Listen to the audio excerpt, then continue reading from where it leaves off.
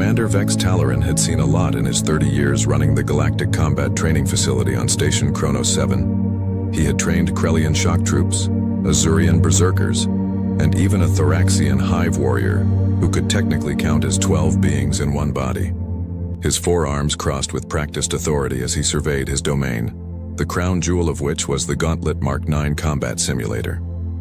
Beautiful piece of machinery that cost more than a medium-sized moon, could generate any combat scenario in the known galaxy, and had a perfect track record of breaking even the most arrogant warriors within an hour.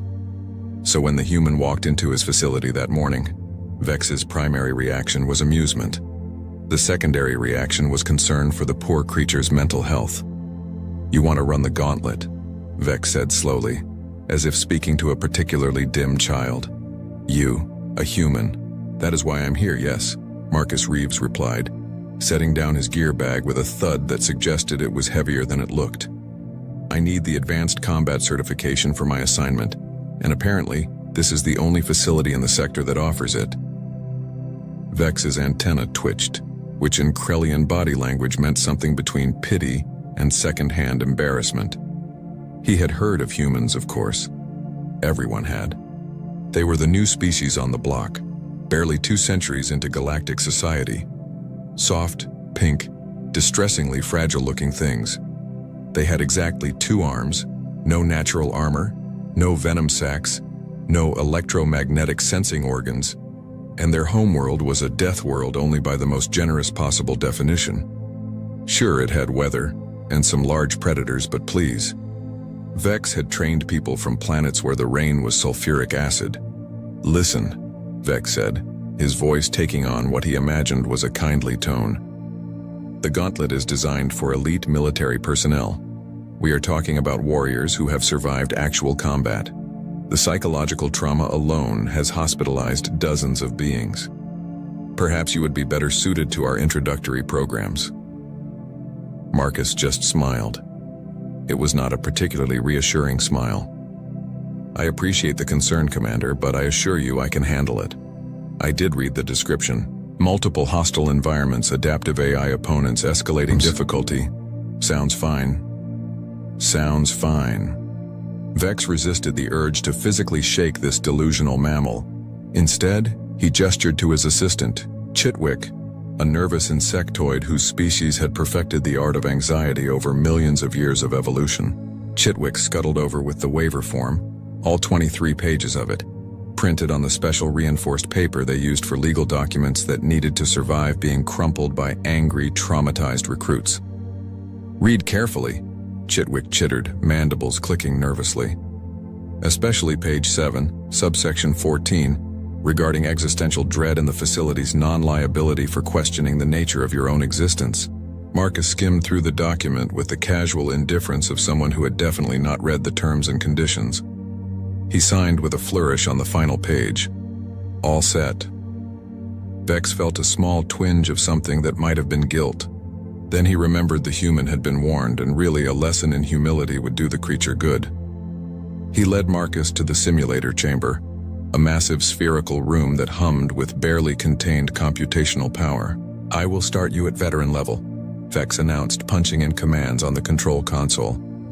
"This is typically reserved for beings with at least 5 years of active combat experience.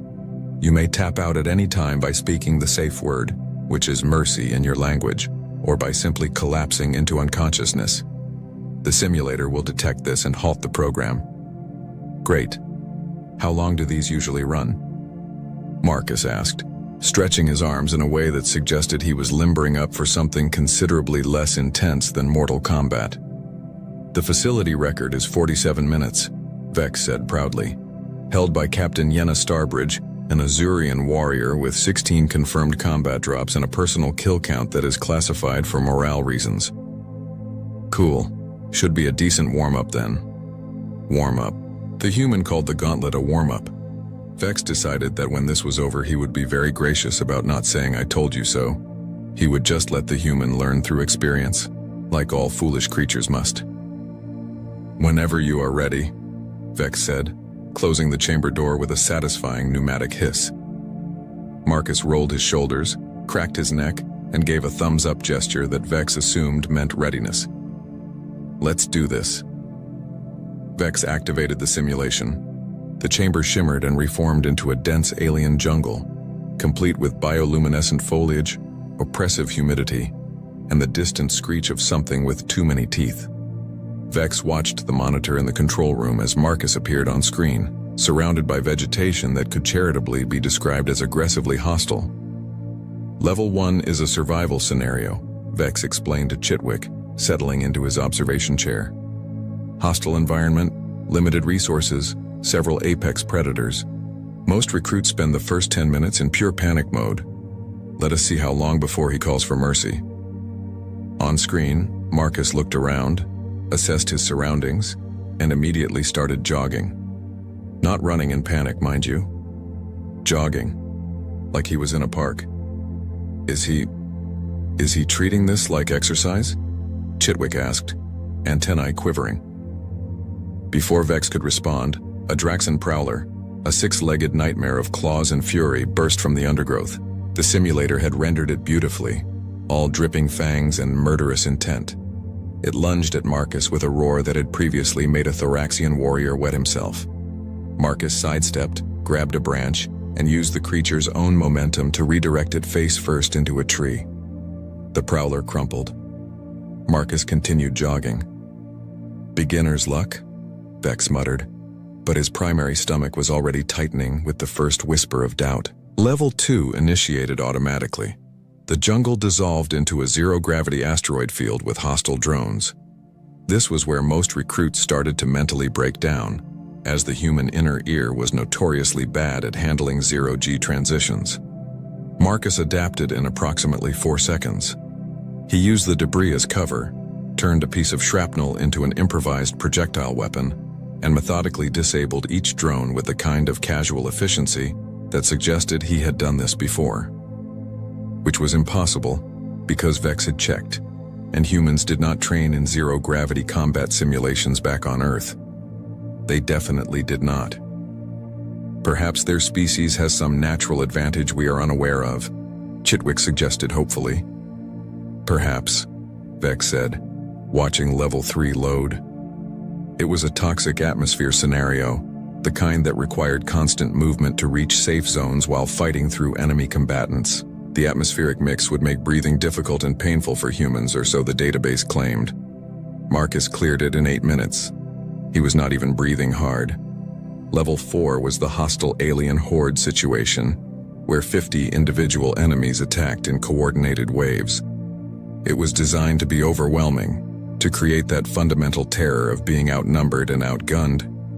Marcus treated it like a very aggressive game of tag.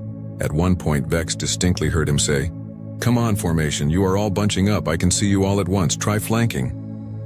By Level 5, a combined arms scenario with shifting environmental hazards and advanced AI opponents, Vex was no longer commentating. He was simply staring at the screen where Marcus was casually ducking plasma fire while using a destroyed combat drone as a shield, and for some reason the human was smiling. "Commander," Chitwick said quietly. "The biometric readings." Vex looked at the telemetry. Marcus Reeves's heart rate was 62 beats per minute. That was lower than his resting rate from when he had walked into the facility. "This is not possible," Vex said. "Also," Chitwick continued, clicking nervously, "the simulator temperature is elevated. Not critically, but, well, elevated." "That is normal for extended runs," Vex said dismissively, but he checked the gauge anyway. It was higher than usual. He told himself it was a fluke. The control room door opened, and Captain Yenna Starbridge walked in, her blue-scaled face arranged in an expression of curiosity. "Heard you had a human running the gauntlet. Wanted to see how long before the inevitable emotional breakdown." "Any moment now," Vex said with significantly less confidence than he intended. On screen, Marcus finished Level 5, stood in the brief respite between scenarios, and said to nobody in particular, "Huh, this is actually kind of fun. Reminds me of that time in Detroit." "What is a Detroit?" Chitwick asked. Nobody had an answer. Level 6 loaded. Yenna pulled up a chair. "This should be good." It was not good. It was deeply, profoundly concerning. By level 10, the observation room had gained several additional spectators. Word had spread through the station that something unusual was happening at the gauntlet, and now a dozen off-duty personnel were crowded around the monitors, watching with a mixture of fascination and growing existential dread. Level 10 was not supposed to be reached. Historically, only 3 beings in the facility's entire operational history had made it this far, and all 3 had required extensive psychological counseling afterward. The simulator at this stage was pulling out everything: combinations of scenarios that bordered on sadistic, shifting gravity that changed every 30 seconds, multiple enemy types that required completely different tactical approaches, environmental hazards that were actively trying to kill you, psychological warfare elements that whispered your deepest fears. Marcus was juggling it all while providing color commentary. "Okay, so the gravity shift is every 28 seconds, not 30, he said, casually adjusting his timing while fighting off what appeared to be digital manifestations of nightmare creatures. And seriously, simulator, the whole manifestation of death thing. Come on. I have seen scarier things in nature documentaries. Have you people ever watched anything about Earth-ocean life? Now that is terrifying." In the control room, things were decidedly less casual. Warning lights were illuminating across the console like a very stressed-out holiday display. Chitwick was frantically pulling up diagnostic screens, his chittering reaching frequencies that suggested imminent panic molt. "Commander, the processing cores are running at 94% capacity," Chitwick reported. That should not be possible. The simulator is designed to never exceed 70% even under maximum load." Vex stared at the numbers. The simulator's AI was working harder than it ever had. It was throwing everything at Marcus, adapting in real time, creating new scenarios on the fly, and the human was just, handling it? "The temperature is now critically elevated," Chitwick added. "We are approaching thermal shutdown protocols." "Do not shut it down," Vex said, his pride now wrestling with his engineering sense. "He will break. Humans break. I have read the xenopsychology reports." "Yeah, about those reports," Captain Yenna said, leaning back in her chair with the expression of someone watching a particularly entertaining disaster. "I have actually served with humans. Did a joint operation about 6 years ago. You know what I learned? Those reports are written by xenopsychologists who have never seen a human do anything more strenuous than fill out paperwork." On screen, Marcus had just used a digital alien corpse as an improvised surfboard to ride down a lava flow while shooting at aerial targets. He was laughing. "I am now taking bets," Yenna announced to the room. 20 credits says he makes level 15. "That is impossible," someone said. 50 says he makes level 15, another voice countered. Money began changing hands. Vex wanted to shut it all down to maintain some dignity, but he was trapped by his own procedures. You did not stop a simulation unless the participant requested it or lost consciousness. Those were the rules. Rules he had written. Level 11 loaded, then 12. The temperature gauge moved from yellow to orange to a particularly aggressive shade of red. Smoke, actual visible smoke, began wisping from one of the cooling vents. "This is bad," Chitwick announced. "This is very bad. The simulator is processing more combat calculations per second than it does during 10 normal sessions combined. The human is making it work too hard." "How is that possible?" Vex demanded. "The AI should be able to handle any scenario." "Yes, under normal circumstances," Chitwick said, "but it is designed assuming the participant will make mistakes, will slow down, will show fatigue, will demonstrate predictable human, Oh? The simulator is adapting to counter his moves, but he adapts faster. So it adapts again. And he adapts again. They are in a feedback loop. The AI has never encountered someone who forces it to constantly recalculate at this speed." On screen, Marcus encountered an ambush from above for the 3rd time. "Oh, come on," he said, sounding genuinely disappointed. "That is the 3rd time you have tried the ambush from above thing. Mix it up. Try lateral, or below, or, I do not know." Just stand there and ask nicely. At this point, I would appreciate the variety. He is critiquing the simulator's tactics, Yenna said, delighted. He is giving it performance feedback. Level 13. The control room door opened again, and Sludge oozed in. Sludge was the facility's chief engineer, a Glorbosian whose species was essentially sentient protoplasm, with a genius-level understanding of complex machinery. He took one look at the diagnostic panels and made a sound like a deflating whoopee cushion. "Who authorized this?" Sludge burbled. "These readings are impossible. You are going to fry the entire neural network." "The human is still in there," Vex said weakly. Sludge extended a pseudopod to check the data streams. "The human is forcing my beautiful simulator to think harder than it has ever thought. Do you know what the processing costs are? Do you have any idea how much computational power is being used right now? This is more than we used during certification for heavy weapons operators. This is more than we used that time we accidentally left it running over a long weekend." Level 14 loaded. Marcus was now actively styling on the simulator, doing things that were technically effective, but absolutely unnecessary, like diving through a narrow gap while spinning, or using an enemy's weapon while simultaneously disarming 3 others. "I think," Yenna said slowly, "we might need to reconsider some assumptions about human combat capabilities." "What assumptions?" Vex asked, watching his professional pride crumble in real time. "All of them," Yenna replied. The simulator made one last, desperate attempt at level 15. It created 50 elite enemies simultaneously, a scenario that was not supposed to be accessible, that existed in the code only as a theoretical maximum. The chamber filled with hostile combatants, all moving with perfect coordination. Marcus paused. For a moment Vex thought victory was at hand.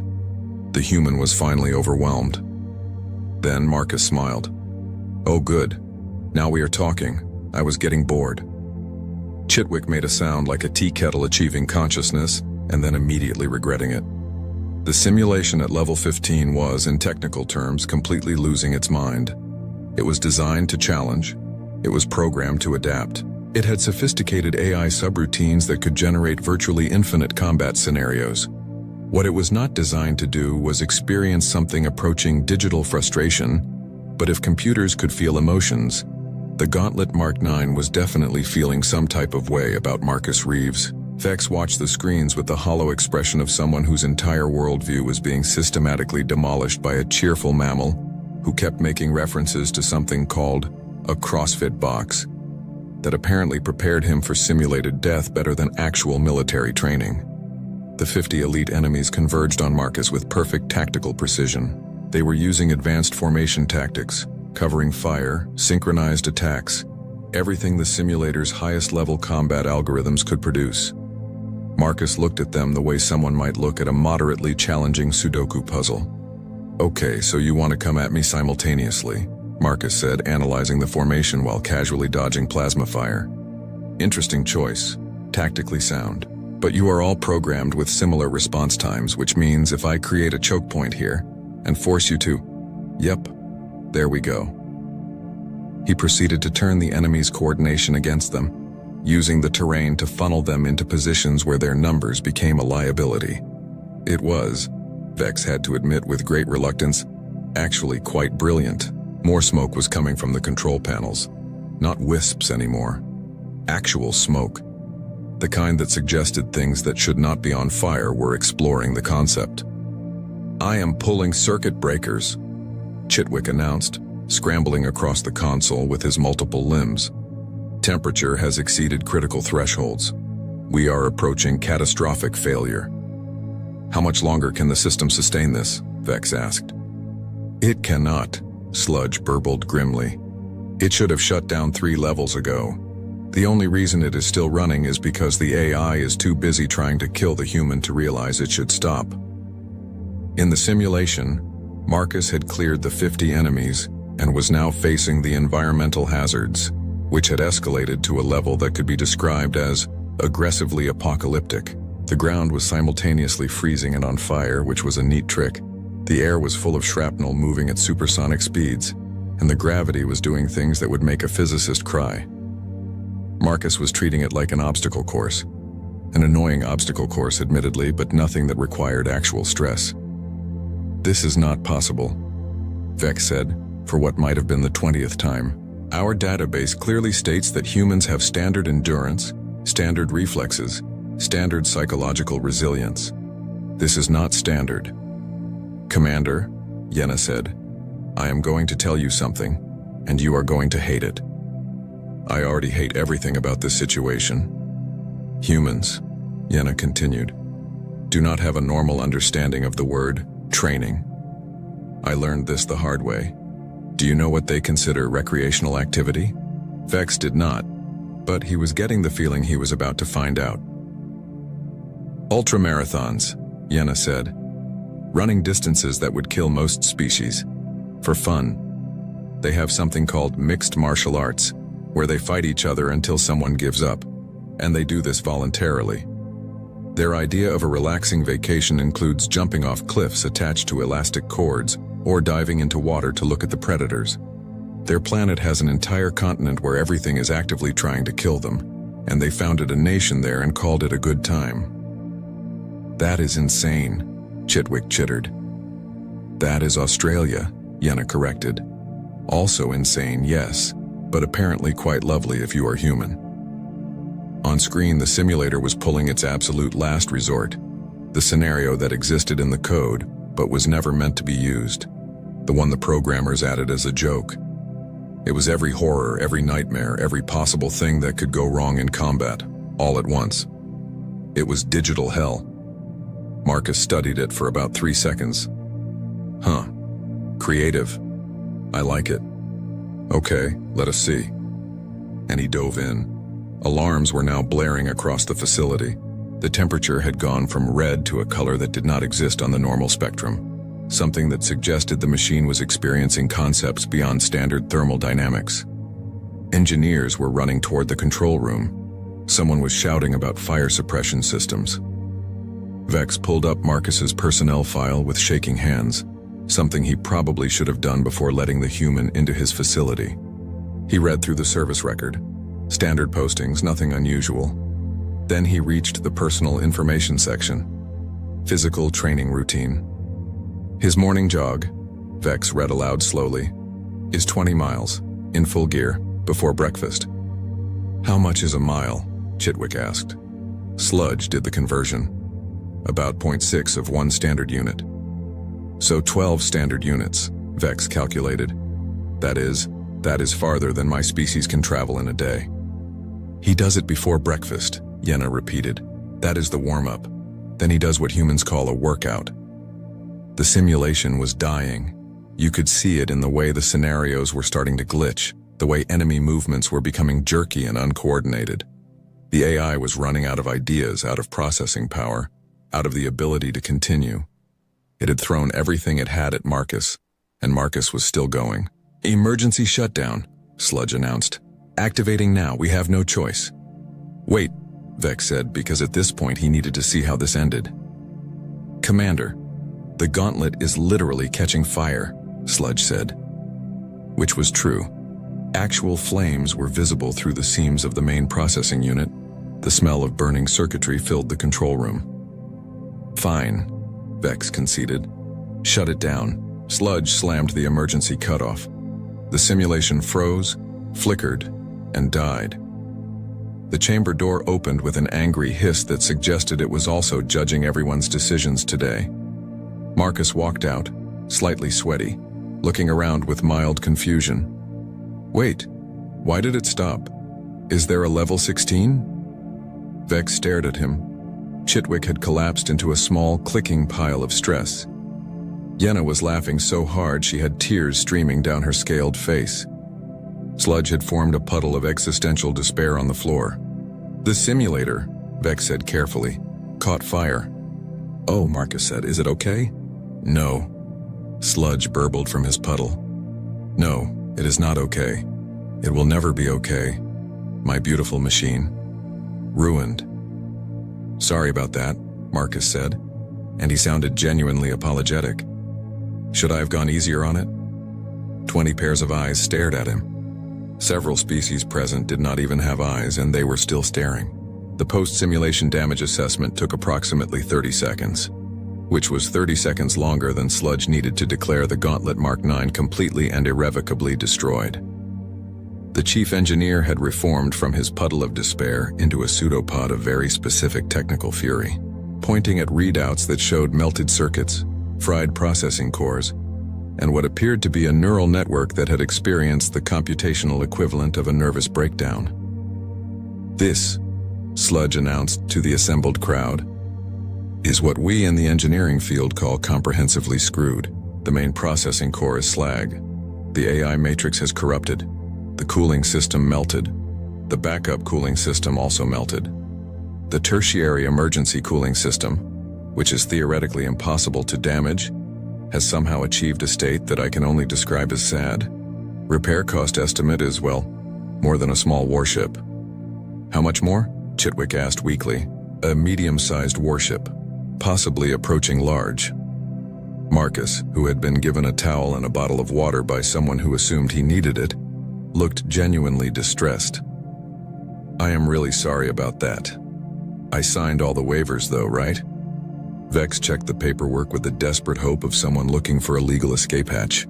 The human had indeed signed all the waivers, every single one, including the one about equipment damage, which Vex had included as a joke because nobody had ever damaged the gauntlet before. It was supposed to be indestructible. It was not, apparently, indestructible against humans. Captain Yenna, still grinning with the satisfaction of someone who had won a significant amount of money on her bets, stepped forward. "Commander Vex, I think we need to have a conversation about human training protocols." "There are no human training protocols," Vex said. "They use the same ones as everyone else." "Yes, and that is the problem," Yenna replied. She turned to Marcus. "Quick question. What do you consider a light morning jog?" "Oh, just 20 miles or so," Marcus said. "Nothing major. Gets the blood flowing." Yenna looked at Vex. "Convert that." Chitwick did the math. 12 standard units. "And what?" Yenna continued. "Do you do for an actual workout?" Marcus shrugged. "Depends on the day. Upper body, lower body, core, usually about 2 hours. Mix of strength training and cardio. Maybe some swimming if there is a pool." 2 hours, Vex repeated slowly, after running 12 standard units. "Well, yeah," Marcus said. "That is just the warm-up. You need to properly train afterward." The observation room had gone very quiet. It was the kind of quiet that happens when a large group of people simultaneously realize they have made a terrible mistake in their understanding of reality. "What?" Chitwick asked in a very small voice. "Do humans consider difficult exercise?" Marcus thought about it. "I mean, there is this thing called an Ironman triathlon. You swim for about 2.4 miles, bike for 112 miles, then run a marathon. That is pretty challenging." "How long is a marathon?" someone asked. 26.2 miles. More conversion calculations. More horrified silence. "And humans do this voluntarily?" Vex asked. "Oh sure," Marcus said. "It is pretty popular. I have done a few. Great way to spend a weekend." Yenna was nodding with the expression of someone whose worldview was being validated. "This is what I tried to tell Command. Human recreational activities are what most species would classify as advanced military torture. Their idea of fun is our idea of war crimes." "That seems harsh," Marcus said. "Marcus, your planet has an entire continent where everything is venomous or otherwise capable of killing you, and you people decided to live there anyway," Yenna countered. "You have animals called drop bears, box jellyfish, and something called a cassowary, which is apparently a bird but also a velociraptor. Your plants can cause pain that lasts for years, and you call it Australia and treat it like a tourist destination." "Okay, but Australia is beautiful," Marcus protested. "Also, drop bears are not real. That is just a thing we tell tourists. The fact that you have to specify which deadly animals are real and which are made up to scare people is proving my point," Yenna said. Vex was still processing the numbers. He pulled up human physical standards from the galactic database. "This says humans have average endurance." "Average for humans," Yenna corrected. The problem is that humans wrote those reports. They do not realize their average is everyone else's exceptional. Do you know what a human considers couch potato behavior? Sitting around only exercising 3 times a week. They are apologetic about it. I mean, I could be in better shape, Marcus offered. You just destroyed a military-grade combat simulator by forcing it to work harder than it was ever designed to work. And you did it while chatting casually about how it reminded you of Detroit, Yenna said. You do not get to claim you are out of shape. What is a Detroit? Chitwick asked again, but everyone ignored him. Station command arrived at that moment, led by Admiral Torx, a Vraxian whose species was known for being extremely by the book and having absolutely no sense of humor about damaged equipment that cost more than his annual budget. He looked at the smoking ruins of the Gauntlet Mark IX, looked at Vex and made a sound like a disappointed walrus. Explain, Admiral Torx said. Vex tried. He really did. But how do you explain that a human had broken a supposedly unbreakable machine by being too good at the thing the machine was designed to test? How do you explain that everything they thought they knew about human limitations was based on humans being polite and not wanting to brag? Yenna stepped in. Admiral, with respect, I think we need to reconsider how we handle human personnel. They require different training protocols. The standard ones are not challenging enough. Not challenging enough? Admiral Torcus repeated. This one destroyed the most advanced combat simulator in the sector. Because it was too easy, Yenna said. He called it a warm-up, sir. The Admiral looked at Marcus, who gave a little wave. Is this true? I mean, I would not say it was easy, Marcus said diplomatically. It was a pretty good workout.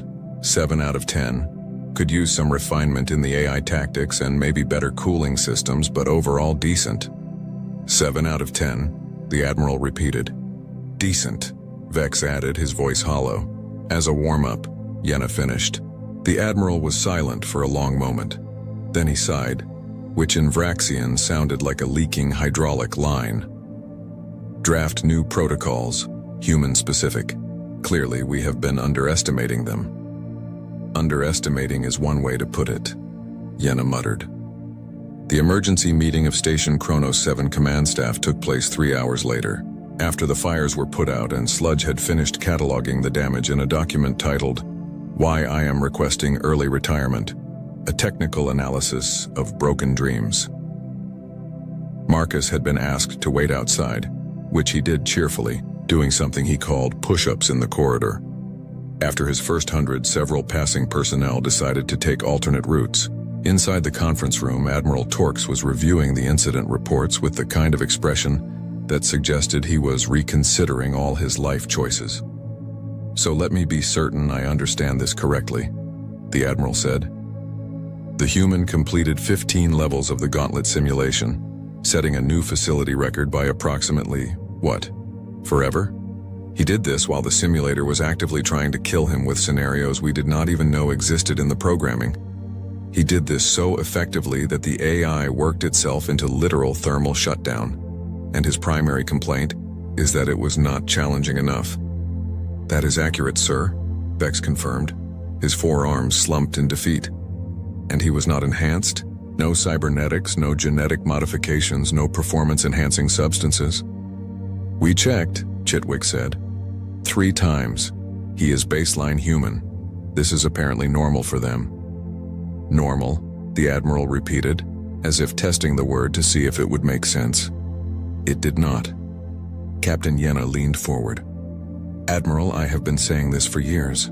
Humans are classified as a Tier 3 species because we evaluated them based on their technology and politics. But physically? Sir, they are a Tier 1 species pretending to be normal because they do not want to be rude about it. That is a serious claim, Admiral Torx said. Their planet is a death world, Yenna continued. Not borderline, not technically. Actually a death world. The gravity is high. The atmosphere is corrosive enough that most species need respirators. The weather actively tries to kill you. They evolved as persistence predators, which means they are designed to chase things until those things die of exhaustion. They have adrenaline, which is essentially a built-in combat stimulant. They can ignore pain through sheer stubbornness. and they think this is all completely unremarkable because every other human is exactly the same way. So what do you propose? The Admiral asked. New classification, human protocol training standards. We build simulators that actually challenge them, which means simulators approximately 5 times more intensive than what we use for everyone else. The Admiral considered this. The cost is less than replacing the gauntlet every time a human needs certification, Sludge burbled from his corner. I have run the numbers. If we get more humans coming through, and based on their expanding role in galactic affairs we need equipment that can handle them. This means significant upgrades to processing power, cooling systems, and structural integrity. Also, possibly therapy for the AI. The AI needs therapy? The AI experienced existential dread, Sludge said. It had a purpose, which was to challenge warriors. Then it met a human and realized that some beings cannot be challenged by conventional means. This has caused what I can only describe as a crisis of confidence in the code. Fine, Admiral Torx said. Draft the new protocols. Budget approved. I will deal with Central Command and their inevitable questions about why we need funding equivalent to a small fleet. Anything else? The human wants to know when the new simulator will be ready, Vex said quietly. Everyone looked at him. He asked? The Admiral said. He is, I believe the phrase is, eager to try again, Vex confirmed. He mentioned something about wanting a proper challenge next time. The room was silent. Then Yenna started laughing again. That same delighted laugh of someone watching the universe reorganize itself around new and terrifying information. 3 months later, the new simulator was unveiled, the Gauntlet Mark X, human-rated. It had triple the processing power, a cooling system that could handle a small sun, and AI that had been extensively counseled about not taking performance personally. The facility held a small ceremony, because apparently this was newsworthy enough that galactic media showed up. Marcus was the first test subject naturally.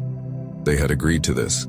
He walked into the new chamber, which hummed with barely restrained power, and gave a thumbs up to the control room.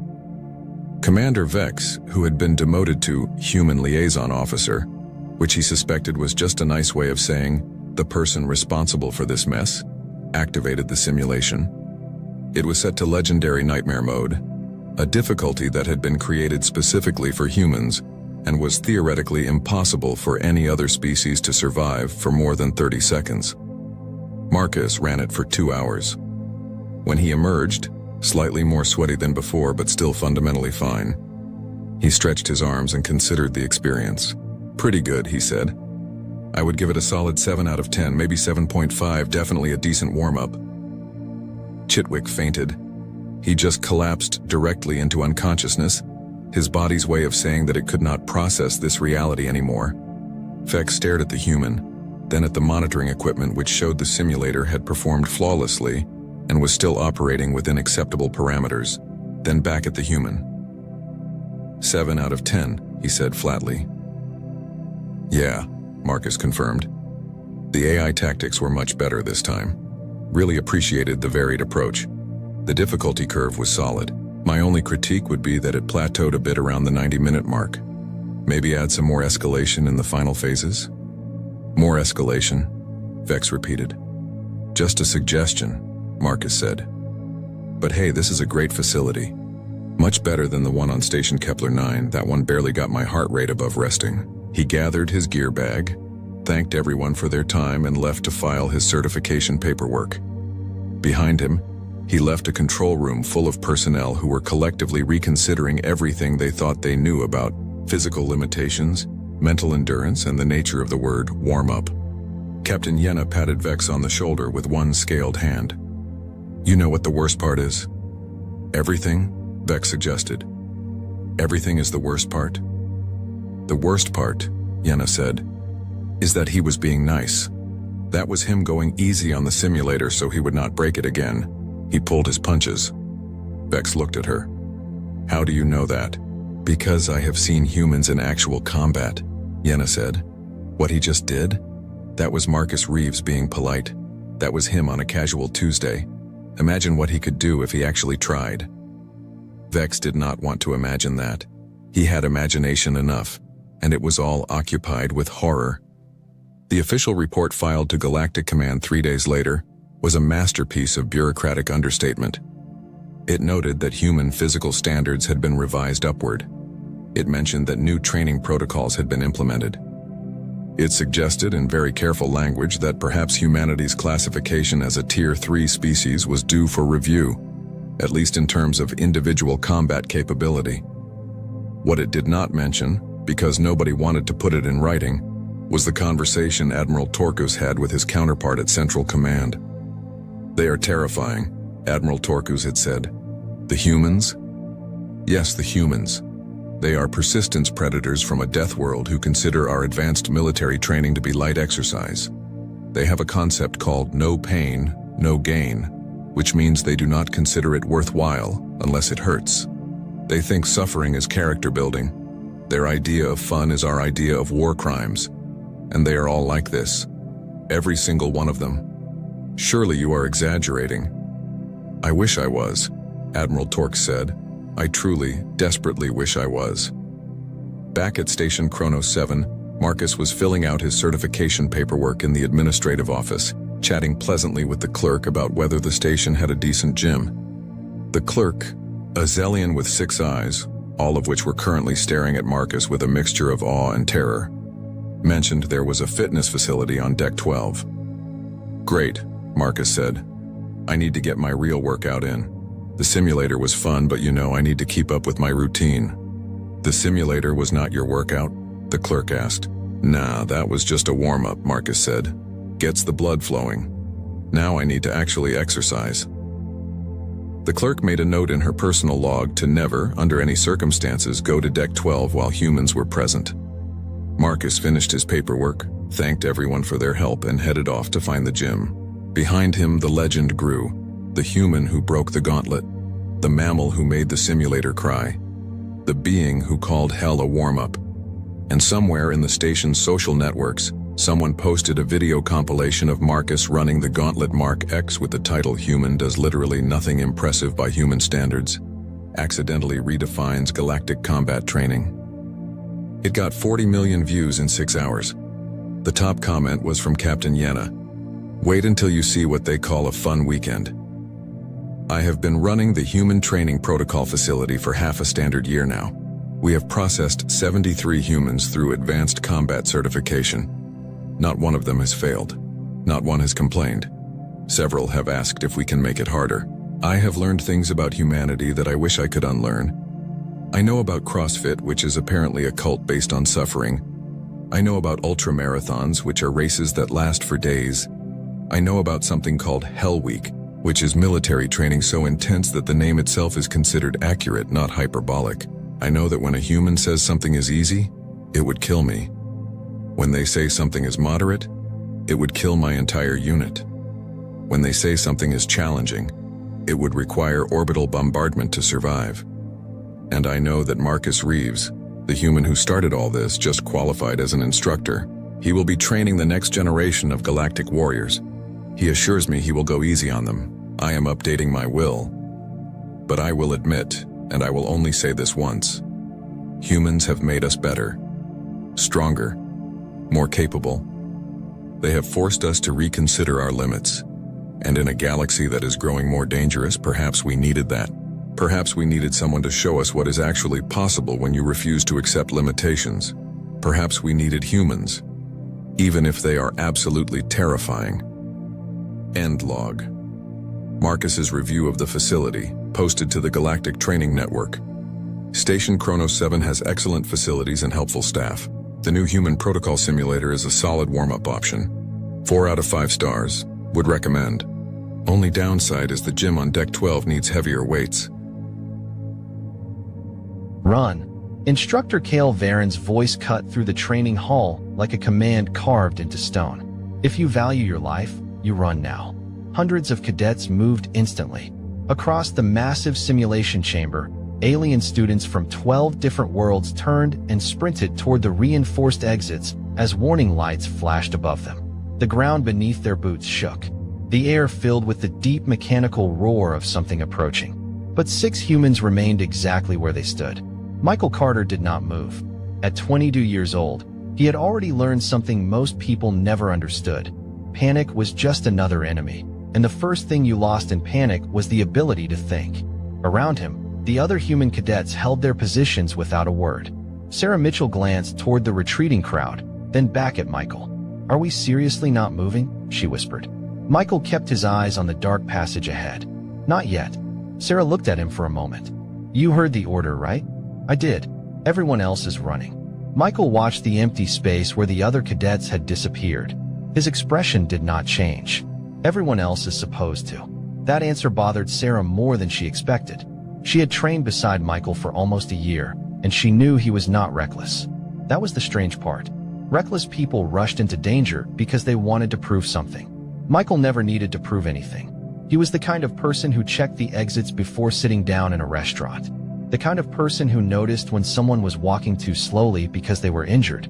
The kind of person who looked calm because he had already considered everything that could go wrong. Instructor Cale Varon watched from the control platform above the chamber, his blue-gray armored skin reflecting the red emergency lights. For 30 years, he had trained warriors from across the galaxy. He had seen fearless soldiers, brilliant strategists, and arrogant recruits who believed they were invincible. Humans were different. They were smaller than most species in the Academy. They lacked the natural armor of the Dravik. They did not possess the enhanced senses of the Velori. They did not have centuries of recorded warfare behind them. Yet here they were, standing still while everyone else escaped. "Human cadets," Cale said through the communication system. "This is your final warning. Retreat immediately." Michael touched the receiver on his collar. "Instructor, request clarification." Cale narrowed his eyes. Even now, the human was asking questions. "Clarification? Are we ordered to leave the area, or are we ordered to abandon the assigned sector?" For a moment, Cale said nothing. Most cadets would have simply obeyed. That was the purpose of training. Discipline meant following commands. "The area is unsafe," Cale replied. "That is why everyone was ordered to run." Michael looked toward the passage again. The shaking was getting stronger. Something large was moving closer.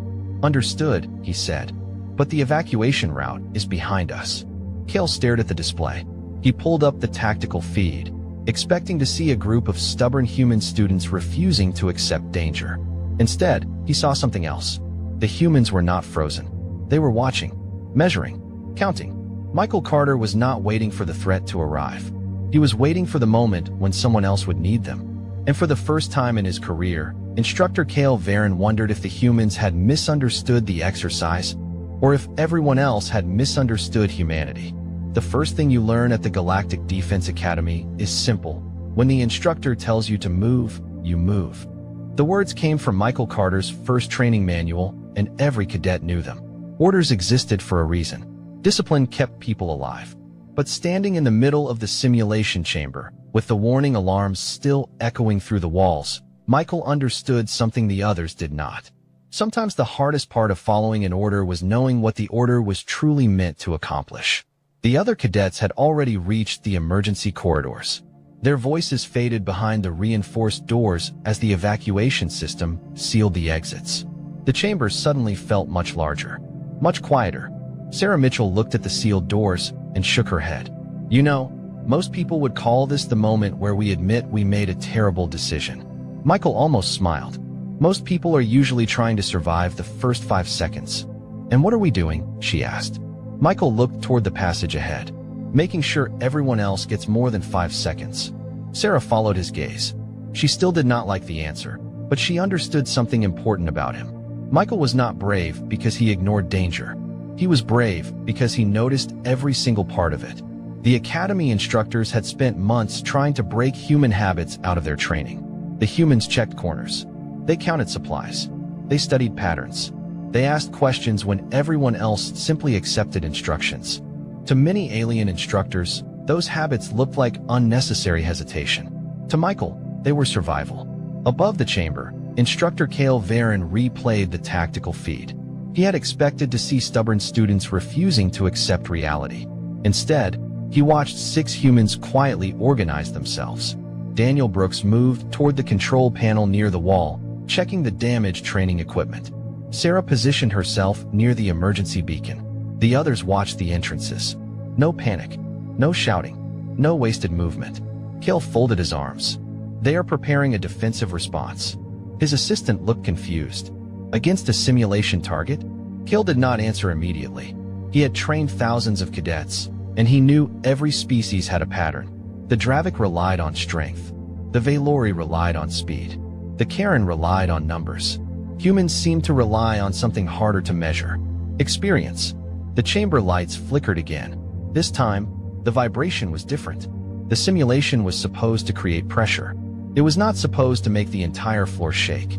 Kale quickly checked the system readings. His expression changed slightly. That is impossible. His assistant leaned closer. What happened? Kale studied the data.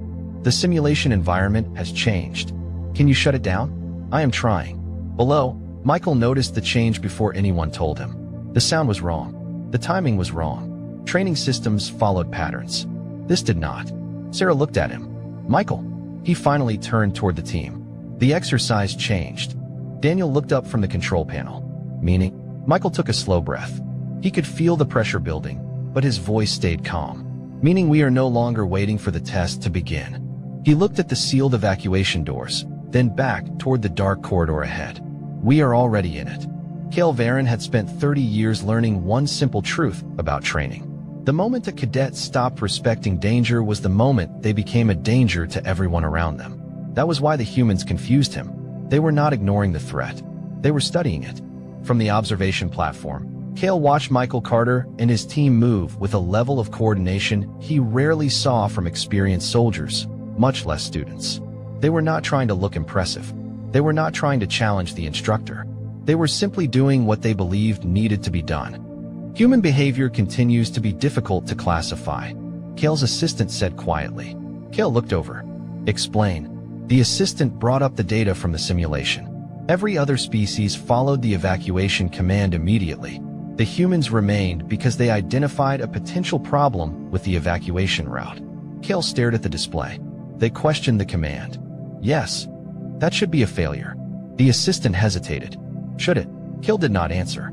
Below, Michael crouched near the control panel while Daniel Brooks examined the damaged equipment. The young engineer ran his fingers across the interface, carefully checking the readings. The system is giving false information, Daniel said. Sarah moved closer. How bad? I do not know yet. The training environment is locked. Some systems are responding like the exercise is still active, but others are behaving like they are outside normal parameters. Michael looked at the emergency display. Can we communicate with the control room? Daniel shook his head. The connection is delayed. Sarah crossed her arms. So the famous Galactic Defense Academy has a training exercise that can trap students inside and cut communication? Michael glanced at her. That is not what concerns me. She looked at him. Then what does? Michael pointed toward the far end of the chamber. The system sealed the doors after the evacuation order. Sarah followed his eyes. Meaning it expected everyone to leave. A quiet moment passed between them. The humans understood something the others had missed. The entire exercise was designed around one assumption. Everyone would run. But now the system was dealing with the one outcome it was never programmed for. People who stayed. Kale watched the same realization appear on his own screen. The simulation was not failing because the humans refused to leave. The simulation was struggling because the humans had changed the situation by making a different choice. Interesting, Kale whispered. His assistant looked surprised. Interesting. For years, we have measured intelligence by obedience, Kale said. Perhaps we measured the wrong thing. In the chamber, another warning signal sounded. The lights shifted from red to amber. The training environment began adjusting itself. Michael noticed immediately. Everyone ready. Daniel looked at him. Ready for what? Michael kept his eyes forward. For the part where the system tries to convince us we made the wrong choice. Sarah gave a small smile. And if it does? Michael checked the positions of his teammates. Then we prove it wrong. For the first time since the exercise began, Instructor Kale Varen stopped watching the humans as students. He watched them as something else. A question. A possibility. A species that did not become calm because they lacked fear. A species that became calm because they had already learned how to live with it. The most dangerous mistake a commander can make is believing they already understand their enemy.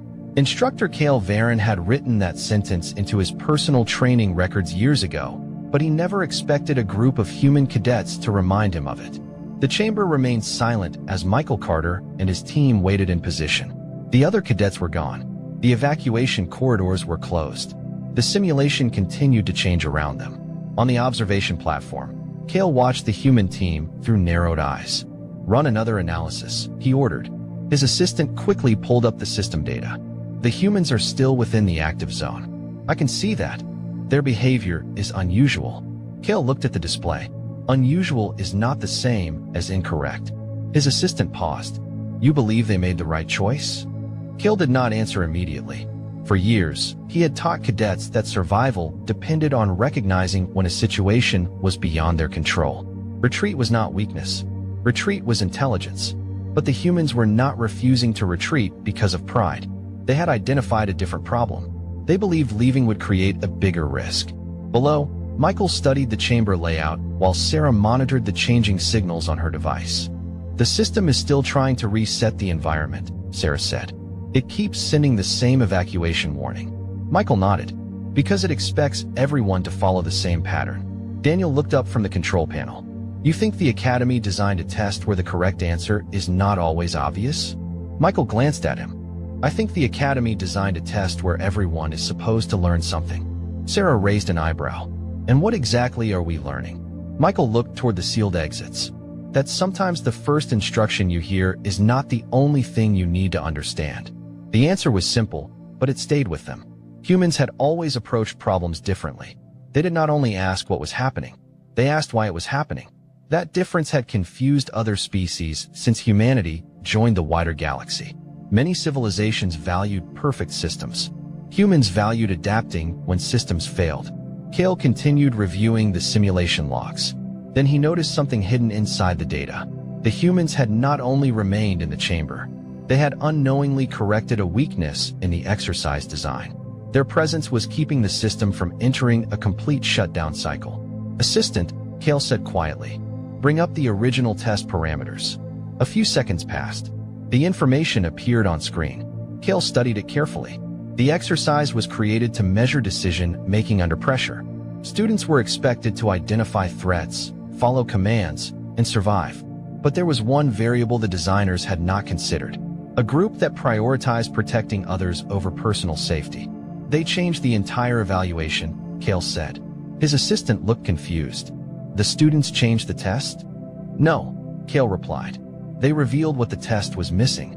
Inside the chamber, Michael heard another alert. This one was different. The sound was lower, more controlled. The simulation was no longer pushing them to leave. It was beginning to observe them. Sarah noticed it too. "It is watching us now." Michael nodded. "Yes." Daniel looked between them. "That is supposed to make me feel better?" Michael finally allowed a small smile. "No, but it means we are asking the right questions." Above them, Instructor Cale Varen leaned closer to the screen. For the first time in decades, he was not evaluating cadets. He was learning from them. And that was something the galaxy had rarely forced him to do. The moment a system stops following its own rules is the moment you discover what it was never prepared for. Instructor Cale Varen watched the simulation chamber with complete silence as the environment continued changing around the human cadets. The Academy had designed thousands of scenarios, each one carefully calculated to test judgment, teamwork, and survival instincts. But this was different. The system was no longer measuring the students. It was reacting to them. Inside the chamber, Michael Carter noticed the same thing. The warning signals had stopped repeating. The evacuation messages had disappeared. The simulation was no longer telling them what to do. It was waiting. "That is new," Daniel Brooks said while looking at the control panel. "The system has stopped giving instructions." Sarah Mitchell looked toward Michael. "Usually that means the test is over." Michael shook his head. "No, usually that means the test has changed."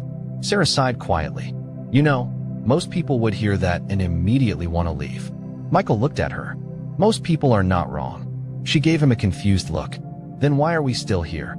Michael paused for a moment. It was not because he wanted to prove something. It was not because he believed humans were better than everyone else. The truth was much simpler. Because nobody else is. That answer stayed in the air for a few seconds. Daniel looked away, checking the equipment again. He understood. Humans had a habit that confused other species. They did not always choose the safest option for themselves. Sometimes they chose the option that gave everyone else a chance. On the observation platform, Kale heard the conversation through the communication feed. He expected arrogance. He expected some dramatic declaration about human courage. Instead, he heard something much more ordinary. Responsibility. They do not see themselves as heroes, Kale said quietly. His assistant looked over. Then how do you explain their behavior? Kale watched Michael move through the chamber. They see a problem, and they solve it. The simplicity of the answer bothered him. For years, the galaxy had categorized humanity based on physical measurements and historical records. Humans were not the strongest species. They were not the oldest civilization. They did not have the most advanced technology. Many instructors had assumed those limitations would define them. But watching Michael Carter and his team, Kale realized something important. A species was not defined only by what it had. It was also defined by what it refused to abandon. Suddenly, the chamber lights changed again. A new message appeared on every display. The system had generated an additional evaluation phase. Daniel read the information and frowned. It is creating a new scenario. Sarah looked at Michael. Did the Academy plan this? Michael studied the message carefully. I do not think so. Then why is it happening? Michael looked toward the observation window above them. For a brief moment, he and Kale Varen looked directly at each other. Neither of them spoke, but both understood the same thing. The humans were not just taking the test anymore. The test was learning from them. And for the first time in the history of the Academy, the instructors were not certain they were the ones in control. The hardest lessons are rarely the ones where you are told what to do. They are the ones where nobody tells you anything at all. The new message on the chamber screens remained visible for several seconds, waiting for a response. Michael Carter looked at it carefully, studying every word. The Academy had removed the instructions. It had removed the obvious choices. Now it was testing something deeper. Decision-making without certainty. Sarah Mitchell stepped closer to the display. So what happens now? Michael looked around the chamber. We find out what the system thinks we should do. Daniel Brooks gave a small laugh. That sounds like a terrible plan. It is not a plan, Michael replied. It is an observation. Sarah looked at him. You always make things sound less stressful than they are. Michael glanced back at her. Stress does not help us solve problems. It was a simple answer, but that was what made it difficult to understand. Other species in the Academy had been trained to control fear through confidence. Humans controlled fear by accepting that things could go wrong and preparing anyway. It was not a lack of emotion. It was experience. On the observation platform, instructor Kale Varen watched the human team carefully. The more he observed them, the more he noticed the same pattern. They were constantly adjusting, constantly learning. They were not trying to overpower the situation. They were trying to understand it. Bring up their previous evaluations, Kale ordered. His assistant searched through the records. Michael Carter. Leadership score is high. Combat score is average. Physical endurance is above average, but not exceptional. Kale looked at the data, and yet he continues to make the correct decisions. According to our measurements, several other species scored higher. Kale nodded slowly. Numbers are useful, but numbers do not always explain behavior. Inside the chamber, the humans continued checking the environment. Daniel moved toward a damaged section of the training equipment. I found something strange. Michael approached. What? The system is not trying to complete the scenario. Sarah looked confused. Then what is it doing? Daniel looked at the readings. It is collecting information. A quiet moment passed. The idea was uncomfortable. The Academy had created the simulation to evaluate students, not the other way around.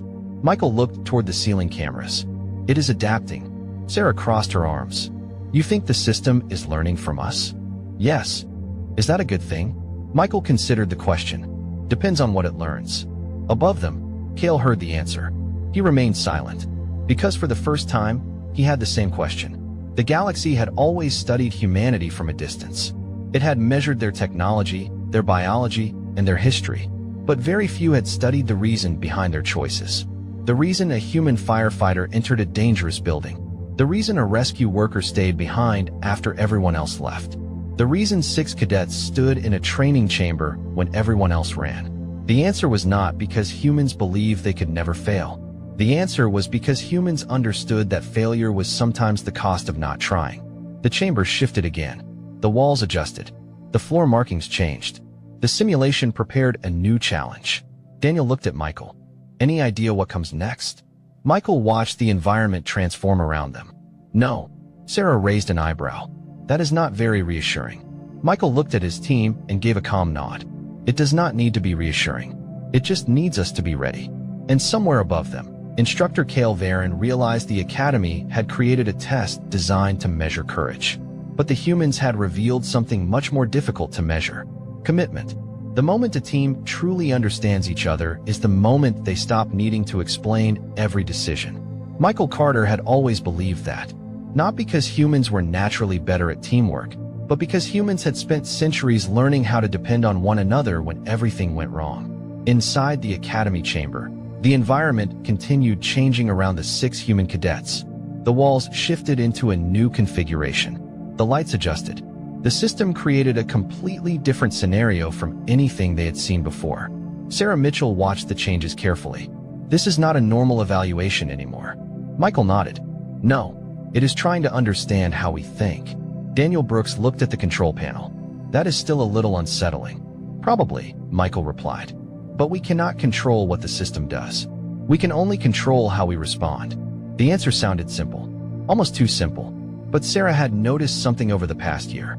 Michael never wasted energy fighting things he could not change. He focused on what he could do next. That was what made him different from many of the other cadets.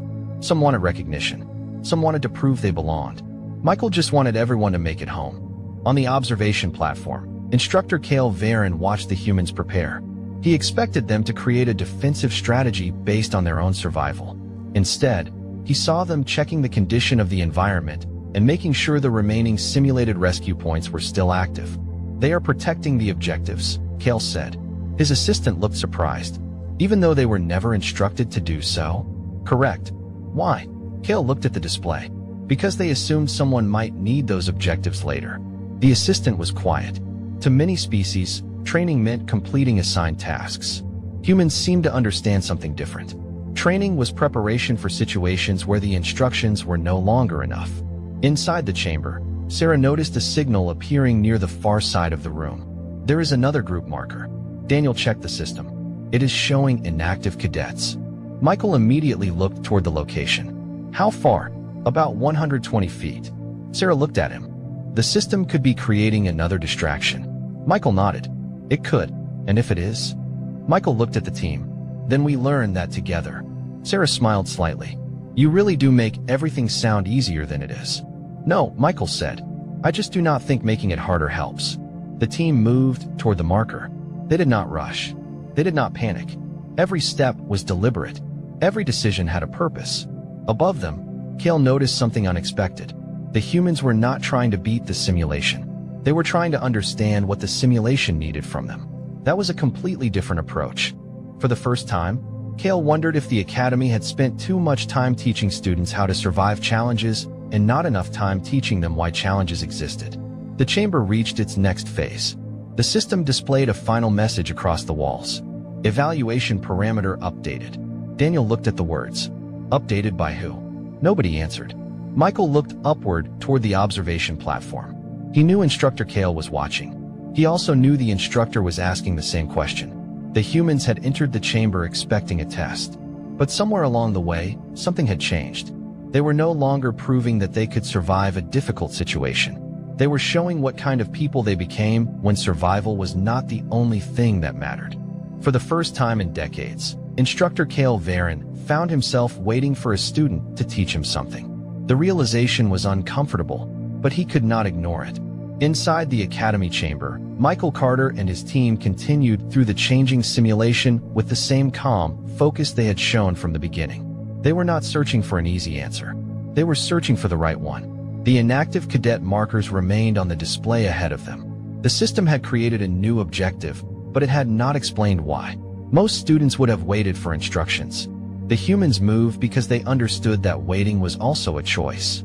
Sarah Mitchell looked at the marker again. You really think this is what the Academy wants us to do?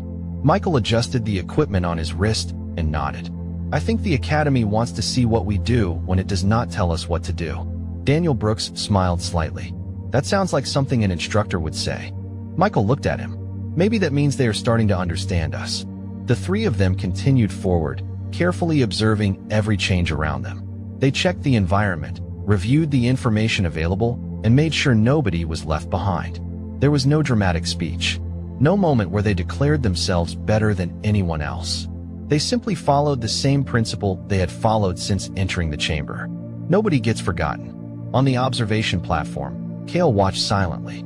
His assistant looked at the screen and spoke softly. "They are moving slower than the other cadets would." Kale nodded. "Yes. Most species would consider that inefficient."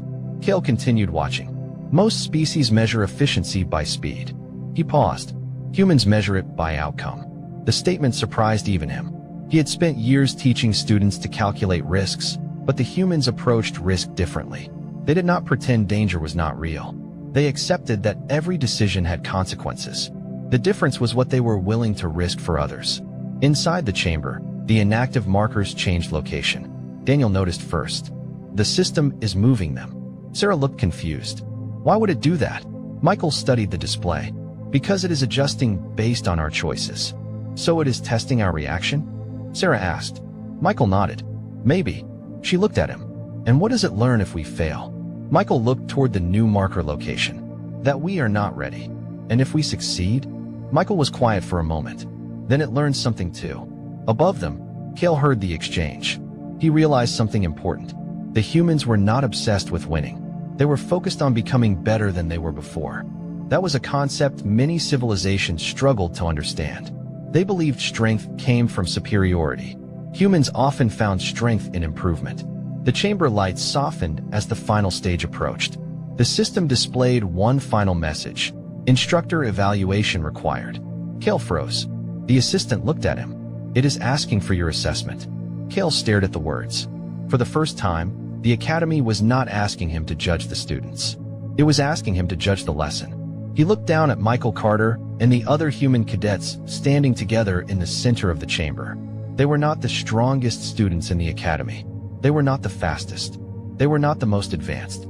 But when everyone else had followed the safest path, they had chosen the path that protected the people around them. Kale slowly reached for the evaluation console.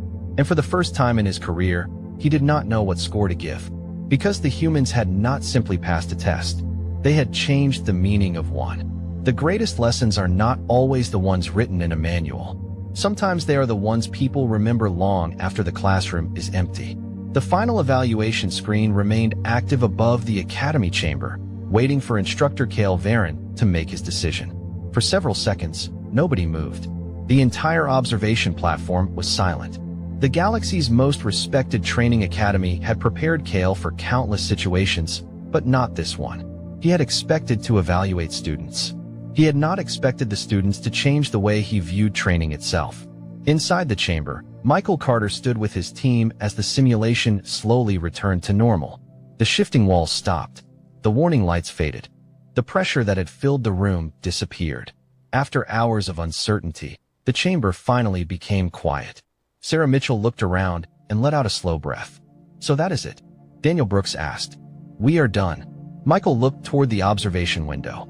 I think the important part was never the simulation. Sarah looked at him. What do you mean? Michael took a moment before answering. The system was never trying to find out if we could survive. He looked at the empty space where the other cadets had once stood. It was trying to find out what we would do when survival was not just about ourselves. Those words stayed with everyone who heard them. On the observation platform, Kale finally entered his evaluation. His assistant watched carefully as he typed. Are you recording the results? The assistant asked. Kale nodded. Yes. What will you write? Kale looked down at the humans below. That they were not the strongest cadets in the academy. The assistant waited. Not the fastest. Not the most advanced. Not the most experienced. Kale paused. But when uncertainty appeared, they did not search for someone else to blame. They searched for someone who needed help. The assistant was quiet. It was a simple observation, but it carried more meaning than any ranking score. When the chamber doors finally opened, the human cadets walked out without celebration. No cheering. No demands for recognition. No need to prove they had been right. Michael simply looked back at the training room one last time. Kale approached them. For the first time since they met, the instructor did not look at them like students. He looked at them like equals. I owe you an apology, Kale said. Michael seemed surprised. For what? Kale looked at the group. for believing that courage meant having no fear. He glanced toward the chamber. I was wrong. Michael nodded slowly. Most people are when they first see us. Cale almost smiled. And what should they understand? Michael thought about the question. He could have given a powerful answer. He could have talked about humanity's strength or history or achievements. Instead, he simply said that we are not the people who never feel afraid. He looked back at his teammates. We are the people who decide what matters more than fear. Years later, that training exercise would become one of the most discussed moments in the Academy's history.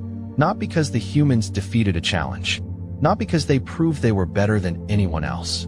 It was remembered because they showed something every species could understand. Strength was not always about standing above others. Sometimes strength was choosing to stand beside them when walking away would have been easier.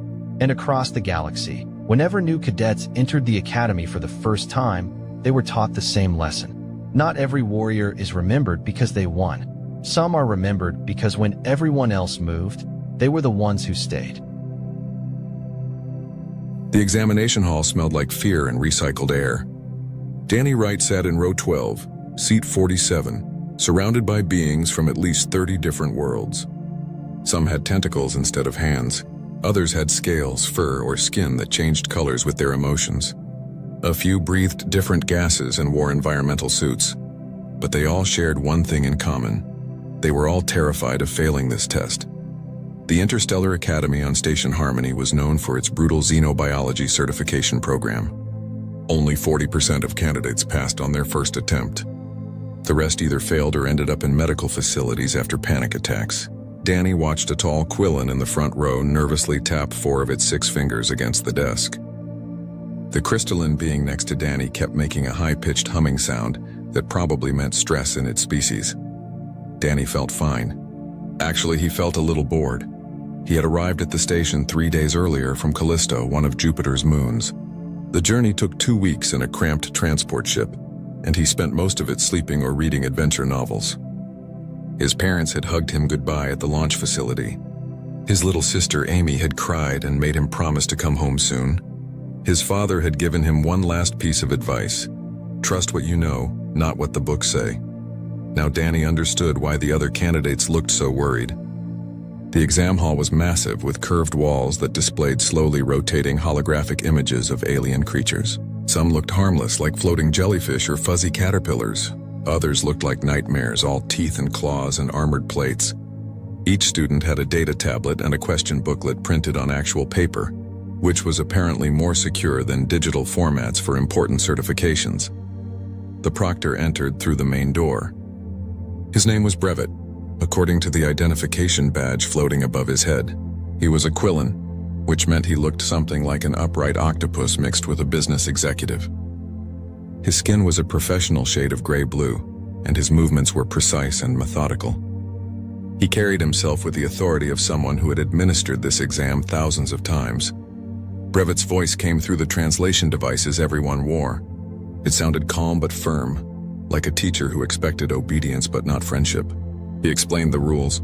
3 hours to complete 200 questions. Each question would show a holographic creature. Students had to identify the species, rate its threat level from 1 to 10, and list proper containment protocols.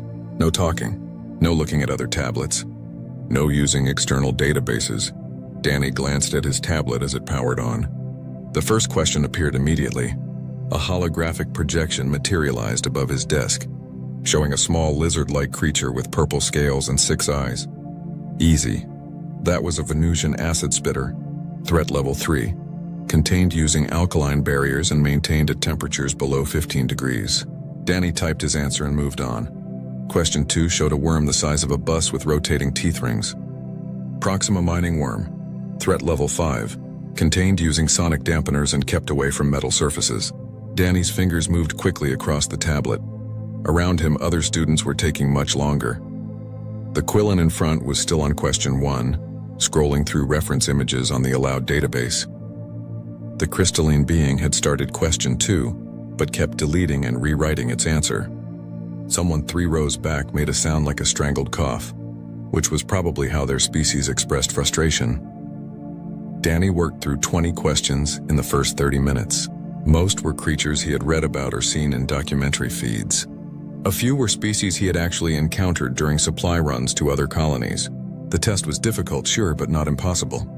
He started to understand why his parents had insisted he take this exam. If he passed, he could legally handle xenobiology specimens, which meant better job opportunities and more freedom to continue his family's work. Question 37 made him smile.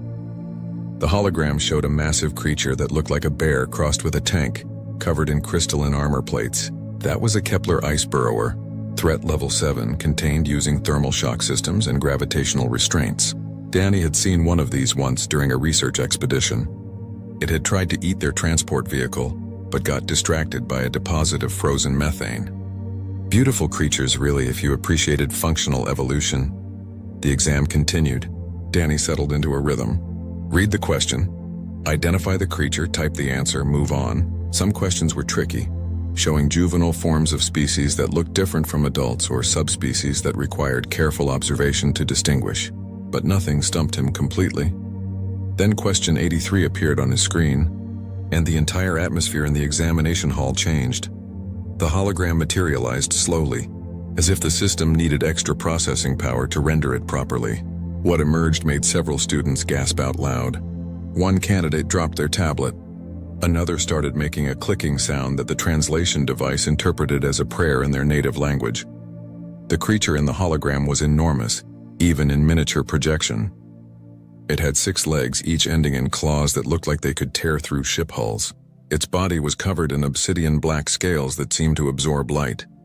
3 rows of serrated teeth filled a mouth large enough to swallow a human whole. A spiked tail, easily 15 feet long in real life, curved behind its body like a scorpion's stinger. But the worst part was its eyes.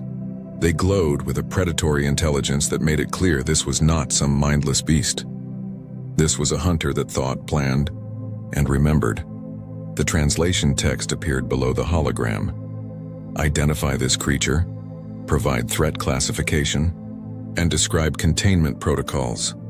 Danny looked at the projection for exactly 3 seconds.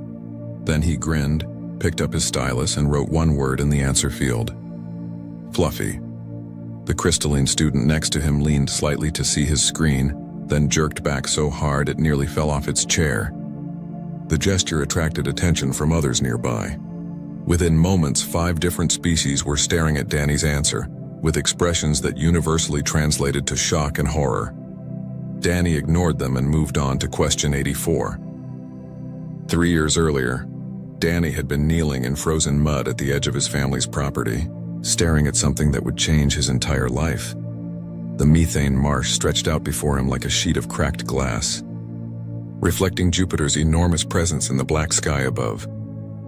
Callisto was cold even by moon standards, and the Wright family farm sat on the absolute edge of habitable territory. Beyond their fence line, nothing lived except extremophile bacteria and the occasional ice formation that looked almost alive in the right light. But something was living in the marsh now, something that definitely should not be there. Danny had come out to check the irrigation pumps when he spotted them. 7 large objects, each roughly the size of a beer barrel, partially buried in the frozen slush. At first he thought they might be storage containers that had fallen off a transport ship. But as he got closer, he realized they were organic. Eggs. Huge, leathery eggs with surfaces that seemed to pulse with internal heat. He ran back to the main habitat module, his boots crunching on ice crystals. His parents were in the greenhouse section, arguing about whether their latest crop of hybrid wheat could survive another temperature drop. His little sister, Amy, was supposed to be doing homework, but was actually building a fort out of storage crates. Ruth Wright looked up as Danny burst through the airlock.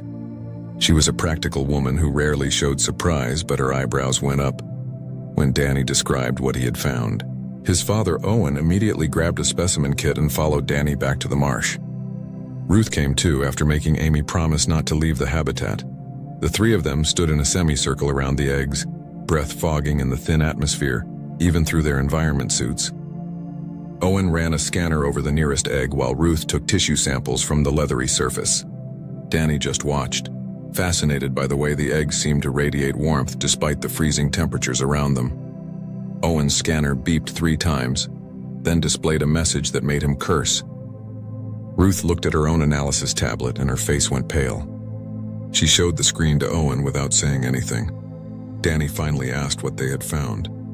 His parents exchanged a long look, the kind that meant they were having an entire conversation without words. Then his father sighed and showed Danny the scanner results. The eggs belonged to a species called shadow maw apex predators, native to a death world designated as Nix 9. They were classified as Category 5 threats, which was the highest danger rating the Galactic Biological Survey used. Category 5 meant that trained military personnel with heavy weapons had a 50-50 chance of surviving an encounter. It meant that entire research outposts had been abandoned after shadow maw attacks. It meant these creatures were considered functionally impossible to contain or control. Ruth said they should report the eggs immediately. Owen agreed in principle, but pointed out that the nearest Colonial Authority office was 3 weeks away by shuttle, and the eggs were clearly close to hatching. By the time officials arrived, whatever was inside would already be born. Ruth argued that was exactly why they needed to report it now, before something dangerous emerged. Owen countered that if they reported it, the authorities would likely just destroy the eggs without studying them, which seemed like a waste of a unique opportunity. Danny listened to his parents' debate for 20 minutes. Finally, he asked a simple question. What if the eggs hatched and the creatures were not dangerous? What if the galactic classification was wrong? Both parents stared at him. Ruth started to explain that centuries of research backed up the threat classification, that thousands of qualified xenobiologists had studied shadow maws, that there was no chance the entire galactic community was wrong about these creatures. But Owen interrupted her. He reminded Ruth about the time they had successfully domesticated those Proxima mining worms that everyone said were mindless eating machines.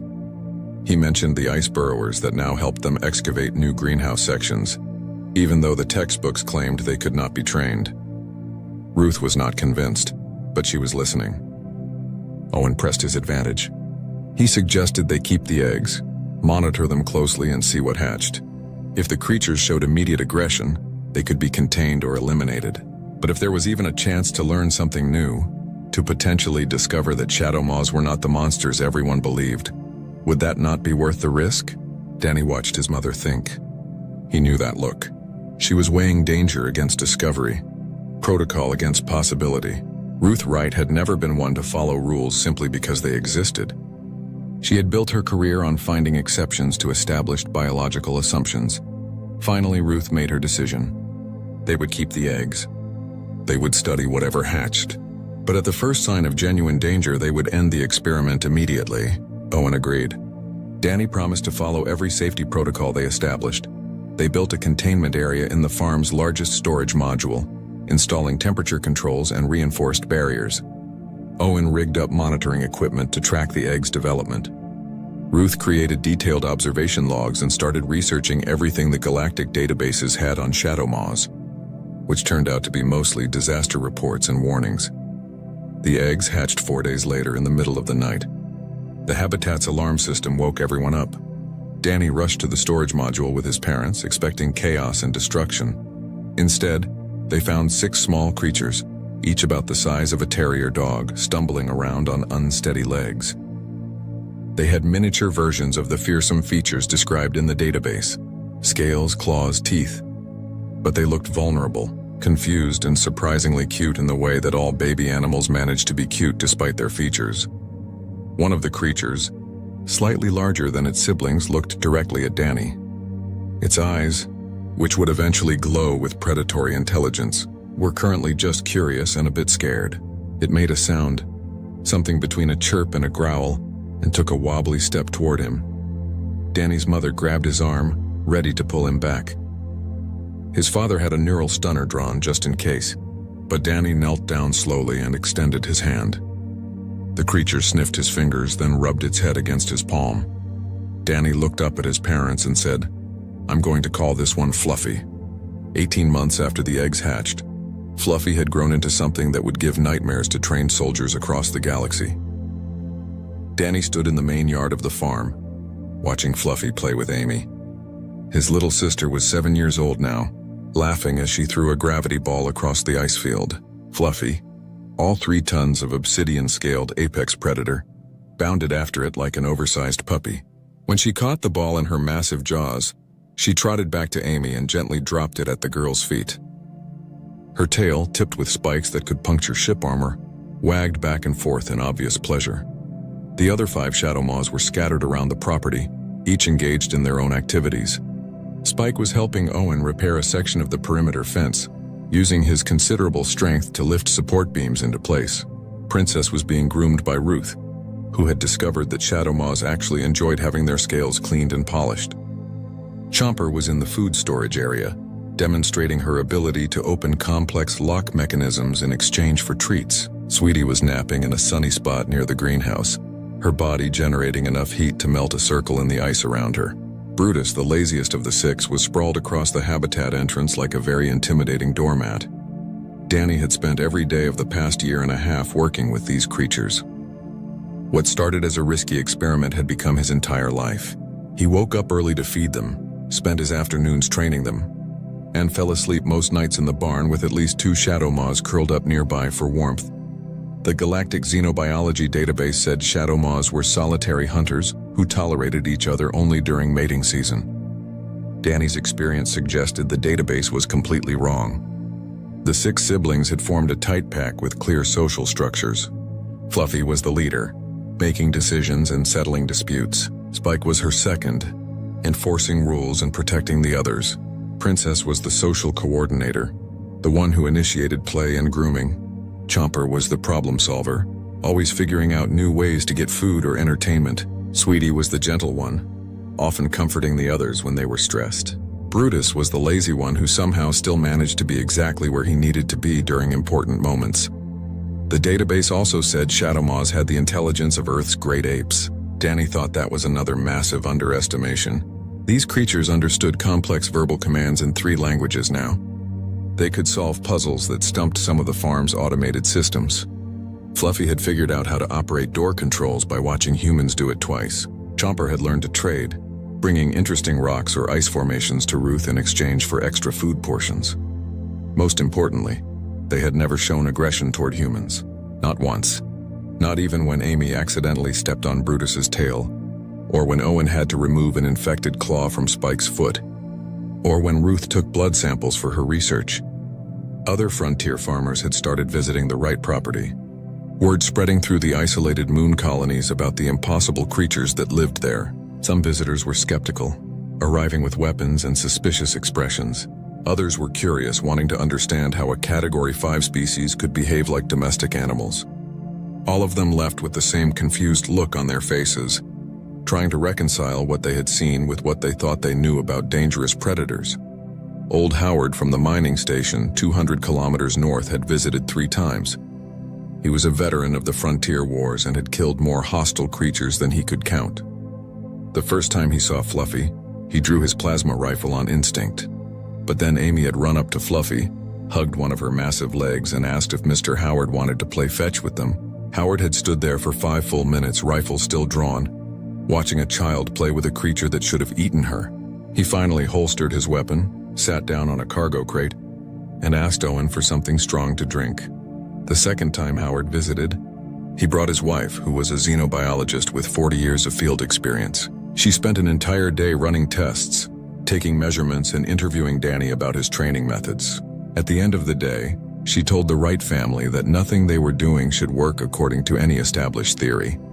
The shadow maws should have killed someone by now, or at least shown territorial aggression. Instead, they behaved like a cross between working dogs and extremely deadly house cats. The third time Howard visited, he brought a contract. A mining consortium needed help clearing out a nest of rock borers that were destroying their equipment. Rock borers were tough creatures, but not particularly smart. Howard thought the shadow maws might be able to scare them away without anyone getting hurt. He was offering enough credits to buy a new habitat module. Owen and Ruth discussed it for 2 days. Danny argued that the shadow maws needed challenges, needed to use their natural abilities. Keeping them on the farm doing simple tasks was like asking a calculator to only count to 10. Eventually, his parents agreed, but only if Danny went along to supervise and only if they took extensive safety precautions. The mining job turned out to be the easiest credits the Wright family ever earned. Fluffy and Spike walked into the rock borer tunnels, roared once, and every borer in a 5-kilometer radius fled in panic. The miners were amazed. They had expected a fight, maybe some casualties. Instead, the problem was solved in less than an hour. Word spread even faster after that. More job offers came in. Could the Shadow Maws help clear ice formations from landing pads? Could they provide security for a supply depot that kept getting raided by wild creatures? Could they help search for survivors after a habitat collapse? The answer to all these questions turned out to be yes. Danny started keeping a log of everything the Shadow Maws accomplished. Not just for the family records, but because he had a feeling this information might be important someday. Every job completed, every creature they interacted with peacefully, every moment that proved the galactic database was wrong about them. His father noticed the log one evening and asked Danny what he planned to do with all that information. Danny had shrugged and said maybe nothing, maybe everything. He was 17 years old, nearly 18, and starting to think about his future beyond the farm. If he wanted to keep working with Shadow Maws, if he wanted to prove to the galaxy that these creatures deserved better than to be labeled as monsters, he would need credentials. He would need certification. He would need to pass the Xenobiology Handler's License exam. Owen had smiled and told Danny that was a fine goal, but it would not be easy. The exam was notoriously difficult, and showing up with 6 illegal Category 5 creatures as practical experience might cause problems. Danny had looked out at the yard where Fluffy was teaching Amy how to track footprints in the ice, and said he would figure it out. After all, everyone said Shadow Maws were impossible to train, and he had managed that just fine. The corporate survey ship appeared in Callisto's orbit on a Tuesday, which was laundry day at the Wright farm, and Ruth was particularly annoyed about the timing. Danny was hanging thermal suits on the drying rack when the habitat's proximity alarm started beeping. Visitors were not unusual anymore, but most of them sent a message first. This ship had just appeared, running what looked like detailed scans of the entire moon surface. Owen pulled up the identification transponder, and his face went carefully neutral, which was never a good sign. The ship belonged to Helix Biosystems, one of the largest xenobiology research corporations in the galaxy. They held contracts with most planetary governments for biological surveys and threat assessments. They were professional, wealthy, powerful, and absolutely not the kind of people the Wright family wanted noticing their farm. 6 hours later, a shuttle landed in the main yard. Fluffy and the other Shadow Maws had been outside when the alarms first sounded, and they immediately formed a protective perimeter around the habitat. Danny had trained them for this scenario, though he had hoped they would never need to use it. The creatures looked alert but not aggressive, watching the shuttle with focused attention. The shuttle door opened and 8 figures emerged. 5 were security personnel in full combat armor, carrying weapons that could probably take down a small building. 2 were scientists in environment suits, laden with scanning equipment. The 8th was a tall Archean woman who walked with the confidence of someone used to being in charge. Her name, according to the identification beacon, was Dr. Fallen. Owen went out to meet them, gesturing for Ruth to stay inside with Amy. Danny followed his father, partly because he wanted to help and partly because Fluffy would not let him stay behind. The massive Shadow Maw walked beside Danny, her presence a clear statement of protection. Dr. Fallen stopped walking when she saw Fluffy. The security team immediately raised their weapons. The scientists started making rapid notes on their tablets. Danny could see the exact moment when Dr. Fallen realized what she was looking at, because her expression changed from professional curiosity to genuine alarm. She spoke in a calm voice, but Danny could hear the tension underneath. She identified herself as the chief xenobiologist for this sector and explained that their survey had detected genetic signatures belonging to Shadow Maw apex predators. This was impossible, of course, because Shadow Maws were a restricted species that could not legally be removed from their native world. There must be some mistake in their scanning equipment. Owen, who was good at talking to difficult people, agreed that it did sound impossible. Then he casually mentioned that the scans were probably picking up the 6 Shadow Maws that lived on his farm. Would Dr. Fallen like to come inside for something to drink while they discussed the situation? The silence that followed lasted approximately 10 seconds. Then Dr. Fallen started giving orders in rapid succession. The security team was to establish a perimeter. The scientists were to confirm the genetic readings. She was personally going to inspect these alleged Shadow Maws. and if they were real, the creatures would be destroyed immediately according to galactic safety protocols. Danny felt Fluffy tense beside him. The other 5 shadow maws moved closer, forming a tighter circle. They were not growling or showing teeth, but their body language had shifted from watchful to protective. Spike positioned himself between the security team and Amy, who had disobeyed Ruth's instructions and come outside. Princess moved to block the path to the greenhouses. Chomper, Sweetie, and Brutus spread out to cover the other approaches. Dr. Fallen noticed the movement. Her hand moved toward a weapon on her belt. The security team adjusted their aim, targeting systems painting laser dots across Fluffy's massive body. Danny could feel the situation spiraling toward violence, and he did the only thing he could think of. He stepped in front of Fluffy and told everyone to calm down. His voice came out steadier than he expected.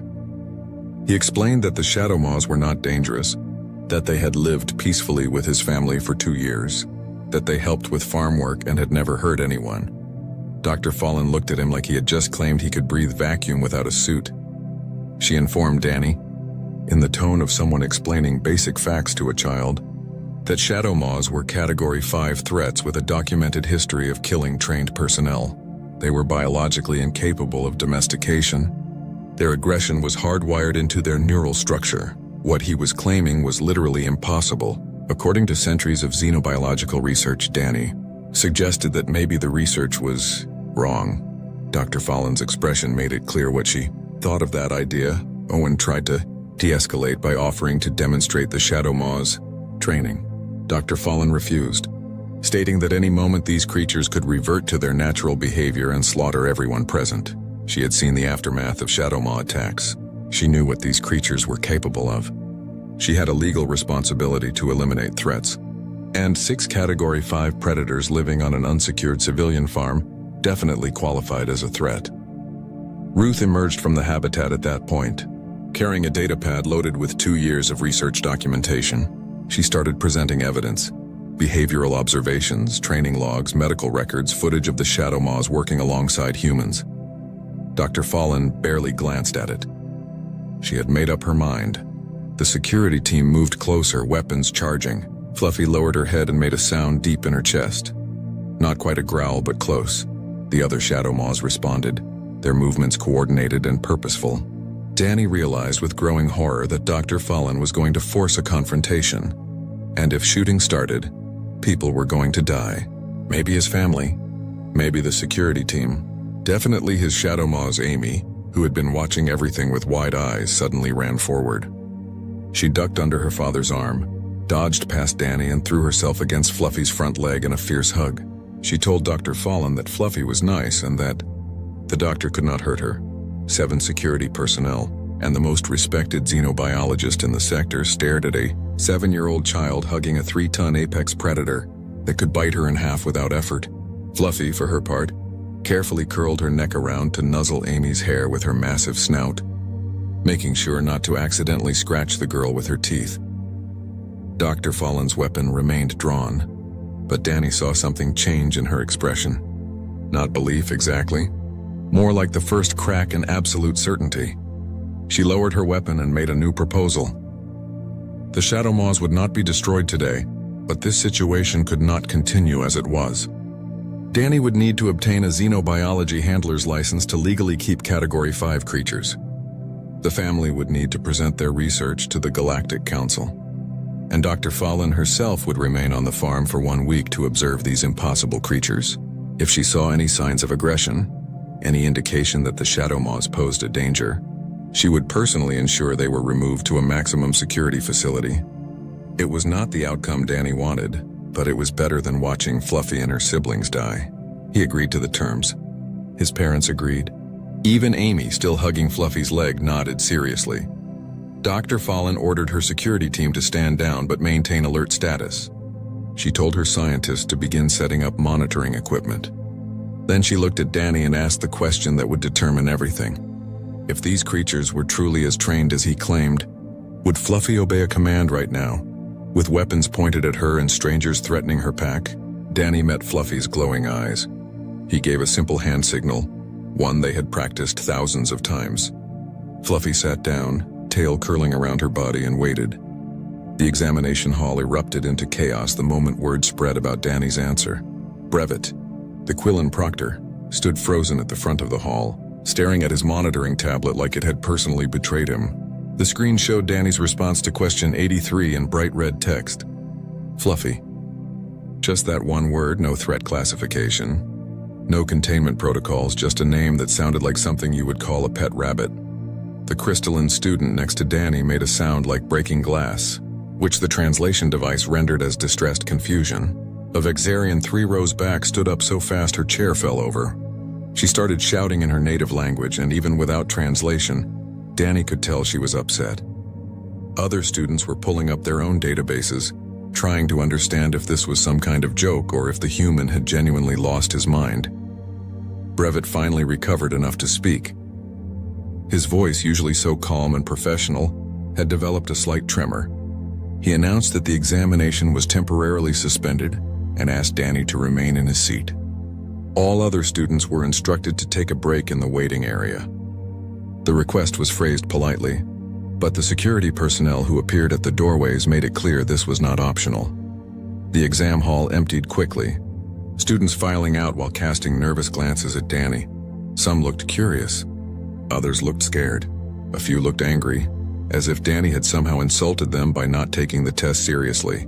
The crystalline being patted Danny's shoulder with one of its appendages as it left, a gesture that seemed sympathetic.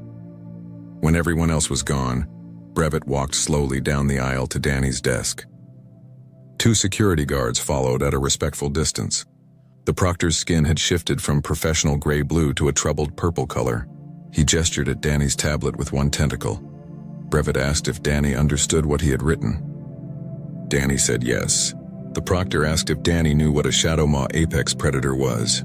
Danny said yes again. Brevet's skin color deepened to almost violet.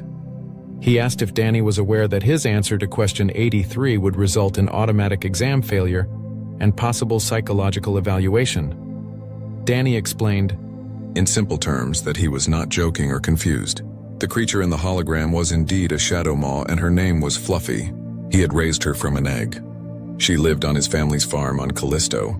She was well-trained, friendly, and excellent at herding cattle. Brevet's tentacles went completely still, which Danny had learned meant a Quillen was either deep in thought or experiencing system shock. The proctor pulled up Danny's application file on his tablet and began reading through it with increasing agitation. His skin color cycled through purple to green to orange, settling finally on a pale yellow that Danny guessed meant surprise. The proctor's voice was barely above a whisper when he asked if everything in the application file was true. Danny confirmed it was. The 6 shadow maws, the training documentation, the work records, the recommendation letters from frontier colonies, all of it was real and verifiable.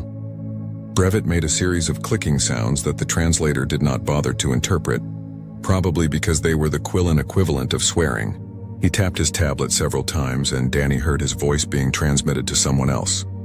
Within minutes, a holographic projection appeared at the front of the exam hall. It showed Dr. Fallen, the Archean xenobiologist who had spent a week on the Wright farm observing Fluffy and the others. Dr. Fallen looked tired, like she had been working for many hours without rest. But when she saw Danny, she smiled slightly.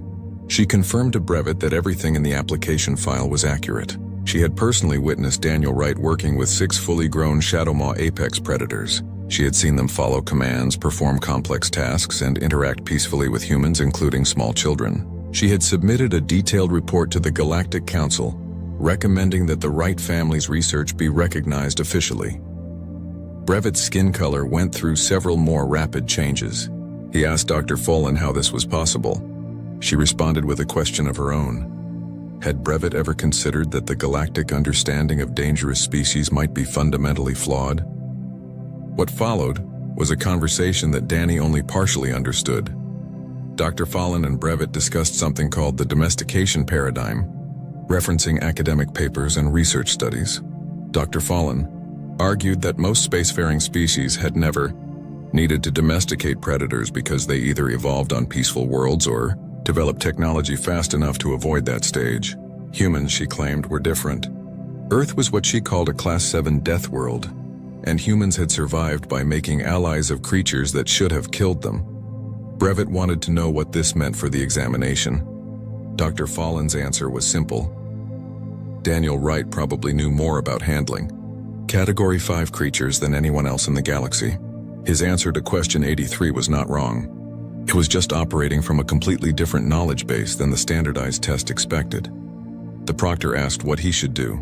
Dr. Fallen suggested something that made Danny sit up straighter. Bring in a live specimen. If Danny could demonstrate his abilities in a controlled environment, it would prove his claims beyond any doubt. If he failed or if the situation became dangerous, they would at least learn the truth before anyone took his application seriously.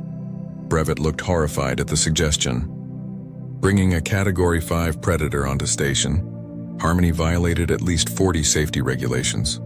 Dr. Fallen pointed out that they had already violated several hundred regulations by allowing Danny to take the exam without flagging his application for special review. They might as well commit fully to breaking protocol. The proctor spent 5 full minutes thinking, his skin cycling through colors that Danny could not interpret. Finally, Brevet agreed to the demonstration. He would need authorization from station security, medical personnel on standby, and evacuation protocols ready. But if Dr. Fallen believed this was necessary, he would trust her judgment. Dr. Fallen's hologram smiled. She told Brevet she had already arranged for Fluffy to be transported to Station Harmony. The Shadow Maw was currently in a secure cargo bay, sedated for the journey, and would be ready for the demonstration in approximately 4 hours. She had suspected this situation might arise. Danny could not help but grin. Dr. Fallen had changed significantly since her first visit to the farm. Back then she had wanted to destroy the Shadow Maws. Now she was actively helping prove they were not the monsters everyone believed. A week of observation had been enough to transform her from skeptic to advocate. Brevet dismissed Danny to a waiting room while preparations were made. The next 4 hours were the longest of Danny's life. He tried to read, could not focus. He tried to sleep, was too nervous. He paced back and forth, wondering if he had made a terrible mistake. What if Fluffy reacted badly to the station environment? What if being around so many strangers stressed her out? What if she proved everyone right by showing aggression? He trusted Fluffy completely, but he also knew she was still a Shadow Maw, still a predator with instincts hardwired into her biology. If something went wrong, people could die, and his entire family's work would be dismissed as a dangerous delusion. A security officer finally came to collect him. The demonstration area was ready. Dr. Fallen had arrived in person. Medical teams were standing by. Station security had cleared 3 entire sections and established evacuation routes. Half the Galactic Council was watching via remote feed. No pressure or anything. Danny was escorted to what looked like a cargo bay that had been converted into an arena. Reinforced barriers surrounded a large open space. Observation platforms circled the area at a safe height. Dozens of beings from different species watched from behind protective shields. At the far end of the bay was a massive containment cell, the kind usually reserved for the most dangerous criminals or hostile xenofauna. Inside that cell, Danny could see a familiar shape. Fluffy, looking groggy from sedation but otherwise healthy, her obsidian scales reflecting the harsh lighting. Brevet's voice echoed through the bay's speaker system. He explained the parameters of the demonstration. The containment cell would open. If Daniel Wright could prove that the Shadow Maw was trained and non-aggressive, his examination would continue under special review. If the creature showed hostility, or if the situation became dangerous, she would be resedated and returned to containment. Danny barely heard the rest of the announcement. He was focused entirely on Fluffy, who had just noticed him in the arena. Her glowing eyes found his, and even from across the bay, Danny could see her tail start to move in what was almost certainly the beginning of a wag. The containment cell opened with a hydraulic hiss. Every being in the observation platforms tensed. Security personnel aimed weapons loaded with enough tranquilizer to drop an elephant. Medical teams prepared for casualties. Fluffy stepped out of the cell slowly, her massive form moving with predatory grace. She tested the air with her senses, taking in all the new smells and sounds. Her body language showed uncertainty, maybe a little stress from the strange environment and the sedatives wearing off.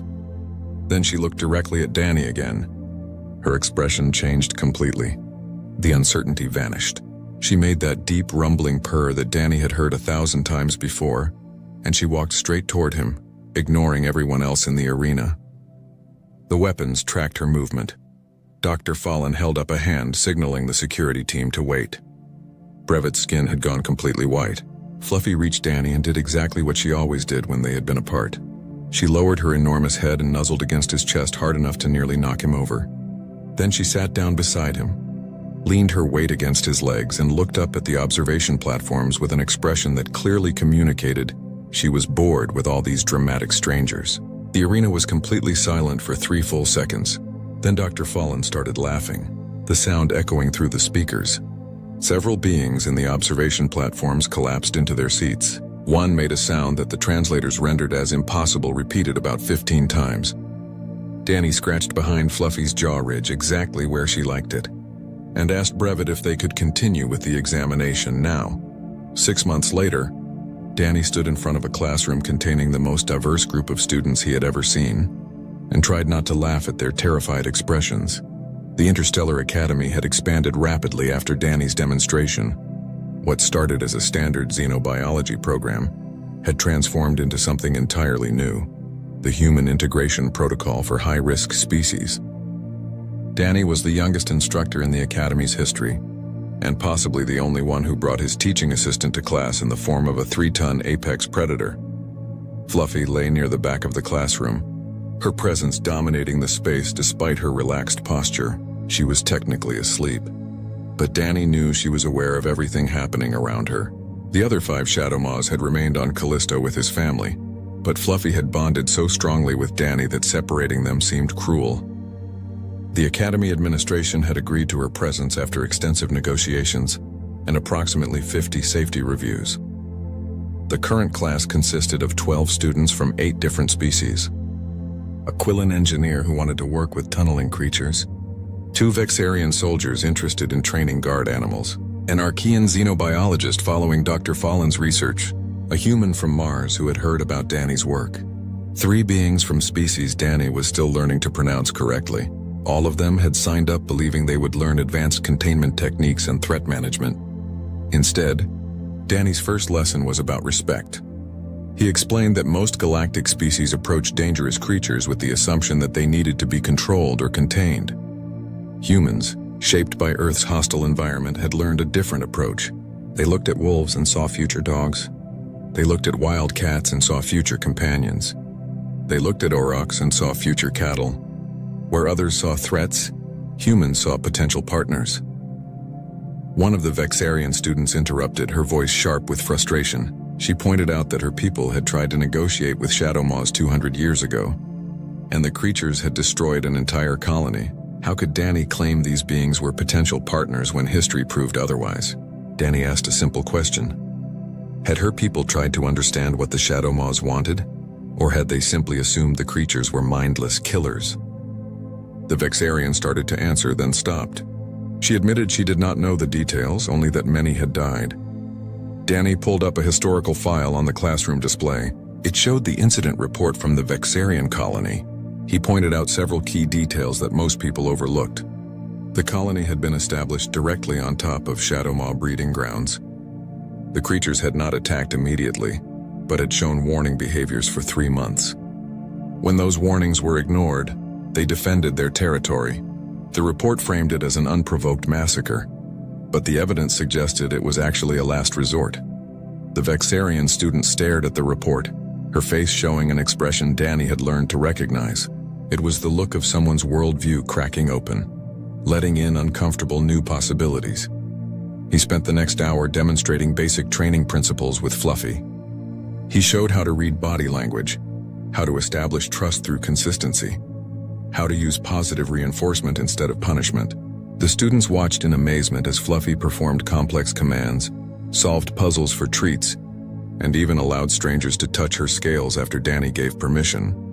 The Quillen engineer asked the question they were all thinking. Why did this work for humans but not for other species? Danny's answer was both simple and complicated. Humans had spent thousands of years learning to see individual personalities in animals. Most species categorize creatures by threat level and nothing else. A Shadow Maw was a Category 5, end of discussion. But Danny saw Fluffy as an intelligent being with preferences, moods, and emotional needs. He told them about Princess, who was vain and loved being groomed. About Brutus, who was lazy but would protect Amy with his life. About Chomper, who solved problems for fun rather than food. Every Shadow Maw was different, just like every human was different. Treating them as identical threat units was like treating all humans as identical organisms.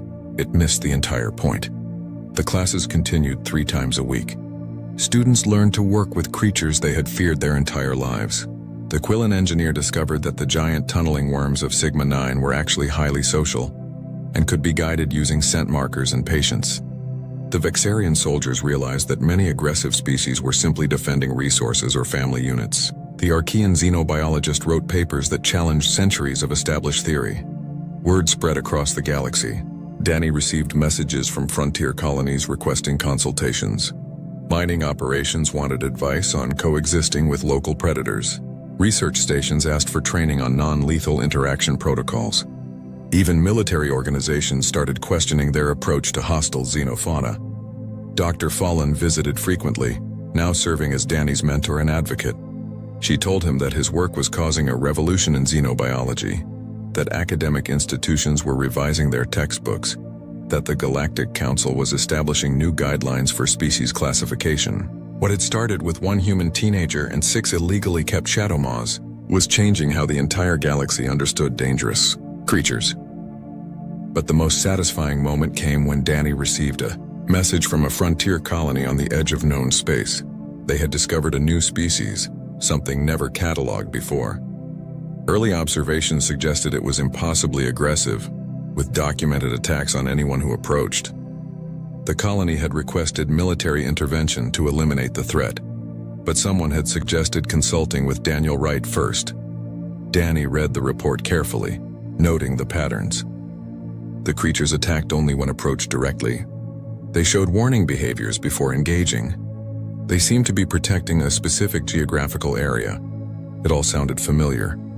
He accepted the consultation contract immediately. The academy gave him a semester leave. He packed his equipment, said goodbye to his students, and prepared for the journey. Fluffy, sensing travel preparations, became excited. Her tail wagged hard enough to knock over a chair. On the last day before departure, Danny stood in the empty classroom and thought about how far he had come. 3 years ago, he had been a teenager on an isolated farm, raising creatures that everyone said were impossible to train. Now he was teaching the galaxy a new way to understand the dangerous and unknown. His datapad chimed with a message from his parents. They were proud of him, but they also wanted him to visit soon. Amy missed him. The farm missed him. Spike had learned a new trick. Princess had somehow figured out how to open the greenhouse door. Chomper had traded Ruth an interesting ice crystal for 3 portions of dried meat. Sweetie sent her love. Brutus was being lazy as usual. Danny smiled and sent a reply promising to visit after this consultation. He attached a photo of himself and Fluffy in front of the academy, both of them looking confident and ready for whatever came next. The response from Amy came immediately. A voice message of her 7-year-old voice declaring that Fluffy better not have more fun without her, and that Danny should bring back something cool from the new colony. And also, could he please come home soon, because none of the other Shadow Maws gave good hugs like Fluffy did. Danny saved the message and made a mental note to bring back something special for his sister.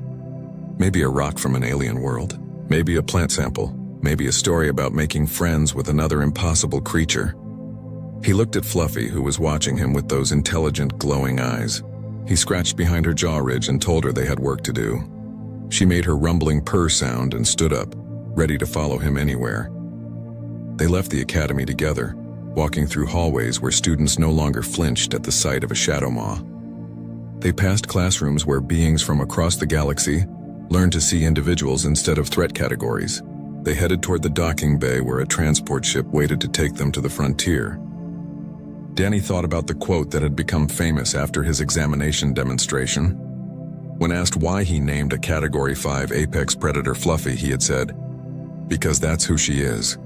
The galaxy saw a monster. I saw a friend waiting to be made."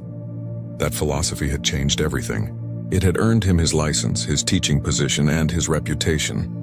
But more importantly, it had saved 6 lives that would have been destroyed simply because they were born as the wrong species. As they boarded the transport ship, Danny felt ready for whatever waited at the frontier colony. Another misunderstood species.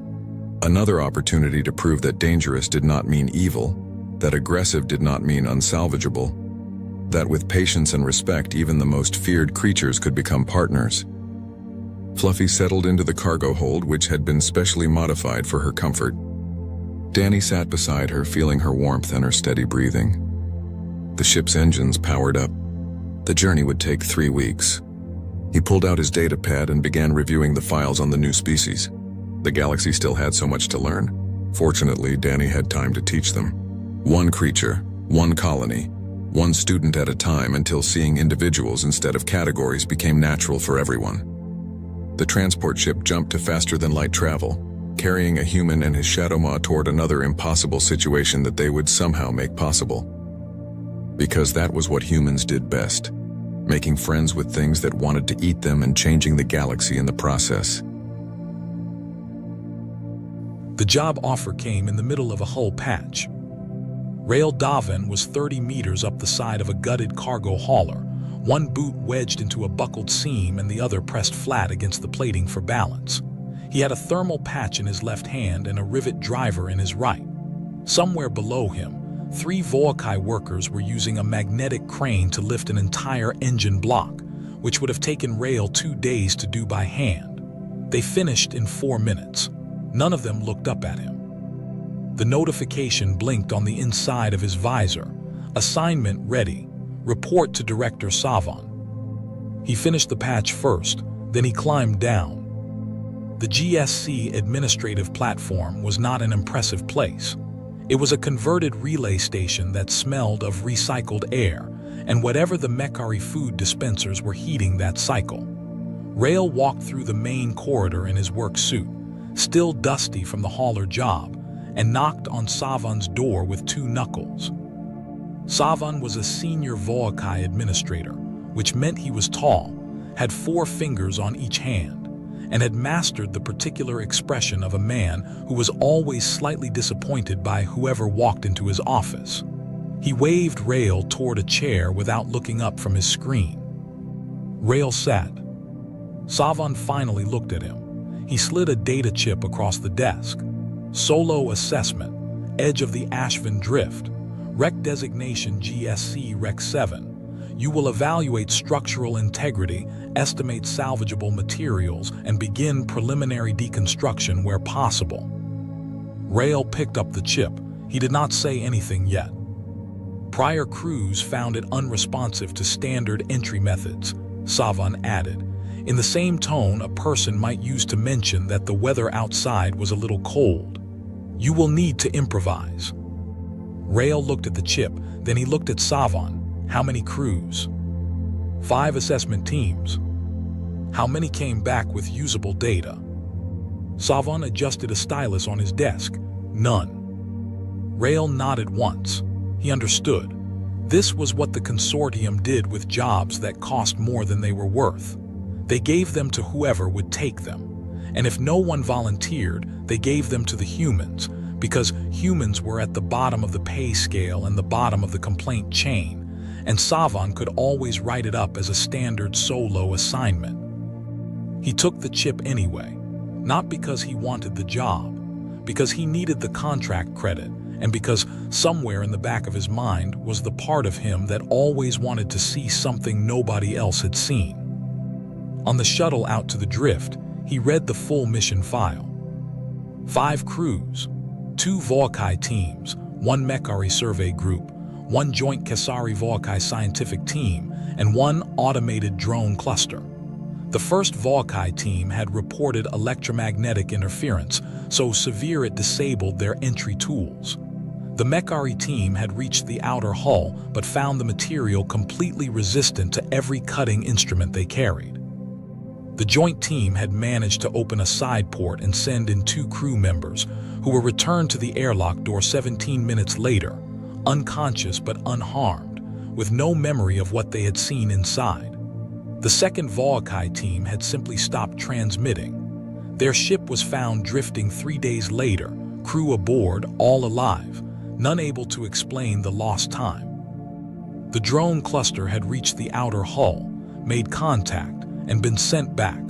One by one, in the exact order they had entered, placed gently at the edge of the ship's magnetic field as if someone had organized them on a shelf.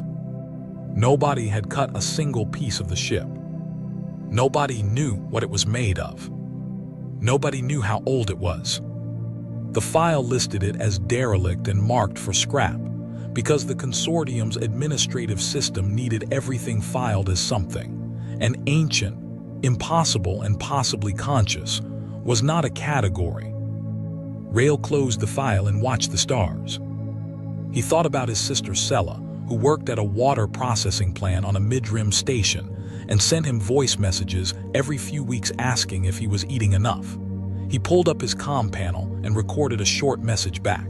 He told her he had a new assignment in the Ashvin Drift.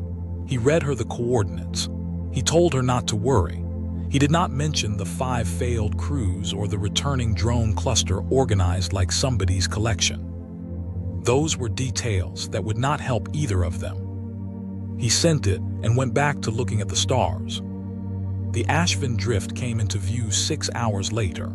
It was a wide belt of old debris, broken up rock and ancient hull fragments, and the rusted husks of ships that had not made it through some war or disaster that no living species remembered well enough to name. Salvage teams worked here regularly.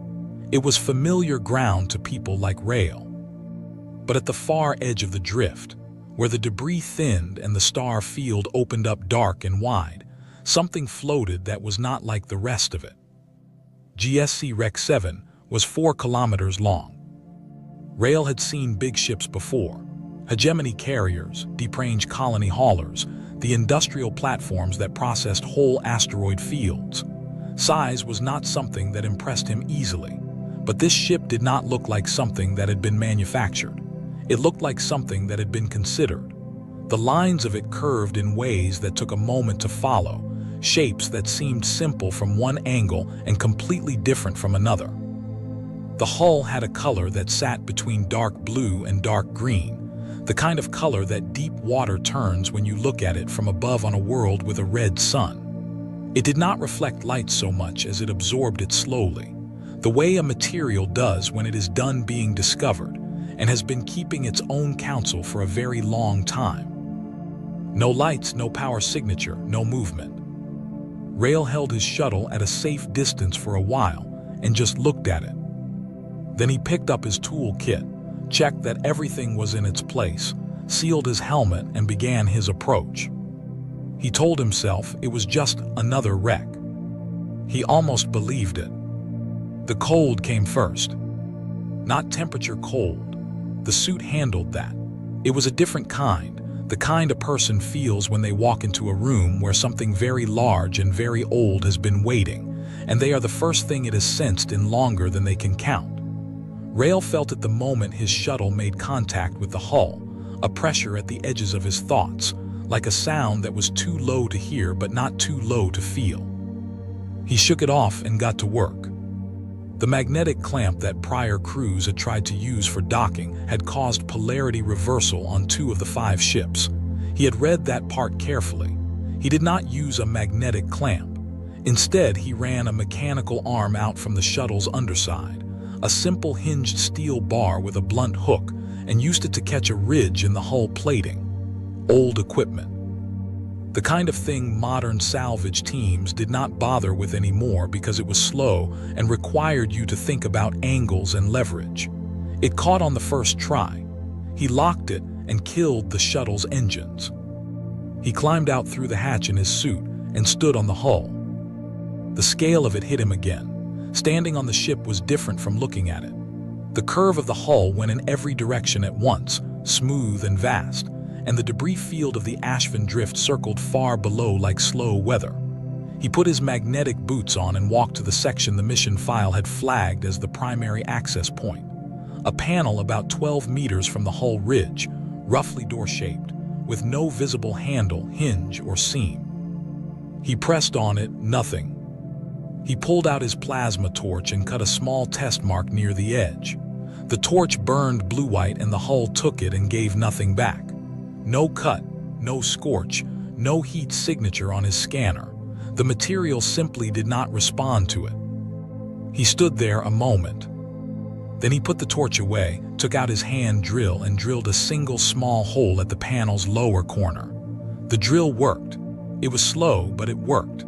The material accepted physical pressure at low speed. He made 4 holes in a rectangle, threaded a pry cable through each one, attached it to a manual crank on his belt, and pulled. The panel came loose. Not violently, not with a pop or a rush of air. It just came away clean, the way a lid comes off something that has been sealed for a very long time but was always meant to be opened eventually. Rail looked inside, dark, narrow corridor. He switched his helmet lamp on and went in. No atmosphere, no gravity, no light. He moved on magnetic boots and let the lamp find the walls for him. The architecture inside was unlike anything in the salvage databases. Corridors that curved upward, then sideways, then doubled back. As though the ship had been designed for someone who thought in 3 dimensions, the way most beings think in 2. The material of the inner walls was slightly different from the hull, softer in appearance, with a faint texture that ran in long diagonal lines like the grain of old wood. He ran one gloved hand along it as he walked and noted it in his voice log in a flat, steady tone. He had been trained to log constantly on solo jobs. It was practical. If something happened to him, the log might explain what. He moved deeper. The mission file's drone footage had shown the main corridor leading to a large chamber the survey teams had designated as the probable bridge. Rail followed the same path the drones had taken, working by memory of the map. 8 minutes in, he came to the chamber. The drones had filmed a dead room, empty, dark, flat. That was what the footage showed. What Rail saw was not that. The walls of the chamber were alive with light. Not bright light, soft, slow, moving light like bioluminescence in deep water. Patterns that ran along the wall in long looping lines, gathered at certain points, spread again. No pattern repeated. Rail stood at the threshold and watched it for almost a full minute without stepping in. His scanner read 0 power output. Whatever was creating the light was not registering on any instrument he carried. He stepped in. The light shifted, slowly, without urgency. The patterns that had been moving away from the door were now moving toward him. He watched them gather in the wall to his left, then to his right, then at the floor near his boots. He looked down. A cluster of the light had collected around the sole of his left boot, the one he had placed forward when he entered. He crouched down and held his gloved hand near the floor. The light moved to it. He said into his log, "Wall patterns are tracking movement, possibly reactive to contact or pressure, not reading as a threat. Will continue to primary core chamber." He stood up and kept walking.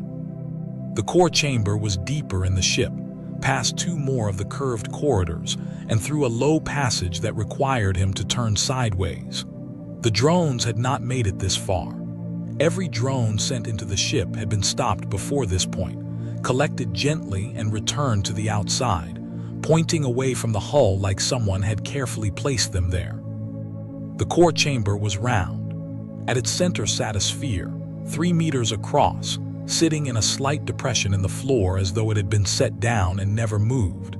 It was made of the same material as the hull, that same dark blue-green, and it was covered entirely in the same light patterns as the walls, but here they moved faster, with more detail, and in clusters that seemed to respond to each other. Rail sat down on the floor in front of it. He had been inside the ship for 31 minutes. He was not in danger. Nothing had tried to stop him, hurt him, or send him back. He was simply here in a room that should have been dead, in front of a sphere that was clearly not. He reached into his suit's front pocket and pulled out a ration bar. He ate it slowly, watching the sphere, watching the light.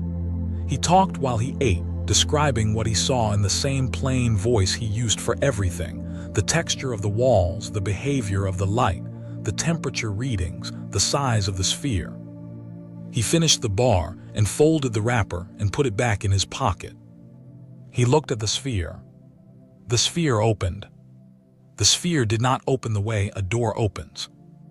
It was more like watching a fist unclench, slow and deliberate, each section of the outer casing drawing back in a different direction until the inside was exposed. The interior was not dark.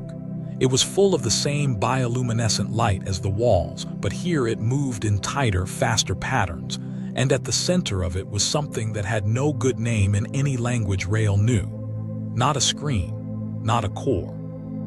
A space where information lived, visible the way heat above a road is visible, not a thing but the sign of one. He stayed where he was, sitting on the floor, and it reached him there. The first image came without warning, not through his visor, not through any external device. It arrived in the same place memories arrive, behind the eyes, behind thought already shaped. A galaxy. The same galaxy he lived in, but wrong. Stars in different positions. No familiar clusters, no recognizable arms. Old. Very, very old. Then a world. Green and brown and edged with blue. Nothing unusual about it. The kind of world that appeared in databases under 100 similar descriptions. But it felt specific, felt like somewhere particular. The way a photograph of someone's home feels different from a photograph of an empty field. Then the builders. They were not what he expected, which was fair, because he had not let himself expect anything. They were tall, with 4 limbs used for movement and 2 shorter ones used for everything else. Their skin was a pale gray-white that shifted slightly with their mood, the way a sky shifts before rain. They built things carefully. He could see that in how the memories came, slow and considered, nothing rushed, each image placed beside the last like someone laying out tools before a long job. They had built this ship over the course of 3 generations. He understood that not because he was told, but because he felt the time in it. The way you feel the age of a tree by looking at it, not counting but knowing. And then they were gone. Not in a dramatic way, not in fire or war. Just gone, the way a sound goes when the last person who knew to make it stops making it. The memory of it was quiet and very sad, and Rail sat with it for a while without trying to move past it. He recorded everything he could into his voice log. Star positions, physical descriptions, architectural details of the world he had seen. He cross-referenced the star positions against his suit's navigational database, using the map software meant for orientation in debris fields. It was not sophisticated enough for what he was trying to do, but it gave him one clear piece of information. The star configurations matched a stellar arrangement that would have existed roughly 40,000 years ago. He said that number into his log quietly, 40,000 years. The sphere had been waiting for 40,000 years. He was still sitting with that thought when the ship's energy signature spiked. He found out about this secondhand because he had no way to monitor his own ship's external readings from inside the core chamber.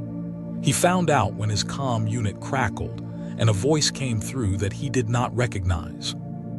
This is GSC Survey Team 2, broadcasting to the registered solo unit at GSC Rec 7. We are reading an anomalous energy output from your site.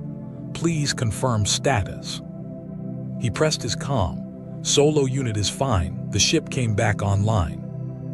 A pause. Say again. The ship, he said. It came back online. I am inside the core chamber. There is an active AI sphere here. It is communicating. Another pause, longer this time. We will be there in 90 minutes. The survey team was not the one Rail would have chosen to call had anyone asked him. But nobody had asked him because nobody expected him to be worth asking. The energy spike had been picked up automatically by a GSC relay in the drift and routed to the nearest team. The nearest team contained Engineer Dasa.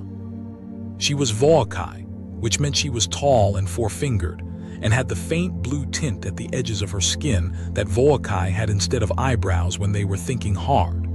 She was also, Rail discovered in the first 4 minutes of knowing her, a scientist in the actual sense of the word. Not someone who had science credentials, someone who wanted to understand things more than she wanted to be right about them. She stood at the outer hatch he had cut open and looked at the dark corridor inside with an expression that was very close to desperate eagerness. "You went in alone," she said. "That was the assignment. And nothing happened to you." "Nothing bad," he said. She started toward the entrance. The ship responded the moment her boot touched the threshold. The corridor rotated 90 degrees, not fast, not violently, but firmly. Where there had been a walkable path, there was now a wall. She stepped back, startled. The corridor rotated back. "It's not letting me in," she said. "It did the same to every other crew," Rail said. He thought for a moment. He reached out his hand. "Hold on." She looked at his hand, then she took it. They stepped in together. The corridor stayed still. She made a sound that was the Volkai equivalent of a sharp inhale. He led her slowly down the curved passages, her hand in his, her 4 fingers tight around his wrist. Every time he stopped to check something or describe it into his log, she stopped too, waiting, watching. The light in the walls followed them both this time, but more closely around Rail than around her, the way a crowd parts for someone familiar. They reached the core chamber. The sphere was still open, still active. Dasa let go of his hand and pulled out a scanner, then a second one, then a third. She stood in front of the open sphere and ran every instrument she had across it and read the outputs with an expression that kept shifting between fascination and something close to distress. "Nothing," she said finally. "Every reading is impossible. The energy output does not match any known source. The material does not match any known compound." She looked at Rail. "It responded to you." "Yes." "Why?" He thought about it honestly before he answered. "I don't know. I came in, sat down, ate, and talked to myself, same as I do on every job." She stared at him. Then she looked back at the sphere, then back at him. Then she put her scanners away and sat down on the floor beside him, which was, for a Volkai senior engineer who had never in her professional life sat on a floor, a significant act. "Tell me everything," she said. He told her. They sat together in the glow of the sphere for almost 2 hours. The light moved around them. The ancient ship breathed its slow electrical breath, and somewhere in the distance outside the hull, a new signal was moving through the drift. Not a survey team, not a relay station. A military channel. Rail's comm caught the edge of it and flagged it as low priority. He did not check it yet. He was still talking. He would check it later. Later would be soon enough, he thought. He was wrong about that, but not by much. The ship that dropped out of warp at the edge of the Ashvin Drift was named the VSV Halkarn, and it was the kind of vessel that made smaller ships feel the difference in their hulls. A Volkai military cruiser, gray and angular, with 3 escort frigates spread behind it in a triangle formation. The kind of arrival that was meant to make a point before anyone had said a word.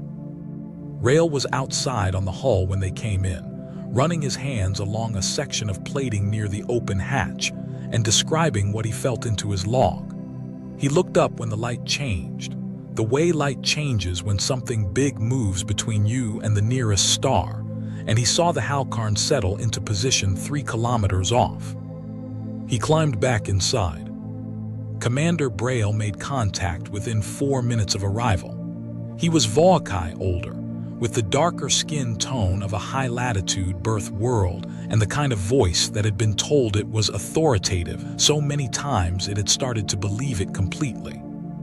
"Solo Technician Davin, this is Commander Braille of the Volkai Hegemony Defense Directorate. You are operating in proximity to a potential hegemony asset. Stand down your work. Prepare for personnel transfer. Your assessment will be completed by our team." Rail held the comm for a moment. "With respect, Commander, the site is a GSC contract. I have a valid work order." GSC contracts are subordinate to hegemony resource directives.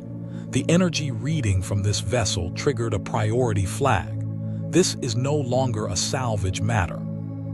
Dasa, standing beside him, looked at the comm unit, and then at Rael with an expression that meant she had known this would happen and had not found a way to prevent it. Rael said, "Understood. I want to note that prior crews could not gain access to this vessel. I would recommend your team review the mission file before attempting entry." "We have reviewed the file," Rael said. "We have better equipment than prior teams." Rael did not say what he was thinking. He thanked the commander and closed the channel. The boarding party arrived 40 minutes later. 6 soldiers in hegemony environmental suits, built for hostile environments and equipped with the best breaching tools the Defense Directorate issued. They reached the outer hull using a proper military docking collar, which the ship allowed to attach the same way it had allowed Rael's mechanical arm, without resistance. Then they started on the hull. Rael watched from inside through a camera unit he had set up at the open hatch.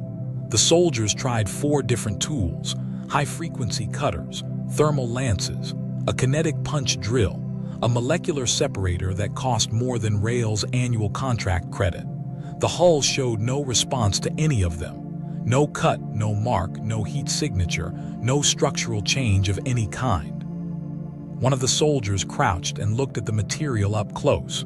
Rael could see him shake his head. They found the hatch Rael had cut open. 3 of them started toward it. The hatch sealed. Not with a door, not with a mechanism. The opening was simply not there anymore. The hull had closed it the way skin closes over a small wound, slowly and completely. The only thing that remained open was Rael's personal entry point, the original panel he had pried loose with the cable and manual crank, and it would not open for anyone who approached it except him. He knew this because he had already tested it quietly while Dasa ran her scanners. He had walked away from the panel and let her approach it. It had sealed. He had walked back and placed his hand on it. It had opened. The soldiers reported back to the Halcarn. Braille came back on the comm within minutes, and this time his voice had lost some of its practiced authority and gained something rougher in its place. Technician Davin, open the ship. I don't control the ship, Commander. You clearly have some form of access that our personnel do not. That makes you responsible for providing it. The ship decides who enters, Rael said. I am not the ship. That is either an evasion or an admission of sabotage. Either way, I want you out of that vessel and aboard the Halcarn for questioning. Rael looked at Dasa. She was looking at the floor because she was a scientist with institutional connections and she knew how badly this could go, and she was trying to decide what she believed in more, the right answer or the safe one. Rael turned back to the comm. I am in the middle of an assessment. If you want to remove me by force, you are welcome to attempt it, but I think the ship will have something to say about that.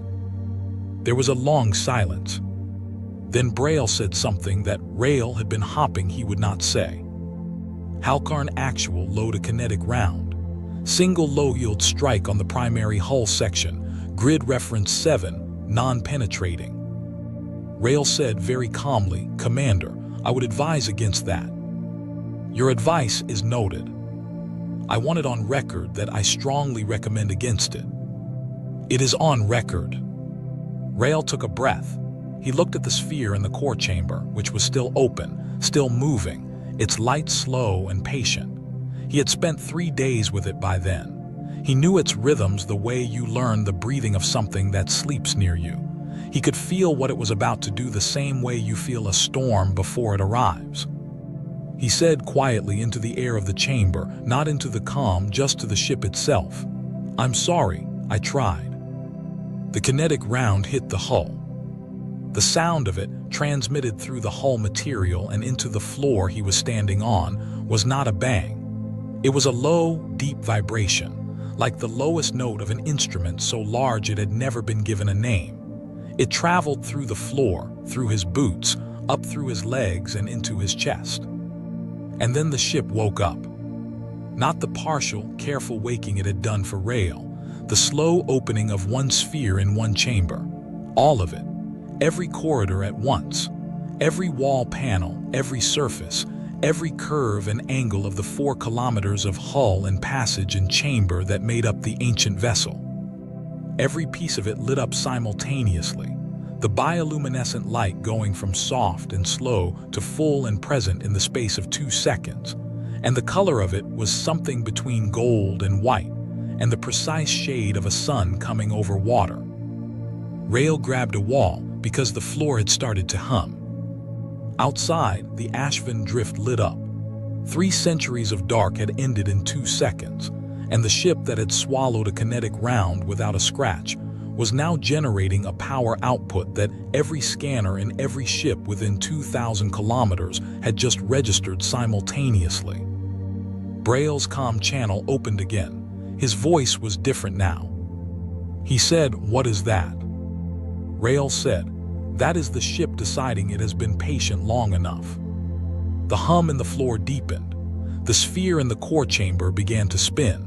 Not fast, not dramatic, just the slow, certain rotation of something that had been still for a very long time and had decided to be still no longer. Rael stood in the center of it, one hand on the wall, the gold-white light running across his suit and his helmet and his face behind the visor, and he thought, "Nobody is going to believe my expense report." Then the sphere spoke, and everything changed again. It did not speak in words. It had never used words.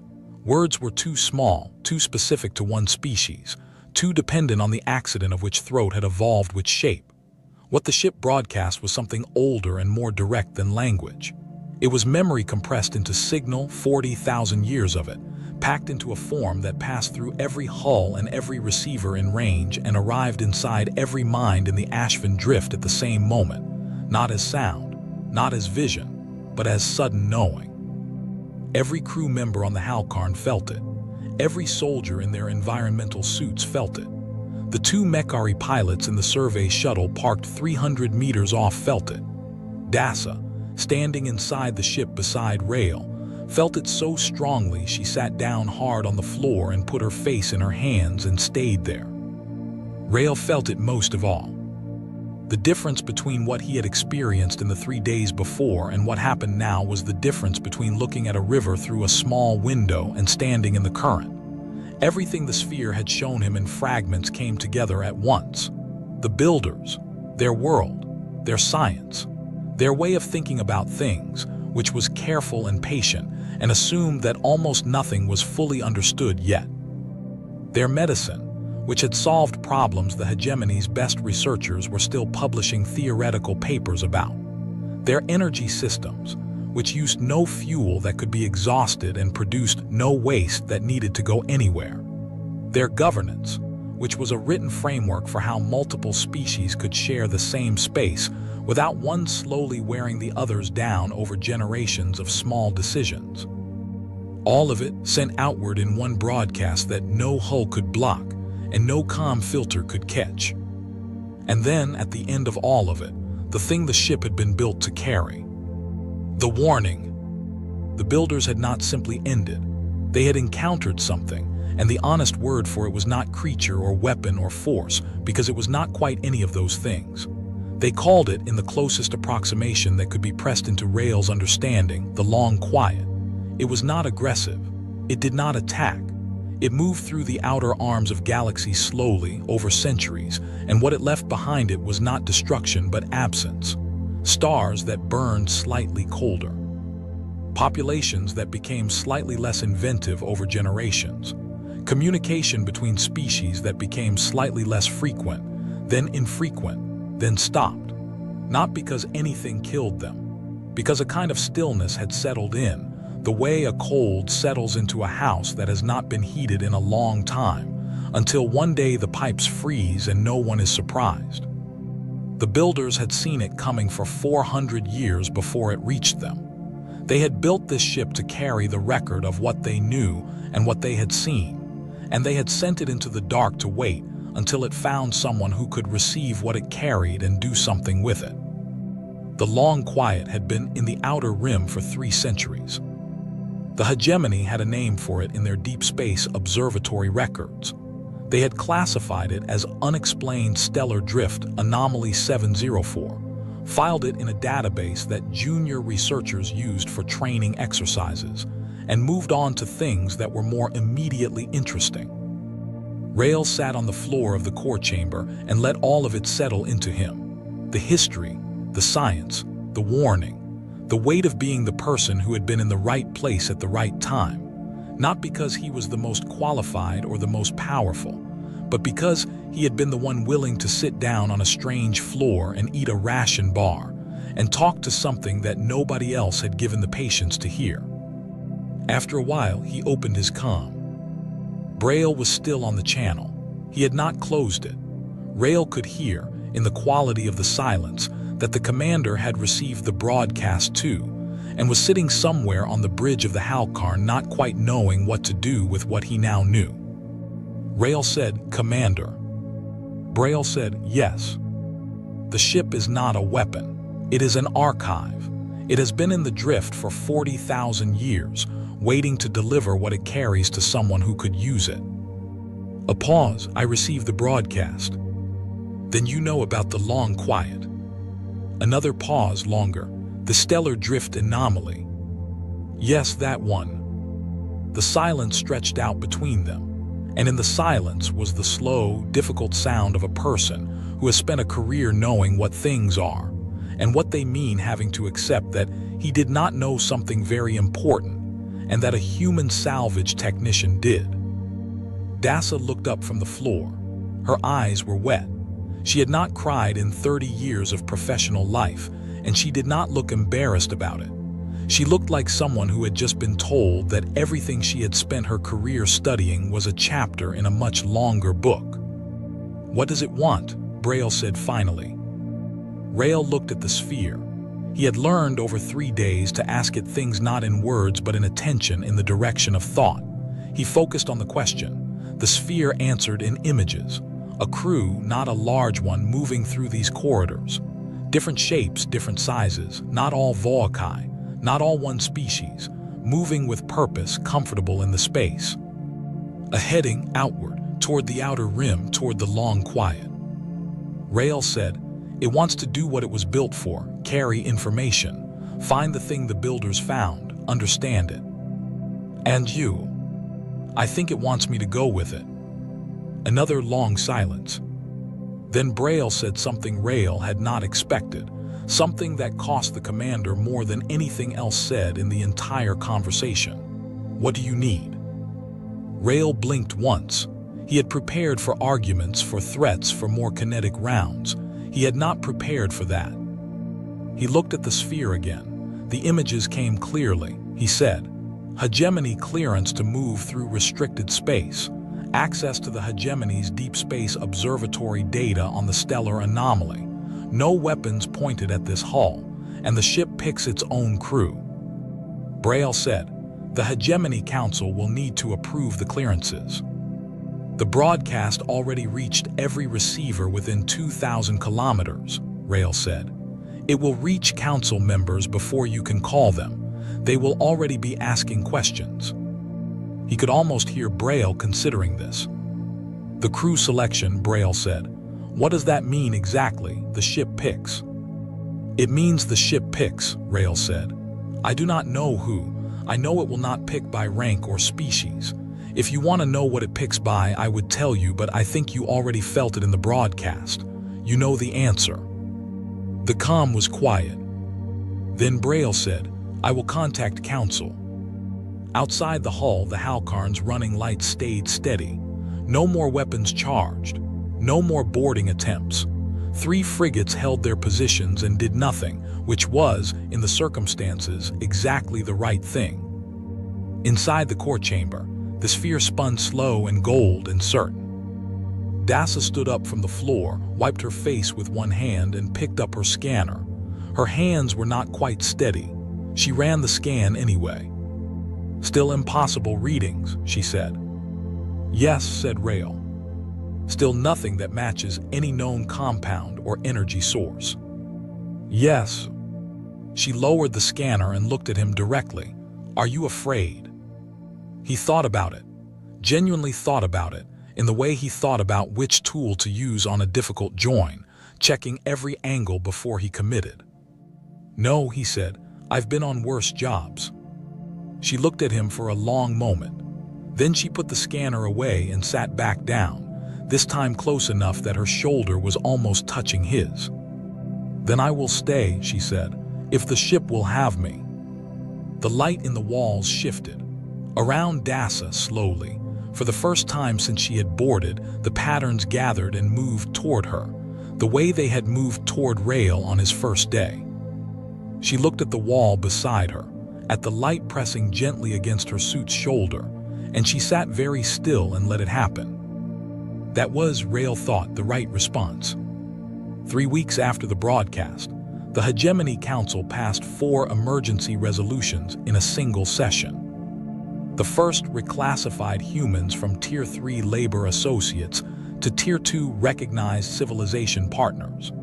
The motion passed with 11 votes in favor and 1 abstention. The 1 abstention being the representative of a species that had not yet received the full archive data, because their receiving technology was 30 years behind everyone else, which was exactly the kind of thing the archive's governance frameworks were designed to fix. The second resolution opened the Hegemony's Deep Space Observatory database to joint review with GSC and independent scientists. The stellar drift anomaly files that had been sitting in a training database were pulled out and given to 11 research teams simultaneously. The third resolution allocated a defensive intelligence budget to studying the Long Quiet, which was now called by its proper name in official documentation, no longer given a filing number. The fourth resolution was the complicated one. It acknowledged that the ancient vessel designated GSC Rex 7 had operational autonomy and could not be claimed as hegemony property under existing law. Because existing law had no category for a 40,000-year-old ship with a conscious archive AI that chose its own crew, the Council did what legislative bodies do when reality outpaces their frameworks. They created a new category, wrote Rael Davin's name into it as operational liaison, and moved on to the next item on the agenda. Rael did not attend any of the sessions. He was inside the ship, learning its corridors. He had stopped using his helmet lamp after the first week. The ship provided its own light, tuned to human visible spectrum once the sphere had had enough time with him to understand what he could and could not see. He moved through the curved passages in the soft gold glow of the ship's own patterns, mapping sections by hand because the ship's internal layout did not translate neatly to any standard survey format. He was in the lower aft section, nodding where the corridor widths changed, when he heard someone at the outer hatch. The ship let her through before he got there. She was young, Volkai, with the narrow build of someone who had spent years in low-gravity stations. She was carrying a medical kit and a single bag, and she looked slightly dazed in the way everyone looked when the ship first let them in, and the light moved to meet them. Her name was Pea, and she had spent the last 2 years running a medical outpost in a human labor settlement on a mid-rim platform, the kind of posting nobody's senior ever took. She had applied for it specifically. She said she did not know why she had come to the drift. She had just felt she should. Rael showed her where to put her bag. The next arrival came the following morning. An elderly Mechari engineer named Sorvo, who had worked on deep space infrastructure projects for 40 years and was supposed to be retired. He had, he said, been on his way to his retirement platform when his shuttle had taken a wrong turn in the drift routing system, which was technically impossible. He had a tool belt that looked older than some of the stations Rael had worked on, and when the ship's light gathered around his hands, he looked at it for a long moment and then got out a calibration tool and began checking the walls. Rael let him work. The third was a human, a pilot named Wen from the merchant fleet, known for taking cargo routes through unstable drift corridors that no one else would quote insurance for. He arrived without any story about being pulled there. He had simply heard about the ship on the fleet network, packed his navigation kit, and flown to the drift on his own fuel. He stood at the outer hatch and knocked. The ship opened for him before Rael got to the door.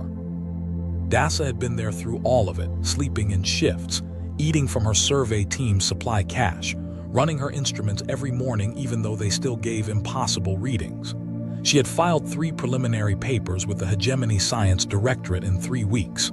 The first one, the 12-page document she had titled On What We Failed to Hear, had been downloaded 400,000 times in the first 48 hours. She had not checked the number since. She was too busy. The ship had been making small changes while the crew assembled. Passages that had been too narrow for Mechari proportions had widened. A section near the aft corridor had developed what appeared to be a food preparation chamber, complete with a heating unit that worked on no power source any of their instruments could identify. The light in the corridors had developed distinct zones, warmer near the areas people spent more time in, cooler in the passages that led to areas not yet explored. It was, Rael thought, the ship settling in, getting used to having people again. He was in the core chamber when he thought of the name. It came to him the way the right tool comes to mind for a difficult job, not through a process of elimination, but simply as the correct answer to a question he had been holding without realizing it. He sat in front of the sphere, the light turning slow and patient around him, and said the word aloud to see how it fit. Orin. In an old dialect of a language his mother had spoken, the word meant to keep, to hold something safely until it was needed. He had half remembered it from the few dozen words she had taught him before she died, and he had not thought of it in years, and it arrived now with the small weight of things recovered rather than found new. The sphere's light shifted. He could not have said exactly how, but it felt like agreement. He calmed Sella that evening, sitting on the floor with his back against the sphere's base and the gold-white light running across the wall beside him. She answered from her processing plant, in her work clothes, with something on her sleeve that was probably machinery lubricant. He told her about the last 3 weeks.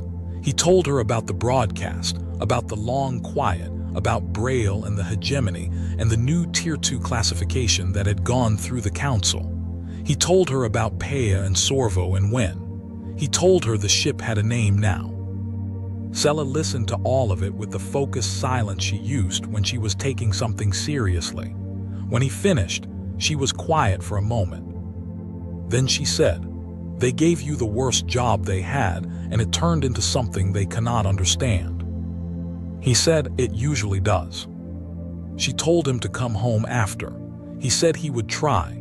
She said she knew he would not for a long time, but that she wanted him to say it anyway. He said it anyway. After he closed the comm, he sat in the quiet of the core chamber and let the light do what it did, move and gather and spread and return, the same patterns that had been running in these walls for 40,000 years, patient enough to wait for the right person to sit still long enough to notice them.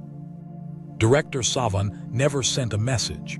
Rael noticed the absence once and then stopped thinking about it. Commander Braille sent a single official transmission the morning of departure. It was a formal communication, precise and correct in every procedural detail. Underneath the official language, if a person read it carefully, was the particular tone of a man who had fired a kinetic round at something he did not understand and had been thinking about that decision ever since. There was no apology in it. There was something that was the bureaucratic equivalent of one. Rael acknowledged it and filed it in the mission log. On the day of departure, the Halcarn held its position 3 kilometers off and did nothing. This was the right thing to do, and Rael noted it without comment. The crew moved to their stations the way people do when they know what the job is but have not quite learned yet that they can do it. Pea set up the medical bay. Sorvo put his calibration tool away and sat at the engineering station, which the ship had grown around him over the previous week to fit his proportions exactly. Wen took the navigation seat and ran his hands over the controls, which were unlike any he had trained on, and which he seemed to understand anyway. in the way experienced pilots understand that moving things is the same in every vehicle if you have been doing it long enough. Dasa stood at the science station and pulled up her instruments and got readings that were still impossible and looked satisfied for the first time in 3 weeks. Rael stood at the sphere. He was still in his work suit. He had not changed it for a dress uniform because he did not own a dress uniform and would not have worn one if he did. His tool kit was on his belt. Everything was in its place. He focused on the sphere the way he had learned to. Not words, not requests, just attention directed and steady, the same quality he brought to every job. The sphere responded with an image, the outer rim, the dark between the arms of the galaxy where the long quiet moved through the cold and the stars, a heading. He looked at it for a moment. Then he said, "Let's go." The Orin undocked from the Ashvin drift without ceremony, without sound, without any of the drama that the moment might have been given if someone had been writing it for an audience. It simply moved, the way things move when they have decided. The light on its hull caught the distant star, and for a moment it was visible in the dark of the drift, 4 kilometers of something old and alive and purposeful, moving outward. Then it was not visible anymore. The Halcarn stayed where it was for a while after. Braille stood at the bridge window and watched the place where the ship had been, the ordinary dark it had left behind, and he did not say anything, because there was nothing to say that the moment had not already said better. Somewhere in the outer rim, in the slow cold between stars, something ancient and quiet was moving, and something older and more patient was already on its way to find it. The sound of children laughing echoed across the courtyard of the Galactic Juvenile Education Facility. Rick Walsh sat on a bench near the fountain, watching a group of young Centauri students play a game that looked like a combination of tag and zero-gravity ballet. He smiled, remembering how strange it had seemed when he first arrived 6 months ago. Now it felt normal. Rick was a staff sergeant in the Human Coalition Forces, though his current assignment barely felt like military duty. He was supposed to be training the local security teams, teaching them Earth combat techniques. Most days he spent more time telling stories to curious children than drilling soldiers. The kids loved hearing about Earth animals, especially the weird ones. Last week he had spent an entire afternoon explaining what a platypus was to a group of confused Alarian youngsters. Mr. Rick, a small voice called out. Lyra, a 9-year-old Centauri girl with silver skin and bright purple eyes, ran toward him. She held a data pad in her hands. "I found a picture of that animal you told us about yesterday. The honey badger." Rick chuckled and took the pad from her. The screen showed a stocky, black and white creature with small eyes and visible claws. "Yep, that's the one. Mean little thing. Fights animals 10 times its size and doesn't back down from anything. Is that why they call you honey badger?" Lyra asked innocently. Rick's smile faded just a bit. His call sign was not something he advertised here. It came from a different time, a bloodier time during the border conflicts. "Who told you that?" he asked gently. "I heard some of the security guards talking. They said you were scary when you fought." She looked worried. "But you're nice to us." Rick ruffled her hair, careful not to touch the sensitive nerve clusters on her scalp. "I'm nice to people who deserve nice. Animals like the honey badger, they're only dangerous when something threatens what they care about. Remember that, okay?" Lyra nodded and ran back to her friends. Rick watched her go, then glanced up at the sky. It was clear today, a pale green color thanks to Viridian Iphi's unusual atmosphere. 3 moons hung visible even in daylight. Beautiful, peaceful, too peaceful. Rick's instincts had been bothering him for 3 days now. Little things. The supply ship that was supposed to arrive yesterday never showed up. The military communication channels had more chatter than usual. But when he asked about it, everyone said it was just routine exercises. This morning, he had noticed the automated defense turrets on the facility's outer walls were running diagnostic tests, which usually meant someone suspected they might need to use them soon. He had tried to talk to Headmaster Torvak about running emergency drills with the students. The Alarian administrator had shut him down immediately. "We will not frighten the children with unnecessary military exercises, Sergeant Walsh. This is a school, not a military base. Rick had wanted to argue, but Torvak was right in a way. The facility had been safe for 30 years. It housed children from 47 different species, mostly the sons and daughters of diplomats and military officers. Security was good. The location was remote. There was no reason to expect trouble, except Rick's gut said otherwise. A soft alarm chimed from his wrist communicator. Time for the afternoon assembly. Rick stood and stretched, his joints popping. He was pushing 40 now, older than most frontline soldiers, but he kept himself in shape. Had to. You never knew when old skills might be needed again. The courtyard filled with students as classes let out. Teachers guided lines of children toward the central assembly area. Rick spotted Headmaster Torvak on the raised platform adjusting his formal robes. The Ilarian took these assemblies seriously, always giving speeches about unity and education and the bright future of the coalition. Rick positioned himself near the back, eyes scanning the crowd out of habit. Security guards stood at the regular posts. Everything looked normal. He started to relax, then the shields failed. It was not dramatic.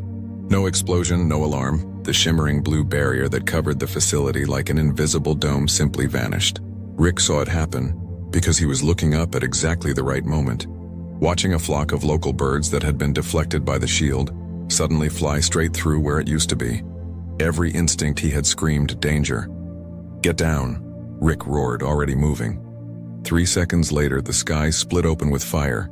Assault ships materialized out of stealth mode directly overhead, their hulls painted blood red. Rick recognized the design immediately. Marauder-class gunships favored by mercenary groups. The heavy weapons on their undersides glowed with charging energy. The first bombardment hit the security barracks on the east side of the facility. The building exploded in a ball of superheated plasma. The shockwave knocked dozens of children off their feet. Screaming started instantly, high-pitched and terrified. Rick was already running. His mind shifted gears, combat training taking over after months of dormancy. The armory was 300 meters away. He needed weapons. He needed to get the children to shelter. He needed to do both right now. Another explosion rocked the Western Guard Tower. Rick saw bodies thrown through the air. The automated defenses were not responding. That meant someone had hacked the systems before the attack. This was planned. Professional dark shapes dropped from the assault ships. Mercenaries in powered armor descending on jump jets. They landed hard in the courtyard, weapons already firing. Coalition guards who tried to fight back were cut down in seconds. Rick grabbed 2 small children who were frozen in terror and shoved them behind a decorative planter. "Run to the admin building.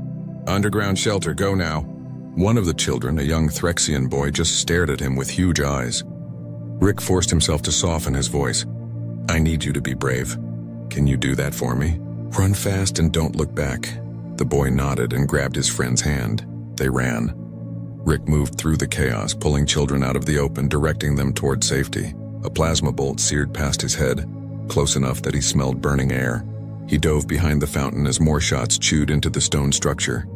A group of students huddled near the platform, pinned down by mercenary fire. He counted 8 children. Lyra was among them, pressed flat against the ground with tears streaming down her face. Their eyes met across 30 meters of open ground. She called out his name. Rick looked at the mercenaries advancing on their position. He looked at the children. He looked at the burning buildings and the bodies of guards who had not been fast enough. Then he looked at the armory. Still intact, but in the opposite direction. The choice took half a second. Rick sprinted toward the children, staying low. Plasma fire tracked him, but he was moving too fast, too erratically. He had done this before in worse situations, against worse odds. His body remembered even if his mind had tried to forget. He slid in next to Lyra, using his body to shield her from incoming fire. The other children clustered around him. "Uncle Rick," Lyra sobbed. "I'm scared." Rick checked his surroundings. They were trapped. More mercenaries were landing. The coalition guards were dead or scattered. Help was not coming fast enough. He had no weapons. He had no armor. He had 8 terrified children depending on him.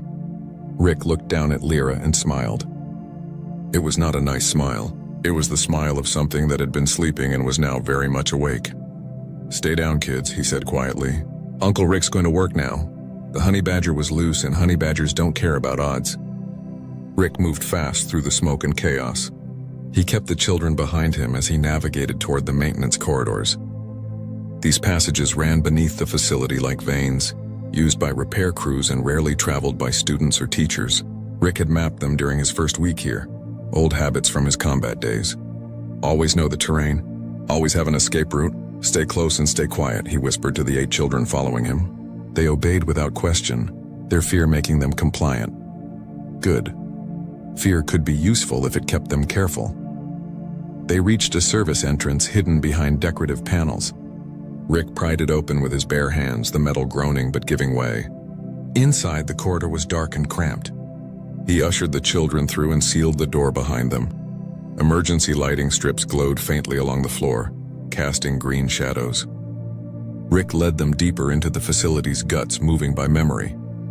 The shelter was on the other side of the complex, beneath the administration building. It would take 15 minutes to get there through these tunnels, 15 minutes where anything could happen. Behind them, muffled explosions continued. The facility was being torn apart. They reached an intersection.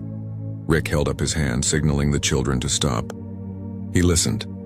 Footsteps above. Heavy boots. Multiple contacts. He counted at least 6 moving in formation. Professionals. He needed a weapon.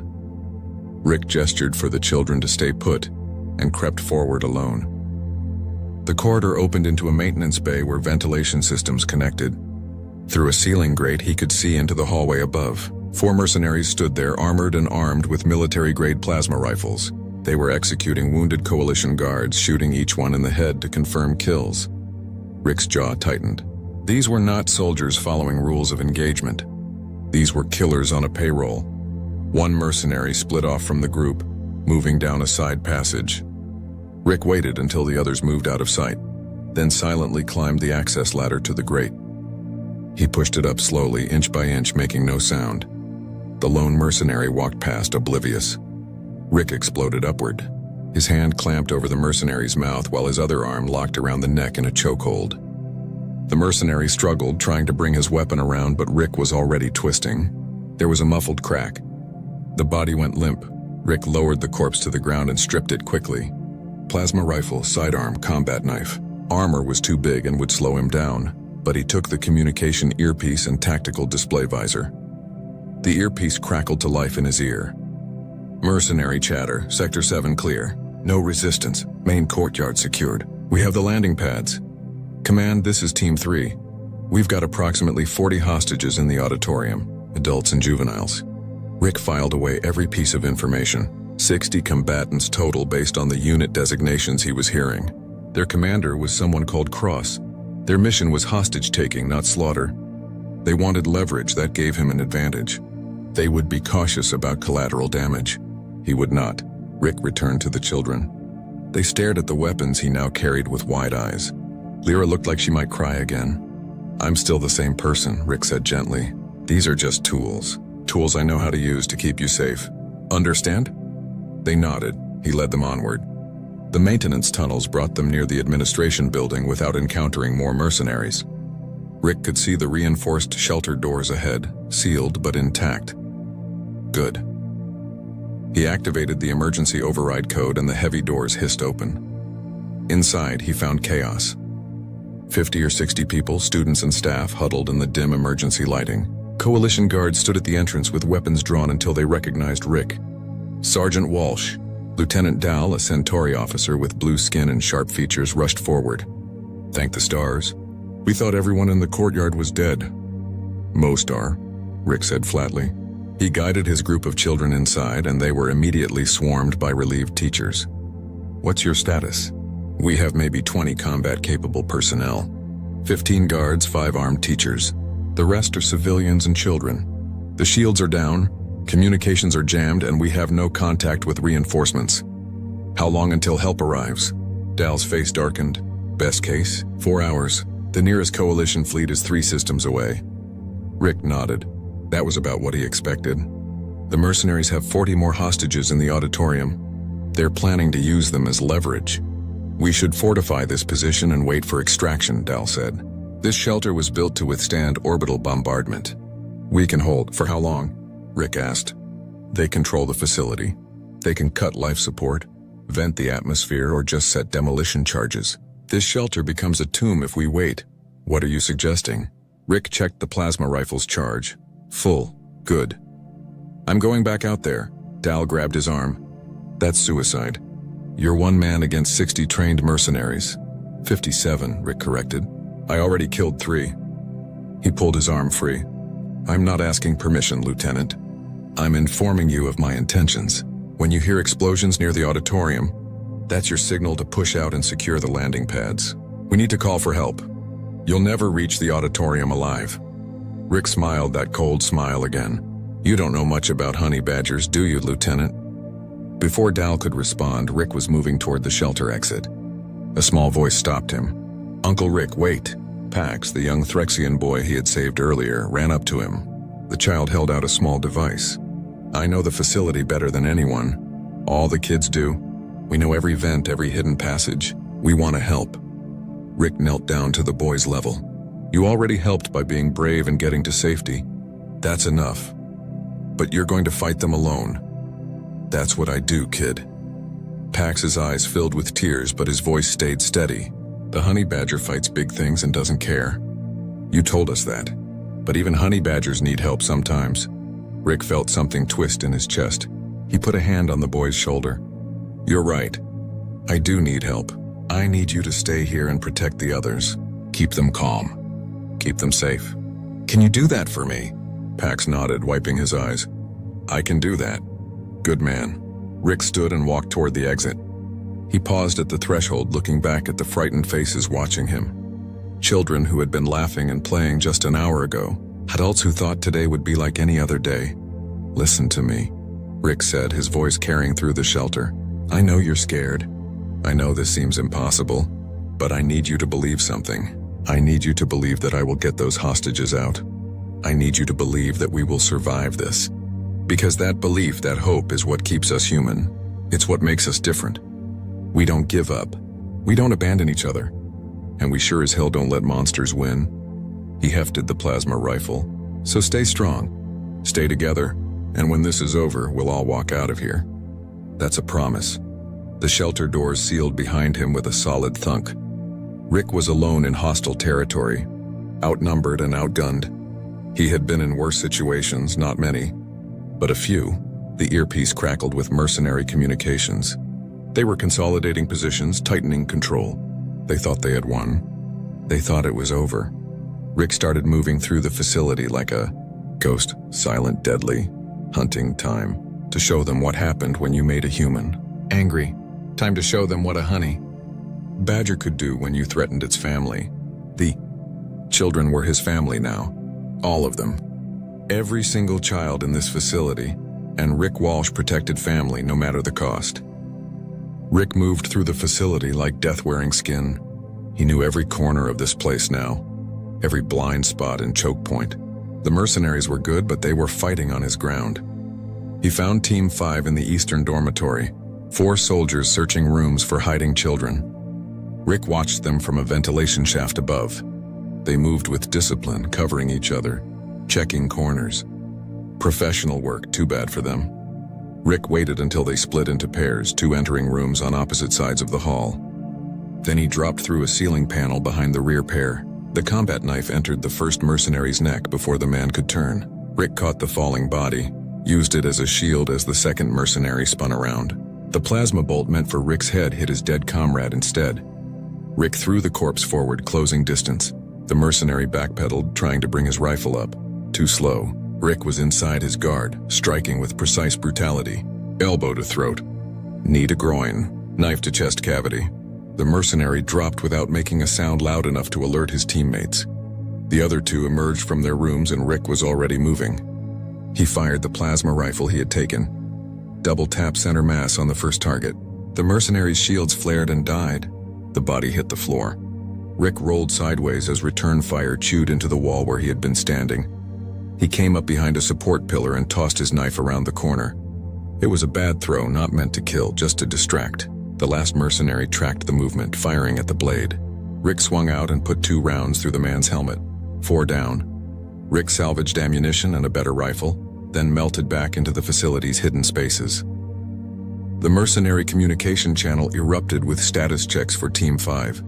When they did not respond, the chatter changed tone. Confusion became concern. Good. Fear was a weapon too. Rick accessed the facility's internal systems through a maintenance terminal. The mercenaries had locked down most functions, but they had missed the environmental controls. Rick triggered the fire suppression systems in the western wing. Foam and chemical retardant flooded 3 corridors, killing visibility and forcing mercenary teams to relocate. While they stumbled through the foam, Rick hit them from unexpected angles. A plasma grenade rolled down a stairwell. Precisely aimed shots from long distance through windows. He was everywhere and nowhere, striking and vanishing before they could respond. The enemy commander's voice came through the earpiece, tight with anger. All teams switch to thermal imaging. The human is using the environment against us. Teams 6 and 7 converge on the western wing. Find him and kill him, Rick smiled. They were bunching up, abandoning defensive positions to hunt him. Perfect. He led them on a chase through the maintenance areas, leaving just enough traces to keep them following. Footprints in the foam. A door left slightly ajar. The occasional glimpse of movement. Basic stuff, but effective against soldiers focused on closing with an enemy. When 12 mercenaries were grouped in a junction corridor, Rick detonated the plasma battery pack he had rigged to the power conduits above them. The explosion was not huge, but it did not need to be. The conduits ruptured, spraying superheated coolant and electrical discharge. The mercenaries' shields overloaded. Men screamed. The smell of burning flesh filled the air. Rick did not stay to watch. He was already moving to his next position. The mercenary channel dissolved into chaos. Orders being shouted. Teams calling for medical assistance. Someone yelling about falling back. The commander's voice cut through it all.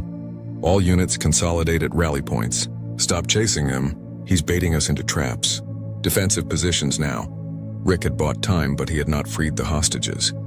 He needed to reach the auditorium. According to the communications he was monitoring, Commander Cross had moved the captured civilians there, using them as human shields. He made his way through the facility's upper levels, avoiding the main corridors where mercenaries had regrouped. Through a classroom window, he spotted the auditorium across the central courtyard. 20 soldiers surrounded it in defensive positions.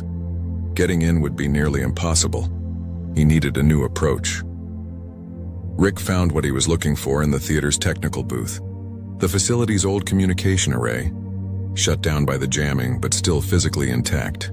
If he could boost the signal strength and punch through a burst transmission, he might be able to call for help. But he did not know how. This was not his specialty. Movement behind him. Rick spun, raising his weapon. Pac stood there with 3 other children. They had followed him somehow, using the passages only they knew. "What are you doing here?" Rick demanded, keeping his voice low. "I told you to stay in the shelter." "We can help," Pac said. "We know how to fix things. The teachers let us help the engineers sometimes. We can make the communication thing work." Rick wanted to send them back, but looking at their determined faces, he realized something. These children had already seen the worst. Hiding them away would not erase that, and they were offering help he desperately needed. "Okay," he said, "but you do exactly what I say when I say it." "Understood?" They nodded.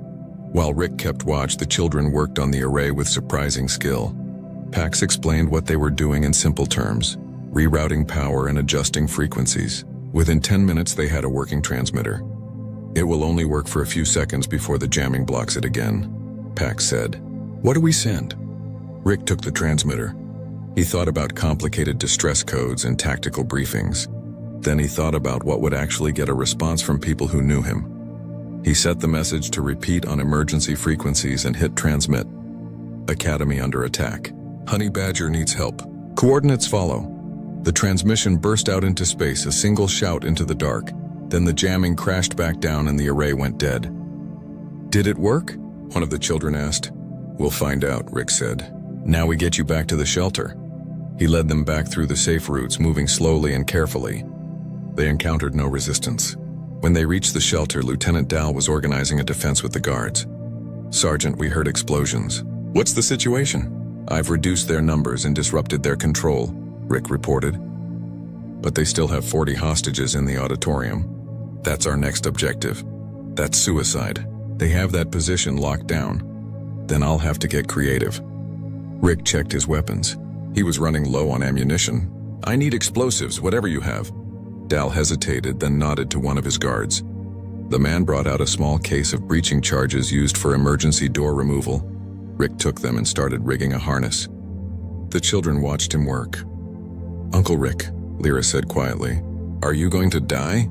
He paused, looking at her honest, scared face. He could lie, but she deserved better. Maybe, he said. But that won't stop me from trying. Because here's the thing about honey badgers, Lyra. They don't fight because they think they'll win. They fight because something needs protecting. And as long as I can still move, as long as I can still pull a trigger, those people in the auditorium have a chance. He stood up, fully armed now. Lieutenant Dal, give me 20 minutes. Then push for the landing pads with everyone who can fight. We need to signal for help. 20 minutes won't be enough. Rick headed for the exit. Then I'll just have to work faster. The doors sealed behind him for the second time. Somewhere in the facility, 40 people waited for rescue or death. Rick intended to give them the first option, even if it cost him everything. Rick observed the auditorium from his position in the ceiling crawlspace. Below him, 40 hostages sat in the center of the large room, surrounded by armed mercenaries. He counted 18 guards positioned around the perimeter. Commander Cross stood near the stage, a tall figure in crimson armor, speaking into a communication device. The hostages looked terrified. Teachers held young children close. Older students tried to stay calm, but their fear was obvious. Headmaster Torvak sat among them, his usual confident posture replaced by something broken and defeated. Rick had 18 minutes left before Lieutenant Dal's pushed to the landing pads. He needed to create enough chaos to split the mercenary forces. Time to work. He moved through the crawl space above the auditorium, planting breaching charges at key structural points. He was not trying to bring down the building, just create openings. The technical booth overlooked the main floor from a high angle. Perfect position. Rick descended into the booth quietly. The equipment here controlled lighting, sound, and environmental systems for the auditorium. He began preparing his surprise, setting timers and routing commands. Below, Commander Cross addressed the hostages. Your coalition is being contacted now. They will have simple terms. Withdraw all forces from the outer reach territories or you die. Your governments value territory less than they value your lives, so you should hope they choose wisely. A young Alarian teacher spoke up, voice shaking. Why are you doing this? These are children. Cross turned to her slowly. Because children make excellent leverage. Adults will do anything to protect their offspring. It is weakness we exploit. Rick's finger hovered over the activation switch. He wanted to kill this man so badly his hand shook. But timing mattered. He needed maximum confusion. He triggered the first charge. The explosion blew out a section of wall near the stage. Alarms immediately began wailing throughout the facility. Rick activated every sound and light system in the auditorium at once. Speakers roared with feedback. Emergency strobes flashed in random patterns. Fire suppression foam began spraying from ceiling nozzles. The mercenaries reacted instantly, training taking over. They moved to defensive positions, but their formations were broken by the chaos. Hostages scattered in panic, some running for the exits, others freezing in place. Rick dropped through a ceiling panel into the technical booth's upper platform. He began firing controlled shots into the mercenary positions below. 3 went down in the first seconds before the others located him. Return fire chewed into the booth's protective barriers. On the main floor, Headmaster Torvak saw what was happening. Saw Rick fighting alone against impossible odds. Something in the old administrator's face changed. He grabbed the young teacher next to him. Get the children to the exits, he shouted over the noise. When they're confused, we move. The teacher stared at him. We'll be killed, maybe, but that human is dying to save us. I won't let his sacrifice be wasted. Torvak stood up despite the plasma fire filling the air. Everyone move now! Exit doors, go! Some hostages ran. Others hesitated. Rick provided covering fire, forcing the mercenaries to take cover instead of shooting fleeing civilians. But there were too many angles, too many guns. A plasma bolt caught a running Centauri man in the back. He fell. A child screamed. Rick changed tactics. He threw a plasma grenade toward the largest group of mercenaries. They scattered. In that moment, Rick jumped from the booth platform, using a deployed banner as an improvised rope to swing down to the main floor. He landed hard, rolled, came up firing. The closest mercenary went down. Rick grabbed his fallen body and used it as a shield while advancing. Plasma fire from multiple directions hit the corpse. Rick fired around it, targeting weapons and exposed limbs, disabling rather than killing when possible to create obstacles and confusion. A mercenary charged him with a combat blade. Rick sidestepped, let the man's momentum carry him past, then shot him in the back. He spun and fired at a mercenary trying to line up a shot on fleeing hostages. The shot went wide but made the mercenary duck. Half the hostages were out now, running through the exits. Rick moved to a position between them and the mercenaries, drawing fire deliberately. Plasma bolts scorched past him. One grazed his arm, burning through sleeve and skin. He ignored the pain. Commander Cross appeared from behind cover, his personal shields shimmering. "You must be the one they call Honey Badger. I heard you were dead." "Not yet," Rick said, firing. His shot splashed harmlessly off Cross's military-grade shields. "You cannot win this. Look around. My men still outnumber you. The hostages you saved will be recaptured. Your heroics change nothing." Rick smiled, blood running down his burned arm. "You're wrong. I already won. How?" "Because those kids are running. Because that old administrator found his courage. Because humans don't measure victory by whether we survive. We measure it by whether we protected what mattered." Cross raised his weapon. "Then die with your pride." The auditorium doors burst open. Lieutenant Dahl and 20 armed defenders poured in, firing as they came. The mercenaries, caught between Rick's position and the new threat, broke formation. Some tried to return fire. Others attempted to flee. Rick used the confusion to close distance with Cross. He tackled the commander, both of them crashing to the floor. Cross was stronger, his armor giving him advantage. They struggled for control. Above them, the ceiling groaned. Rick's charges had done more damage than he intended. Structural supports were failing. Dahl's voice rang out. "Everyone out. Buildings coming down!" The defenders grabbed hostages and ran. Rick and Cross continued fighting among the chaos. The commander's fist caught Rick's jaw, snapping his head back. Rick responded with an elbow strike that cracked Cross's helmet visor. "You're insane," Cross gasped. "We're both going to die." "Good," Rick said and punched him again. Hands grabbed Rick from behind. Lieutenant Dahl and 2 guards were dragging him toward the exit. "Let go," Rick shouted. "He's their commander." "And you're no good to anyone dead," Dahl snapped. "Move." They ran for the exit as the ceiling began collapsing. Cross scrambled to his feet and ran the opposite direction, heading for a side emergency exit. Dust and debris filled the air. The main chandelier fell, crushing 2 mercenaries who were too slow. Rick's group burst out into the courtyard just as a section of the auditorium roof caved in. They kept running, putting distance between themselves and the collapsing structure. Behind them, explosions echoed as power systems overloaded. When they finally stopped, Rick counted heads. All the hostages were out, some wounded but alive. The defenders had taken casualties, but most survived. Lieutenant Dahl looked at the burning auditorium, then at Rick. "That was the most reckless, stupid, insane thing I have ever witnessed." Rick wiped blood from his mouth. "Did it work?" "The hostages are free. The mercenaries are scattered." "I'd say yes, it worked," a young voice called out. "Uncle Rick!" Lyra's older sister ran toward them from the group of freed hostages. She threw her arms around Rick, sobbing. "Thank you. Thank you for saving us." Rick awkwardly patted her back, uncomfortable with the gratitude. "Just doing my job." "No," Headmaster Torvak approached, his robes torn and dirty. "You did far more than your job. You gave us hope when we had none. You showed us what courage looks like." The old Ilarian met Rick's eyes. "I was wrong about you. Wrong to dismiss your concerns.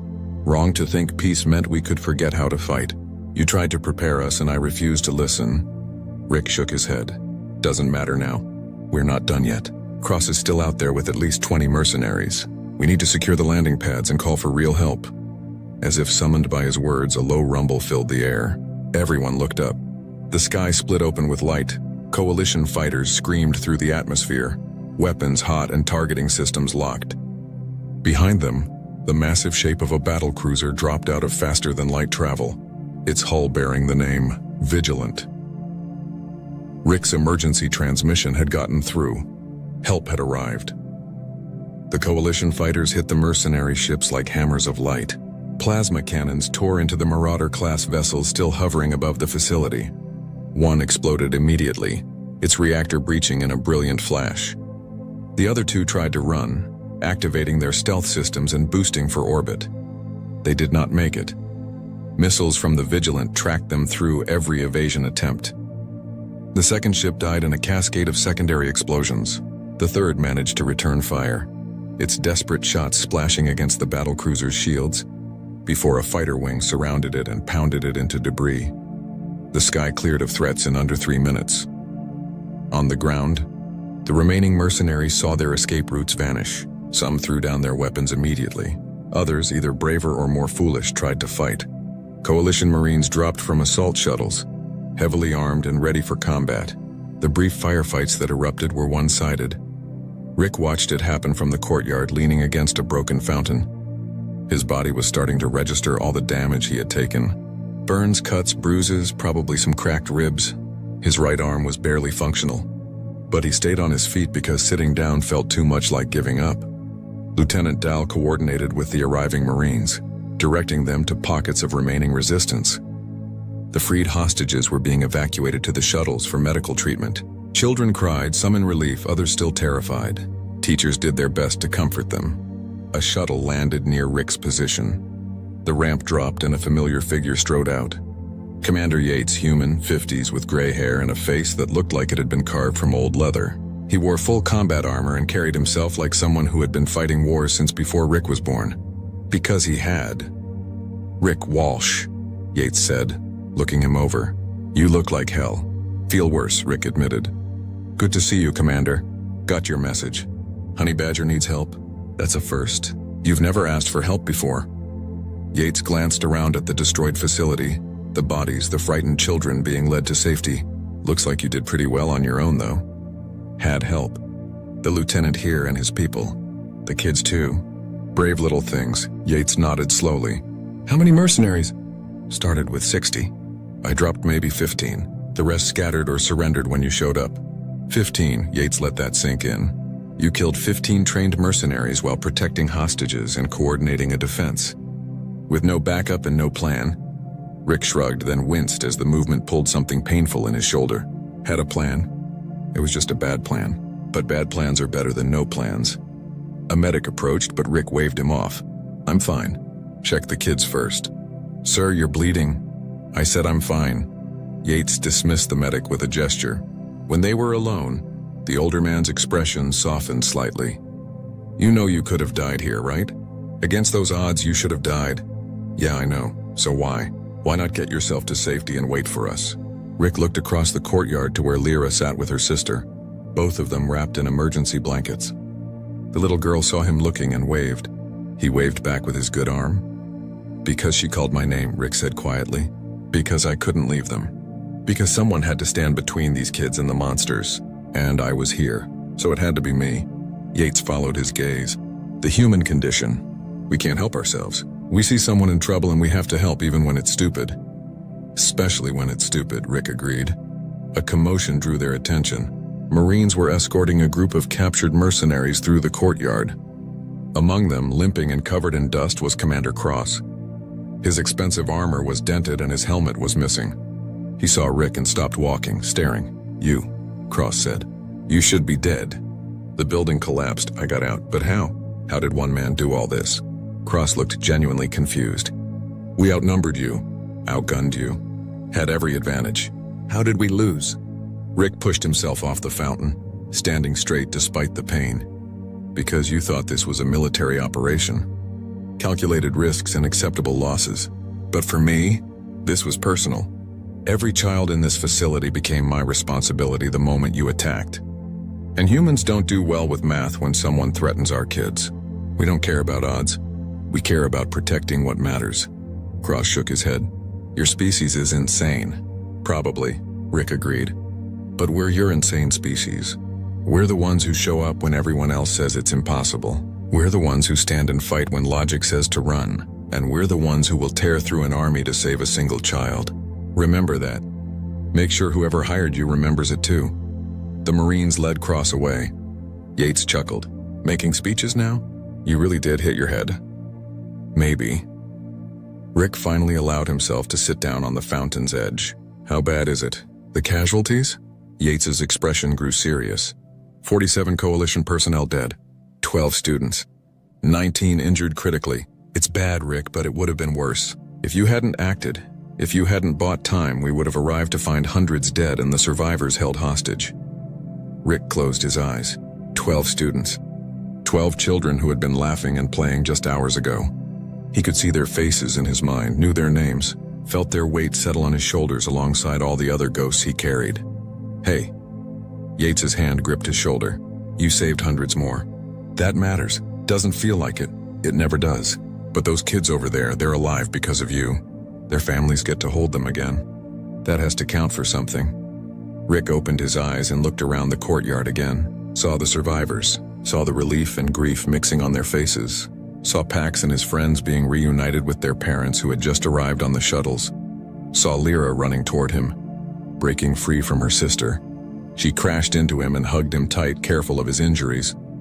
You did it, Uncle Rick, you saved us. Rick hugged her back with his good arm, feeling something tight in his chest. We saved each other, kid. You and Pax and all the brave people here. Everyone who didn't give up. That's why we're still standing. Headmaster Torvak approached slowly. The old Ilarian looked like he had aged years in a single day. Sergeant Walsh, I owe you an apology. Several apologies. And my life, along with the lives of everyone here. You fought when it counted, Rick said. That's what mattered. I should have listened to you. Should have prepared. Should have run those drills you requested. Torvak's voice broke slightly. 12 students died because I was too proud, too certain we were safe. No, Rick said firmly. They died because mercenaries attacked a school. Because someone evil made an evil choice. You're not responsible for what they did. None of us are. Torvak wiped his eyes. How do you carry it? The weight of those we couldn't save? Rick looked at Lyra still holding on to him. At the other children being loaded onto evacuation shuttles. At the survivors helping each other through the wreckage. By remembering the ones we did save, he said. By making sure their survival means something. By being better tomorrow than we were today. Medical personnel finally convinced Rick to let them treat his injuries. They loaded him onto a stretcher despite his protests. As they carried him toward a medical shuttle, children lined the path. Some waved. Some called his name. Some just watched with wide, grateful eyes. Pax ran up and pressed something into Rick's hand. The honey badger figurine the children had been carving in art class, now finished. For you, the boy said. So you remember us? Rick's throat felt tight. I could never forget you, Pax. Any of you. The medical shuttle lifted off, carrying Rick toward the Vigilance medical bay. Through the window, he watched the facility grow smaller below. The destruction was obvious from the air. Collapsed buildings, scorch marks. The evidence of violence, but also evidence of survival. People moving through the wreckage, helping each other, refusing to be broken. That was humanity's real strength, Rick thought, as exhaustion finally claimed him. Not that they were strong or fast or clever, but that they refused to give up. That they cared so deeply for others that they would fight impossible battles and endure terrible costs. That when a child cried out in fear, a human answered, and nothing in the universe could stop them from trying to help. Nothing at all. 3 months passed before Rick was cleared for duty again. The doctors on the Vigilant had patched him up, but the injuries went deeper than burns and broken bones. He spent 2 weeks in the medical bay, another month in rehabilitation, and several sessions with a counselor who specialized in combat trauma. Rick hated every minute of it, but he went through the motions.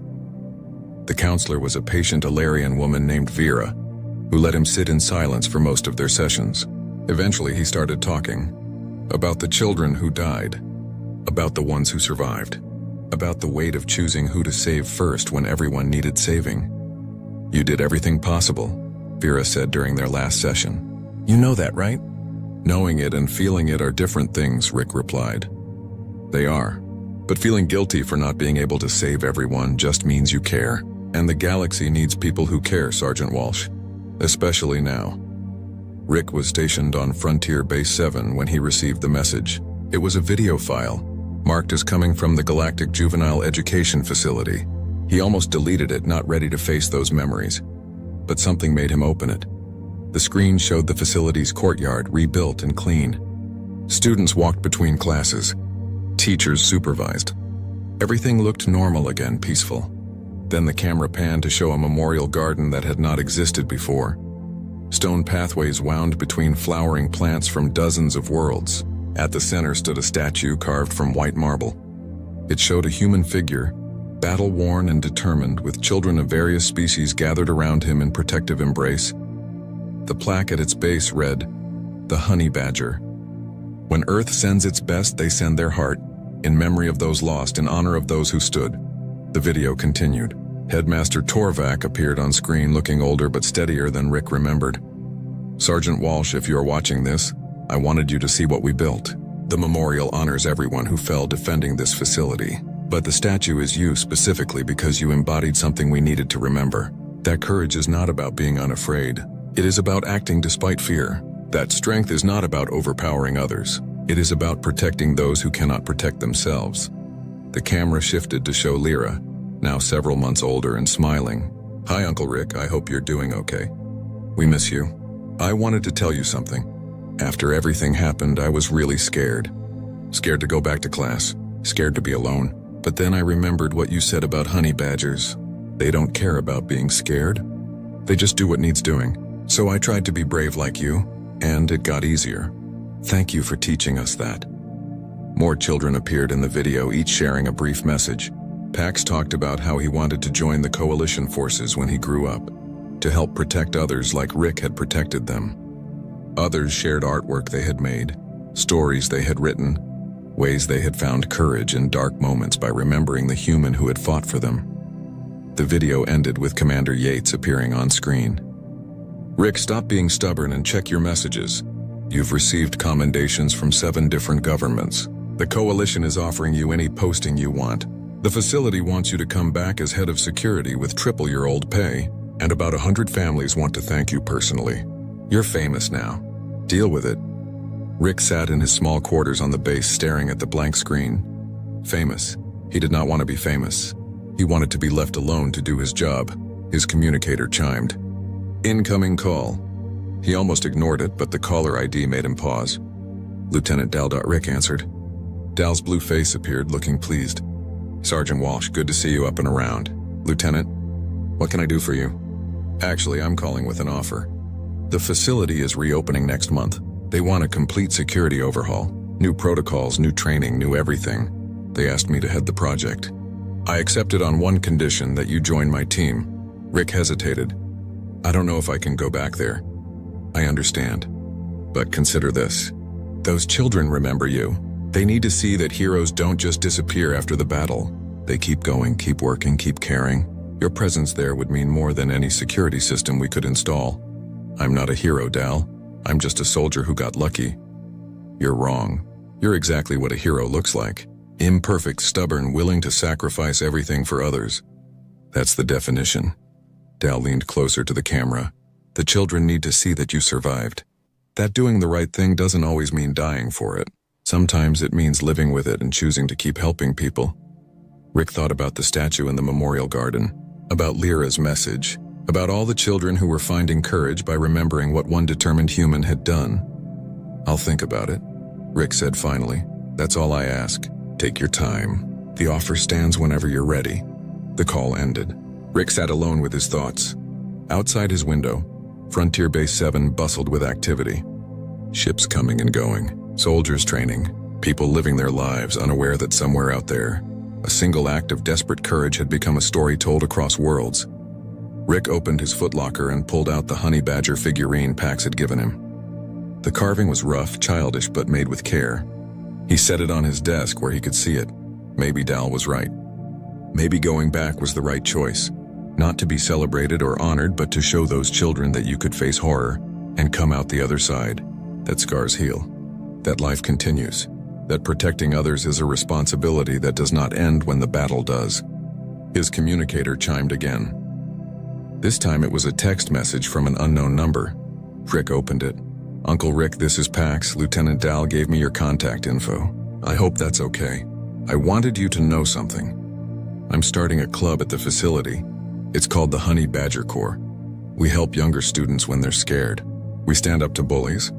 We do volunteer work in the community. We try to be brave like you were. Like you are. 30 kids joined in the first week. We wear patches with a honey badger on them. Is that okay? Rick stared at the message for a long time. Then he typed a reply. It's more than okay, Pax. It's perfect. Keep being brave. Keep helping others. That's what matters most. I'm proud of you. He sent the message, then stood and walked to his window, looked out at the stars. Somewhere out there, children were learning that courage was not about being fearless. It was about choosing to act despite fear. That strength was not about domination. It was about protection. That humans, for all their flaws and weaknesses, had something special. They cared. They refused to give up. They stood between the innocent and the dark, and when a child cried out, they answered. Rick made his decision. He would go back to the facility, not as a hero seeking glory, but as a teacher showing students what it meant to keep going after tragedy, to turn pain into purpose, to transform fear into determination, because that was the real legacy of the honey badger. Not the violence or the desperate battle, but the choice to keep caring, keep protecting, keep standing up for those who needed someone in their corner. He opened his communicator and sent a message to Lieutenant Dahl. I accept your offer. When do we start? The response came back immediately. Welcome back, Sergeant. We start by rebuilding, together. Rick smiled slightly. Rebuilding, that felt right. Take something broken and make it whole again. Take frightened children and help them find strength. Take a tragedy and transform it into a lesson about resilience. That was the human way. Not the strongest, not the fastest, not the most advanced, but the ones who refused to quit. The ones who cared so deeply that they would fight impossible battles and carry impossible burdens. The ones who, when darkness came, chose to be the light. Rick packed his gear that night. Tomorrow he would ship out to Viridian IV, back to the facility where he had nearly died, back to the children who remembered him, back to the work of protecting and teaching and showing others that courage was not about never being afraid. It was about being afraid and doing the right thing anyway. As he prepared to sleep, Rick looked one more time at the honey badger figurine on his desk. Such a small thing, such a simple gift, but it represented something larger. Hope, resilience, the refusal to give up even when everything seemed lost. He thought about all the children across the galaxy who would hear the story of the Academy attack, who would learn about the human who stood alone against an army because it was the right thing to do, who would find their own courage in his example. That was the real victory. Not surviving the battle, but inspiring others to be brave in their own battles, whatever form those took. To stand up when it was easier to stay down, to protect when it was safer to hide, to care when it was simpler not to. Rick closed his eyes and for the first time in 3 months slept without nightmares, because he had made his choice. He would keep going, keep helping, keep standing between children in danger for as long as he was able. That was enough. That was everything. The honey badger was going home, and somewhere in the dark between stars the story spread, whispered in coalition briefing rooms and mercenary hideouts and civilian gatherings. The story of one human who had shattered enemy lines with nothing but determination and an absolute refusal to let children die on his watch. The story of what happens when you threaten something a human has decided to protect. The story of the honey badger who didn't care about odds, only about doing what was right. And the galaxy listened and learned and remembered, because some stories, some acts of courage echo forever. This was one of them. Captain Jake Morrison's footsteps rang out as he circled the USS Liberty in Luna Station's enormous hangar. His ship looked nothing like the smooth, elegant vessels docked nearby. While other ships had graceful curves that flowed like water, the Liberty stood firm and boxy. Heavy gray metal covered every inch, marked with rivets and welded joints that showed pure human work. Admiral Patricia Wells watched beside him, her expression clearly showing disappointment. Behind them, alien visitors whispered to each other, their translation devices clicking softly. The Zenthari ambassador Keithvar moved forward, his tall blue body rising above the humans. His eyes studied the Liberty with clear disgust. So this is humanity's contribution to the Galactic Defense Initiative, Keithvar said, his words carrying his species' musical quality. A relic from the past. Morrison's jaw clenched, but his face stayed calm. He'd known this would happen. Everyone had expected exactly this reaction. The Liberty used only human technology, nothing from the advanced alien systems that other Earth ships now carried. No energy shields, no plasma weapons, no quantum drives. Just fusion reactors, railguns, and thick armor. Chief Engineer Lisa Parker walked up to the group, her work clothes still marked with grease from final checks. She was young for her job, barely 30, but she'd personally designed half the Liberty's systems. Her brown hair was tied back simply, and her green eyes showed the pride of someone who'd built something with their own 2 hands. The Liberty shows a return to human design thinking, Parker said to everyone. We've taken a century of knowledge and used it our own way. General Vexthal, the Zenthari fleet commander, laughed. It sounded like wind chimes in a storm. Your own way? He asked again. You mean old-fashioned ways? This ship runs on nuclear fusion. My personal shuttle has better engines. Commander Ryan Foster, Morrison's second officer, shifted uneasily next to his captain. Foster was skilled, but he'd grown up with alien technology. To him, the Liberty looked as outdated as everyone thought.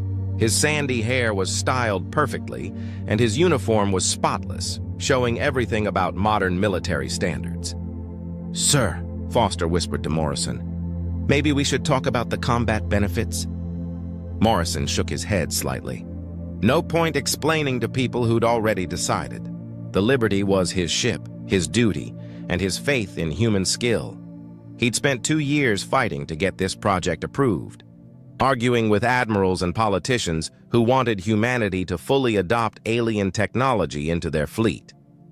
Dr. Amanda Cole stepped forward from her spot near the ship's entrance ramp. As head of research and development, she'd worked hand in hand with Parker to create the Liberty's systems.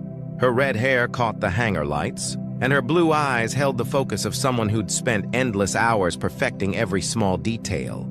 The Liberty's design thinking is unique, Cole explained. Rather than depending on technology we don't completely understand, we built something we can fix, maintain, and change ourselves. Every bolt, every wire, every part is made by humans. Keithar moved closer to the ship, his long fingers running across the rough welded seams. And what happens when you meet an enemy with energy weapons that slice through this ancient armor like nothing? He asked. What happens when quantum torpedoes pass straight through your hull? We've thought about those situations, Parker answered. The Liberty's armor has different material layers, each made to absorb particular energy types. The whole design is modular, so damage in one area won't destroy the whole ship. Modular? General Vexthal said again with another musical laugh, like a child's toy blocks. Admiral Wells, you can't seriously want this ship in our defense fleet. Admiral Wells looked uneasy. She was a career officer who'd climbed the ranks by making smart choices. The Liberty wasn't smart in the eyes of the galactic community. Her gray hair was pulled back military style, and her lined face showed years of command. The Liberty has completed all needed tests, Wells said carefully. Captain Morrison's crew has practiced thoroughly with the ship's systems. Practiced with outdated systems, Cathar noted. This ship should be in a museum, not in combat. Morrison finally spoke. Ambassador, respectfully, humanity fought space wars before we met your people. We know how to build working ships. You know how to build ships that worked 100 years ago, the Zenthari answered. Today's combat needs today's solutions. Energy shields that bounce back incoming attacks, quantum weapons that hit across enormous distances, navigation systems that predict enemy actions. This ship has none of these abilities. Lieutenant Karen Hughes, the Liberty's communications officer, stood quietly near the ship's command area. She was young and enthusiastic, just out of the academy, but she trusted the ship and its crew. Her black hair was cut to regulations, and her dark eyes showed the resolve of someone ready to prove herself. The Liberty has something better than advanced technology, Hughes said suddenly, then turned red as everyone looked at her. And what would that be? General Vexthal asked, sounding amused. A human crew, sir, Hughes answered. People who know every system because we made it ourselves. Colonel Steve Barnes from Earth Defense Command stepped forward. He was a big man with graying hair and scars from fights with the Krellin pirates. His uniform showed more medals than anyone else in the hangar, and his voice carried the power of someone who'd seen real fighting.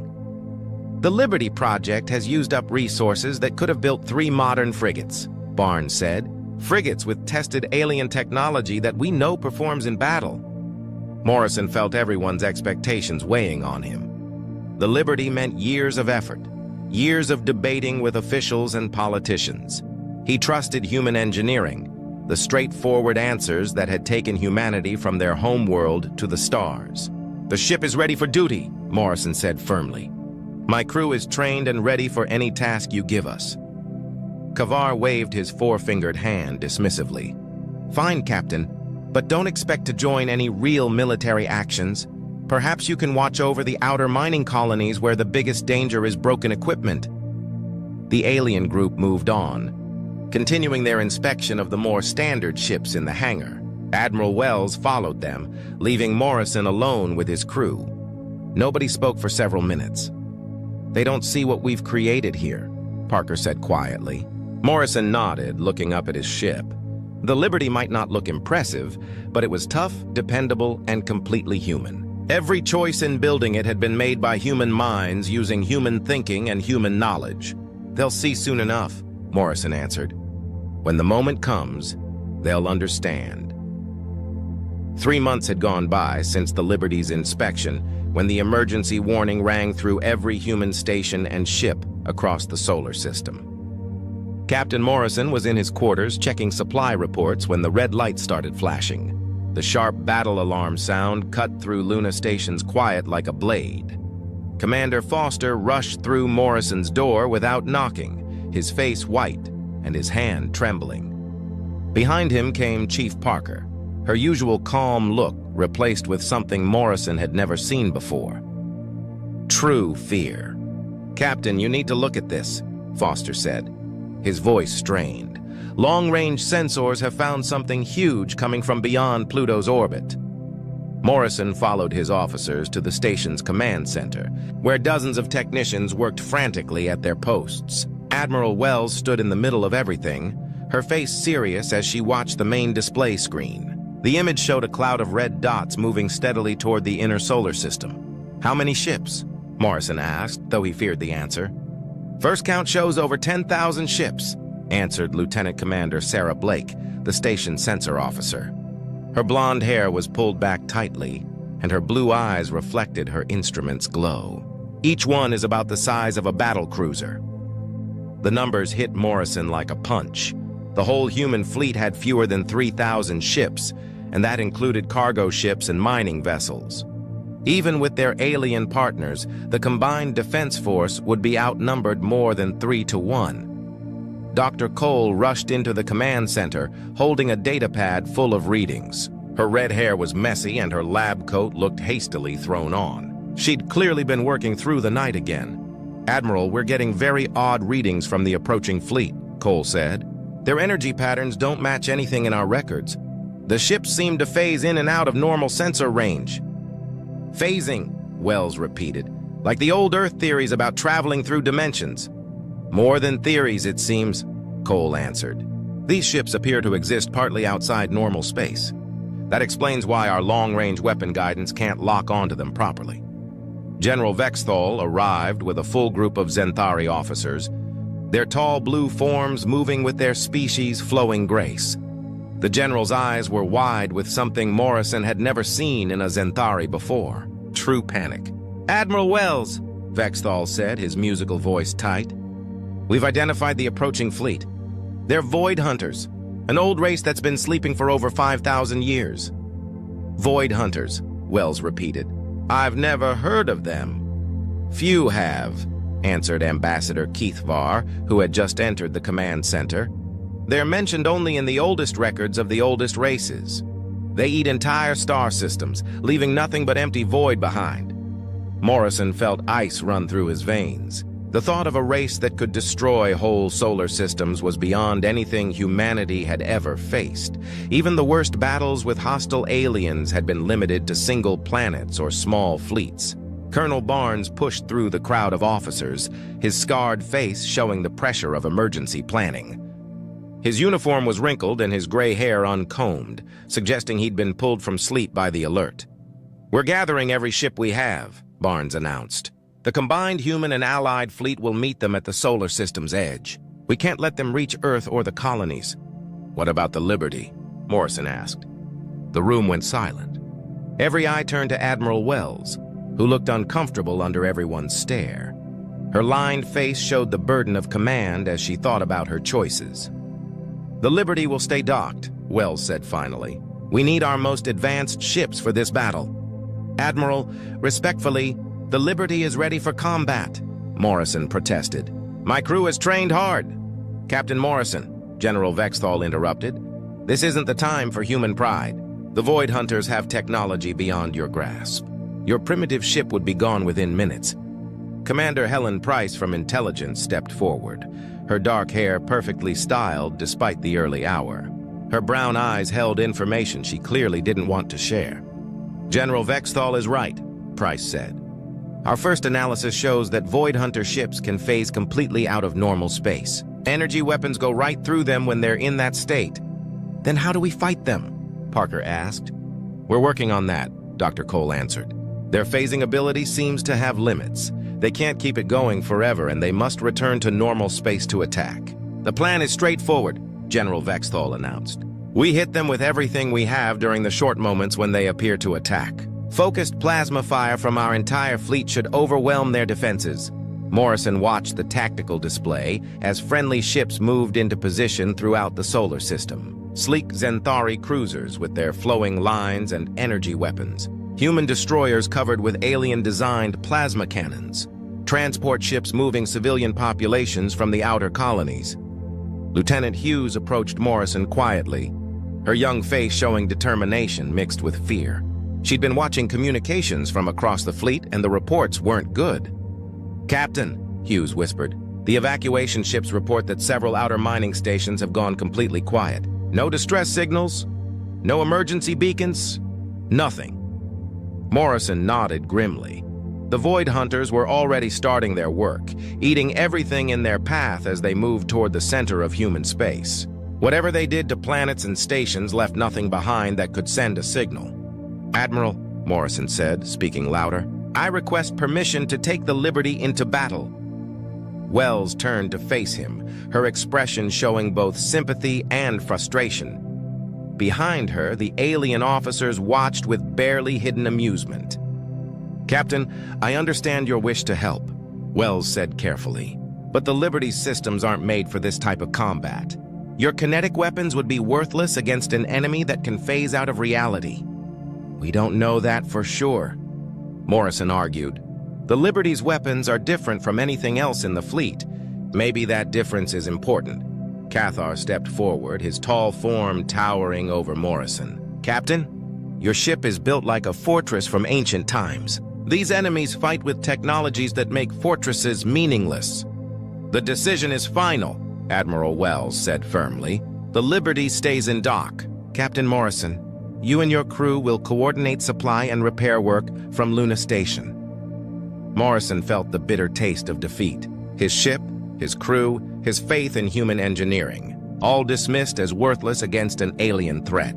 Around him, the command center buzzed with movement as the fleet prepared for the biggest battle in human history. As the meeting ended and officers rushed to their stations, Morrison stood alone, watching the tactical display.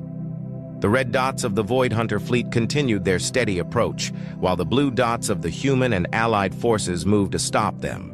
Parker approached him quietly. "Captain, maybe they're right. Maybe this isn't our battle." Morrison shook his head. "Every battle that threatens humanity is our battle.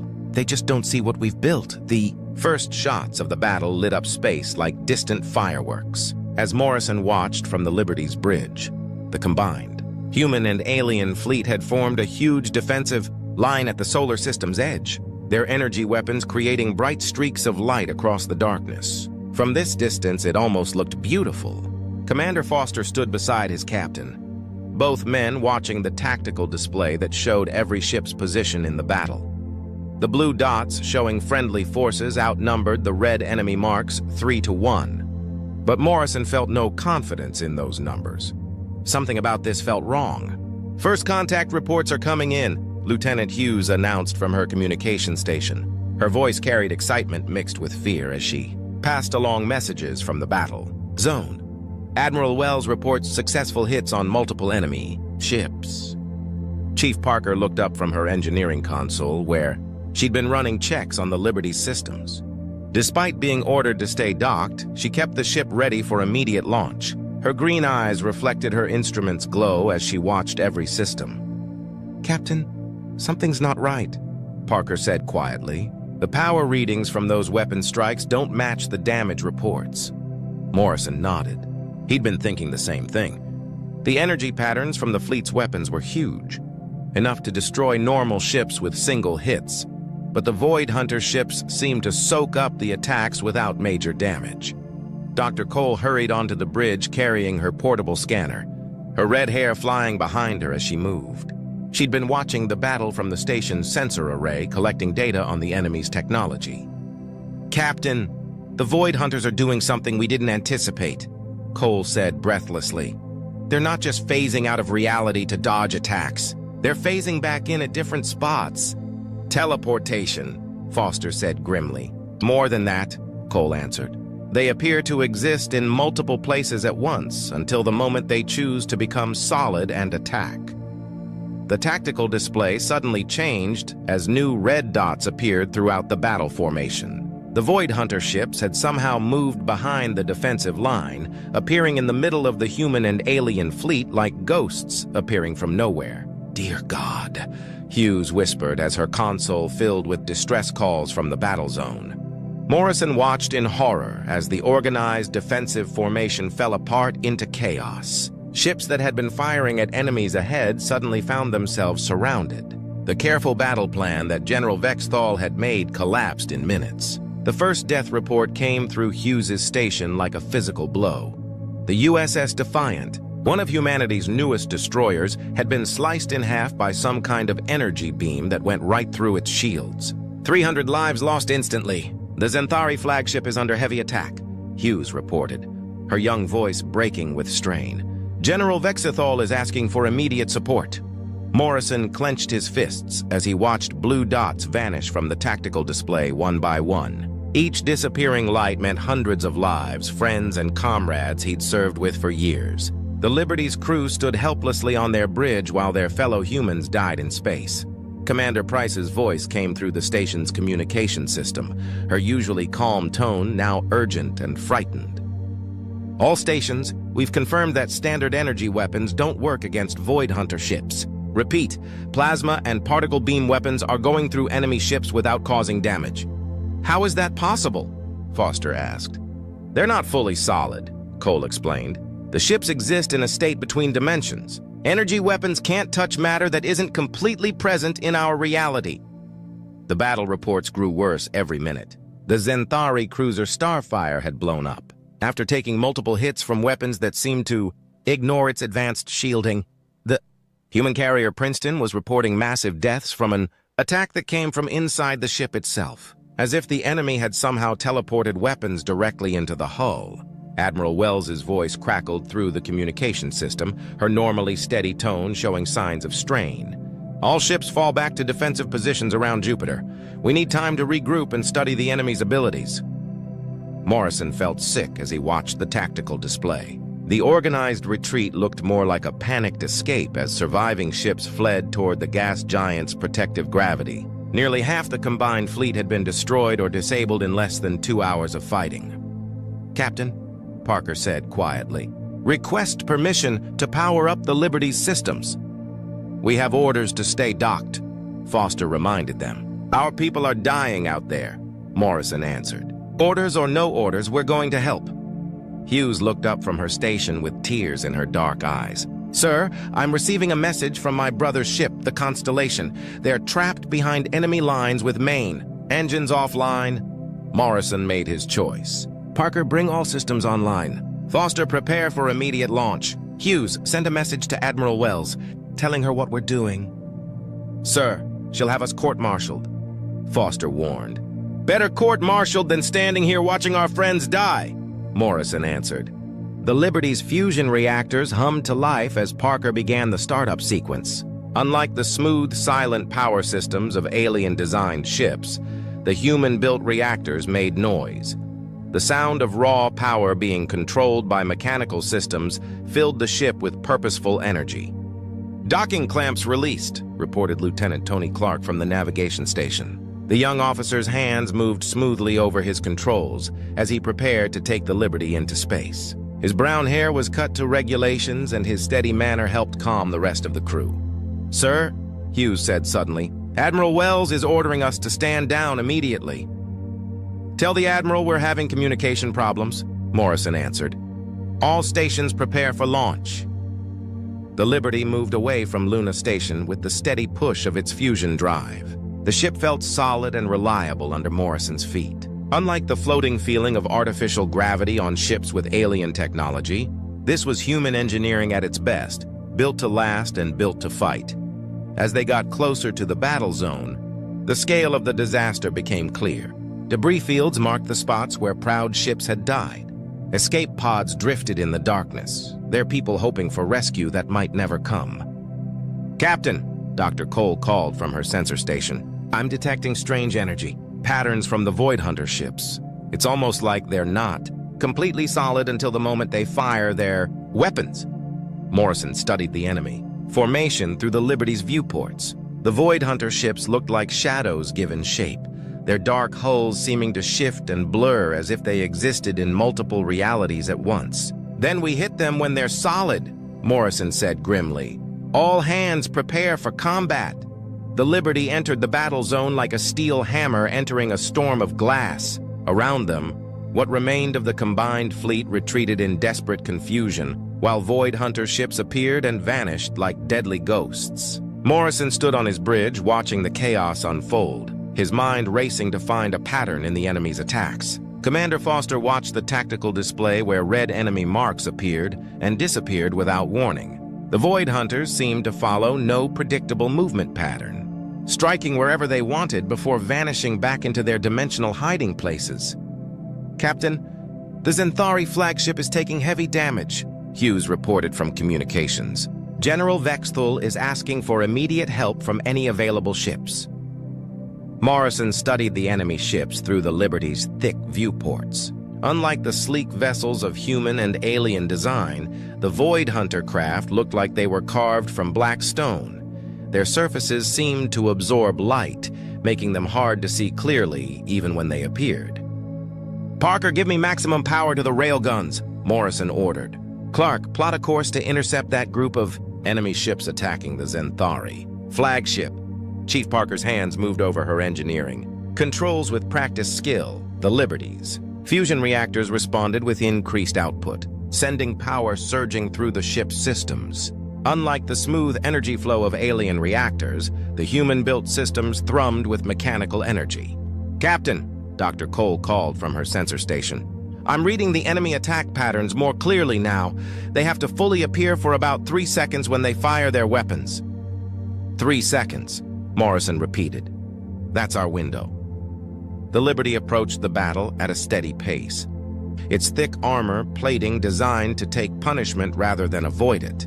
Foster coordinated the approach while Clark adjusted their course to bring them within range of the enemy formation. "Sir, we're receiving communications from Admiral Wells," Hughes announced. "She's ordering us to pull back immediately."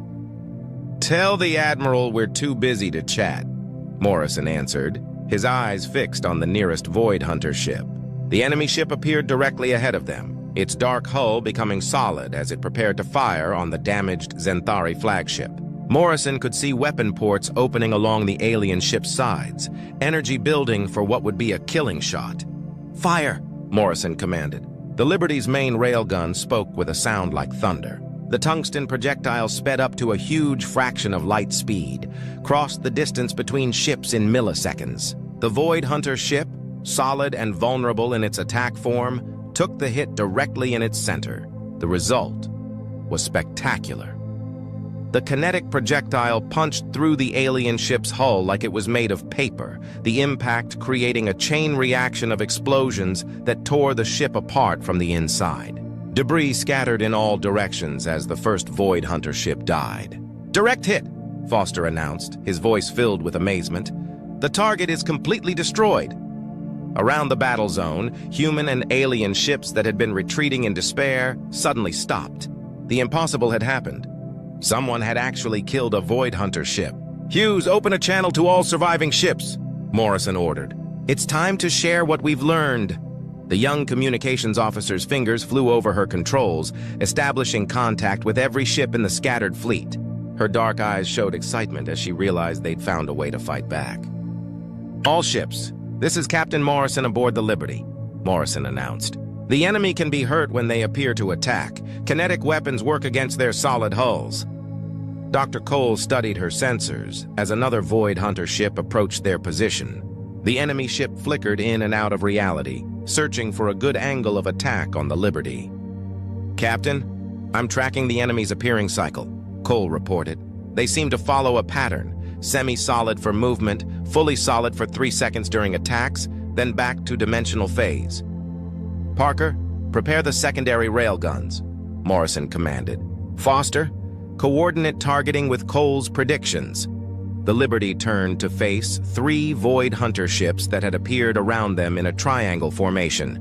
The enemy ships moved like sharks circling their prey, looking for the perfect moment to strike. Lieutenant Clark worked his navigation controls with steady hands, keeping the Liberty positioned so its main weapons could hit multiple targets. His calm manner helped the rest of the crew focus on their tasks, despite the overwhelming odds they faced.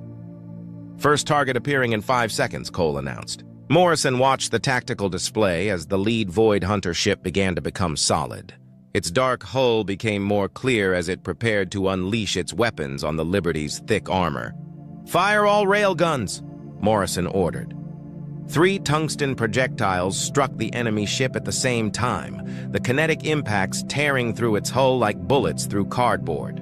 The Void Hunter ship exploded in a brilliant flash of light and debris. "Second target appearing," Cole called out. The Liberty's crew worked with machine-like precision. Parker redirected power from the ship's energy weapons to boost the kinetic weapon's charging speed. Foster calculated firing solutions, while Clark maneuvered to keep their targets in range. The second Void Hunter ship appeared just as the Liberty's weapons finished recharging. Another round of tungsten slugs found their mark, punching through the alien ship's hull and causing massive internal explosions. "This is Admiral Wells," came a transmission from the fleet flagship. "Liberty, explain your success against enemy ships." "Admiral, kinetic weapons can punch through their hulls when they're solid," Morrison answered. "Energy weapons pass through them, but old-fashioned projectiles work perfectly. Around the battle zone, surviving ships began to change their tactics. Ships with kinetic weapons moved into firing positions, while those without began ramming attacks when the enemy appeared. The tide of battle was slowly beginning to turn. "Third target coming around," Foster announced. The final Void Hunter ship in their immediate area appeared behind the Liberty, hoping to catch them while their main guns were recharging. But Morrison had expected this move. "Parker, fire the stern railguns," Morrison commanded. The Liberty's rear-facing weapons, smaller than the main guns but just as deadly, sent their projectiles into the enemy ship's forward section. The Void Hunter ship buckled under the impact, its hull cracking open like an egg. "All targets in immediate area destroyed," Foster reported. Morrison looked around the bridge at his crew. Parker's face showed the satisfaction of an engineer whose designs had worked perfectly.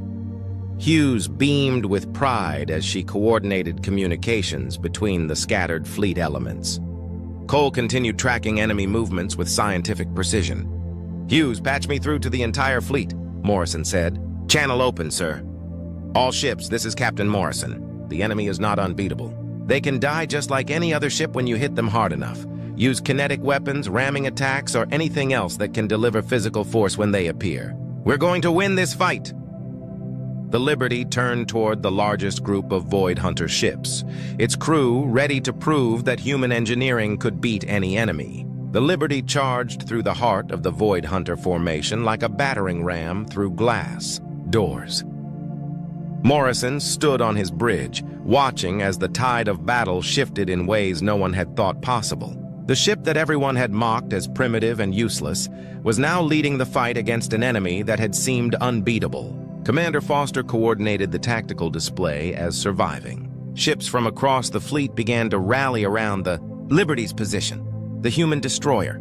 Courage had managed to ram 2 Void Hunter ships when they appeared, sacrificing its own hull to prove that physical force could destroy the enemy. The Xanthari cruiser Windstorm was using its emergency kinetic thrusters as weapons, striking enemy ships during their vulnerable appearing periods. Captain, we're receiving requests for tactical coordination from 17 ships, Lieutenant Hughes reported from communications. Her voice carried excitement and pride as ship after ship asked the Liberty for guidance. Admiral Wells is requesting immediate conference with you. Chief Parker watched the Liberty systems from her engineering station, her green eyes bright with satisfaction as every system performed exactly as designed. The fusion reactors ran at maximum efficiency, the railguns cycled smoothly through their firing sequences, and the thick armor plating absorbed enemy return fire without major damage. Parker, what's our ammunition status? Morrison asked. We have enough tungsten slugs for about 40 more full rounds, Parker answered. The manufacturing bay is making more projectiles, but we're using them faster than we can produce them. Dr. Cole looked up from her sensor station where she'd been tracking the enemy's formation patterns. Her red hair was messy from hours of intense focus, but her blue eyes showed the excitement of someone making groundbreaking discoveries. Captain, I think I understand their command structure, Cole announced. The largest Void Hunter ship at the center of their formation seems to be directing the others. If we could destroy it, the rest might lose their tactical coordination. Morrison studied the tactical display, where a massive red dot marked the enemy flagship. The ship was easily 3 times the Liberty's size and surrounded by dozens of smaller ships that moved in perfect sync with their leader. That's a lot of firepower protecting their command ship, Foster noted. Then we go through it, Morrison answered simply. Lieutenant Clark adjusted the Liberty's course toward the enemy flagship, while Hughes coordinated with the other ships that had joined their attack formation. The young navigation officer's steady hands kept them moving smoothly through the debris field that marked the battle's progress. Admiral Wells on secure channel, Hughes announced. Put her through, Morrison said. Captain Morrison, I owe you an apology, Admiral Wells said, her voice carrying both thanks and amazement. Your ship and crew have shown abilities that no one expected. Thank you, Admiral, but we're not done yet, Morrison answered. We need to coordinate a final attack on their command ship. Agreed.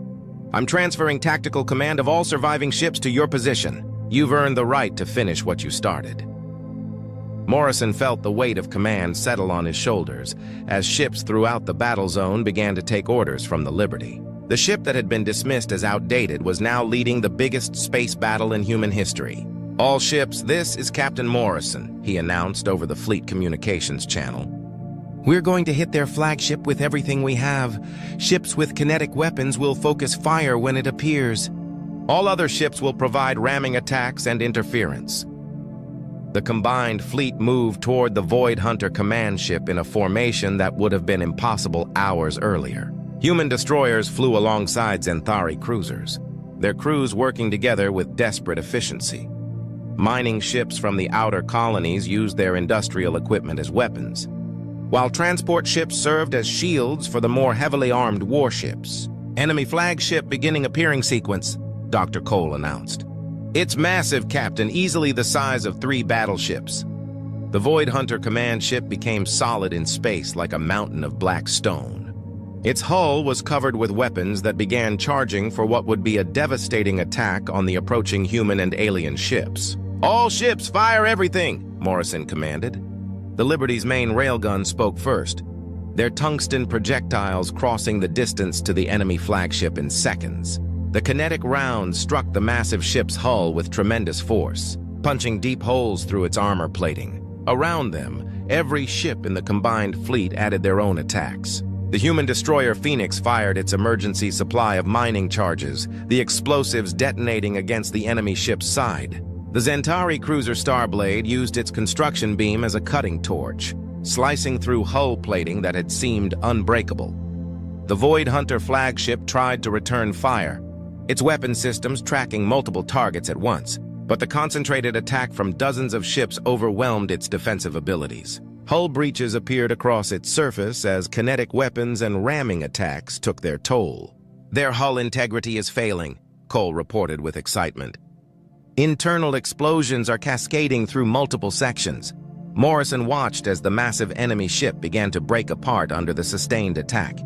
Pieces of hull plating drifted away from the main structure and atmosphere vented from dozens of breaches. The ship that had directed the Void Hunter attack was dying.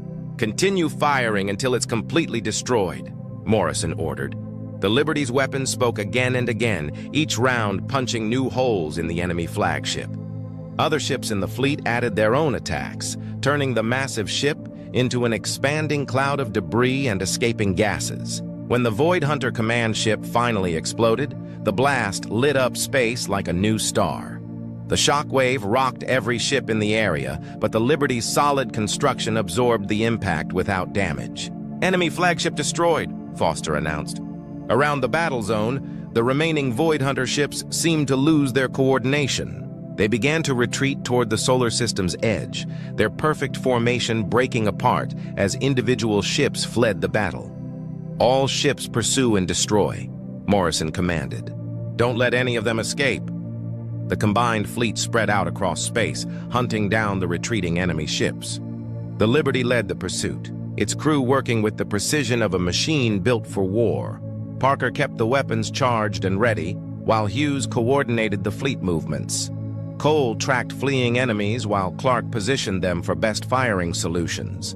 One by one, the remaining Void Hunter ships were caught and destroyed. Some tried to phase out of reality, but the fleet had learned to predict their appearing points. Others tried to fight, but their weapons were no match for the focused kinetic attacks of the human and alien ships. When the last enemy ship exploded in a brief flash of light, the battle was finally over. The Liberty floated in space, surrounded by the debris of the biggest space battle in galactic history, its hull scarred but whole. "Fleet reports all enemy ships destroyed," Hughes announced. "We did it, Captain. We won." Morrison looked around his bridge at the crew that had made victory possible. They'd proven that human engineering, human determination, and human courage could beat any enemy, no matter how advanced their technology might be. The Liberty turned toward home, carrying with it the knowledge that sometimes the simplest answers are the best ones.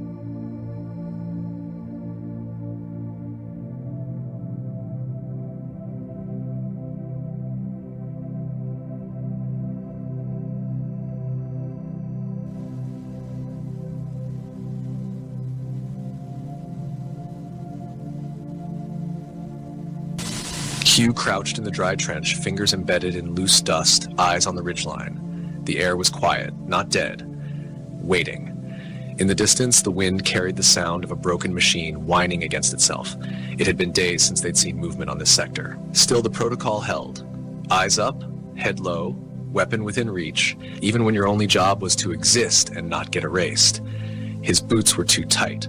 The pair he'd requisitioned 2 bases ago had gone missing during the transit. He didn't mind. Pain was real, and real was currency. Downhill from his post, the remnants of the town were visible. Buildings melted at the edges like wax that never had a flame. It had once been a civilian tech node, long before the war made civilians mythical. Now it was a waypoint for survivors, smuggling routes, and sometimes even time jump agents who needed a blind corner to re-enter reality. He wiped a line of sweat from his jaw with the back of his glove. The sun here was constant, but it had that shimmer, subtle, off-angle. This place had been bent too many times. The vortexes left folds like bruises in the fabric of a place, and they hummed just below the threshold of sound. "Status?" a voice crackled over comm. Hugh thumbed the line. "Still, no motion. South vector stable." "Copy. Stay sharp, Forbes." Repeater glitching again. Scanners caught something near Collector 6. Hugh didn't reply. He knew the scanners saw ghosts. That didn't mean they were wrong. The quiet broke 5 minutes later.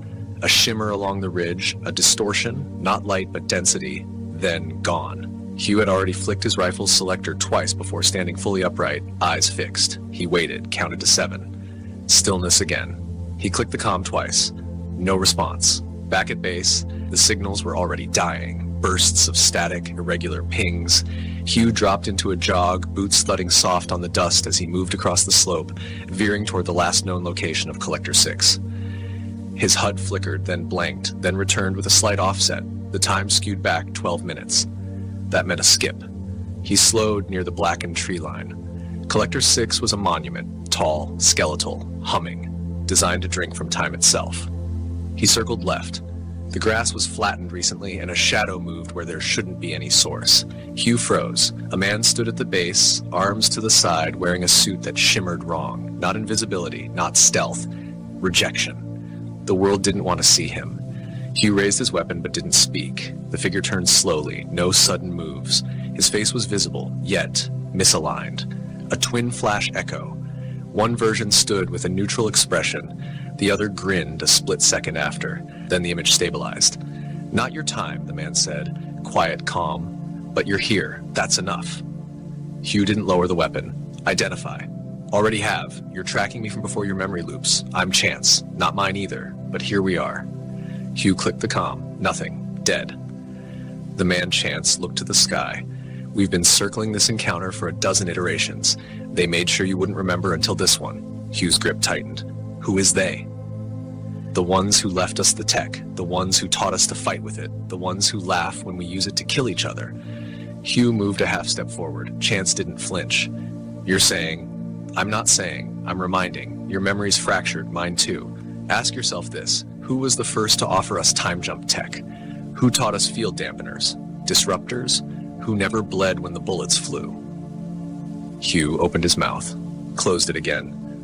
"I'm not the enemy," Chance said, kneeling and placing a small prism on the ground. "But I've worn their suit, once." The prism glowed a low, steady pulse. Around them, the soundscape changed. Hugh heard children laughing. He blinked. The world flickered. The trees weren't burnt anymore. They were green. A woman's voice echoed, calling someone home. Then it was gone. "You felt that?" Chance stood. Hugh nodded. "Barely." "They've done this for centuries. Give us tech. Wait, watch. When we grow too curious, too close, they seed a war."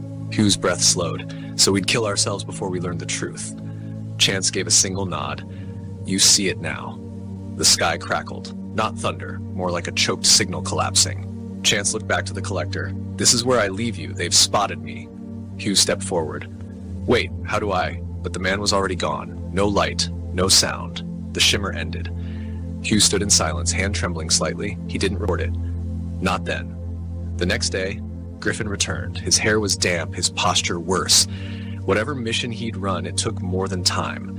The base was on full lockdown. Systems glitching, vortex stabilization erratic. Everyone acted like that was normal. Hugh found him by the perimeter wall, staring out across the empty flatland. "You didn't sleep," Hugh said. Griffin nodded. "I did, just not all at once." Hugh waited. Griffin turned slightly. "You ever wonder why the war doesn't end?" Hugh nodded. "All the time."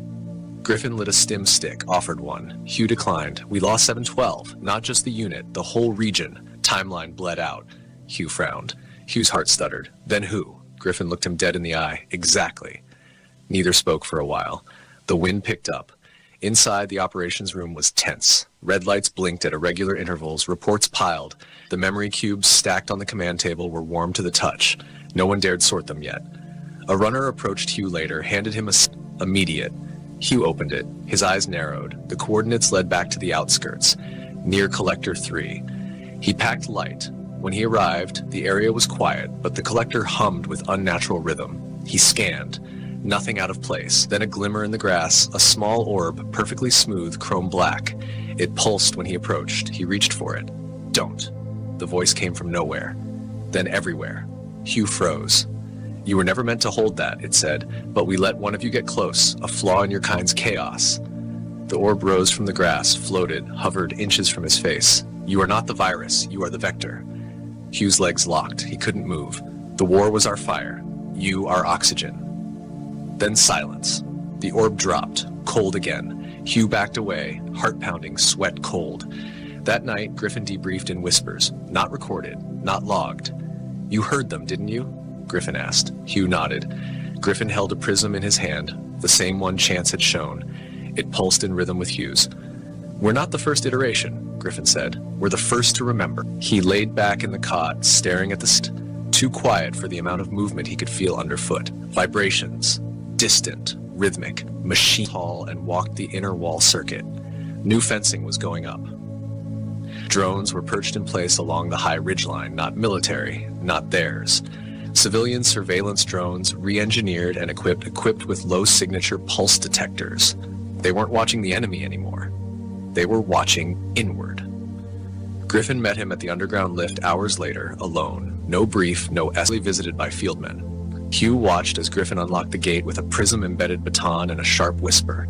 The door blinked in, not out. They stepped into the pulse chamber. 50-foot ceilings, all dark, no light sources, yet everything was visible. At the center was the unit. A vault the size of a dropship sat buried halfway into the floor. Tubes snaked from its sides, some pulsing with liquid, others glowing like a vein through skin. Monitors surrounded it, showing blurred maps, time-looped faces, fragments of coordinates, and one icon pulsing red, an omega fractured by a vertical slash. "What is this?" Hugh asked. "Where it all starts," Griffin said, walking to the side and waving his hand over a sphere mount. A projection erupted, showing overlapping maps of the Earth, then other worlds, all linked by fine green tendrils. They seeded us with tech, centuries ago, gave us discoveries, progress, power, then waited. Waited for what? For us to build the network they couldn't, for us to connect the gates. Hugh looked up. Time travel was their back door. Griffin nodded. Every vortex, every collector, it's an antenna, not just for power, for communication. With who? Not who. What?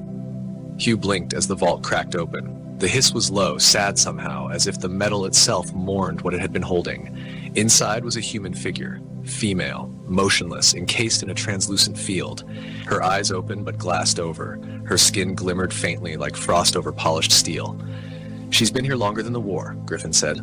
"Not alive. Not exactly. We think missions." "And she led us?" "No. She made us. The transmission included schematics, implants, algorithms." Hugh took a step back. "She's not the only one, is she?" Griffin didn't answer. He turned and walked toward the far console, flipping a series of switches. The room dimmed as energy drew inward. A wall shimmered and then revealed a memory stream. Not a recording, a captured time echo. It showed the battlefield from 2 decades ago. Hugh watched in silence as soldiers fought, but the weapons were wrong. Too clean, vaporized with beams that made no sound, and floating above the scene, just visible, were rings, metallic, rotating in opposite directions. Inside each, eyes, unblinking, unblinking. Hugh felt his skin go cold. "They watched," Griffin said. "They watched the entire time, intervened only to keep balance, not peace. Conflict is a power source to them." Hugh stepped closer. "Why now? Why are we only seeing this now?"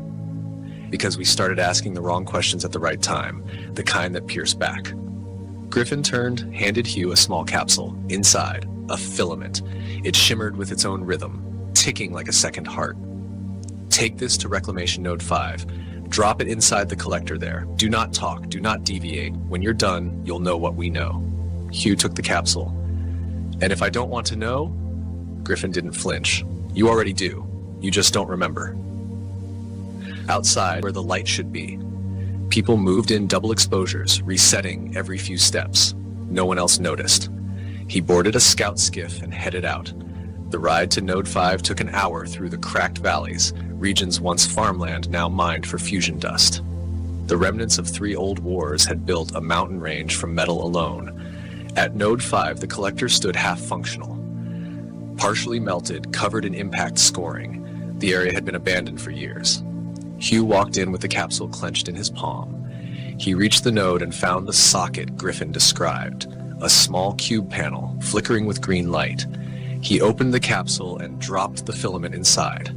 Instantly, the collector pulsed. Hugh staggered back as the world around him bent sharply inward. Sound vanished, vision inverted, and then he was standing in the same spot, but the sky above was gone. In its place, a black mesh lattice like a dome. Outside the dome were stars, but wrong. Too many, moving too fast, and behind them, something watched. It didn't move, it didn't speak. But Hugh knew. The war wasn't the end. It was the farm. The machine around him vibrated with such force that his nose bled.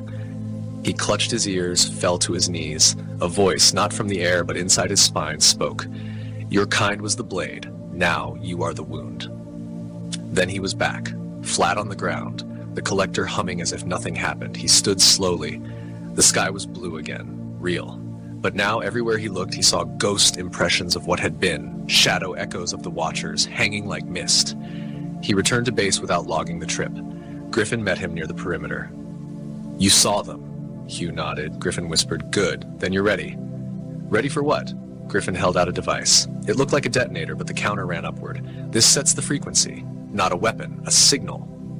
To call them, to show them we see them." Hugh hesitated. "Why not destroy them?" Griffin shook his head. "They exist across probabilities. They're never there long enough to destroy. But we can interfere. We can jam the signal, break the loop, make Earth opaque." Hugh took the device. Griffin leaned close. "They've used humans against each other for eons. This time, one human uses them." The countdown began at Hugh's touch, and somewhere far beyond the collector field, in a place without time, the watchers blinked. Hugh's dreams that night were not dreams. They were overlays. Experiences not lived but embedded, poured into him like data down a failing conduit. He saw his childhood, but wrong. His mother's face was out of focus. Her mouth moved, but the words were not in any language he knew, and yet he understood. He saw Griffin before he'd ever met Griffin. Younger, cleaner, still wearing both his arms. He saw the collector field stretching across continents like neural veins, and hovering above them, always just out of reach, were the rings. When he woke, the counter on the device had stopped. It blinked once, then vanished, leaving a blank screen and a subtle warmth in his pocket, like it had never existed. He looked around the barracks. 4 cots empty. 4 fieldmen gone. No alerts, no alarms. He checked his HUD. No mention of them. No logs. Erased or never there. He walked into Central Ops to find the command deck in full lockdown. Griffin stood before a newly constructed DAS. Floating above it were 3 memory cubes, pulsing slowly like a heartbeat. No one else moved. All around, text stood still, eyes distant, mouths shut, like statues waiting to be rewound. Griffin turned when Hugh entered, his eyes bloodshot, not from fatigue, but exposure. "They struck back," he said flatly. "They killed this timeline." Hugh blinked. "What?" Griffin gestured at the cubes. 3 anchors, fragments of 3 concurrent time branches that still remember this version of events. The rest are collapsing. We're in a localized breach. We have maybe 12 hours before the station loses alignment and gets absorbed. Hugh stepped forward. "Then we evacuate." Griffin didn't move. "No, we consolidate. We've found something. A map, not of time, but of cause." Hugh stood beside him now, the cubes flickering softly, projecting a field. The hologram showed a spiral, not linear, but coiled like a vortex looped into itself. Events orbited the center, sometimes merging, sometimes repelling. Hugh saw events he remembered, and ones he didn't, but knew. His hand passed through one, and it burned. Static bled into his skin. A timeline? No. A bypass. A false continuity. It masquerades as time, but it's a logic tunnel. They hide inside the assumptions we refuse to challenge. Hugh understood now. They're not just using tech, they're using belief. Griffin nodded. Everything we assumed about the war, about origin, about alliance, it's all engineered. The real timeline, the true causal strand, buried underneath their planted event cube on the DAS. This one was black. We create a false loop, a bait line. We simulated a divergence so catastrophic they can't ignore it. Something irresistible, something that threatens their design. Hugh frowned. And what would that be? Griffin looked him dead in the eye. You. Hugh felt it before he accepted it. Something in him had changed, not infected, enhanced. He could feel the gaps in logic around him now, like holes in glass. We use you to rewrite the bait line, Griffin continued. A series of events where you gain control of the vortex lattice, where you unify the collector fields, where you collapse the war not by peace, but by coherence, a new frequency. Hugh was silent. Then, won't they see it? Griffin grinned. That's the point. When they enter the loop to interfere, we close it with this. He revealed a shard, metallic, humanoid in shape but abstract, a sculpture, or maybe a key. Its edges glowed softly like ice over a dying ember. What is it? An anchor, from before, from the original strand. Hugh took it. It was warm and cold, heavy and light, impossible. Griffin handed him a small packet. Inside, a pulse trigger and a single-use vortex drive. You'll jump to the coordinates in 10 minutes. You'll arrive 2 weeks before the Catalyst event. Set the stage. Let them see you rise. Let them think they've won. And when they enter, you'll know. Hugh didn't say goodbye. He never liked endings. He activated the jump. Time folded. He landed hard. Dust stung his eyes. The sky was orange, veined with stormlight. He was in the southern basin, just outside what would become the Spire base. Only it hadn't been built yet. Around him, civilians worked tirelessly, constructing, trading, surviving. It was a time of hope, and that made it all the more dangerous. Hugh infiltrated fast. His rank carried over, records aligned to support his presence. He began to manipulate key events, traded black market schematics that intercepted skirmish orders, diffused 3 false flag attacks. He rose fast, as predicted. The timeline adjusted, stretched, reshaped. Eyes turned to him, and then they came. Not ships, not soldiers, observers. People who didn't exist in census data, faces you never remembered, conversations that evaporated as soon as they ended, smiles that didn't reach the eyes. They watched Hugh from every corner of his world. He let them. He even spoke to one in the old library beneath the basin. She wore no insignia. Her smile was correct, not warm, not cold, just expected. "You are deviating," she said. "I'm adapting," Hugh replied. "Your deviation is spreading." He nodded. "That's the point. You risk recursive decay. You risk being seen." She paused. Her eyes flickered just once. That was enough. "We see you, Hugh Forbes." "I see you too." She left.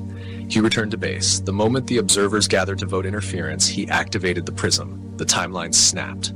The trap closed. Inside the collector ring, space bent like breath against ice. The watchers were pulled in, not by force, but inevitability. Their assumptions made them vulnerable.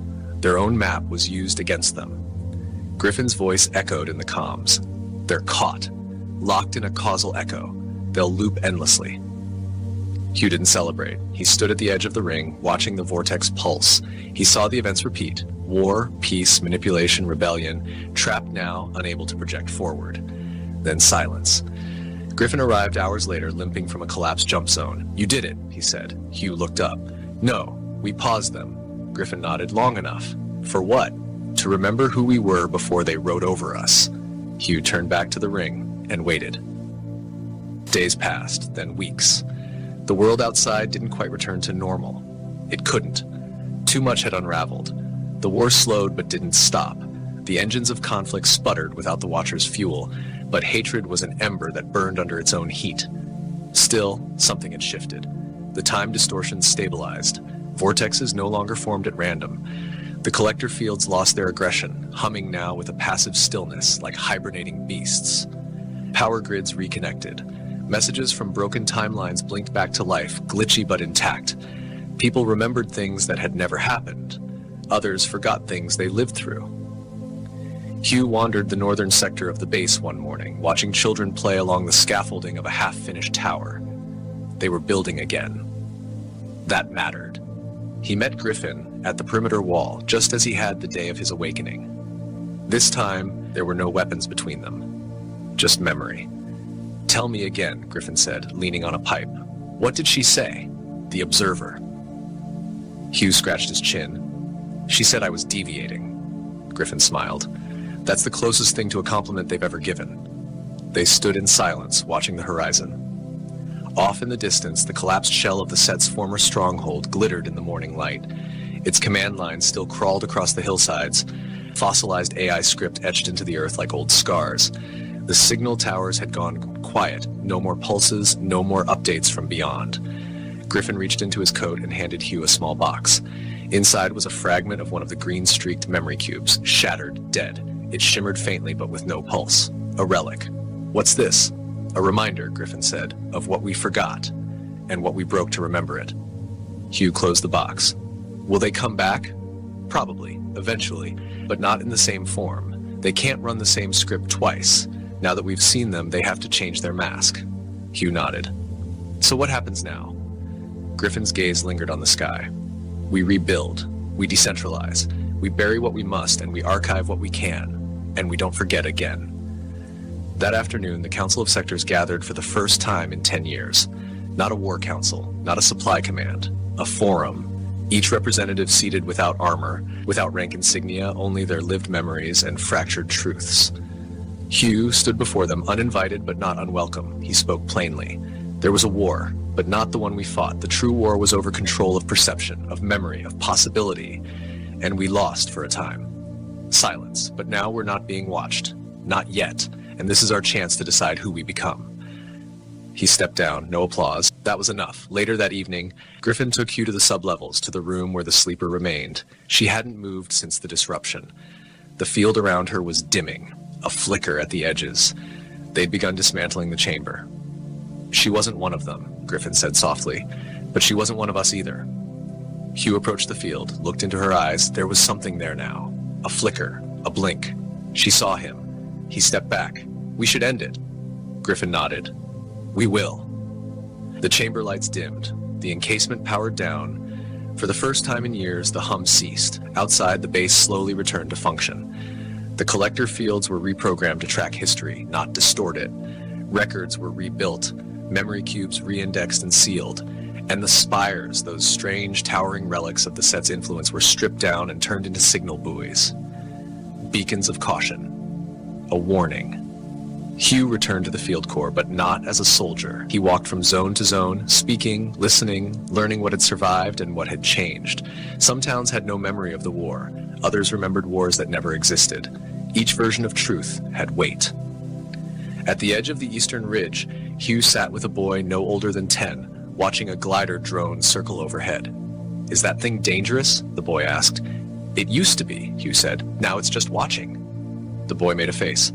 Like the bad watchers? Hugh smiled. No, this one listens. It learns. The boy looked curious. From who? Hugh pointed at him. From you. Far off in space, just beyond the visible, back in on itself. A logic loop failed to close. Somewhere in the mesh between universes, a dead signal flared and went out. Back on Earth, life moved forward. And for the first time in generations, the future wasn't written. It would be told. There was a silence growing beneath the world. Beneath the crust of reclaimed cities, under collector stations now long dormant, deep in tunnels carved out during the height of the war, something had gone quiet. Not the quiet of peace, the quiet of things waiting.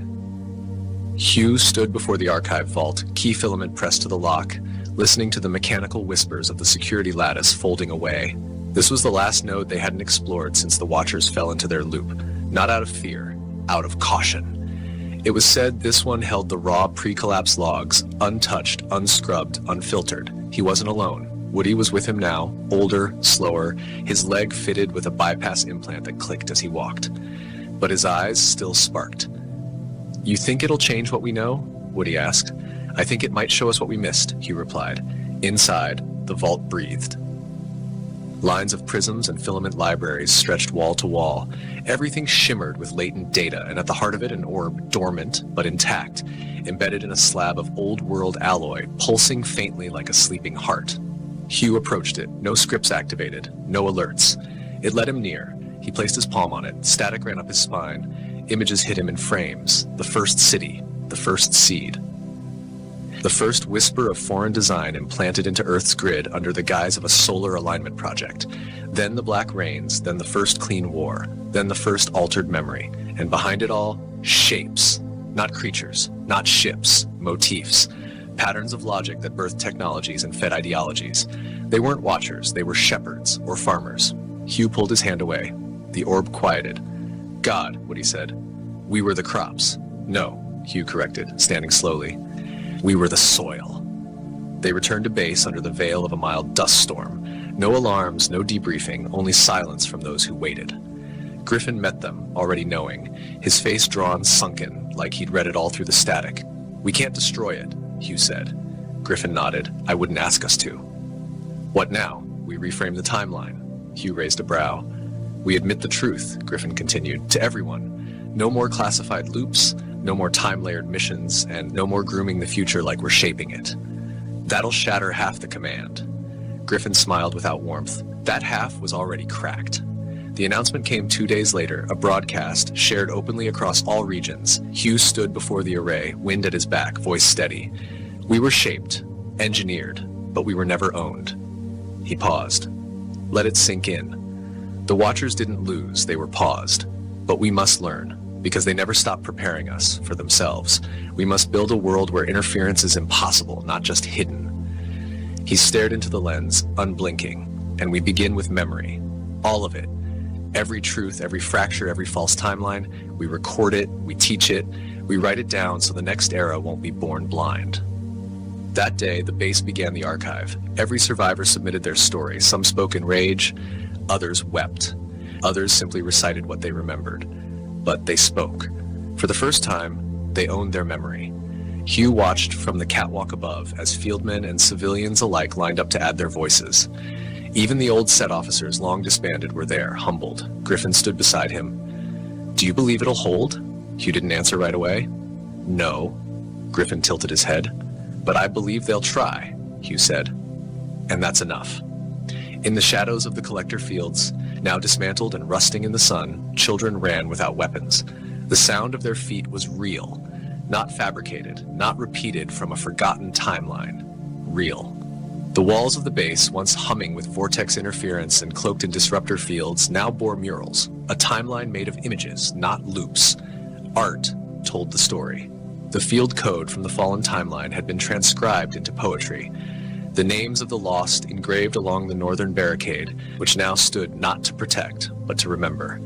And in a chamber far below, sealed in silence, the anchor sat, no longer needed, but never discarded, because even peace, when earned, needs a keystone. Hugh left the base one final time, not in retreat, not in exile, but in purpose. Across the fractured lands were still untouched towns, wild colonies, survivors uncounted. He would walk until his name was forgotten, until his story was retold by those who never knew him. That was how memory healed. Not by being preserved perfectly, but by being handed forward, flawed, and still beating. The last image of Hugh, recorded in the archive, was a simple one. A man standing at the edge of a broken road, pack slung over one shoulder, looking ahead, and in the distance, a sky that no longer shimmered. Somewhere far above the atmosphere, where no collectors reached, where even the time loops hadn't curled, the last fragment of the Watcher's architecture floated. It was not a ship, not in any human sense. It was a vessel of probability, a skein of possibility woven tight into a field of shifting potential. It did not move through space, it moved through assumption. Where belief was strong enough, it appeared. Where doubt crept in, it flickered out. But something was wrong now. Inside this structure, the inhabitants, or remnants, processed pattern collapses at blinding speeds. They projected shadow selves into still looping fragments of old Earth, seeking resonance. But the resonance was gone. The lattice had been severed. Hugh's act, the trigger Griffin handed him, the field disruption seeded into the fake loop had done more than trap them. It had taught the world to question, and doubt was fatal to the Watchers. Within the vessel, one node pulsed erratic. The shape inside, a humanoid approximation crafted to better observe those who evolved through struggle, shivered. "You deviated," the node said aloud. There was no response. Deviant vector has spawned replications. Local thought-form environments no longer reinforce the assumed chain. Silence. The subject vector has ignited recursive free agency nodes. Authority structures collapsing. Absorption impossible. Still silence. The figure tilted its head. "Begin observer shutdown. We will attempt re-entry through a lower assumption tier." And the ship dimmed. On Earth, Griffin received the signal hours before sunrise. He read the data burst 3 times before speaking. "They've gone under." Hugh was across the continent now, helping rebuild the aquifer maps and re-establish grain corridors, but his signal returned in less than a minute. Gone where? Beneath awareness. They're going dark, waiting to be believed in again. Hugh responded simply, "Then we stop worshipping ghosts." The last phase began not with a war, but with a school. A single building set into the old ruins of what was once a set outpost, now ringed with gardens and water channels. Its walls were painted with the words of 100 timelines, all jumbled, forming a new whole. Students came from all sectors, some whose ancestors had been on the wrong side of the war, others from fringe colonies who'd barely survived. They weren't told what to believe, they were told to remember and to question. Hugh taught there only once a year. He sat on the floor, never behind a lectern. He told stories. The truth of them didn't matter as much as the questions they raised. The one he always ended with went like this. "There was a day once," he said, "when someone asked what would happen if we stopped reacting, stopped assuming the enemy was each other, and the answer came. Quiet, simple, unavoidable." He waited. Someone always asked, what was the answer? He smiled. We remembered who we were, and they couldn't survive that. That night, the stars flickered in the sky, not from battle, not from interference, but from alignment. A pattern locked into place, a story completed, a loop broken not by force, but by letting go, and so ended the first book, not with a final battle, but with a final breath, a return to self, a knowing. The Watchers waited, but no one came back. Years passed, not in silence but in motion, rebuilding, reconnection, relearning. The surface of the earth no longer bore the sharp scars of war, but it did not forget them. Roads etched with blast lines had become market lanes. Collector ruins turned into sanctuaries, each one a circle of stone and steel where people told stories and sang of timelines they'd never lived, but now somehow remembered. Hugh grew older. The man once shadowed by weaponry and war had grown into something else. Not a leader, not even a figurehead, but a presence. People didn't salute him. They asked him questions. He didn't give orders. He asked better questions in return. He rarely stayed in one place longer than a season. One winter in the southern terraces building floodgates with teenage engineers. Another summer on the Central Plateau, helping construct transmitter towers that no longer aimed to call out to watchers, but to call across one another. Pure communication, human to human. No lords overhead, no silent witnesses in orbit. Children now grew up knowing the war as a shadow, not a monster. They played games where the monsters were defeated not with weapons, but by seeing them clearly, naming them aloud, and choosing to walk past. In the city of Orlan, a rebuilt trade hub over one of the oldest collector fields, Hugh met a woman named Ray. She was tall, quiet-eyed, and burned metal into poetry. Her sculptures stood over intersections, phrases twisted from salvaged steel and old war plates. Truth is memory untied from fear. All gods can be doubted. Do not kneel to patterns. They built a home above the old glider station. Together, they uncovered part of a dormant set data vault, one the reclamation crews had missed. It wasn't functional. The memory lattice had long since degraded, but inside it were dozens of spools, paper thin and etched in a language neither fully recognized. Ray spent 3 years translating it line by line. It was a confession from one of the first hybrid observers. I did not believe they would ever fall, but they feared something we could not quantify, the human act of doubt. Not doubt as despair, doubt as resistance, as anti-programming, as self-definition. Once a mind learns to doubt a loop, the loop breaks. This is not rebellion, it is evolution. That is the fracture they feared. The virus we seeded and forgot. They published the text, not as scripture, as reference. One day, Hugh stood at the high balcony and watched the sky. He had no agenda. The Watchers hadn't returned. But sometimes you had to look anyway. Not out of fear, out of responsibility. He turned to find Griffin there. The older man had grayed, lost mass, gained vision. "They're not coming," Hugh said. Griffin nodded. "Not soon. Not in form." Hugh tilted his head. "Still afraid of us?" "No," Griffin said. "Afraid we'll teach others what we learned." And that was the truth. The war hadn't been between species. It had been a war between realities, between those who needed control and those who had learned to live without it. Griffin handed him a small black stone. "Polished, seamless. What is it?" Hugh asked. "A fragment, from the edge of the echo lattice, still warm." Hugh felt it hum in his palm. "Does it do anything?" Griffin smirked. "Only if you give it orders." Hugh tossed it to Ray later that night. She caught it in one hand, studied it under firelight, and buried it in a planter box beneath a plum tree. That spring, the tree flowered early. The petals glowed faintly. No one asked why. In time, the archives were expanded. Not just war records, not just memory loops, not just field notes, but stories. Folklore born from fractured truths, children's books retelling old timelines as parables, maps drawn from memory and dream together. Hugh read a page one morning while walking the sky bridge above Orlan. Once the world was a knot of forgetting, then someone pulled a thread and looked inside. He smiled. He knew the writer, a girl who'd grown up beneath the burnt towers of the northern fields. Her story was new, hers alone. In the last years of his life, Hugh never stopped moving. He walked from valley to spire to desert edge, sometimes speaking, sometimes silent, sometimes just planting something in the dirt and walking away. When he died, there was no monument, no funeral pyre, no military fanfare, but across the land in every outpost and commune and memory station, bells rang once at the hour of dusk, not for mourning, for signal clarity, to say, we remember, we remain, we deviate. And far above the earth, beyond any collector field's range, in a space where time once bent to foreign will, the Watchers sat dormant still.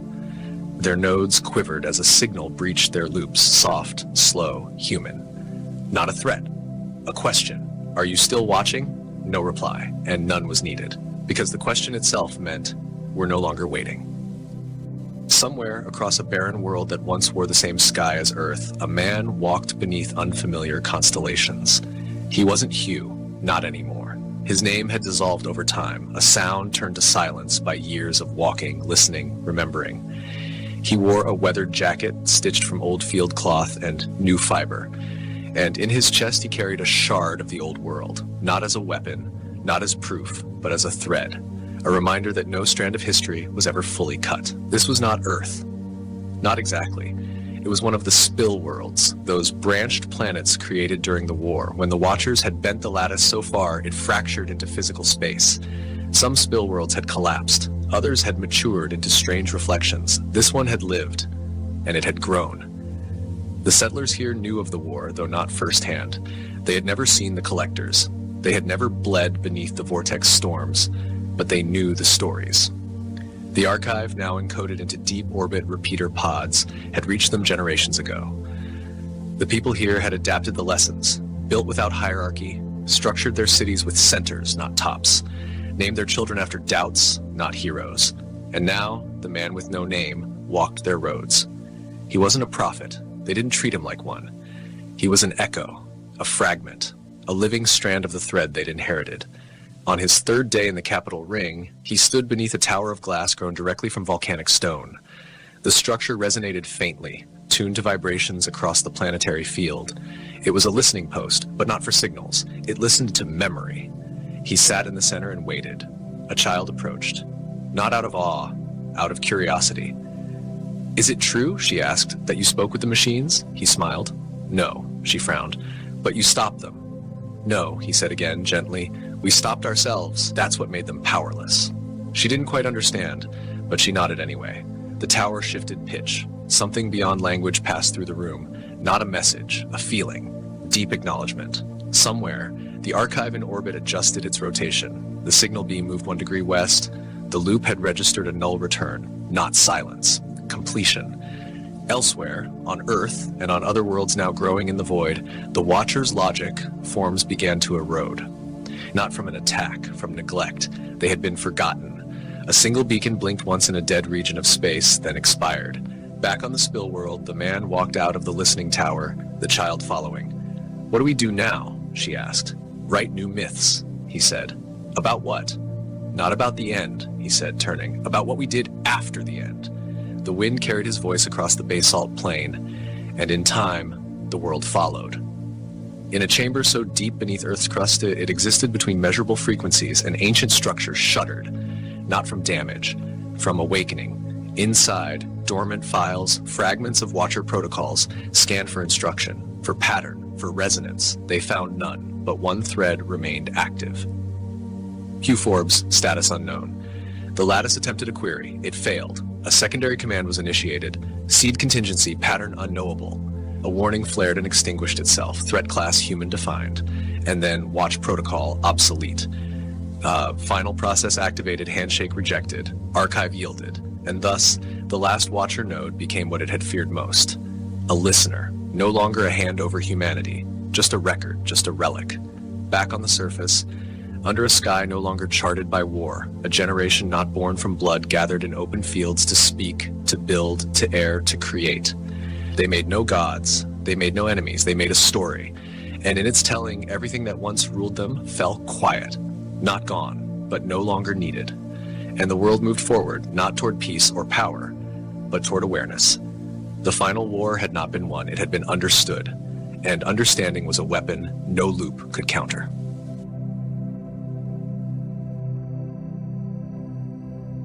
The galaxy used to be a quiet place. For centuries, the Galactic Federation, a group of 5 advanced alien races, ruled the stars. When humans first arrived from Earth, we were the new kids. We weren't the strongest, and we didn't have the oldest technology, but we had something they lacked: adaptability. When the Void Eaters, a mindless swarm from outside the galaxy, attacked, the Federation was terrified. Their high-tech shields were failing. Their logic-based tactics were useless. They turned to us. "Help us," they said. "If you fight on the front lines, we will give you a permanent seat in the High Council. We will share our energy technology with Earth. We believed them. For 5 years, human soldiers bled in the cold dark of space. We lost millions of lives. We used our primitive but effective kinetic weapons to tear through the Void Eaters. We saved their homeworlds. We saved their children. But the day the last Void Eater hive ship was destroyed, the Federation changed. The betrayal. I was standing on the bridge of the UEFS Retribution when it happened. Admiral Marcus Thorne, a man with more scars than medals, was looking at the view screen. We were expecting a celebration. Instead, we saw the Federation fleet, our allies surrounding us. The holographic projector flickered to life. It was High Counselor Varkas, a spindly blue-skinned alien from the Zool race. Admiral Thorne, Varkas said, his voice cold and robotic. The war is over.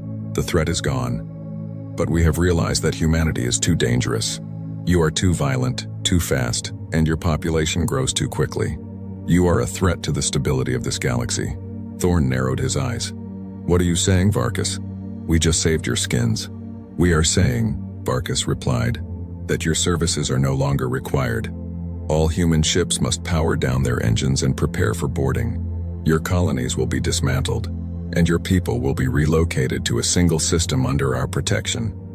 If you refuse, we will fire. The trap. They didn't wait for an answer. Before Thorne could even speak, the Federation fleet opened fire. But they didn't use lasers. They used ion pulses. They knew our ships were weakened from the war. Bam! The Retribution shuddered. All the lights turned red. The hum of the engine died. Status, Thorne yelled. Engines are dead, sir. Shields at 10%, the comms officer shouted. They've sent a virus into our network. They used the repair nanites they gave us last month to sabotage our systems from the inside. They hadn't just attacked us. They had planned this for months. While we were fighting their war, they were building a cage for us. Across the sector, thousands of human transport ships and colony hubs were being seized. They took our fuel, our food supplies, and our communication arrays.